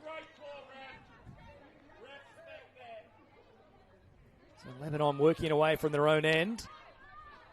I'll say this much, of course, the last set they had, they turned it over. That one was very close to another turnover, but they have overall minimised their errors compared to what we last saw, Lebanon. They have. They've significantly increased their possession rate and completion rate, the Lebanese women's opens team, compared to what we saw in the early stages of the afternoon against Singapore. And, I mean, look where they put the ball up the other end on the Australians' try line. If they can continue to do that and force Australia out of their own half, they're going to at least go a little bit closer to shutting down the Australian attack. Now Ashurst works it forward. Speaking of forward, that pass from acting half was well and truly out in front. So there's a turnover, a rare error for Australia. And a good chance now for Lebanon to build some pressure. If they can get Weeby back on deck, might be a genuine chance for them. Katani can't it forward. Just like to see Sard and Weeby combine in particular. Here is Sard wrapping around on this right-hand side. It's all a little bit in slow motion, though, from Lebanon. Yeah, the Australian defence staying really compressed. Shifting is one. You watch them. There's never a player that's isolated in the Australian defensive line. Katani plays it about 10 metres away. Still there in support. They need to release quickly. Unfortunately for Lebanon, that wasn't quick enough. They're either going to be pinged from acting half or, of course, as what transpired, that ball hits the deck And there's the turnover regardless. Yeah, I don't think from Lebanon, ball playing is actually the key to getting across and getting through the Australian defensive line. It has to be in nice and tight, maybe a couple of static quickies and diving at the ankles of the Australian defenders because they're just too good at Bryce defending the long ball. now beats one. Still going. Tiani Bryce will burn them up through the middle. She goes back-to-back for her tries. And that's the difference between the two teams. You're talking about that drive you want to see from Lebanon. Australia epitomise it there, rolling momentum and just splitting them. And if you talk about super coach points, that's a line break and a try for Tiani Bryce. Back-to-back. She scored just before through a really nice slide dive through the Lebanese defence. And again, running from halfway, really nice subset from Australia. They've struggled a few times to get through there, but when they do, you can see what happens. Defence crumbles and it opens up. Tiani Bryce taking full advantage on that occasion. And the fitness levels as well. The Aussie side, arguably the most well-conditioned team in this tournament. I think that fatigue is now starting to set in a touch here for Lebanon. Look at Bartlett take the meters as well, up towards halfway on play number one. And now speed from Slattery down the sideline. Beckett's quick, but not quick enough. Slattery puts on the Jets and will collect another great try here for the Australians. 14-0. And we've had 3 tries now in very quick succession. Well, that comes from touches number 1 and 2. Bartlett saw the opportunity. Here it is. Sylvester back on the inside, and Bartlett again identifies that if she gets this ball down, Slattery has all guns blazing and just a quick little pop off the right foot and burns it down the left-hand touchline, making it look too easy. But great signs for Australia. They got a big game tomorrow, Trans-Tasman Test match against a very hot New Zealand women's open side, and they can get that momentum going through that substitution box. Man, they look good at touches 3, 4, and 5. Of course, the mixed women's and men's, all for those Trans-Tasman tests. 2 top teams in the world doing battle right here in Mudgee. 14-0 the score in this one, though. Files works it away with about 8 minutes remaining. I think for Lebanon, the key goal will now be, of course, let's not try and get it above 20. We can stop them at, say, 16. That's a bit tough. Yeah, they're going to say there was a loose boot in the ruck, but I'm with you. It looked to be a mutual infringement of sorts. Yeah, they just said it was too hard of a touch, but I think Donovan just dropped the ball. Some good contact by Mikhail. That's what Lebanon do so good. They're so physical in the ruck. Files, though, has them really worried. Big dummy, doesn't need the outside support. Weeby caught flat-footed on the line. Files could see it coming. Little dummy, and with her speed, just goes right through. 15-0. Well, you mentioned you can see how fast the Australians are moving the ball and how fast they're getting up through touches 1, 2, and 3. And with that, think about the defensive line, what they actually have to do. They're backpedaling consistently throughout the game. It's just going to wind you down. I mean, the legs get heavy, the lungs get slow. It's cold air as well. It's going to burn your throat. How many more things can I name, James? Yeah, they're just so good at... Did you touch on lactic acid? Yeah, that's right. So now start out to this left-hand side. She doesn't have too much in the legs at the moment. She still looks pretty fresh. Gatani floating pass over the top. They've tried to put in the grubber there, but unfortunately for Toomey, you can't do it. So 15-0 it remains. 33.5 gone. Just over 6 minutes remaining. If Lebanon aren't to score, where does it come from, Jackson? I was going to say, well, they have to get some sort of runaway. They're struggling to get out of their own half on touches 1, 2, and 3. The line defence from Australia is just too good, as we see Bartlett now with a good drive for Slattery, who picks up and gasses. Oh, Slattery with some serious speed. Bartlett's there in support. Geez, they've worked in tandem beautifully in this one. Of course, Bartlett set up Slattery's try with the drive just beforehand. Slattery, of course, then pushing through on the following play, but great combination through the middle on this occasion. Well, it's 17-0 with 6 minutes to play. And when you've got the likes of Slattery and Bartlett working in tandem through the middle, they're just going to keep going, aren't they, the Australians? Mentioned it a few times throughout the broadcast. Even though they're up 16, 17-0, they just keep the foot on the throat. So now El Bahu working it forward. Hamoud there as well. Dagger, Hamoud, El Bahu. Back to Dagger once again. Floating a pass out wide. There's plenty of variation here for Lebanon, but Australia just watching, waiting, not digging in, not making a rash decision there, allowing them to come to them. Yeah, but you see, every time Lebanon are picking up from dummy half, they're trying to throw the pass. I'd love to see them just plant themselves on the 7 mark and run a static play, be it a quickie, so you get the ball down, get the ball back in your hands quick, and just attack the ankles of the Australian defenders. Make the referee make a decision. If you're going to be putting the ball down across the try line, the referee has to say, well, maybe they were offside. So Fildes carts it forward. Less than 5 to go now. 16-0 the score to the Aussies.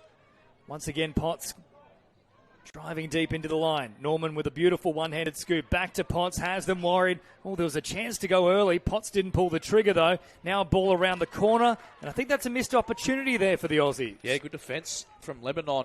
I thought Norman could have just passed it, or Potts it was, just passed it to Norman through the link hole. Yeah, Lebanon, you can just see the tired legs struggling to get forward. This is going to be touch number 3. That's better running from Lebanon, but they need someone at the advantage line pushing forward, and unfortunately ball goes to ground, and that's what happens. Fatigue sets in. You make some errors in your own half, and now you're just gifting Australia great field position. They'll probably get to the substitution box, get some fresh legs on.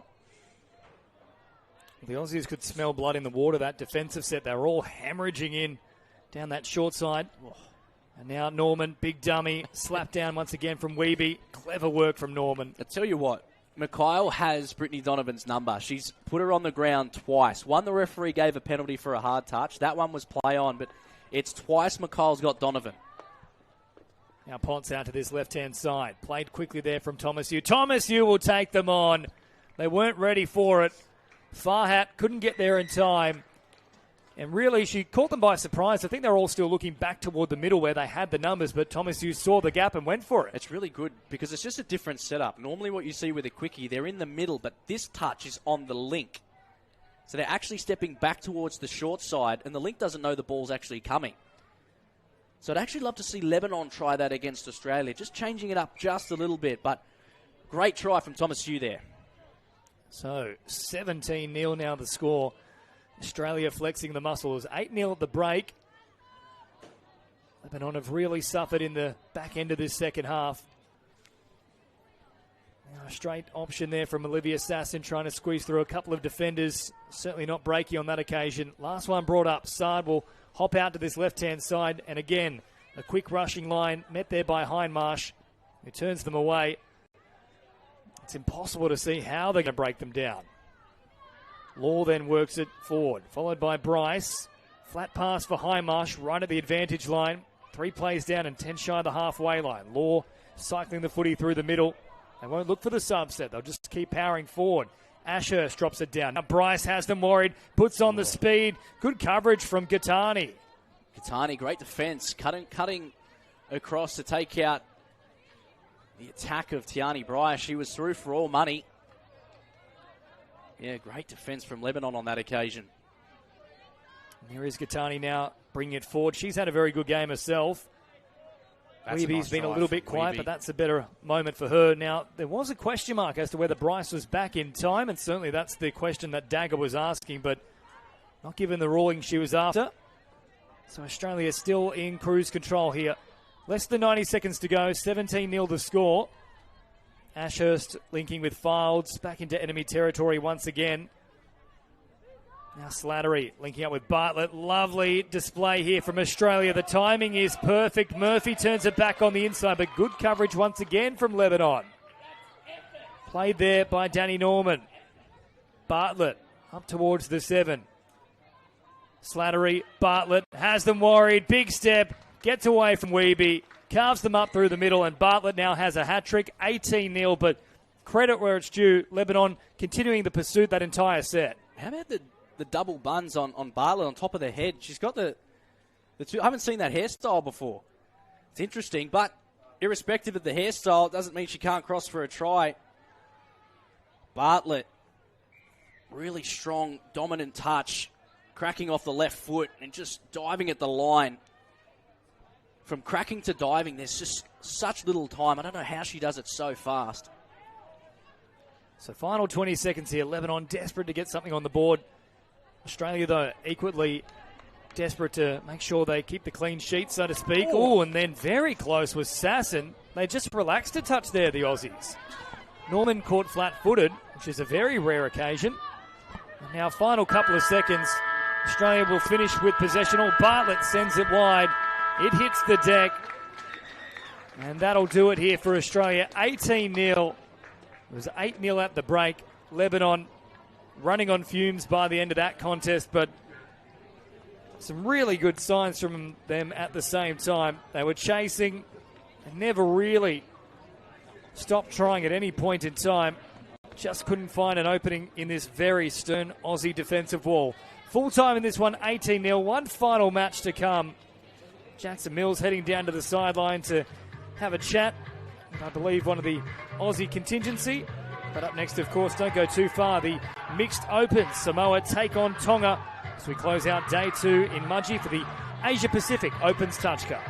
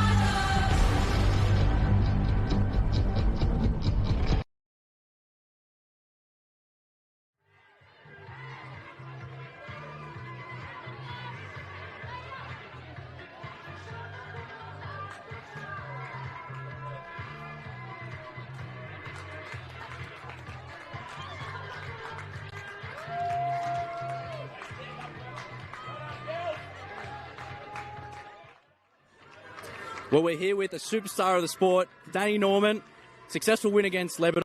You've had 3 games, a 20-0, 22-0, and then a pretty strong effort against Lebanon, keeping them scoreless. Tell me about the preparation leading into this tournament. Look, we've got a pretty new group, and it's really come down to getting the little stuff right and the 1%ers and the discipline that the Australian teams are known for. But yeah, look, we've been training really hard. We're super fit, we're super fast, we're ready to go, and it's just really fun with all the youth in the team as well. So it's been a really fun prep. And there's a few debutants making their debut for Australia. How's it been in the camp for the debutants coming through? So much fun. They have added so much energy to this group, especially for the old girls. And they're all just so respectful and just want to learn and grow as players and take it back to their clubland as well. So it's been awesome. And a big game tomorrow against New Zealand, Trans-Tasman, first game. Yeah. How's the preparation going to be leading into tonight and then into tomorrow? Yeah, look, we're ready. It's always a really tough battle against the NZ teams, and they're making the effort to come out here, and they look really ready as well. So I think it's going to be a really tough battle, but really looking forward to it. Well done today and good luck tomorrow. Yep. Thank you, Danny Davis. Thanks, Millsy. Thanks, Danny.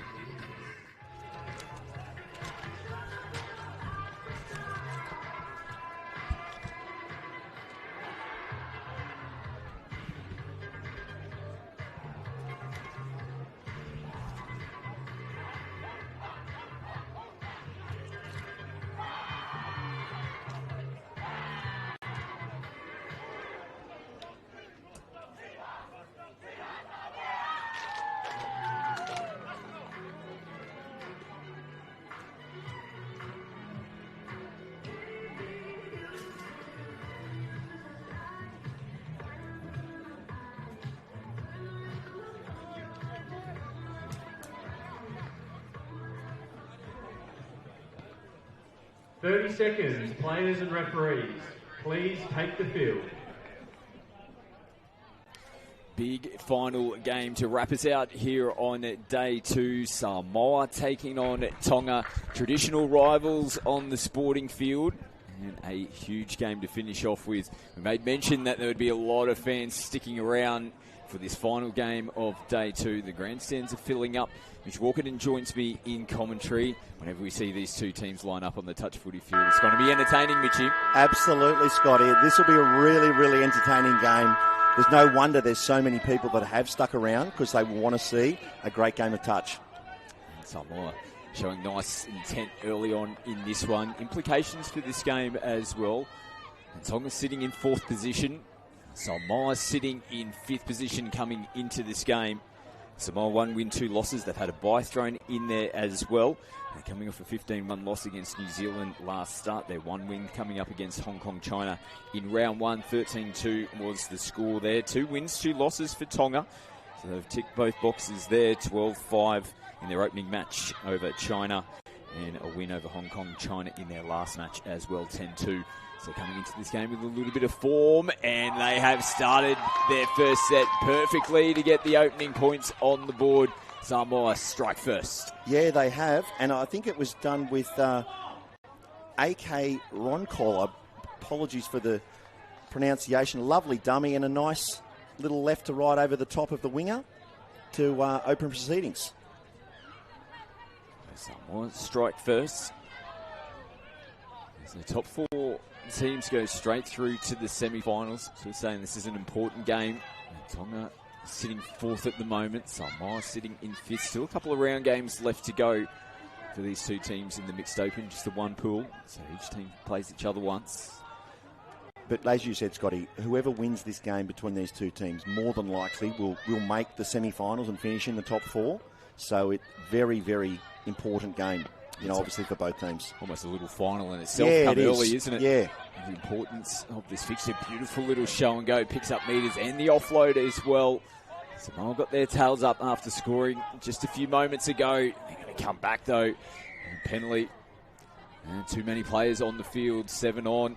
So it was unfortunate. And they were shaping up nicely there throughout that set. Indeed they were. They built nicely into that set. And it was a nice strike dump there from Schuster.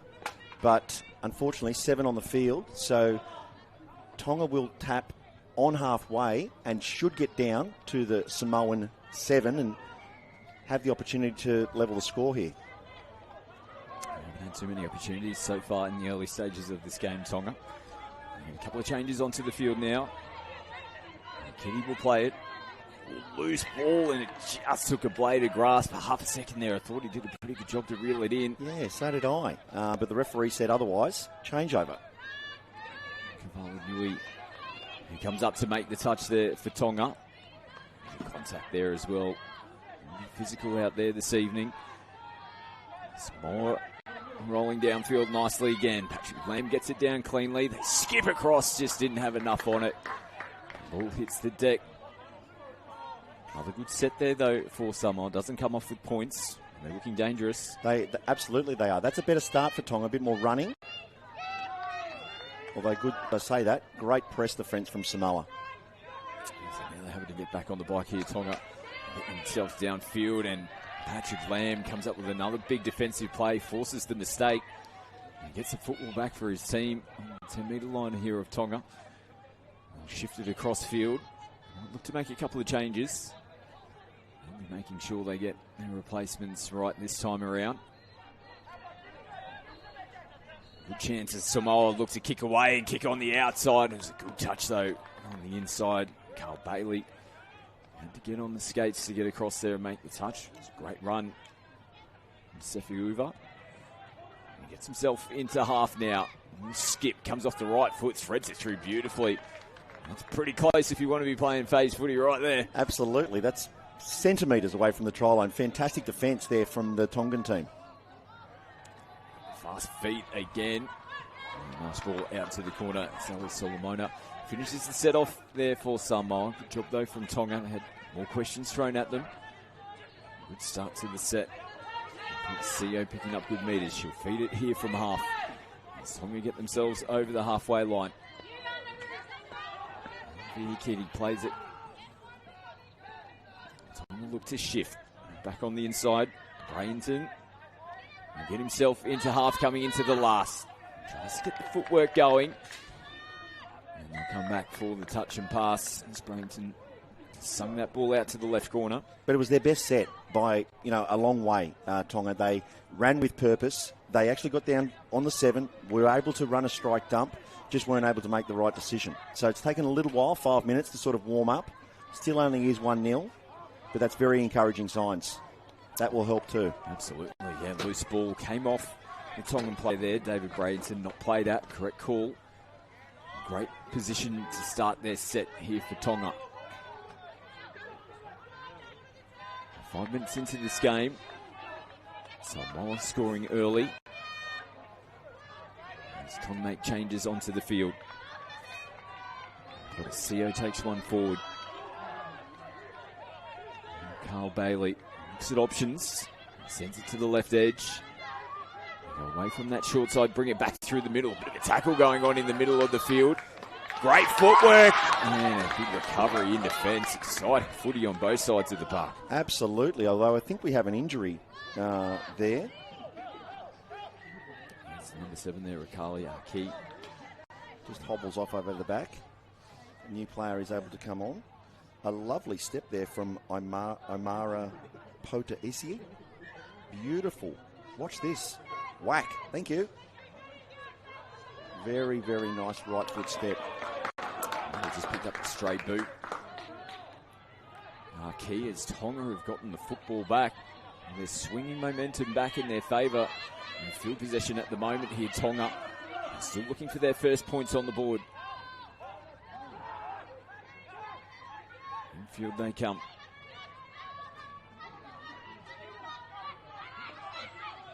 Sharp off the right foot. Samoa recover in defence.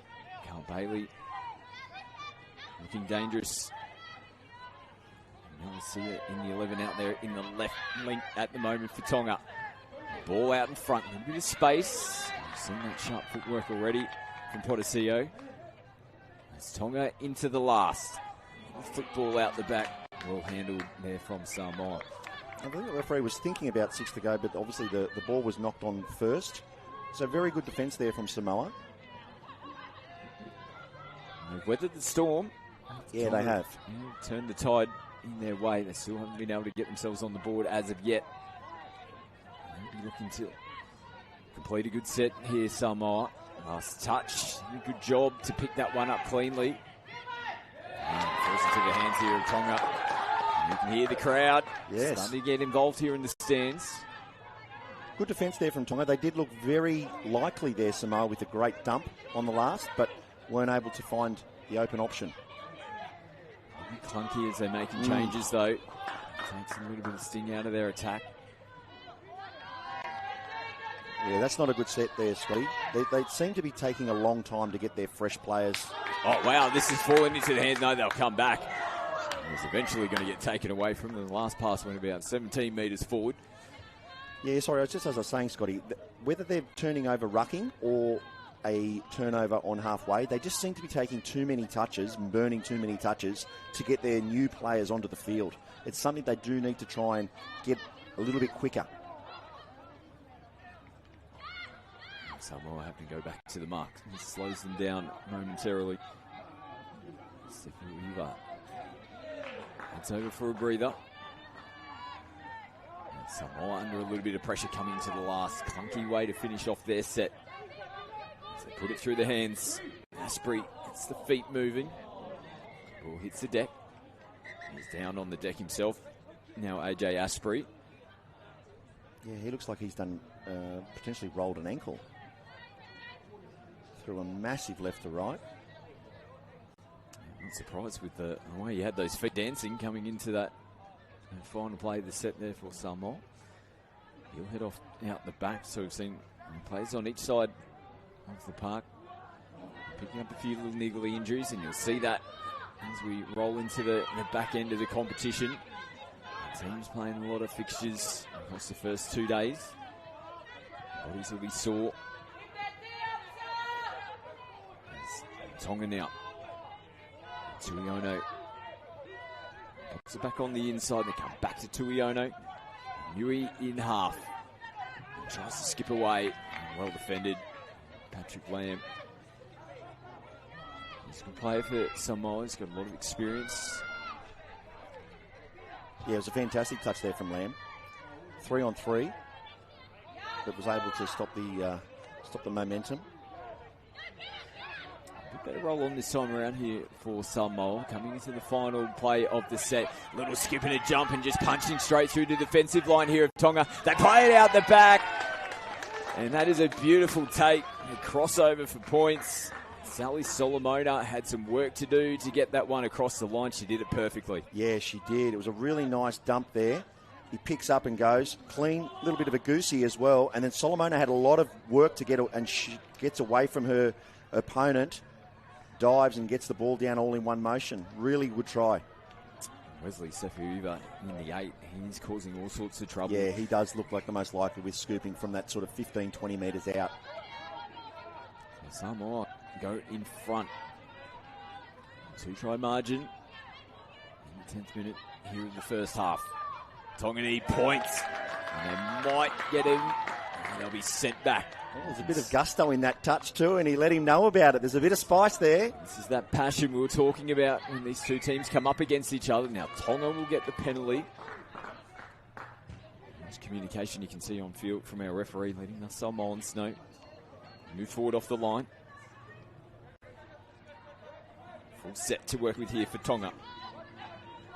That's that's a fantastic touch there from Solomona. Leilani Solomona that time. It's on the flat ball. They come out towards Solomona again. There to make the call. And supported inside from Raymond Schuster. Still a couple of touches to work with here for Tonga. Push it out to the left edge. Fafita plays it. Sharp footwork again. They just cannot crack this Samoan defence at the moment. No, they can't. Very, very good defence. And the Samoans are letting them know about it too. Raymond Schuster, very vocal with regards to getting a couple of really good stops there. And this is good rucking, getting out of their trouble, out of their own half. Solomona, we saw her come up with a couple of big defended plays. Takes a good carry forward here for the Samoan team. Nice touch, nice pick up from half again. Back on the inside, falls straight into the hands here of Tonga. No advantage played. The penalty will be blown. 3 referees for this evening's match: Savannah Draper, Hiro Zuki, and Kaylee McCracken. In charge and in control in this final game on day 2. Massive day of action. No half again though, Scotty. They've been great for the first 3, and then it just seems to break down just a little with their rucking. And it's broken down there again. There's just some confusion with regards to who's going on, where they need to be, and they really need to fix that, because that's been the only difference. Samoa have been great, and Tonga have really struggled building their momentum. And it can be so hard to get yourself out of that hole. Yes. It ends up flowing on to the next couple of It touches. does. And we saw it there, Tonga turning the ball away. Gifting good possession here to Samoa. They're looking for more points. Looping ball, beautifully taken as well. They're on one here this evening to start this game. Letitia Stowers, when the girls are doing the job here and finishing off these tries. It was a beautiful ball over the top. Carly Arkey, who's been heavily involved here for Samoa, they go up by 3. Stowers did such a good job to get the ball and get it down really quick from that sinker ball from AK. So really well done. You really think that Tonga need to be the next to score. Down 3-0 after about 13 minutes. For their own confidence, they need to put one on here. Yeah, they need a little injection, a little spark, and sometimes just one try is all you need to get some confidence back in the game. That is some sort of ball that it just dips away. Out in front of Mira Potosio out here in the right wing. Oh, that was a very tough chance. That was a 35-metre pass without a wind-up. There's some skill. Absolutely. Throwing it from the middle of the field. Nice little offload down the edge, turning it back on the inside, picking up valuable metres. They're on the front foot here, and this is the difference. Look at the flow that Samoa's got coming out of the box now, getting advantage off that exchange of passing down their sideline. They played on the 7. They've still got some touches to make. Sefuiva is out there, one to watch. He's directing traffic for Samoa at the moment. Just holding things up, ball in hand. It was a risky ball back on the inside. Luckily, though, the penalty will come, not moving forward off the line. Yeah, but you highlighted it, Scotty, and it's spot on. The rucking and the momentum is all with Samoa. Tonga really need to get a stop here. So bomb out to the left. Tong will take the touch. Filippo gets him back towards the middle of the field. Early ball, they came up out of the line pretty quickly there. Sharp footwork. Oh, man. These girls are getting the job done here for Samoa. Try celebration, and rightfully so. Lovely little try celebration. Took a jink off the right, slams it down. You're right. The girls for Samoa have been fantastic, and that's a great try. They're going on with it now. Fourth try of the game. Might be a little shell-shocked here. Yeah, they are. A lot of passing, not enough running, Scotty. I'm expecting a tight contest here between these two teams. Samoa and Glen are out of the water in the early stages. Here at the first half, that will get the job done. And they've been chipping away at trying to get points on the board. And David Bradenton, just slick ball in hand. He got down nice and low. It's a nice try to get them started here in this game. Yeah, he did. It was probably one of the first quickies that they've actually run. Dives back middle. Saver middle, wasn't able to make the touch. The comeback starts. It's 4-1. They desperately needed that, didn't they? Yeah, they did, for their own confidence. 20 minutes is such a long time, the second half. So, I'm sure the coaching staff of Tonga will be speaking to them, and let's stay controlled, let's stay composed. It's a long time. All those cliches, Scotty. One set at a time. I'll throw another one in here. This is a big defensive set. They don't want to leak points after scoring down the other end. Because that really can deflate pretty quickly. Let's see if they can get the job done in defence. Samoa happy to throw the ball around. They look short side now. Jink step back in. Done a good job so far here, Tonga. So Mona plays it coming into the last. You don't want to go to sleep on them, though. Particularly this man who skips across. That's a silky ball around the corner, but the touch was made first. Wow, that was close, wasn't it? Silky was the right word. There wasn't a lot in that, but Tonga did well to repel. They really need a good set here. They've just done really well done with their defence. They need to run and get out of their half. Might have drifted forward as well. And positive signs to see there for Samoa. Last touch, we see teams just put the cue in the rack sometimes when it's the fifth and final play, and it's a bit of a dead play. The set, no chance of the hand. They almost came up with points, but we see Tonga now coming up with another error. There's a fair bit of chatter going down in the boxes there. I can see with the coaching staff talking to the guys that have just come off. I'm sure the message is we need to run harder and run straighter. We've got some very experienced coaches in the Tongan box. Peter McIntyre, New Zealand Women's Open coach. Peter Hiku as well, New Zealand Mixed Open coach. Really leading this Tongan team. And that's a great touch. That's a sensational touch, Scotty. Portisio coming from the right edge to make that touch. Again, you don't want to go to sleep here on Samoa. Look at this. They're out the right side and they bring it back to the left. Oh, good touch. Really well done there from Alea Vailaket. They had to make that touch. Took a bit of yards away from them too on the last touch. That's a better run. Bit of momentum. It's a big set. That gets them over towards the 10-metre line here of Samoa. They're going to have a chance on the back end of this. If they can get another one here and get some momentum going into the second half, they're going to be well and truly back in this game. It's going to have to come here on the final play, and it will! Massive set there for Tonga. Finishes in points. The margin back to 2. Just as you called it, was to call you Scostradamus. Oh, that is one of your best. Not really, but that's a great try. You called it. They needed to score. Fantastic strike dump. Really nice left to right. Fantastic hands from the winger.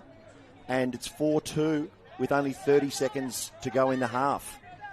This is a big set here for both teams. Tonga getting themselves back into this game. Samoa score here in this set. I feel a lot more comfortable going into the break. Which way is this going to go? Tonga thought they were going to get the ball back. A penalty, though, for not moving forward. But they'll be in no hurry to move forward, I would imagine. They would have a call with 10 seconds to go to not move forward. They'll be happy to give away the penalty. Samoa, on the other hand, they just need to try and run. There's going to be a penalty coming. It'll be interesting to see if one of the Tongan players gets a forced substitution here. Yeah, we've seen that. I've seen it at State Cup recently, where it was only on the first penalty they did sit somebody out. Not on this occasion, so one final play with the hooter sounding, and Tonga comfortably come up to make the touch. It was a great fight back from the Tongan team. 2 back-to-back tries. Sees them go down into the break by 2 as we take a look at the highlights, but they're well and truly back in this game. Yeah, they were. Samoa jumped out to a really good early lead with just, better field position and better rucking, and that was their first try. You can see almost the carbon copy, same pod that put on that try. Good hands are. This is a very, very good try. And this is when the fight back sort of started. We had the quickie and that lovely long ball with great hands to the corner. So halftime score here in our final game of day 2. It's Samoa in front at the moment, 4 tries to 2 over Tonga.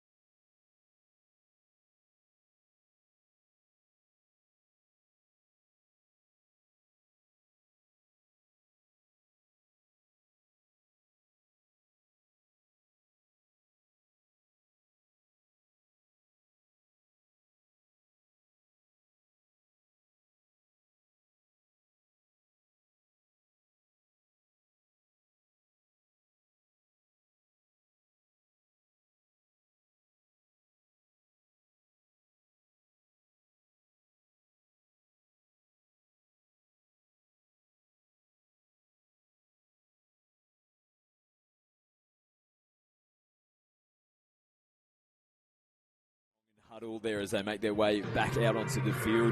Really energetic in the box. We made mention of the experience they've got with Peter McIntyre and Hikapene, 2 New Zealand greats that have made their way into the Tongan system. And they will feel like they're really in this game now. Those back-to-back tries on the back end.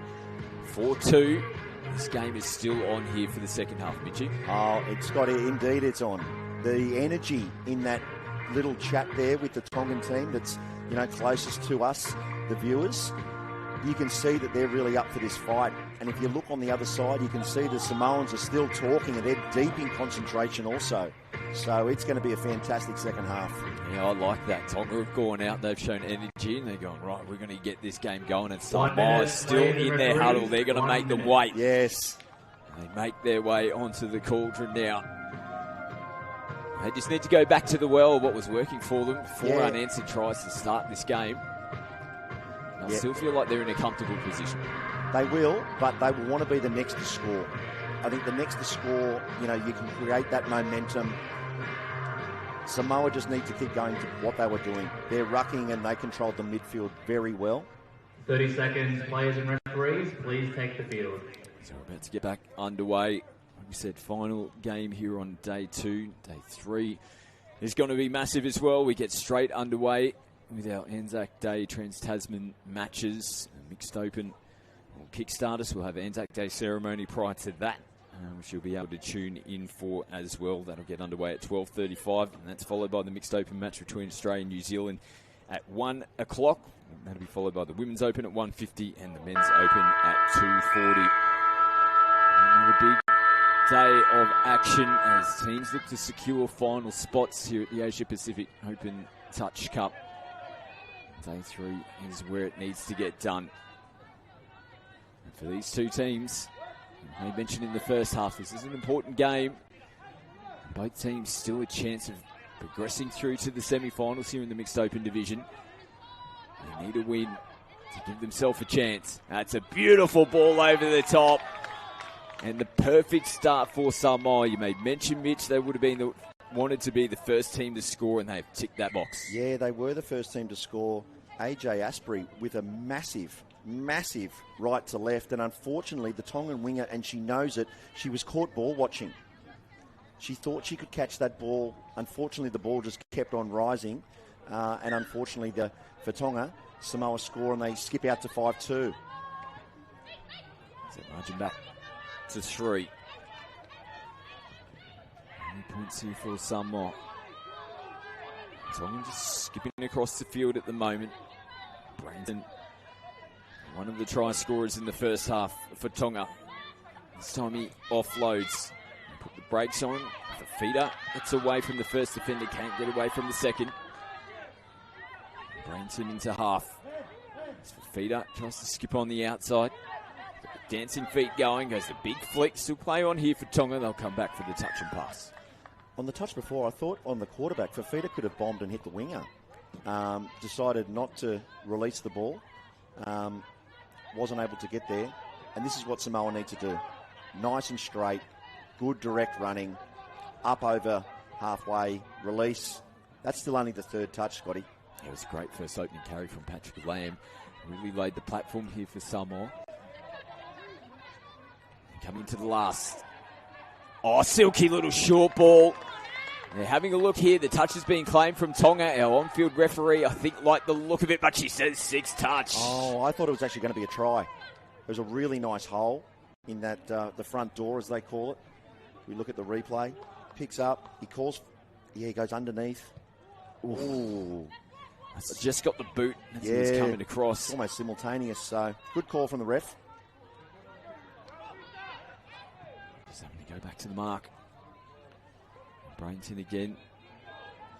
It's been busy for Tonga to start in the second half. He'll take another carry. Touch has been made. They're going to have to go back to the mark. Asking questions here, Brainton. Bit of a disjointed start to the set for Tonga. It was. See what they can do with this touch and if they can salvage the set. Carl Barry, play it coming into the last. This ball out the back. They just have to turn around and reach for it. Did a good job to get the pass away. The contact was made first, though. Yeah, Sally Solomona came up, made a really good touch. Made it very difficult to get the bat on or the catch and pass. Samoa get things going again. They're girls, Scotty. They've been great, haven't they? And we saw the tries that they scored in the first half. They were quality finishes, but they're doing the work. They're doing the carries as well. They've done another interchange infringement, though, here in this set. And that's the second one for them in this game. Yeah, it is. It looks like the referees have pinged them for 7 on the field, as you said, for the second time. That's not helpful. So Tonga will get the tap on the halfway line. Gave him a chance to make some changes at the same time. So looking to get nice and early out of the line. Stanley's forced Tonga to go back in field. But that's the third touch, no half, and they're just still getting their players on. I'm sure the coaching staff will want to try and fix that up. Is that a foot in the ruck, Scotty? Yeah, it's going to go that way. Loose foot with Samoa. Yeah, it's interesting when you see teams that they start their set around the halfway line. They seem to find it really hard to actually still punch forward. They're making changes at the same time, and I've seen teams just kind of turn it over, like in front of the 7. It's quite perplexing Yeah. times. If you want to get off, and then a couple of people go forward. Great read from the winger there. Solomona again. So time to bring it back to the 7. Fafita steps back in. Fafita has the look up, had a bit of time. They get the bat on. And comes out of hands. Mara Potosio here on the left wing.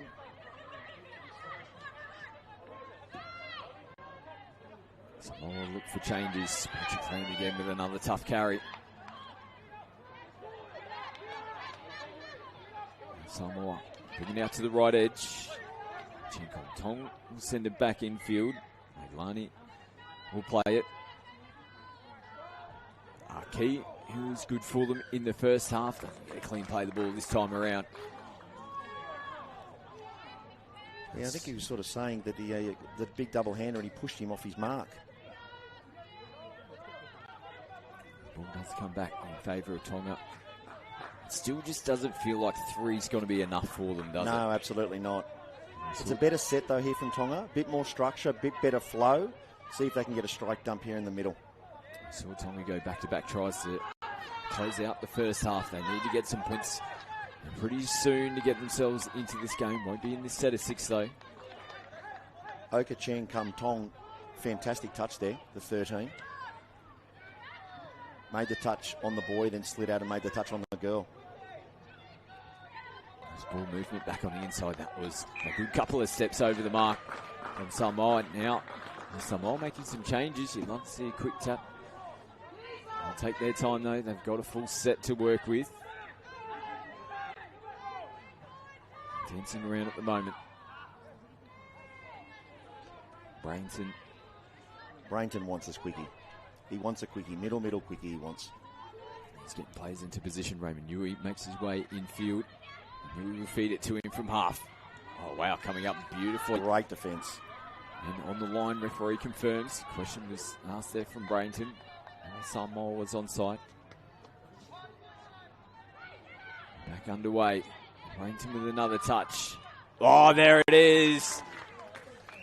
And this time uses a little bit of footwork to get the job done. He was sharp. Ball in 2 hands. Yeah, he was. Open side quickie this time.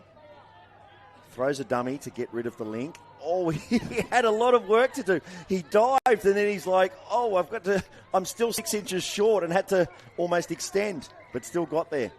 You could see the smile on his face. He almost needed one of his teammates just to give him a little slide along. They needed the slip and slide out there just to help him get across the line. Gets the job done. A much needed try for Tonga. They get that margin back down to 2. A nice heavy. Oh, no, the referee says too heavy. And says foot in the ruck. I think that's a tough one. I think he actually won the ruck legitimately, won the bend, but referee didn't see it that way. So we'll play on. Samoa, I should say, sing it early and send it out towards our left edge, but there's a pass that's gone forward. That is a big missed opportunity there. Yeah, I've sort of seen that all weekend, actually, in a lot of the divisions. The forward pass when running the punish or the quickie within the 7 metres. So referees have certainly been consistent with regards to that. Teams just seem to naturally get into a really flat attacking zone when they're at the 7. Yeah, they do. And we'll sort of take those extra couple of steps back. And a lot of passes going forward from the ruck. I saw one there from Samoa. It's Tonga doing the hard work. Samoan defence, particularly the girls, again, putting a lot of pressure on Tonga. This is a nice recovery, late little pop-out play. And they found the space. No, It's got to get taken away. There's fingers being pointed out there, some questions being asked. Sideline referee makes her way in. She says, get on out here. We're not changing our decision at all, but that was really close. It was. Absolutely. I didn't see what happened there, but they've gone a little bit of back chat, I think. Yeah. So they've gone another 7 metres. Once the referees have made their decision, it's okay to ask a question. Oh, there isn't a lot in that. But you can always ask the question, but there's a difference between asking a question and then being disrespectful. The referee's not going to change their mind. You have to get on with it and get back on side. You can tell they knew that would have been an important try for them. Got the margin back down to 1. Now we see some sharp footwork. Key doesn't get the pass he would have liked off the back of it. But good defence there from Tonga. Stayed man on, stayed disciplined. The link and the winger both completed their assignments and didn't bite. Clunky here. The ball's rolled forward. I'm not sure what happened there. There was feet and there was hands everywhere. It's going to go in favour of Tonga. We'll often see that in the teams on the first touch particularly. We'll go, right, this is our opportunity to muscle up. We haven't really got too much to lose. No, that's right. 50-50. If I can get a foot in the ruck or a hand in the ruck, get the ball for my team. The spiciness is starting to come back into this one. There's been a bit of contact and a bit of chat going each way. The game is still on the line. Tonga. I'd love to see them run not past though, Scotty. Especially from there, from halfway. That is one of the worst options we've seen this weekend. Yeah, that was a disappointing way to close out that set. Just need someone to go forward there. Absolutely we did. Samoa, good attacking opportunity. And Tonga are down by 2 on the scoreboard. Every set so precious for them. They can't give away cheap possession like this because Samoa will make you pay. And yet again, Wesley Sefuiva heavily involved. Throws the final pass. A little goosey there. He's electric with his footwork and speed coming out of half. Just like he did for the Hornsby Lions for all of those years. We don't want to harp on it, but that turnover on halfway is vital. They had a penalty short of halfway, and instead of running, they turn the ball over and they now find themselves down by 3 with 9 to go. Ball out in front. It's lost over the try line. Tupo out there on the right wing. Young lady on screen. Samoa tap through Paddy Lamb. Head over for a breather. Changes to come on. Tonga are going to get the ball back. Yeah. And I like this. The boys are straight off before the ball has been rolled, enabling the new players to get on there, and they shouldn't burn as many touches. They should get down to the 7 and then be able to run a few plays. We just made mention of that earlier on.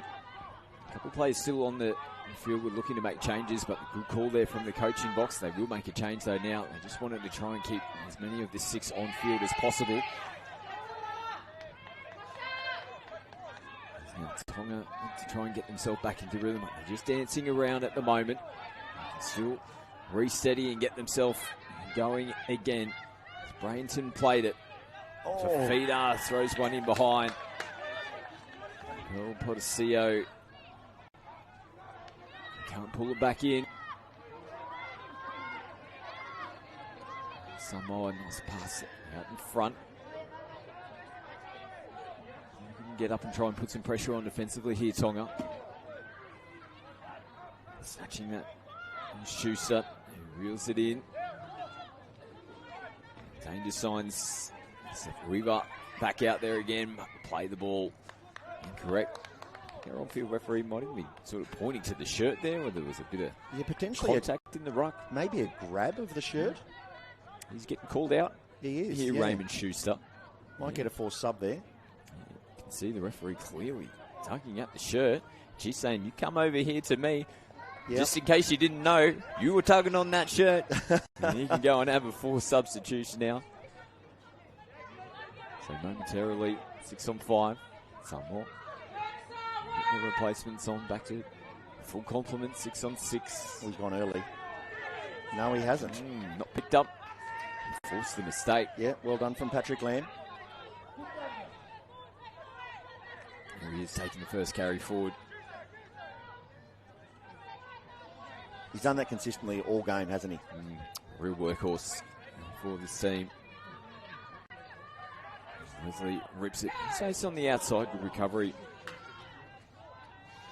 Sia makes the touch. Defending out there in the right link. Coming into the last. So retrieving to get back onside. Oh, great touch. It was a good recovery. Just held nerve. I can't see the number, Scotty, but that was a fantastic touch from the middle. I think it might have been Raymond Schuster. Possibly even the 10 for Tonga. Oh, sorry, Carl Bailey. Tonga pick up good meters. And had some punch on the back end of their set, Yeah, they do. Again, just a little bit sloppy there on that play. And clean play the ball. Inside the bomb long. Nice hands in the corner. Good defence from Samoa. Good defence from Samoa. I'm sure they would have been happy when he picked up and passed as opposed to run. They use the ball so well, Samoa, don't they? Getting out of trouble. The teams have been great across the first 2 days. On that first play, just transitioning and sending it straight across the field. Playing eyes up. Yeah, if there's space, they'll use the ball. It's been great to watch because we've seen teams at national championships and whatever going laterally on those first couple of touches. They're really struggling, but it's been positive football to see, playing smart football to get forward. It's so important. Yeah, absolutely. For the momentum that you carry on for the rest of your set. Look like they've just lost a little bit of energy here, Tonga. Down by 3 on the scoreboard. We're into the last 5 minutes of this game. Need a little spark.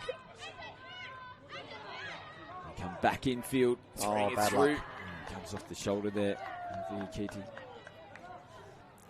They're looking likely, but it's just that last pass or the last, dump that just hasn't gone to hand. They can take their time here, Samoa. And try and wind some time off the clock. Oh, that is heavy contact. It was hip into head. I think it was an accident, and it looked a little bit awkward. Oh. Yeah, right on the hip. You can see he ducked his head coming into the ruck. Yeah. It's an interesting one. Let's see what the call's going to be, because look at this little champion out there checking. That might be mum or sister saying, get off. What are you doing out here? You're not a doctor. Yes.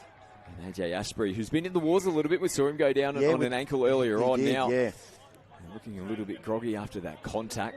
Samoa can get the football back here. Underway. That was a tough carry, that one. We hope he's okay. Here we are. Getting the ice out on the ankle, getting the Panadol for that headache tonight. Be a little bit sore and ginger. AJ Ashbury coming into day 3. Nice little goosey, almost dancing away through behind the defensive line. But a good place to turn the ball over. Close to the 7, making it Tonga go 60, 65 metres if they're going to try and score. This has been a run in here from Tonga, and just got to go back to the mark though. Another good touch. Paul Podesio going to try and get a little bit of energy back into this Tongan team as the penalty will go their way. 2 minutes left on the clock. Love a try here, Tonga. Tap it just shy of the 7-metre line. Wakatui.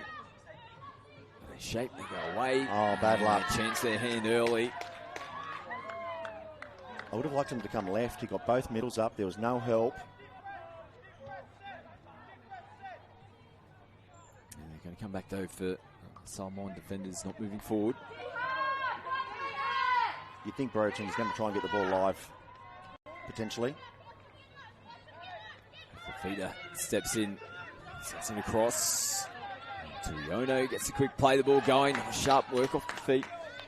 In the line there, Paul Podesio. Taking a look at the replay there, Tonga. Looking to try and finish off this game with some points. They reset, go again. Podesio ran a beautiful line and takes it nicely as well. A great final try there for Tonga. And they'll take a lot out of that last try. Look at the smile. That is such a nice pass, but an even better hole line like you called, Scotty. Look at that. Beats the link and gets inside there of the winger. Fantastic try.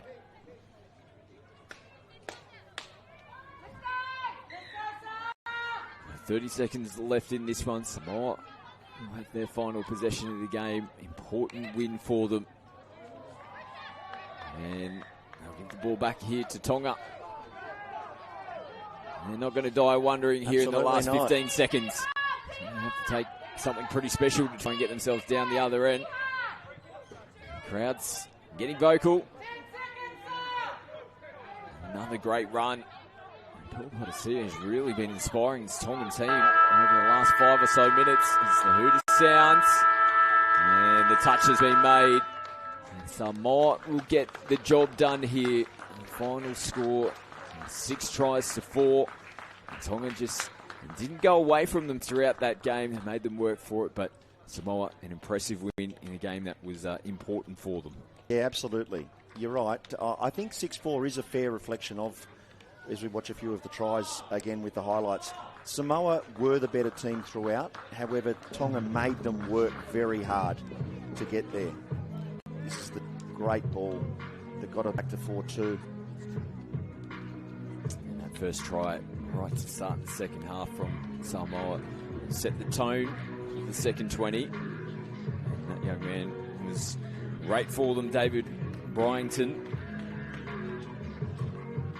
Standout performers here tonight. A great way to finish off this game for Tonga, but they go down by 2 in the end to close this out here on day 2 at the Asia Pacific Open Touch Cup.